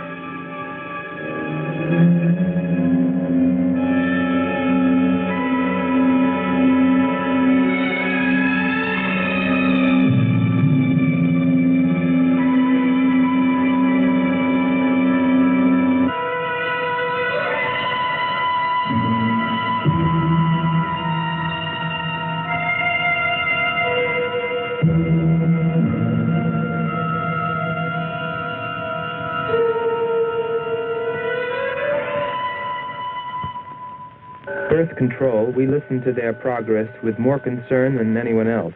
Refueling A-OK, over and out. Because we were the command crew, and if anything went wrong, we were set to follow. There were 3 of us. Commander William Billy Lockhart, astronaut Hans Walters, and me, Andre Furneaux. I remember how worried we were as we listened to their voices from so many miles away. Kearns calling Marcia. Kearns calling Marcia. Refueling completed. Ready for blastoff.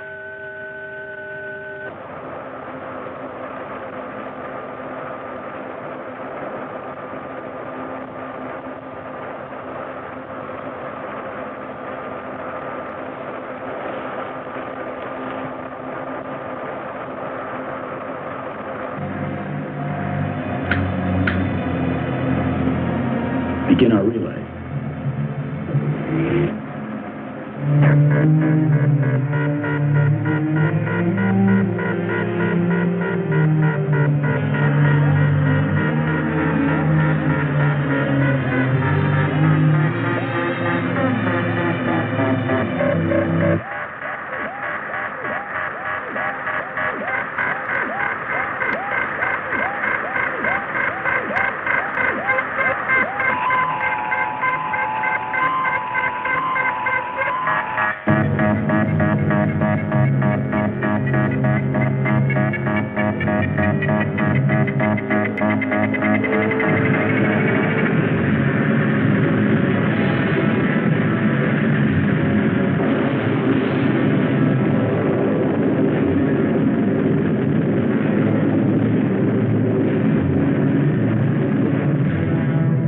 On the last leg of their journey.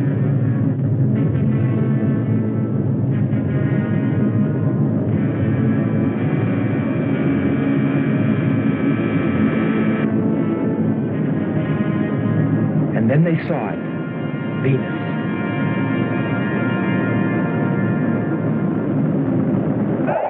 Cloud formations, 30% ash content. And they prepared to land. A planet of fire below us. Is it a new world, or will it consume us all? At any moment now.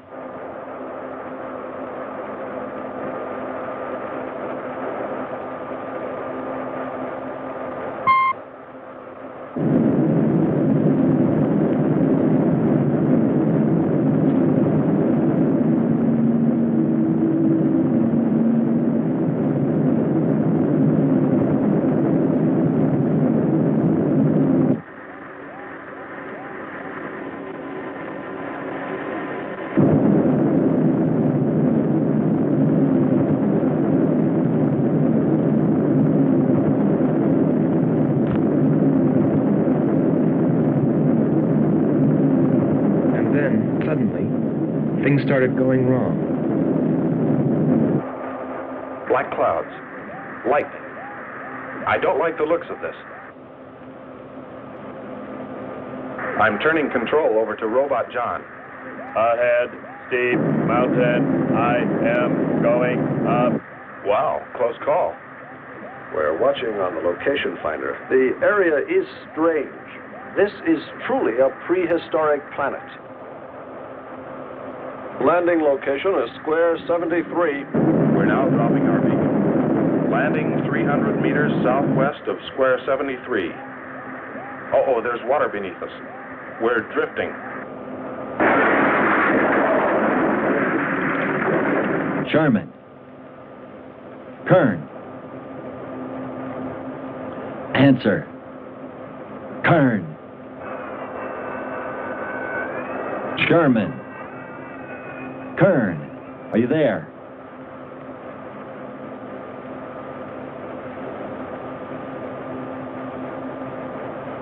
It's hopeless.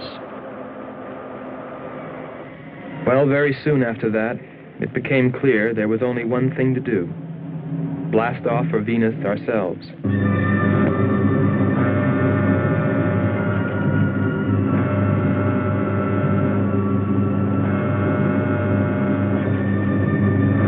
Complete the mission, explore the planet, and attempt to rescue Kearns and Sherman.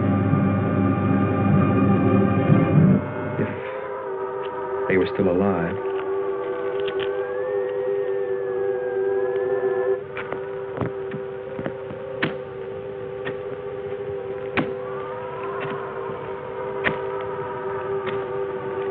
Keep coming. More, John. That's it. Cover me, Kern.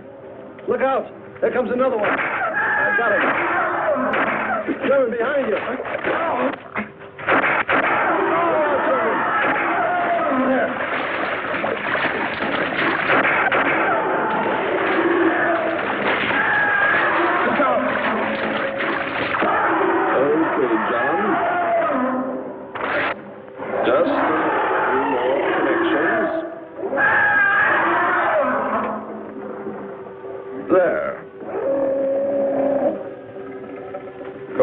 110. Secure yourself to that boulder, John.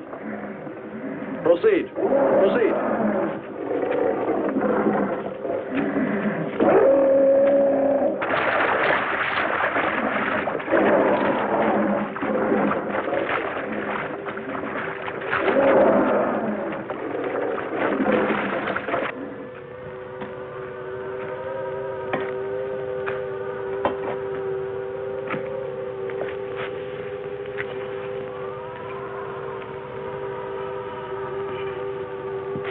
He's better equipped to fight this place than we are. I'm wondering if we should be here at all. Why don't you catch a bus and go home? Don't think I wouldn't if I could find one. There he is. He's up. Hold it tight. He can hold it. You better go first, and I'll come along after you. Within 2 hours, we were ready to go.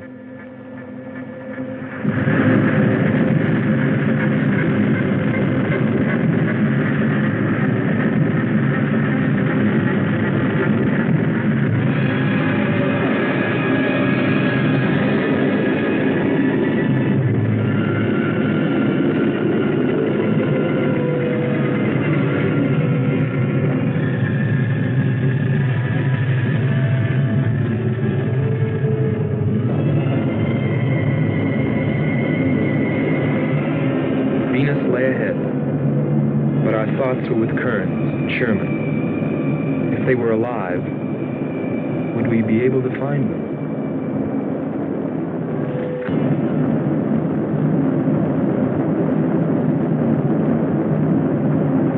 We got to Space Station, Texas, ahead of schedule.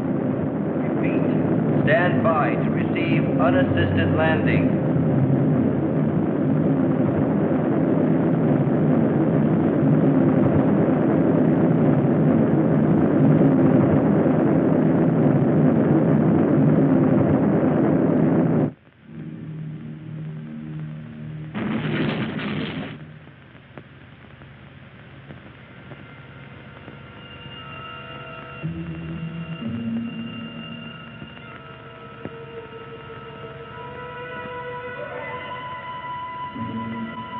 Refueling was accomplished in record time. There was no time to lose.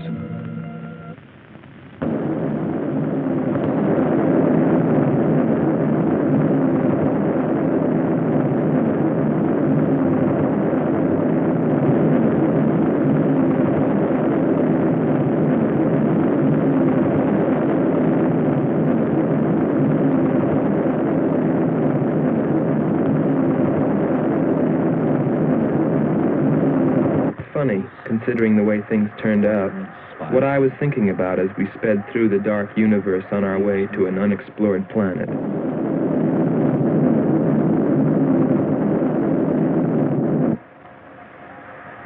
I was wondering if maybe there wasn't some reason that Venus had been named after the goddess of love.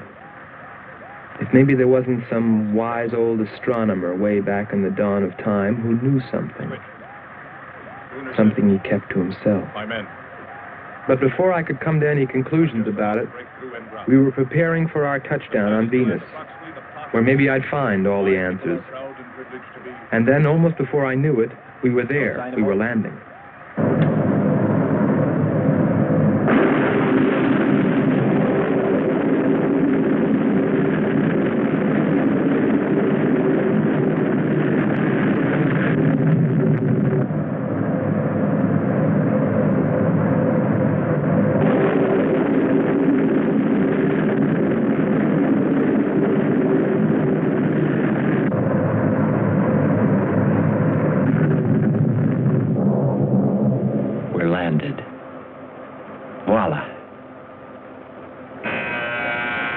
Don't begin celebrating yet.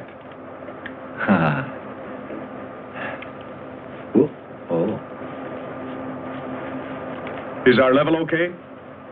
Yep, there it is. On the button. Boy, it sure feels strange to have weight. Yes, it does seem strange. That's sure. But it's nice and solid. Well, I don't know about you fellas, but I'd like to see Venus. Open number 3 and hit the beam.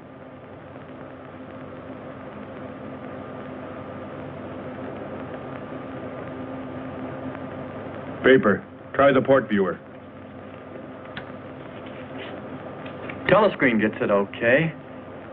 We'll pan port. Formations of weird rock.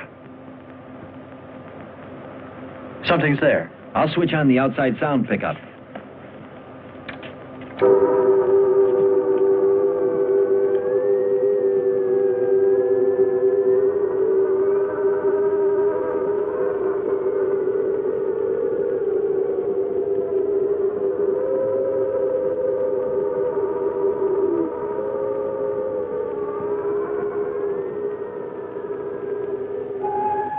That was the first time I heard her. A human being? Hold it.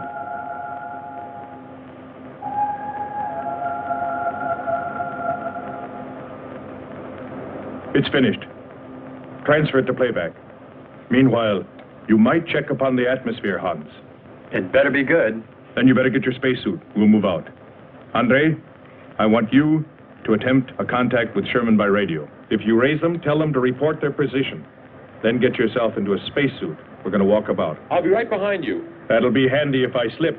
Get popping now. It's 4.7 on oxygen. That's pretty close.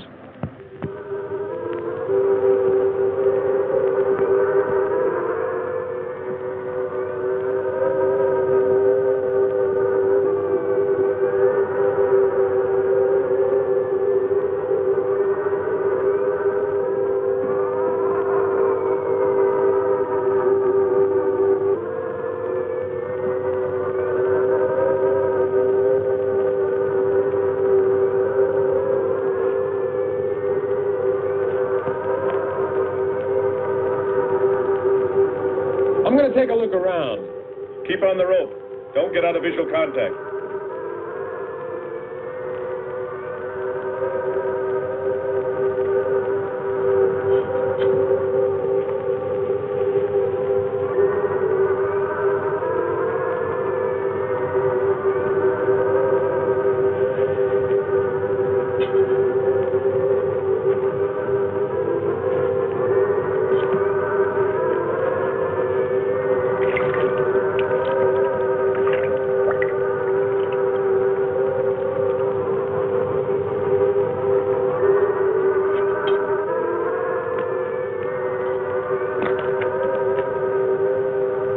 It was a weird, desolate place, but it fascinated me. And I forgot all about Kearns and Sherman and what we were there for. Received a message. What did they say? Marcia has radar movement. Sherman? She can't be sure, but it looks like two objects. One metallic and moving in the area we expected to search. Probably Kern and Sherman. Come on, Andre.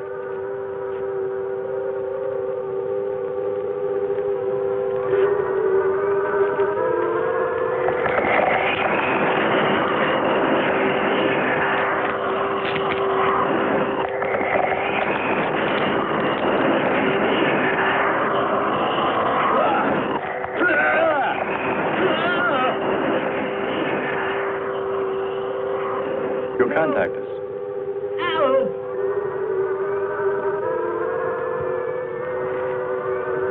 Andre!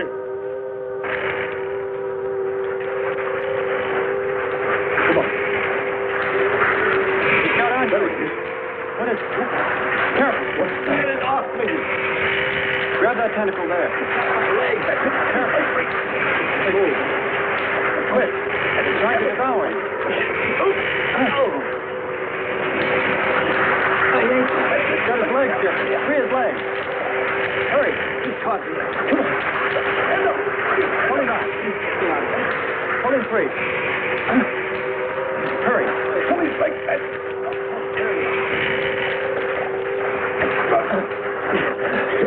Here. Lean up against that.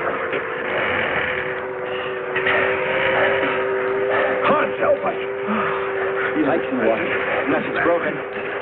Let me get a shot of that man even.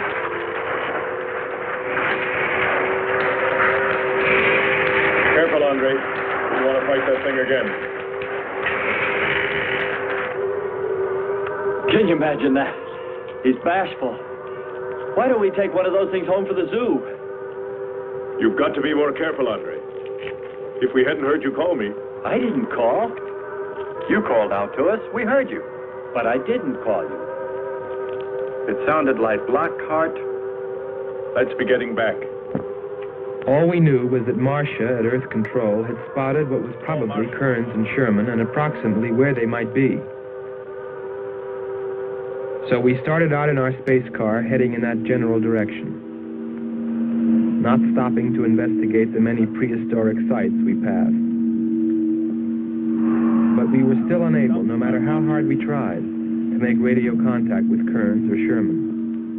So we had no way of knowing what they were going through on that distant part of the planet. Of course. It's your torn suit. Infection is getting through. Maybe we ought to take some quinsulin. No. We'd have to rest after. Must keep moving.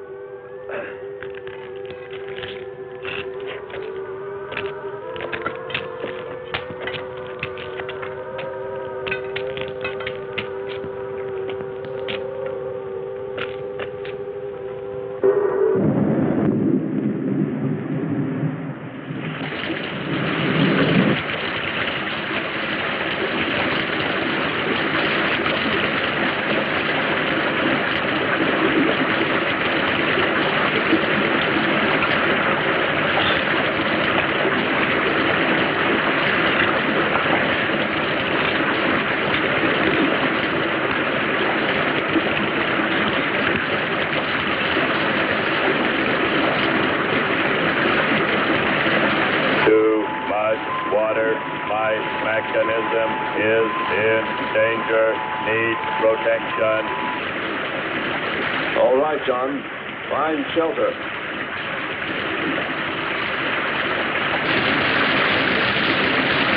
If he can't stay here, we'll be washed away. John. Bring him this way. There is no water. Come on. Just a little bit further. There's a cave right over there. Come on. That's it. Just a few steps further.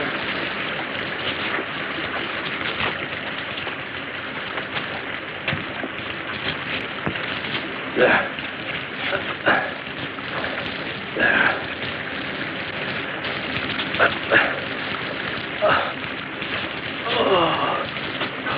I don't think I can go on much further. John, stay with us. Make sure they find us. They should know. Must continue to work the laws of mathematics. There's always a precise probability. Mathematics might prove. Mathematics might...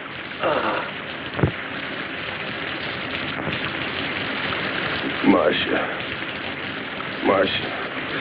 Hear us, Marcia. You must help us.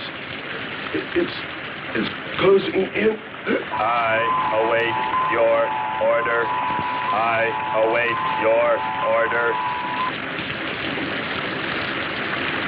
Help them find us, John.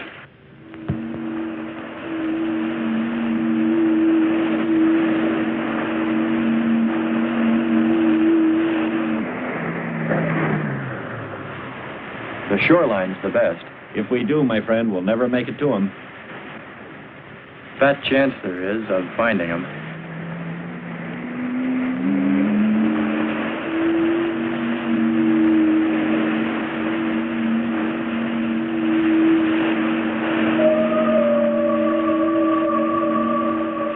That voice again.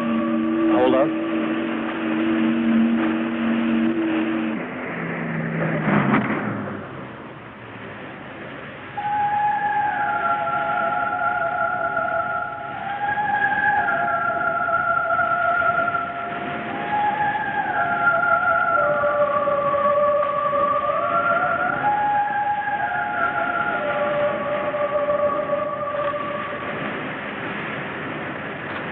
Almost sounds like a girl.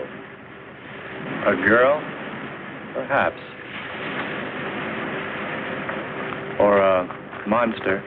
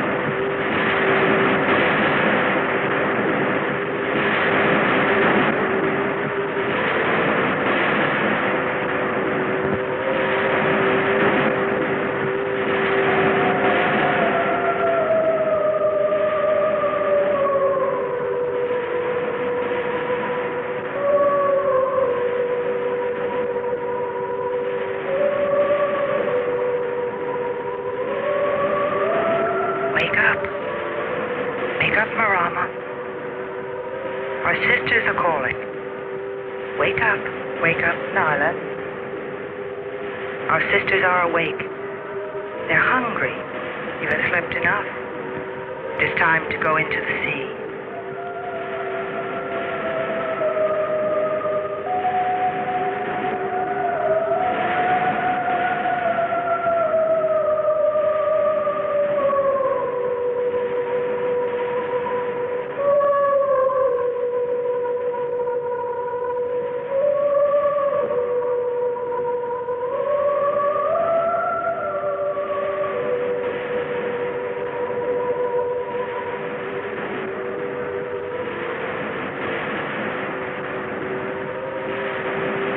Let us hunt well, little sisters.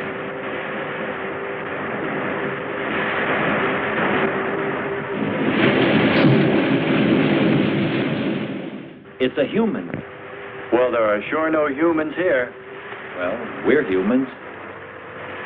Well, no one else has made it. You better believe it. But it sounds so human. Subhuman, you mean, like that 40-armed plant that just grabbed you. I still say it's a girl. A girl. With blue scales. Could be. He's on to something. It's possible that before us, other men got here, especially in this age. You ought to know that, Hans. To a man of science, anything is possible until proven otherwise.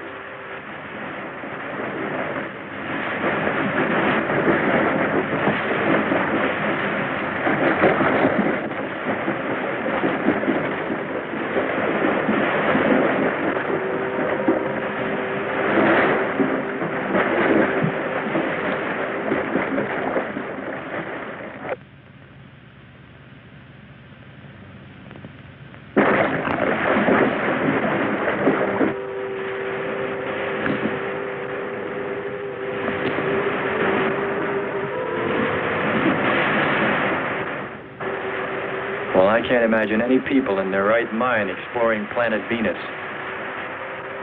Come on, Hans.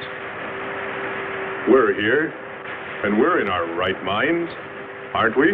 Let's go.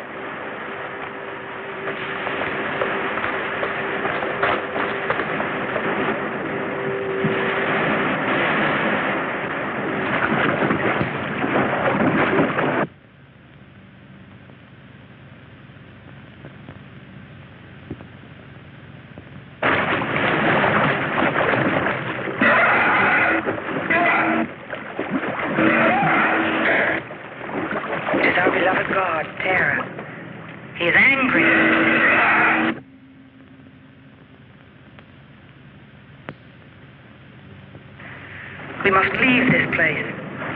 Come, follow me. Lord save him. What? There's no response from Kern or Sherman. Well, we should soon be there. Keep trying. Maybe we can bring them in on the helmet mic. Kern has an auxiliary. I am. I'm getting... Frequency is changed. A woman. Must be Martian. Static, really awful. Hear it? From what I can determine, Kern's robot has been slightly damaged. Frequency is changed. Please try point to point. Move it up. Point to point on the dial. We'll find it. I'll try it. Hello. John, hello. John, listen. This is the command ship. Are you there? No response. Come in. Up one more point. Come in. Better go to solar battery. Much bigger reach. I'm on it now. Hello. Hello. Hello. You must hear me, John. Please open your mic and answer me. You must obey me, John. No response. Try another point. 1, 2, 5. You have to readjust your frequency for transmitting. If you hear me. I hear you. I have adjusted. Can you report your position and plot number? Over. Square 40. In shelter. Tell me what's outside. Water, sun above, falling on large rocks. That's square 40. Not far. Ask him about the men. Hello. We would like to know about Kern and also about Sherman. They do not speak. They do not move.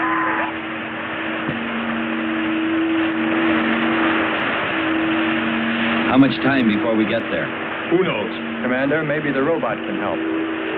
Fry, keep an eye on the compass. Grab onto them. Hello. You will listen, John. First, you will obey me and do precisely what I say. You will listen. Listen, John. Obey my every command. Remove container 2 from Kern's first aid kit. Repeat, container 2.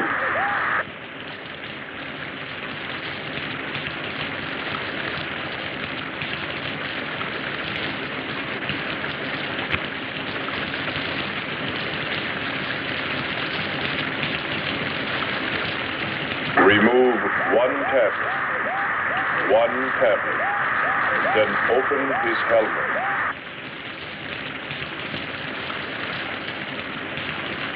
I have 1 tablet.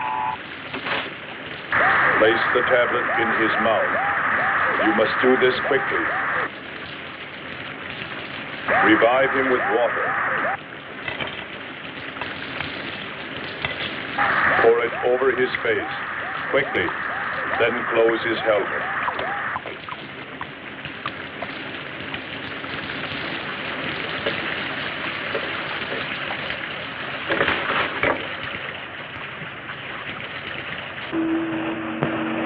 At least we know they're alive. Let's hope they stay that way. Commander, look there.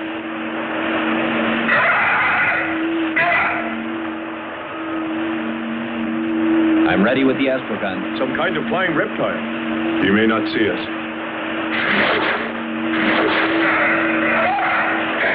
He hit us. He's turning around. Maybe not. We're in for it now. He knows we're here. Luck. Take it now. Here he comes. Don't miss him. Here he comes again.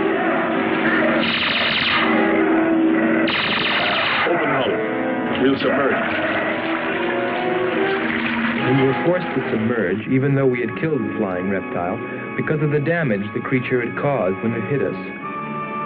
And it was a good thing, too. For here, under the sea, we were to find the second clue to life on Venus.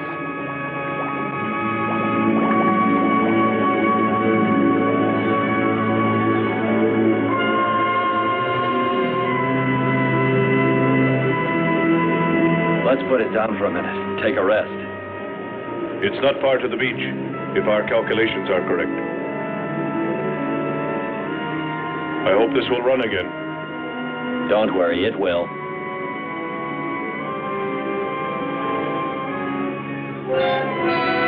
Look, the cliffs are all in even rows, like streets.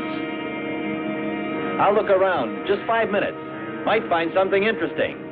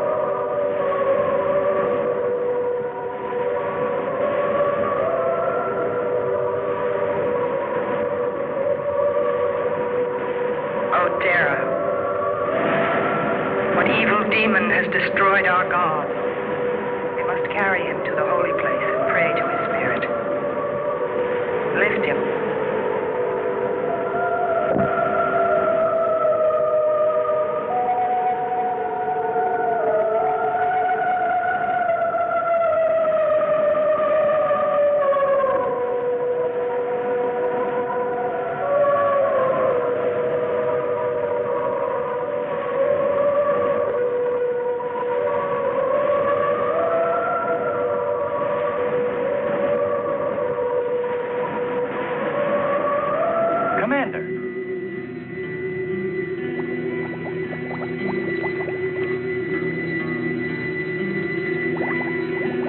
Well, what do you know? It's a statue. Andre! What's up? You just look here. That's only a petrified tree. Only? Why, it's a bronze statue. And much more, Hans. Rubies. You say rubies? Show me. Simple. The eye of an idol. An idol? Yes, a reptile. A reptile resembling that flying monster that attacked us earlier. Up there. You're right, Andre. I'm not laughing anymore. There was a civilization here. And I'll bet you there still is.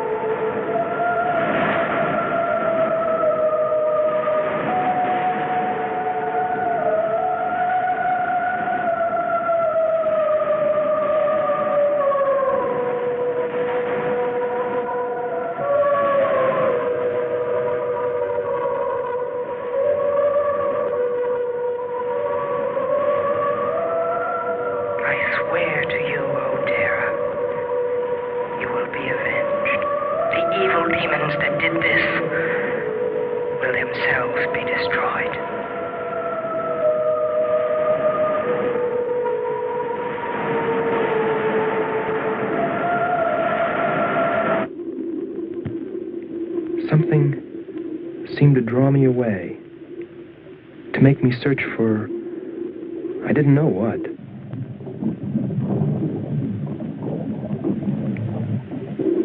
I felt something, I don't know. I felt as though I were being watched. But I didn't see anything except a harmless octopus. Yet, still feeling a strange presence, I went on.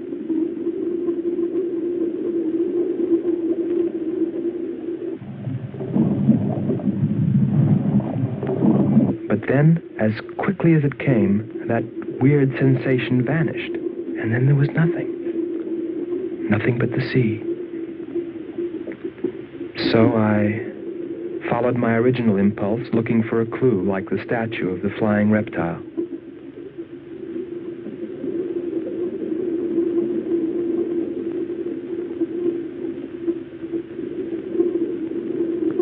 And I found nothing, except a rock that I liked for its shape and that could serve as a specimen for the geologists.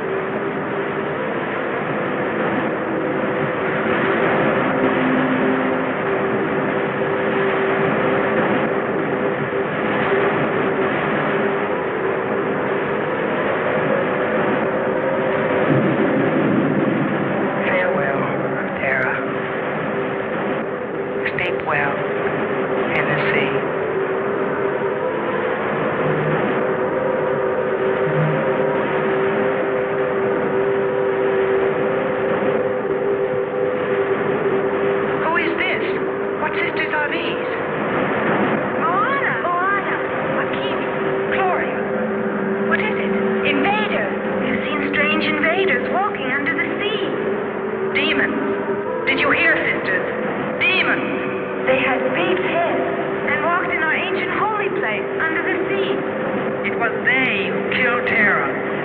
must die.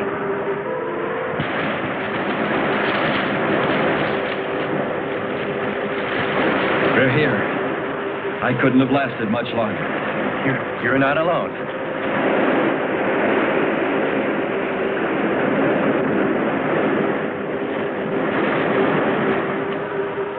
Here we are, Skipper. Good. We'll need more fire. Everything in the car is soaking wet.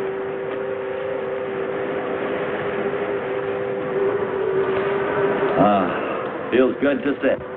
How are the batteries, Hans? They stayed dry. The atom plant? Still hot. You've got that worried look again, Hans.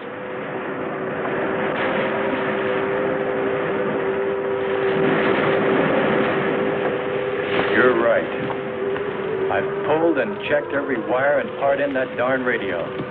It won't operate. I've tried everything I know. I tell you, it's simply hopeless.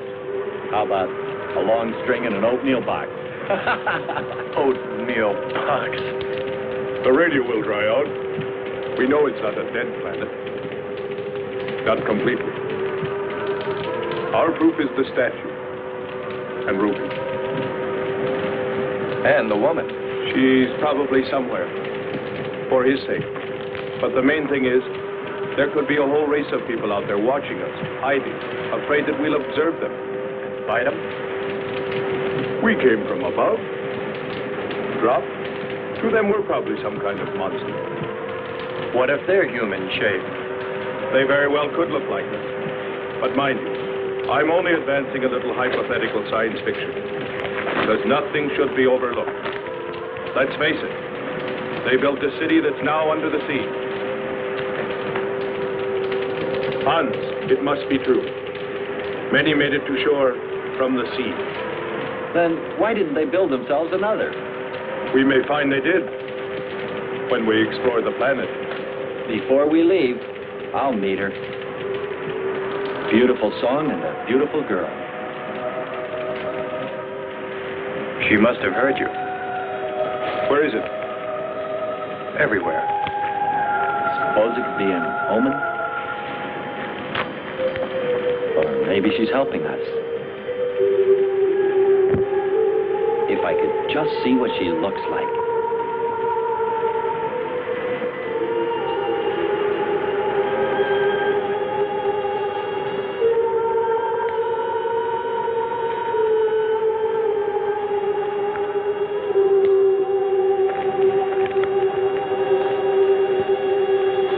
Can the car make it? I'm sure.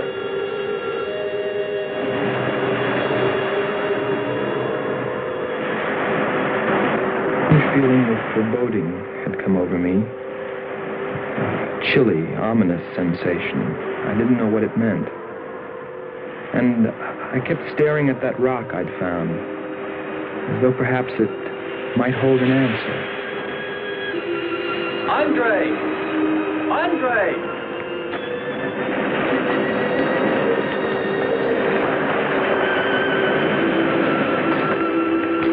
Thanks for waiting. She'd take care of you. Stop teasing him, Hans. He's in love.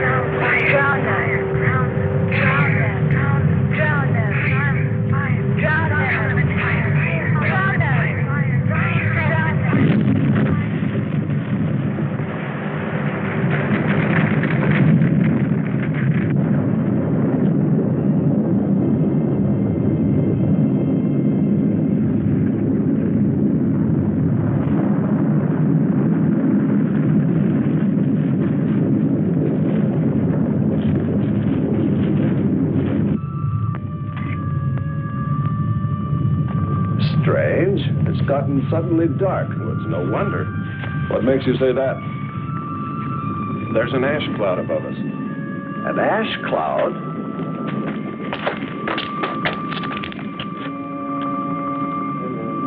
A volcano. Yes. It's spectacular. And beyond the volcano, it looks like the lights of a city. The red spot Andre saw. We must get a move on. Not right away. This might be our only chance to gather some samples, lava and ash, to take away with us. All right. We'll go to a much better vantage point, and right now. Sherman, come. But look at the magnificence. No one on Earth has seen such a sight.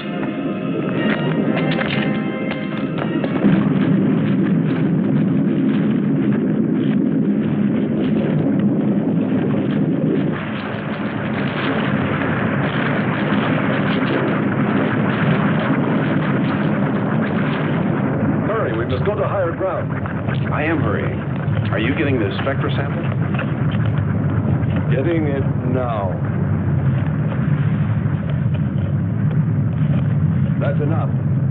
The lava is rising.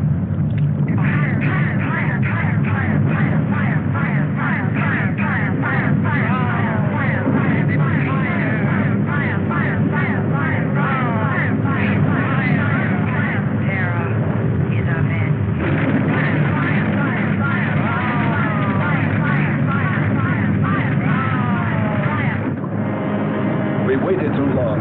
It's covered our path. Perhaps we can run a rope. How? We did it before. From John. There's no more time.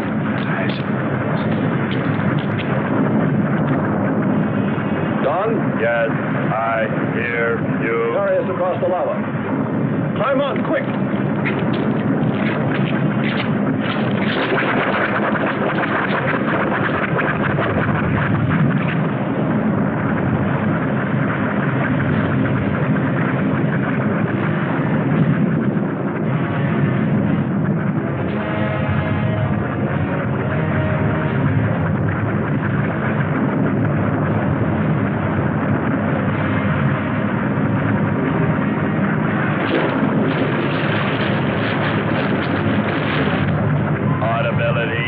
Getting better.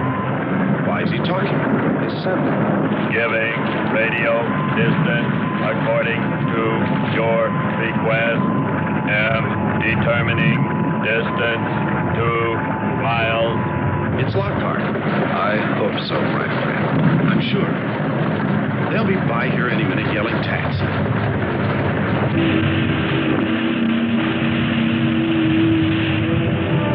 Remarkable invention you have here. Nice to hear you admit it, Alan. Temperature, lower extremities, 500 degrees. My self-preservation mechanism says I must eliminate extra weight. What now? Disconnect the mechanism. Where? Open the door. Here? First panel. Hurry or we're dead for sure. I don't know which. Let me. I am forced to free myself of this weight.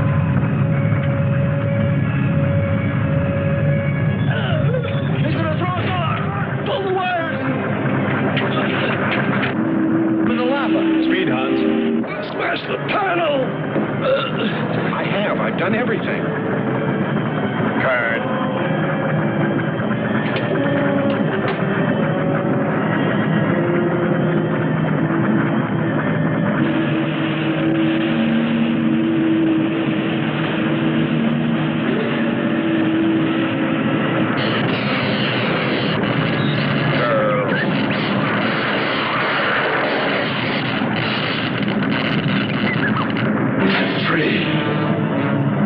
We must hold on. They'll be here.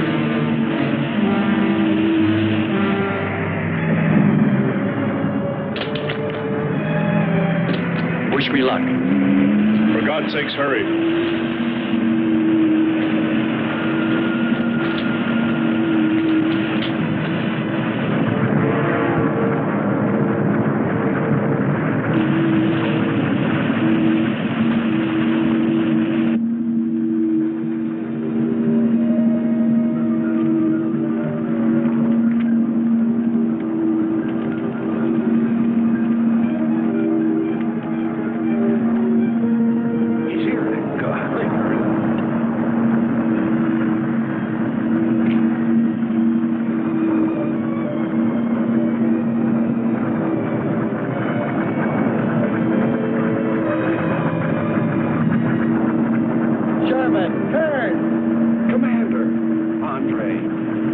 Let me help you out, my friend. I never thought I'd see your ugly face again. We save him, and he insults us. So, we should have saved Kurt's robot instead. Kern, you rascal. Knew you'd make it. Is the robot finished? Yes.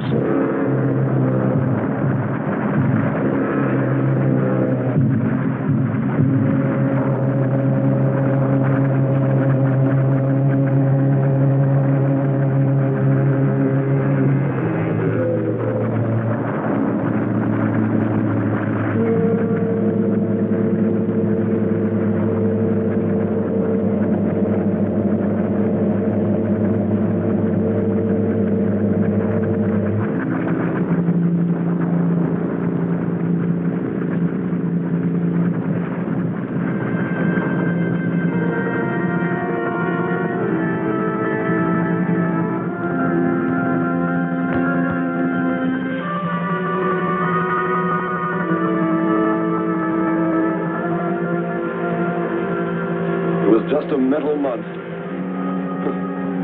And yet when his destruction was imminent, he called my name. Looks placid and calm. But frightening. Yes, I suppose it does, if you use imagination. We'll soon be home. That's right, but we leave a friend behind. Come. Join the rest of us.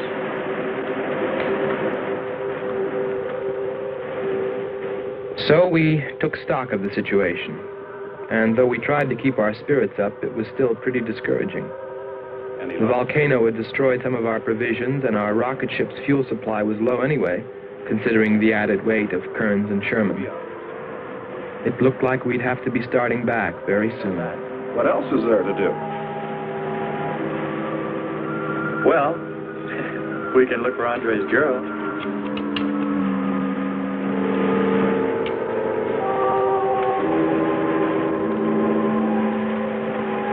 Very cute, Hans.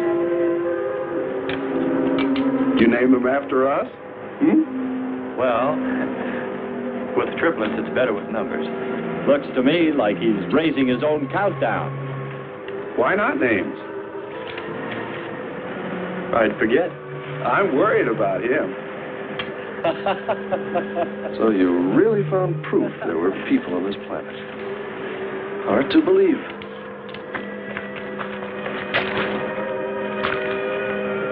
Believe it or not, my dear Mr. Kern, it's true. And they could still be here. I don't go along with that. Could a human survive in a place like this? You survive. And man will almost always adapt himself in time. And don't forget, in the dim past, we all lived in water. For centuries, our Earth was toxic. But that atmosphere evolved mankind's form, adjusting the Earth. And I'd bet that these people on our planet couldn't live. The air'd be poisoned. Afraid I don't share your opinion. You just can't close your mind to it. We found proof. Proof of intelligent being. And those lizard men of Kearns. That's proof. Look, suppose they do look like lizards. Couldn't they be people? Suppose they saw the ship, got frightened, then donned their lizard costumes, then jumped up and down to spook us away. What possible story could explain it better, huh? None. You're the winner. Joking aside, my friend, man, lizard, or what, I know there were or are intelligent people here. If we just had time, I think they might come to us. Look, even you, Kern, said you thought you saw the lights of a city beyond the volcano. I said they looked like, not were. Here, you two. Have some coffee and rest your voice. If only there was some way to communicate with them, some way to make them understand we were not an enemy, that we wanted nothing except to know their ways, study their civilization. Or was it really all just fancy? Just my wishful imagination? And that sound only an accident caused by the wind and the canyons.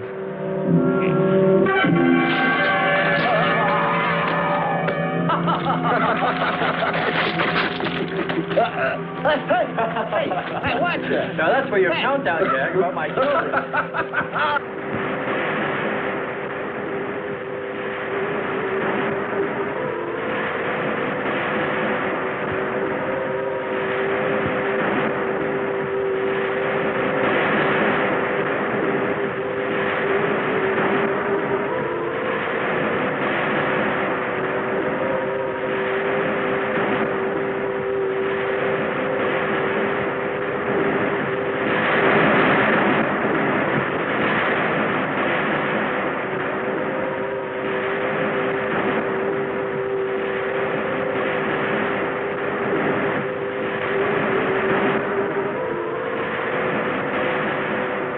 Wake up, sisters.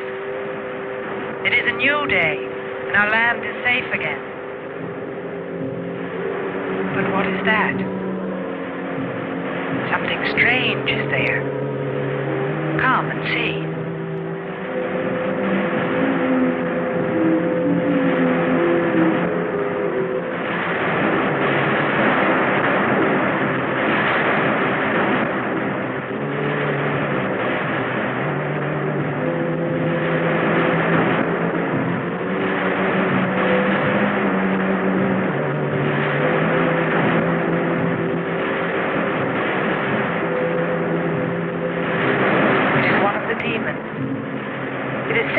By the god of the fire mountain.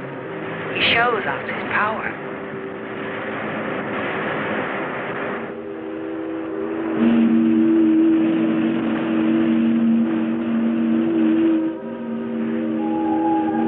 Better get out and locate her, Andre. She wants you to stay on me. Just you wait. I think perhaps we should be trying to find her and take her with us. I'd vote for that. But she might not like us much anyway. If we could explore beyond those hills, I'll bet you money we'd find her and the city. You've been reading too many comics. Kern wouldn't believe she existed if she were sitting on his lap right now. Want to bet? We're here.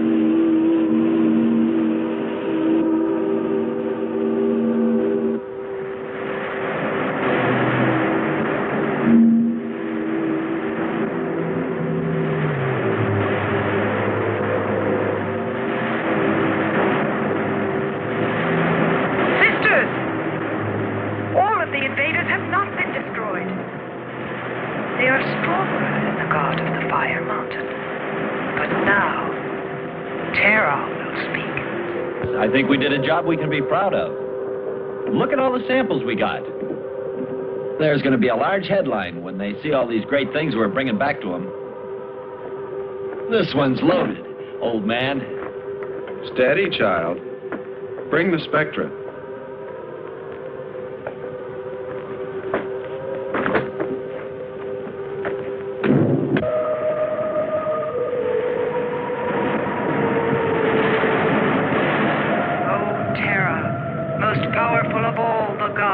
Show us your wrath. Bring forth the waters and the fiery heaven. Let not one invader remain to walk your land.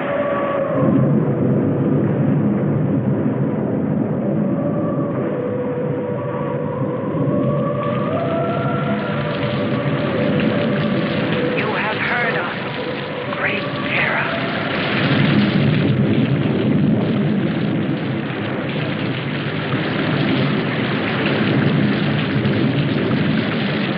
We didn't pay much attention to the rain, though it seemed heavier than any rain we'd ever seen.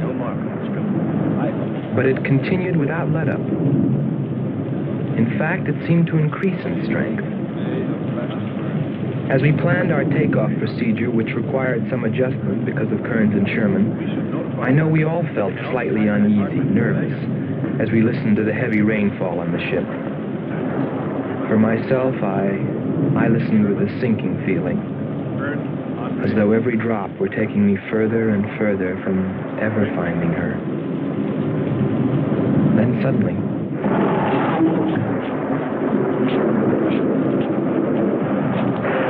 Quickly, Andre. On.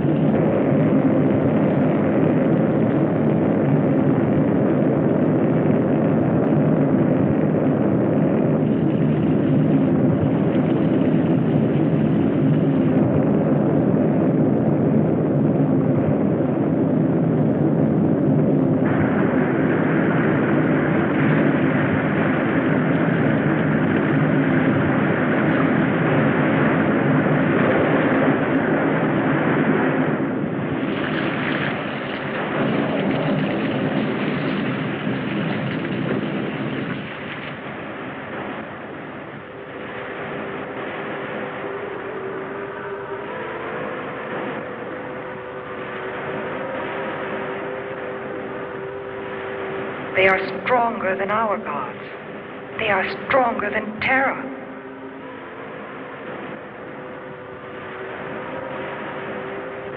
Terra is a false god.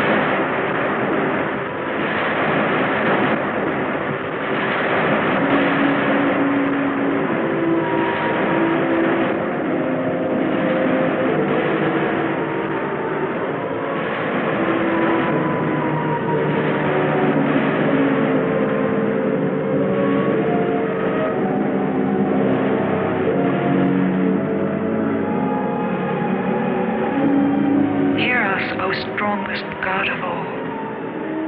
We worship you.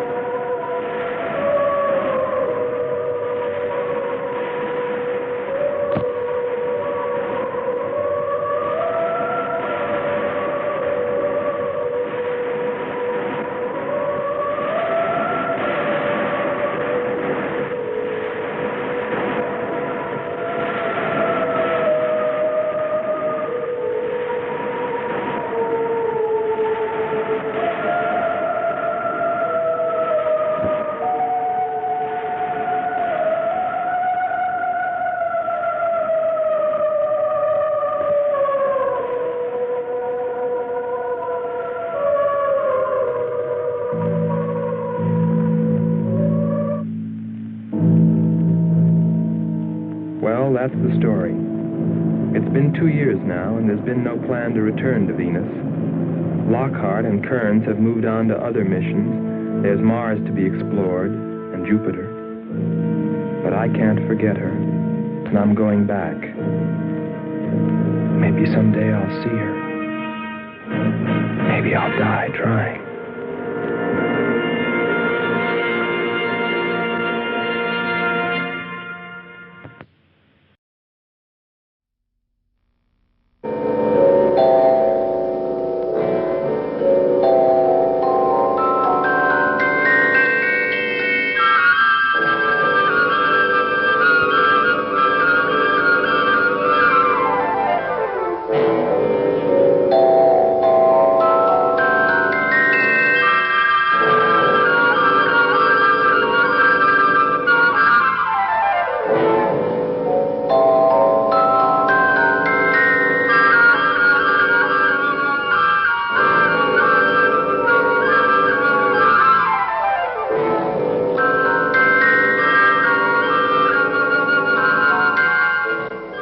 With at least 2 billion stars in our universe, somewhere in deep space there are probably planets with civilizations built by living creatures, some peaceful, some warlike. From the distant Sapphire Galaxy, a ferocious race of creatures have set out to conquer our universe, beginning with the planet Earth. A nuclear war is imminent, the results of which will poison even the distant reaches of outer space, and planets such as this one, the Emerald Planet. Though they are fierce fighters when it comes to defending and protecting their way of life, the Emerald Men in the Marpet Galaxy are essentially creatures of peace. They realize, however, that the Cephirians' mad idea of conquest now threaten their very existence, and drastic steps must be taken to prevent this dangerous act of aggression. The High Council of the Emerald Planet is now deciding what must be done.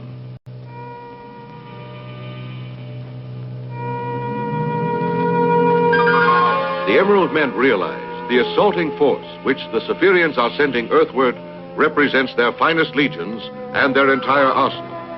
If this force can be destroyed before a nuclear war can begin, then the universe will be safe.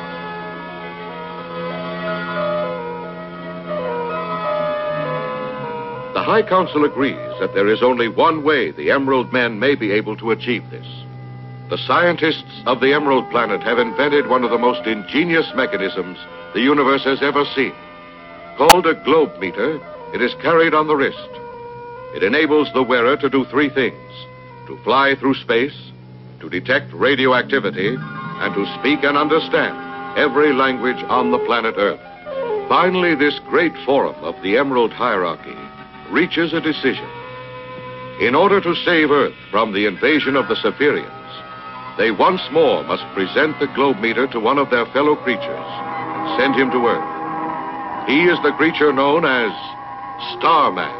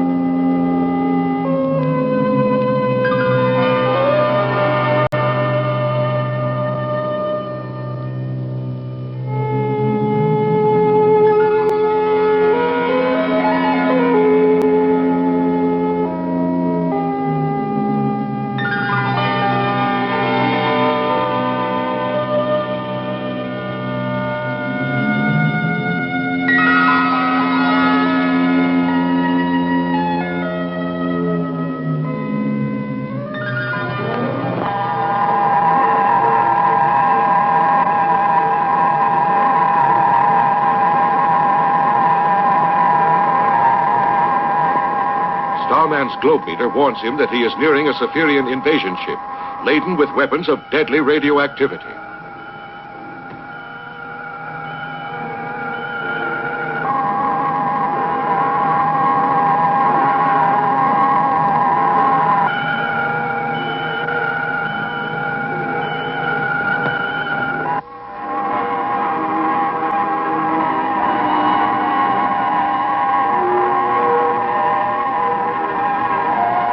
Starman realizes that the ship contains enough radioactive material to destroy Earth within a few seconds. He knows that even though he may be killed, he must attack the ship.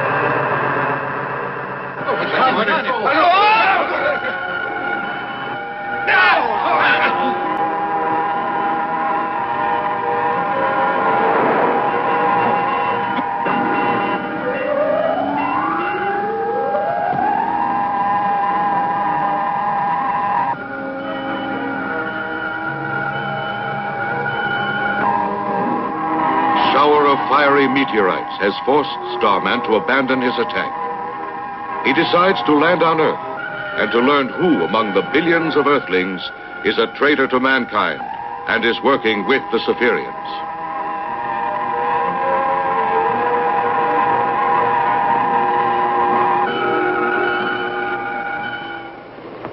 On Earth, at the Forecap Observatory, a startling discovery is made. Professor, in the telescope, the GP object lens has been smashed. What? The lens? Look. We won't be able to use it anymore. It's true. On an island 2,000 miles away in the Yamanaka Space Laboratory, where a spaceship to be used for peaceful purposes is being built, another discovery is made and reported to Dr. Yamanaka, who is at home. What's that? It blew up again. How can that panel just explode like that?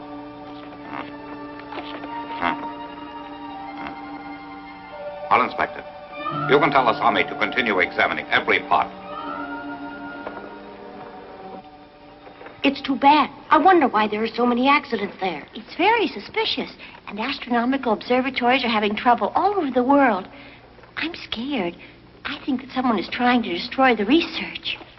You could be right, but why would they try to destroy a work that's so peaceful? I can't understand.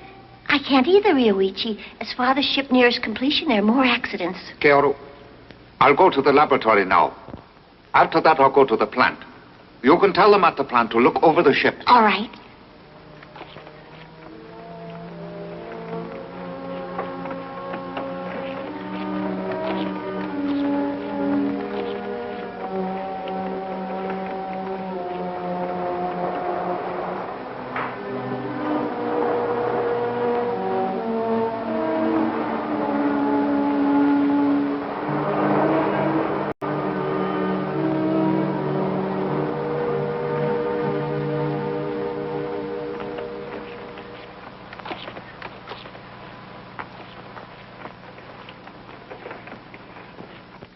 Asami, what happened? Oh, Doctor.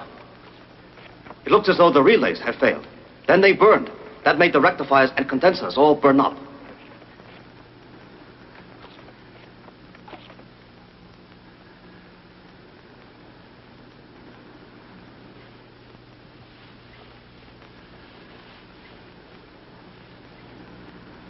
never saw me. Here's what caused it to burn up. Oh? I don't see why. Those alloys shouldn't burn at all. I wonder if there's a flaw in the metal. That could have caused it. Doctor, why not return the part as is? I suggest sending it to the company making it. It's too risky. There'd be some publicity. Our enemies mustn't learn of this. With a ship like this, I wouldn't trust them. As men of science, I'm certain you're aware that the value of this great ship we're building lies in its peaceful usage. With it, we can learn what lies beyond our solar system. And yet the ship is dangerous. Enemies could use it against us. And should that occur, you know that we'd all be defenseless, and the destruction could be terrible. So we will have to continue working in secrecy for a time. So, not a word of our successes or failures must reach the outside world. We'll say nothing until our ship is ready for flight.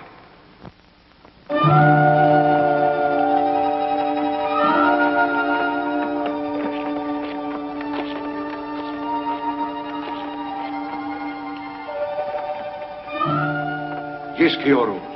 The damage can be repaired quickly. Oh, we're so glad to hear it. All you need will be a solenoid then for the rectifier panel. Right. The only trouble is we haven't a single solenoid in our inventory, none at all.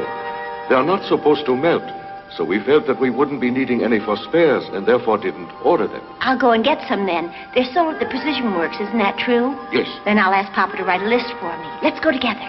We'll get the part here as soon as we can. That's right.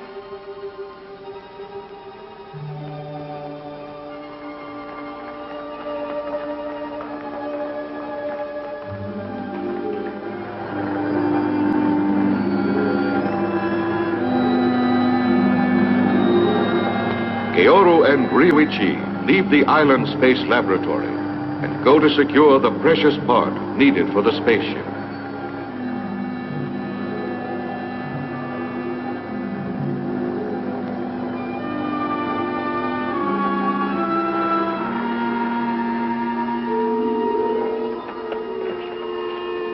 Can I help you? Here, this is what I need. A list. Oh, sorry, the gentleman who just left bought the last ones. We're completely out of stock. I'm very sorry. Man who just left? Yes. What's as soon as you can get this part in again? If you come back tomorrow, I can assure you that we'll have some in stock. I shall. Good day.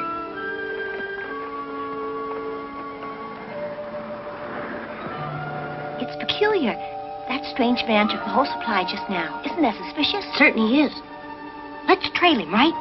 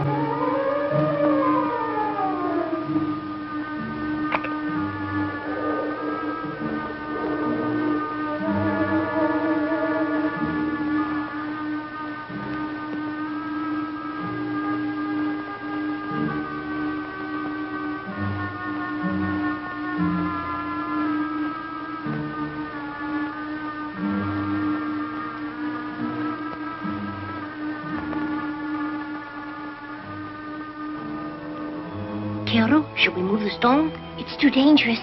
Instead, I think we should call the police. Stay right where you are.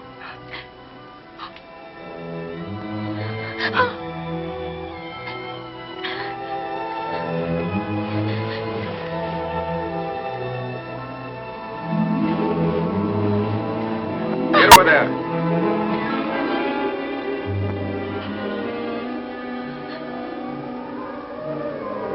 Get in. Move.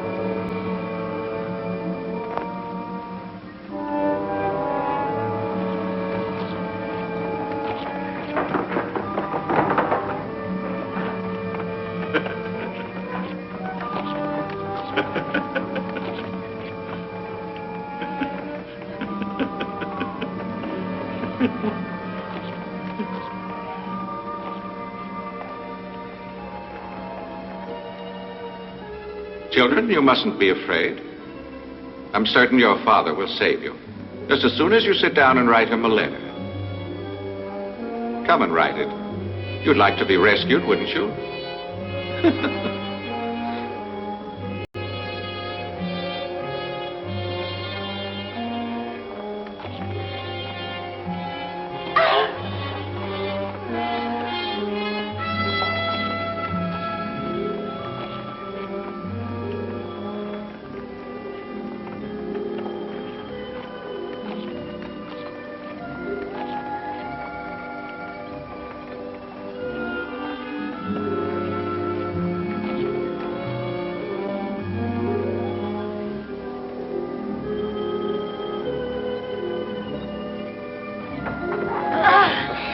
You know where to take them.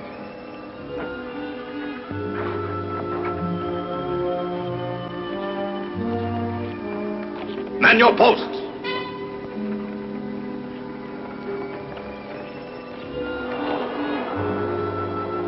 At this same time, on the island where the secret space laboratory and Dr. Yamanaka's home are located.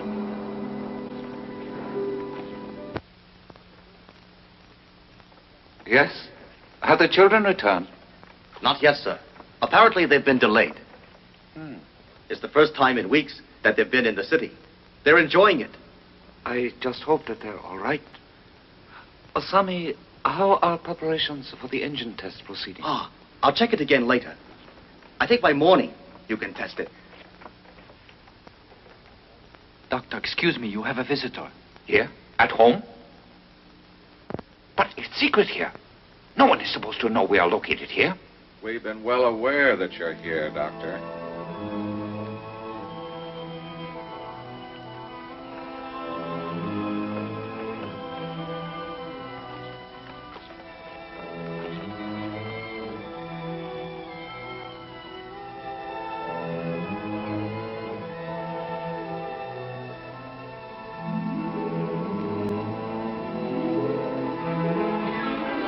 Papa, we are locked up in their secret headquarters. They say that they will kill us unless you come. Please do what they ask and save us.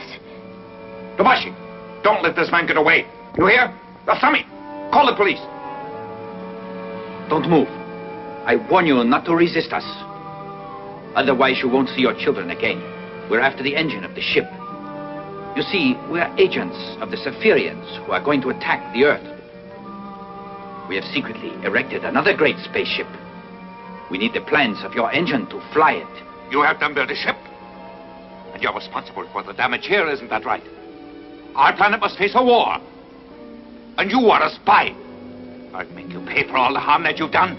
Doctor, I know very well what I am. And I'm content. In the attack, I won't die.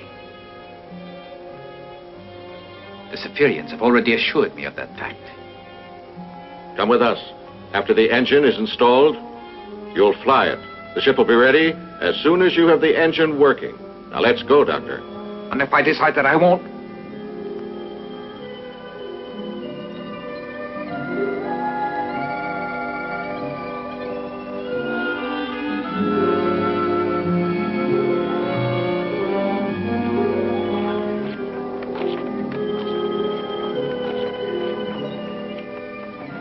No, Tobashi, don't take the engine plans. I beg you. Oh.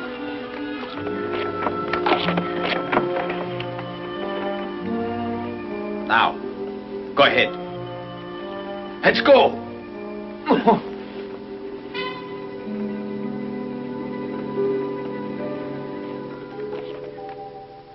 Here, some of the world's top security forces hold an urgent meeting.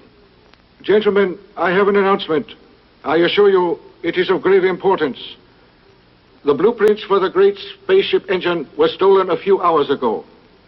And we have also learned that Dr. Yamanaka is missing as well. All of his work has been sabotaged. Have you learned who is responsible? At the present time, we have no clues whatever. Keeping this situation secret is wrong. I think we should let people in on it. There might be some way that they can help. No, I strongly disagree. No. You're certain? Starman, you say? Yes, sir. My dear sirs, Starman is outside. He would like, he said, to address this meeting. Is this Starman? Is he anyone we can call on to help us? If he is, then I propose that you ask him for his assistance immediately. We'll see. Sure, Starman is... Yes.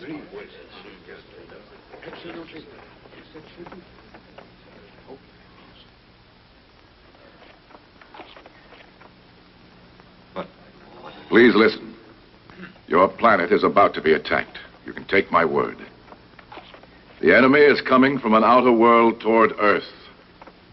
They are called Saphirians, and they are a vicious race. Some of their secret agents have infiltrated your most restricted areas, your governments and your scientific laboratories. At this moment, the Saphirians have a huge space station within striking distance of Earth. That's right. It is in position. And also, I know this. The Saphirians have built a great ship. It is similar to yours, except that it lacks an engine as powerful as the one on your ship. However, their agents have managed to kidnap Dr. Yamanaka and stolen the plans for his engine. Gentlemen, I want to say I've come from the Emerald Planet to save Earth and ensure peace for all time.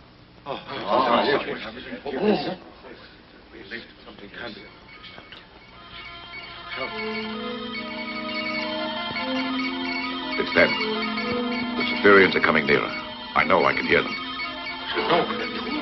Gentlemen, please. I promise I will locate the Saphirian ship. And I'll return Dr. Yamanaka and the blueprints.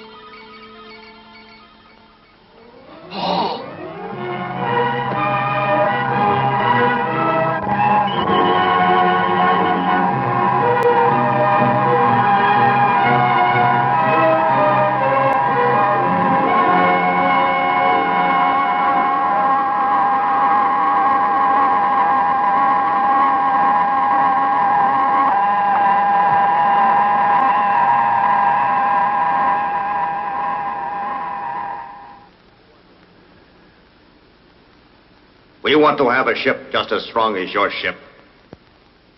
And we've waited for you to volunteer to work on the engine. As you know, we've not tried to make you do it by using force. Our great patience, as well as our goodwill, is at last ended. I'm sorry, Captain. My children are the reason that I came here. I will not give you any of my help. I'm against war.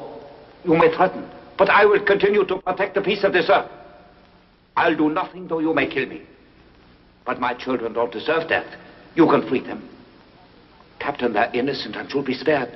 I'm offering my life to spare them. There's no amount of brutality that'll make me submit. I have another way to force you to do as I want.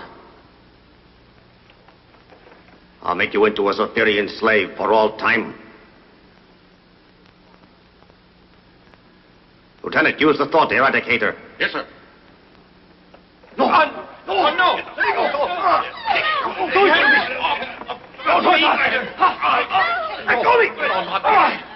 Stop it! Don't do that!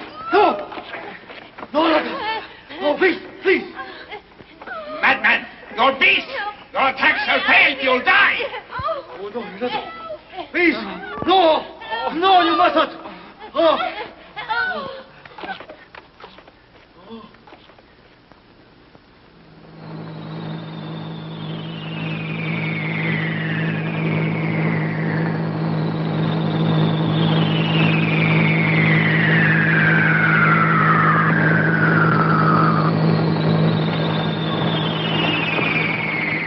Sir, we're getting strange interference on our warning system. Make contact with the space station. See if they know what's causing the trouble. Yes, sir.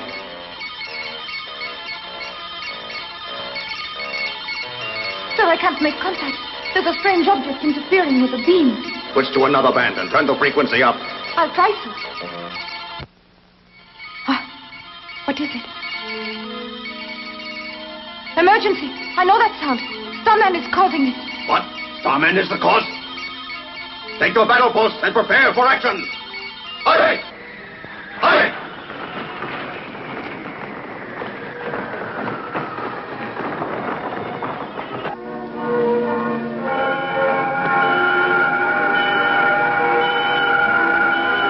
As he flies toward the space station, Starman detects signals from the secret Zephyrian base on Earth.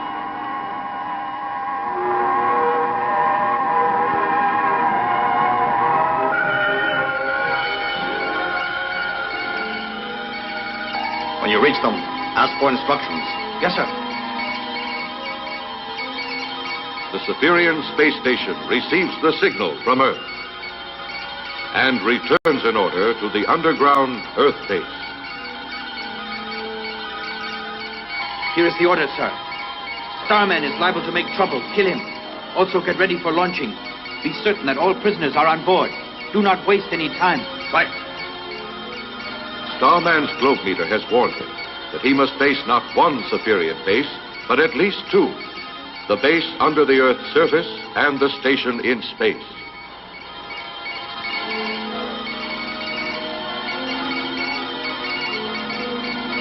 Starman crossed the electron net. Stop all sending until we can kill him. Starman's approaching. Increase acceleration. A third. Mach 80.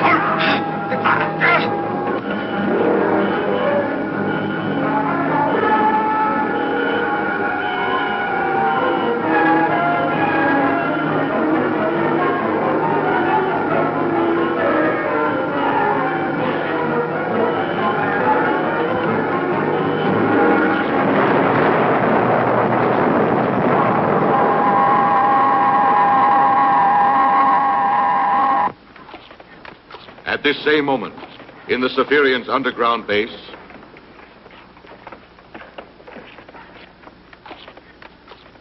launch the ship! Hurry! Hurry!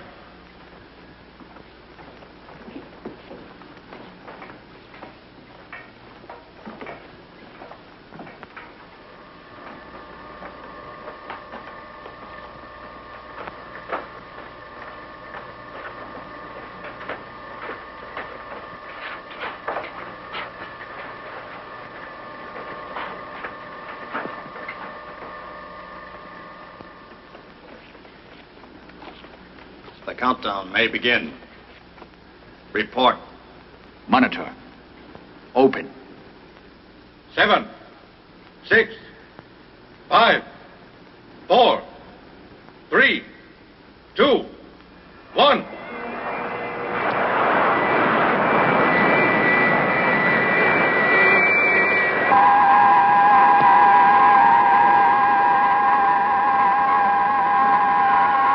As the ship is launched from Earth, Starman detects the presence of another, larger space station.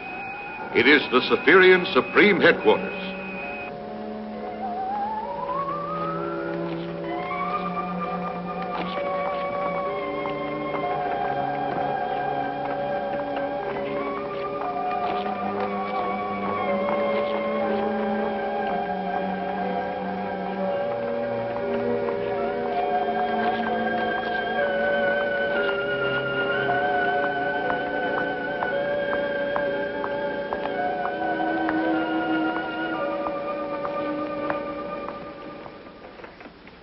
You must instruct the spaceship to use EF orbit, sir. I know it.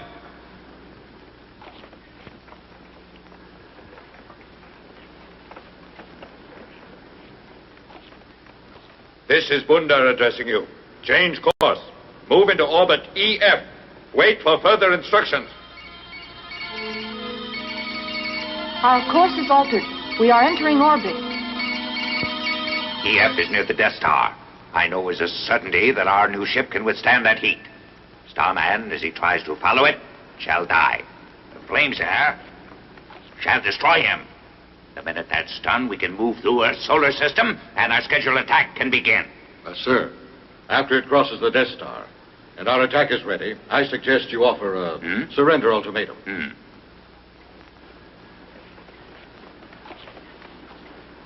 It's necessary to show our strength. And in order to do that, we'll have our rockets destroy one of the peaks in the Himalayan mountains.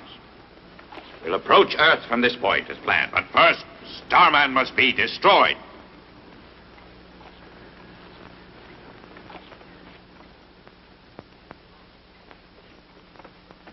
Starman detects signals being sent earthward from the huge Saphirian station and realizes that the signals must be meant for a spaceship. He suspects that either Dr. Yamanaka's powerful ship or one just like it has just been launched. And he knows that if this is true, the doctor and his children must be prisoners on board.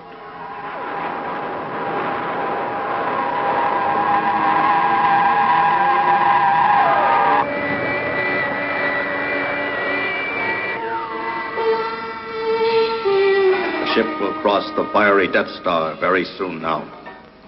Start adjusting the cooling system. Yes, sir. Turning cooling system up.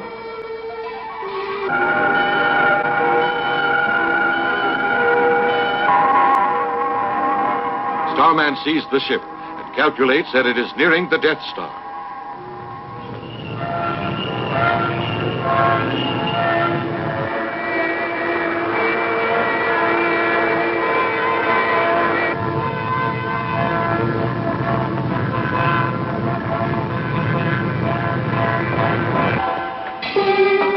Exterior heat rising. Continue. Yamanaka, make that heat drop. Go on.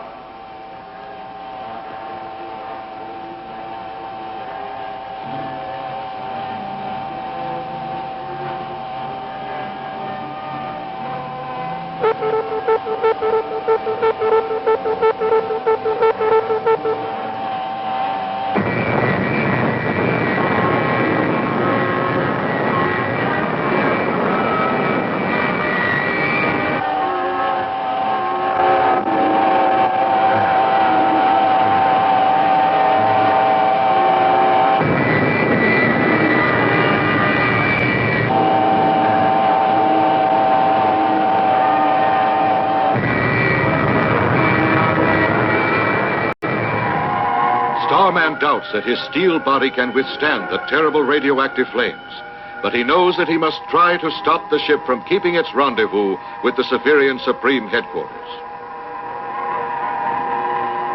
If he fails, Earth will be destroyed. He has no choice but to risk the flames of the Death Star.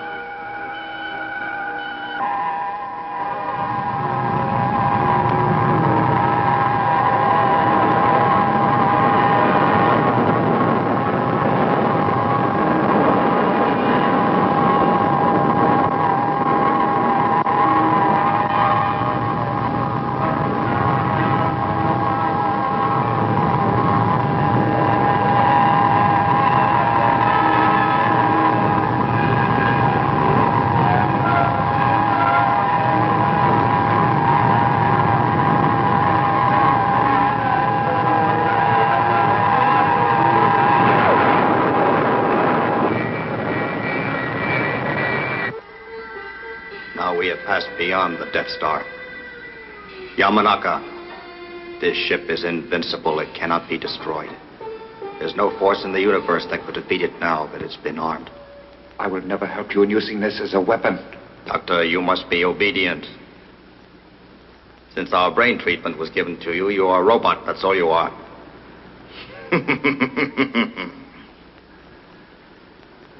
You and the others have no choice but to submit to my orders. Without you and your vast knowledge, we could not fly this ship or use it against your planet. But now there's no problem. You are completely under our power.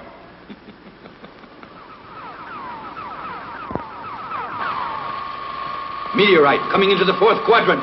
You're incorrect. Meteorites are not in this area. Check your screen. Yes, sir.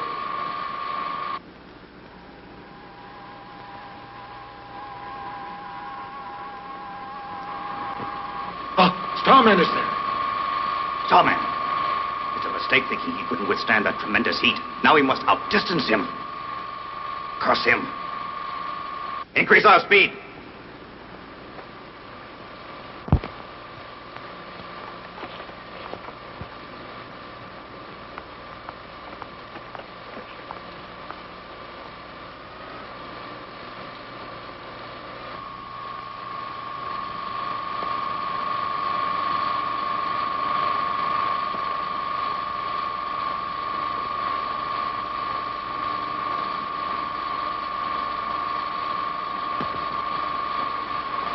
Our speed is at the limit, and Starman is gaining. I know.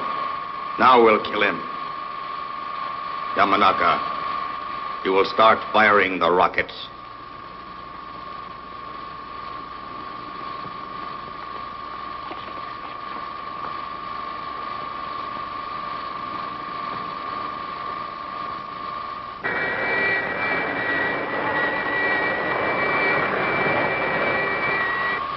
Hurry, Doctor. Starman is an obstacle that must be destroyed. You must not hesitate to eliminate him. These weapons can do it. You must try to make every one of them strike him.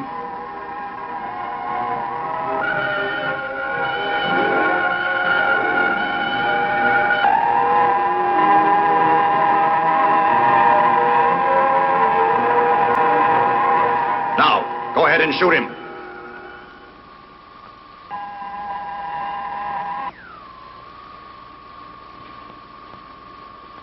Shoot!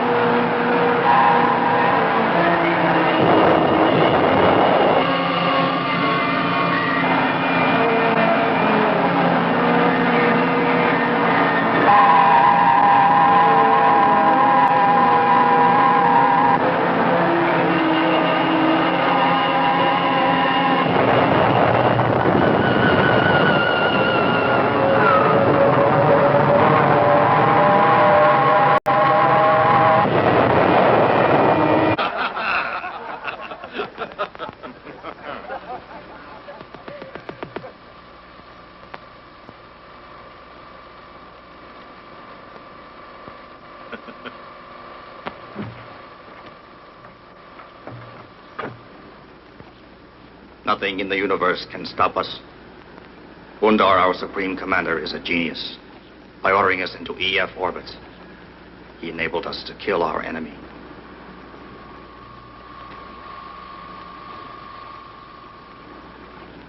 Captain, we are now in the vicinity of our space platform. Excellent. Contact them. Yes, sir. Headquarters, this is the ship. Headquarters, this is the ship. What are your orders? Headquarters to ship, headquarters to ship. Use the third plaza for landing. Approach from 90 degrees, 2 minutes left. Speed, Mach 3. Make your landing immediately. We will. Follow their beam.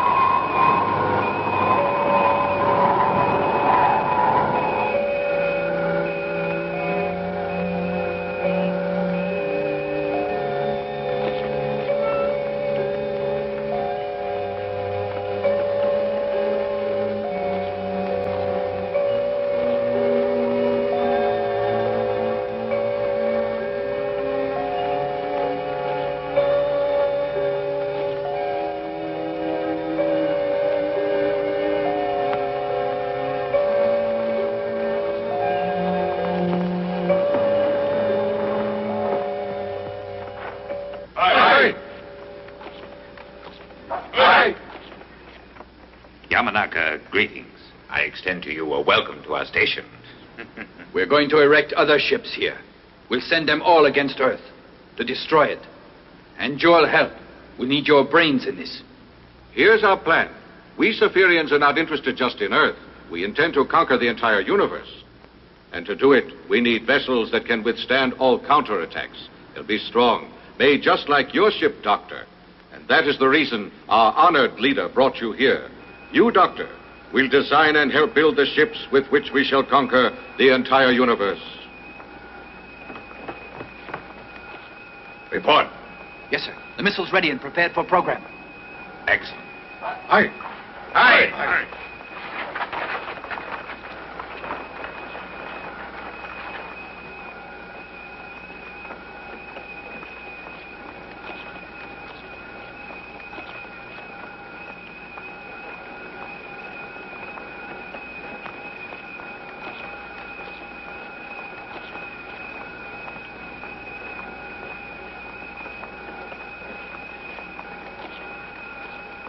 My mind is clear again now. The effect of the machine is worn off. Yes, I know. I'm aware. Careful. Act as if nothing has happened to us.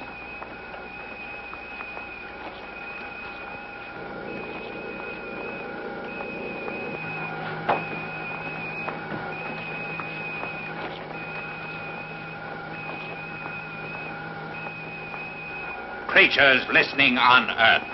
My plan is to destroy your world, but it's not too late to save the Earth if you unconditionally surrender. You must surrender or die, because destruction will be total. People of Earth, surrender or die. Our power will be demonstrated now. We'll direct a missile at the Himalayan mountains. Pay attention to its great destructive force. More can be sent unless you give up.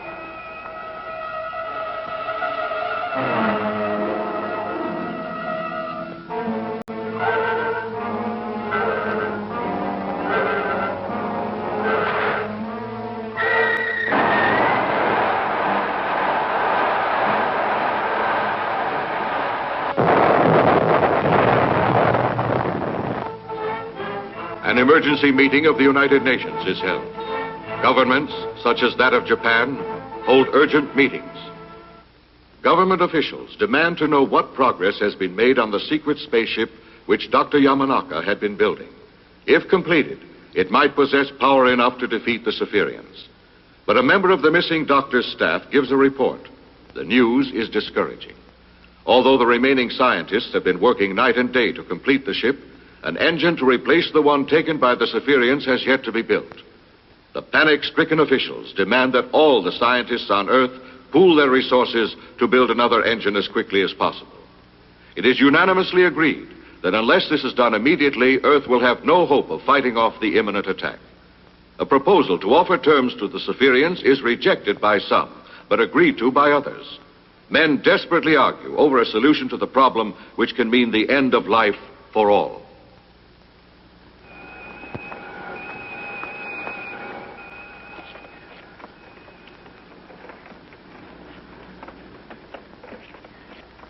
Yamanaka, what's taking you so long? Those designs should be done already. You never took this long when you were working on Earth. Hurry along.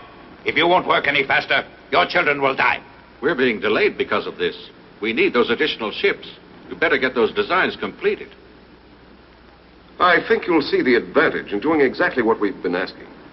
If you do, if you really decide to join us, you'll be granted an excellent post, and you'll have a great laboratory put at your disposal.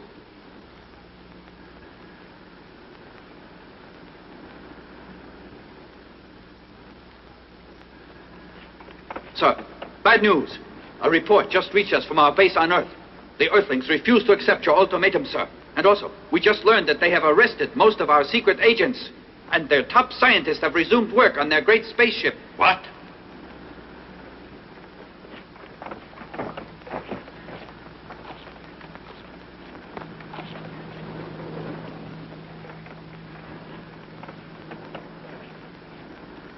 Destroy downtown New York, center of London, and the Diet Building in Tokyo. Start the attack.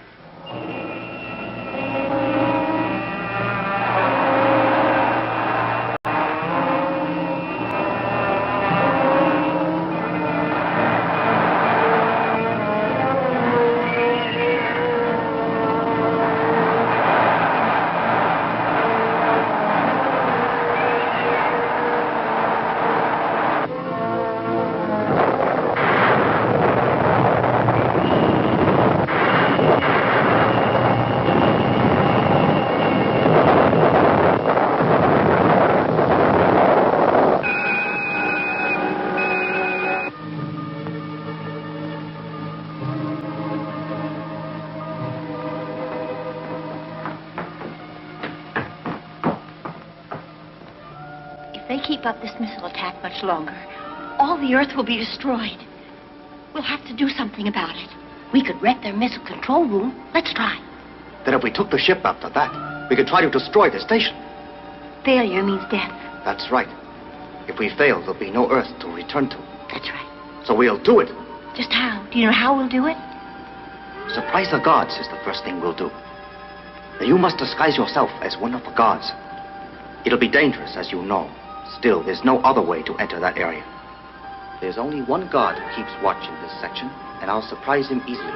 As soon as I knock him out, I'll get into the ship. It'll take exactly 30 minutes to warm up the engines. We'll launch them at 2 o'clock. Just be certain you're there. Tell your father that he has to be there then. I think we're ready to attempt it. Let's begin now. Let's go. Come on.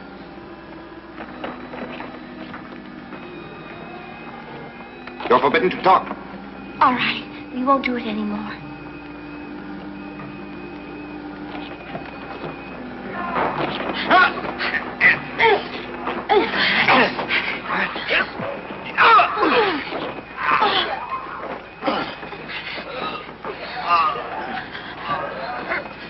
Look out.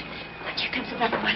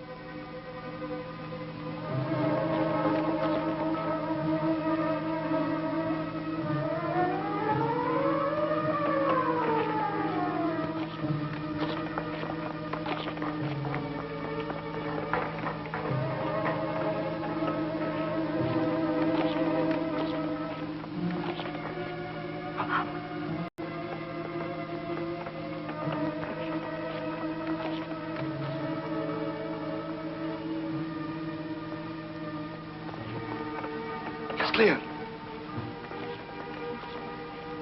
That way.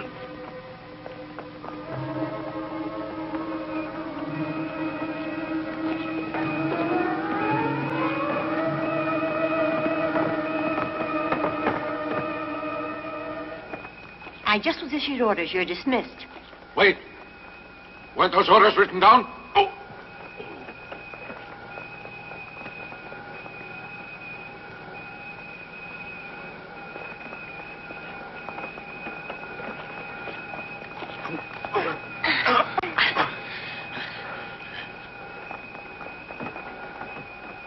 Don't forget, it's important that you're here by 2 o'clock. Really, Chief, go and tell Father to be here. I will.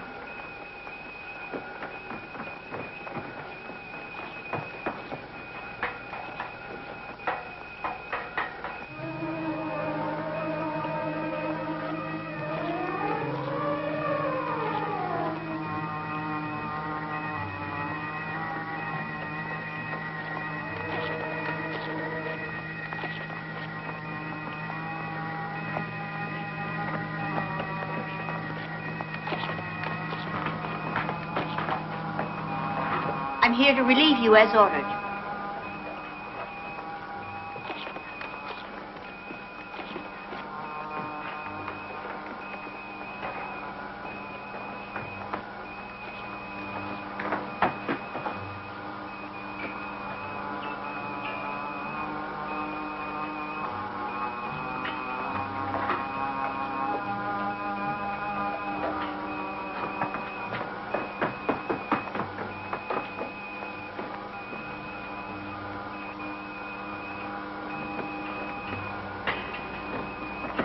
Doctor, if the Earthlings launched that ship, we could not successfully defend ourselves against them. However, we shall continue our program of destruction. With this method, we may be able to prevent the launching of that ship. We have an alternative. If you finish your designs in time, we could build another ship. One strong enough to destroy the one on Earth. How long will it take you to complete those plans? I won't do them. The effects have worn off. The doctor thinks again. He's to die. Sir, the missile control room is damaged. Sabotaged. What? Sir, the pressure adjuster is ruined. It's sabotage. I see. Sound the emergency.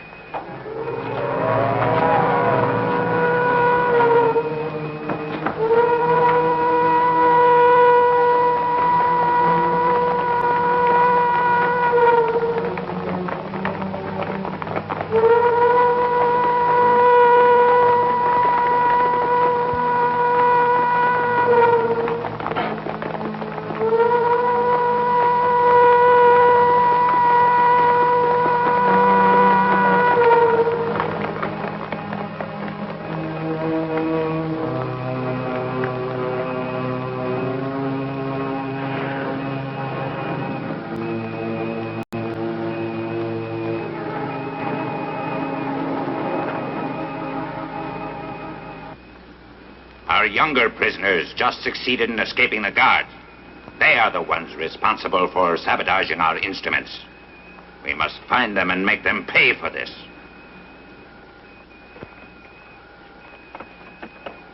We captured this one in the second plaza. However, after searching carefully, we haven't been able to find the others.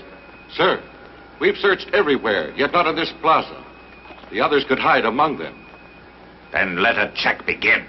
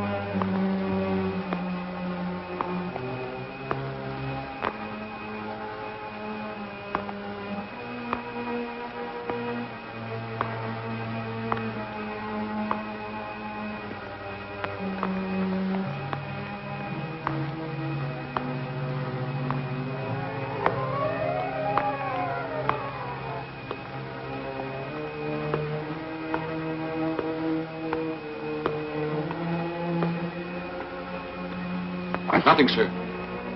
They are someplace on this station.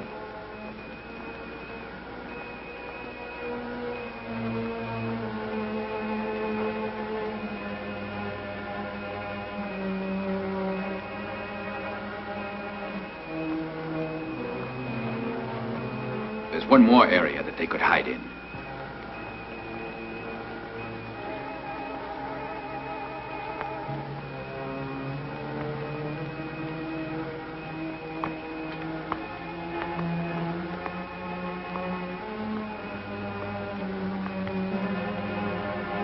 Guard, tell me. Since you've been on watch, anyone gone in? No, sir, nobody.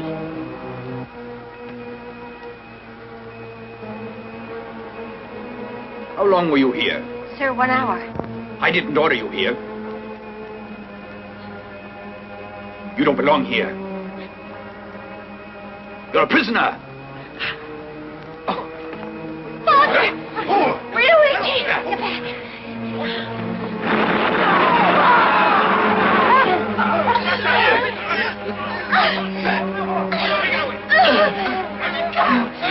Let's go! Sabotage is a charge against you, and death is decreed as a penalty. I'm passing that sentence, yet it's too easy a penalty for you. Go ahead, execute them.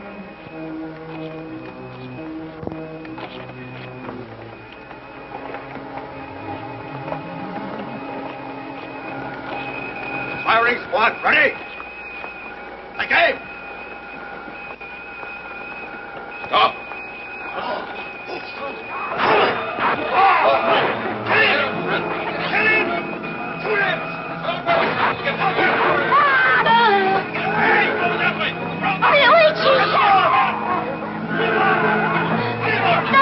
Caesar!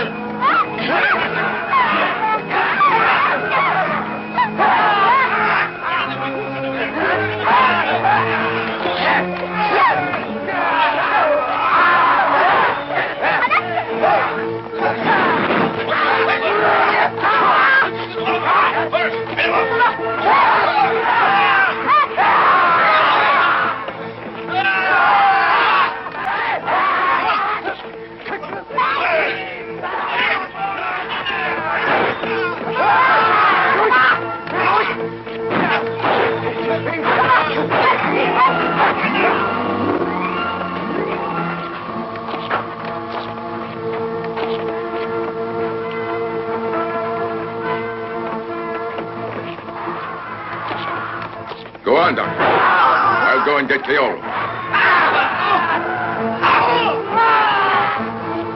Doctor, we made it. Cleoro isn't here. Where can she be, Father? I turned on the engine switch at exactly 1:30. They'll go on at 2 o'clock. She's got to make it to the spaceship before then. Otherwise, she'll be left behind. The ship will leave, and I can't stop it. I'll take a look. I'm sure she must be coming. Oh, don't go. Starman is already searching. We must put our trust in him.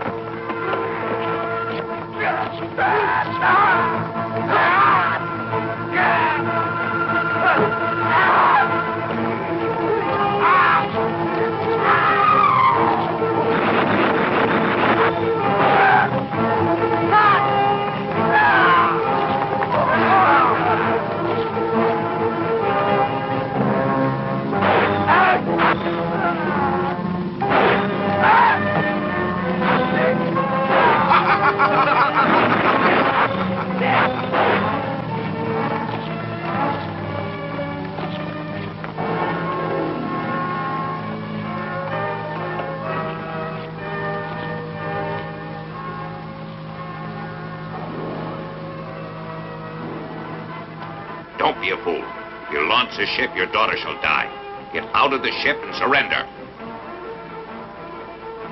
Doctor, we can't let her die. Yes, but if we stay, Earth will be destroyed. Oh, but they'll kill her. You can't leave her. Father, help me.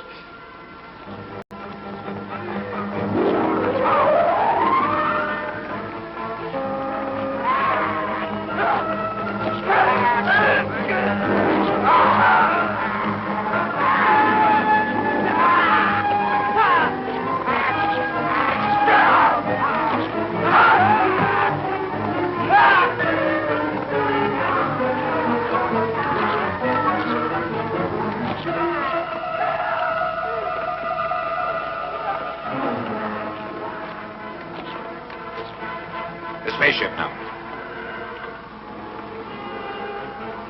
Leave the ship and stop Starman, do you hear? I give you one last chance to obey my order. You must do so immediately. Refuse and you will see her die. We can't leave her here. Let's agree to what he asks. Doctor, turn off the engine.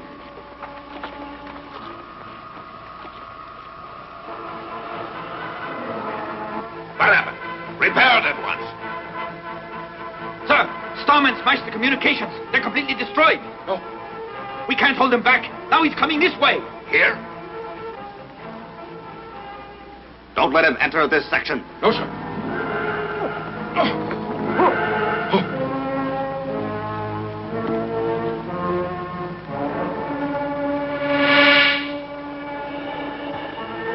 Get her!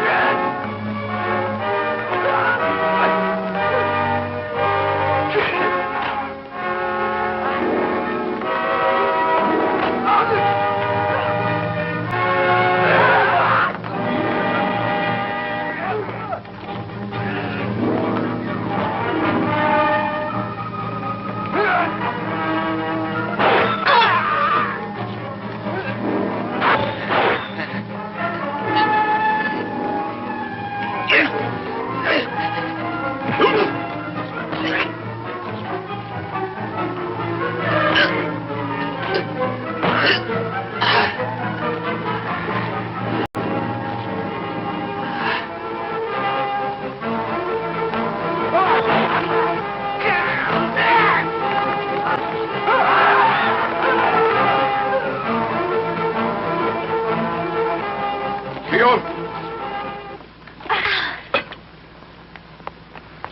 You're all right. Let's go. Come. Yes. Doctor, just one more second.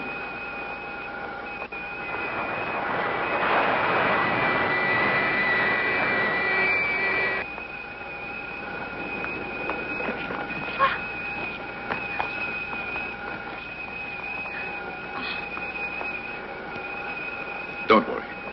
We'll soon catch up to it. Hold me very tightly. Yes. Are you ready?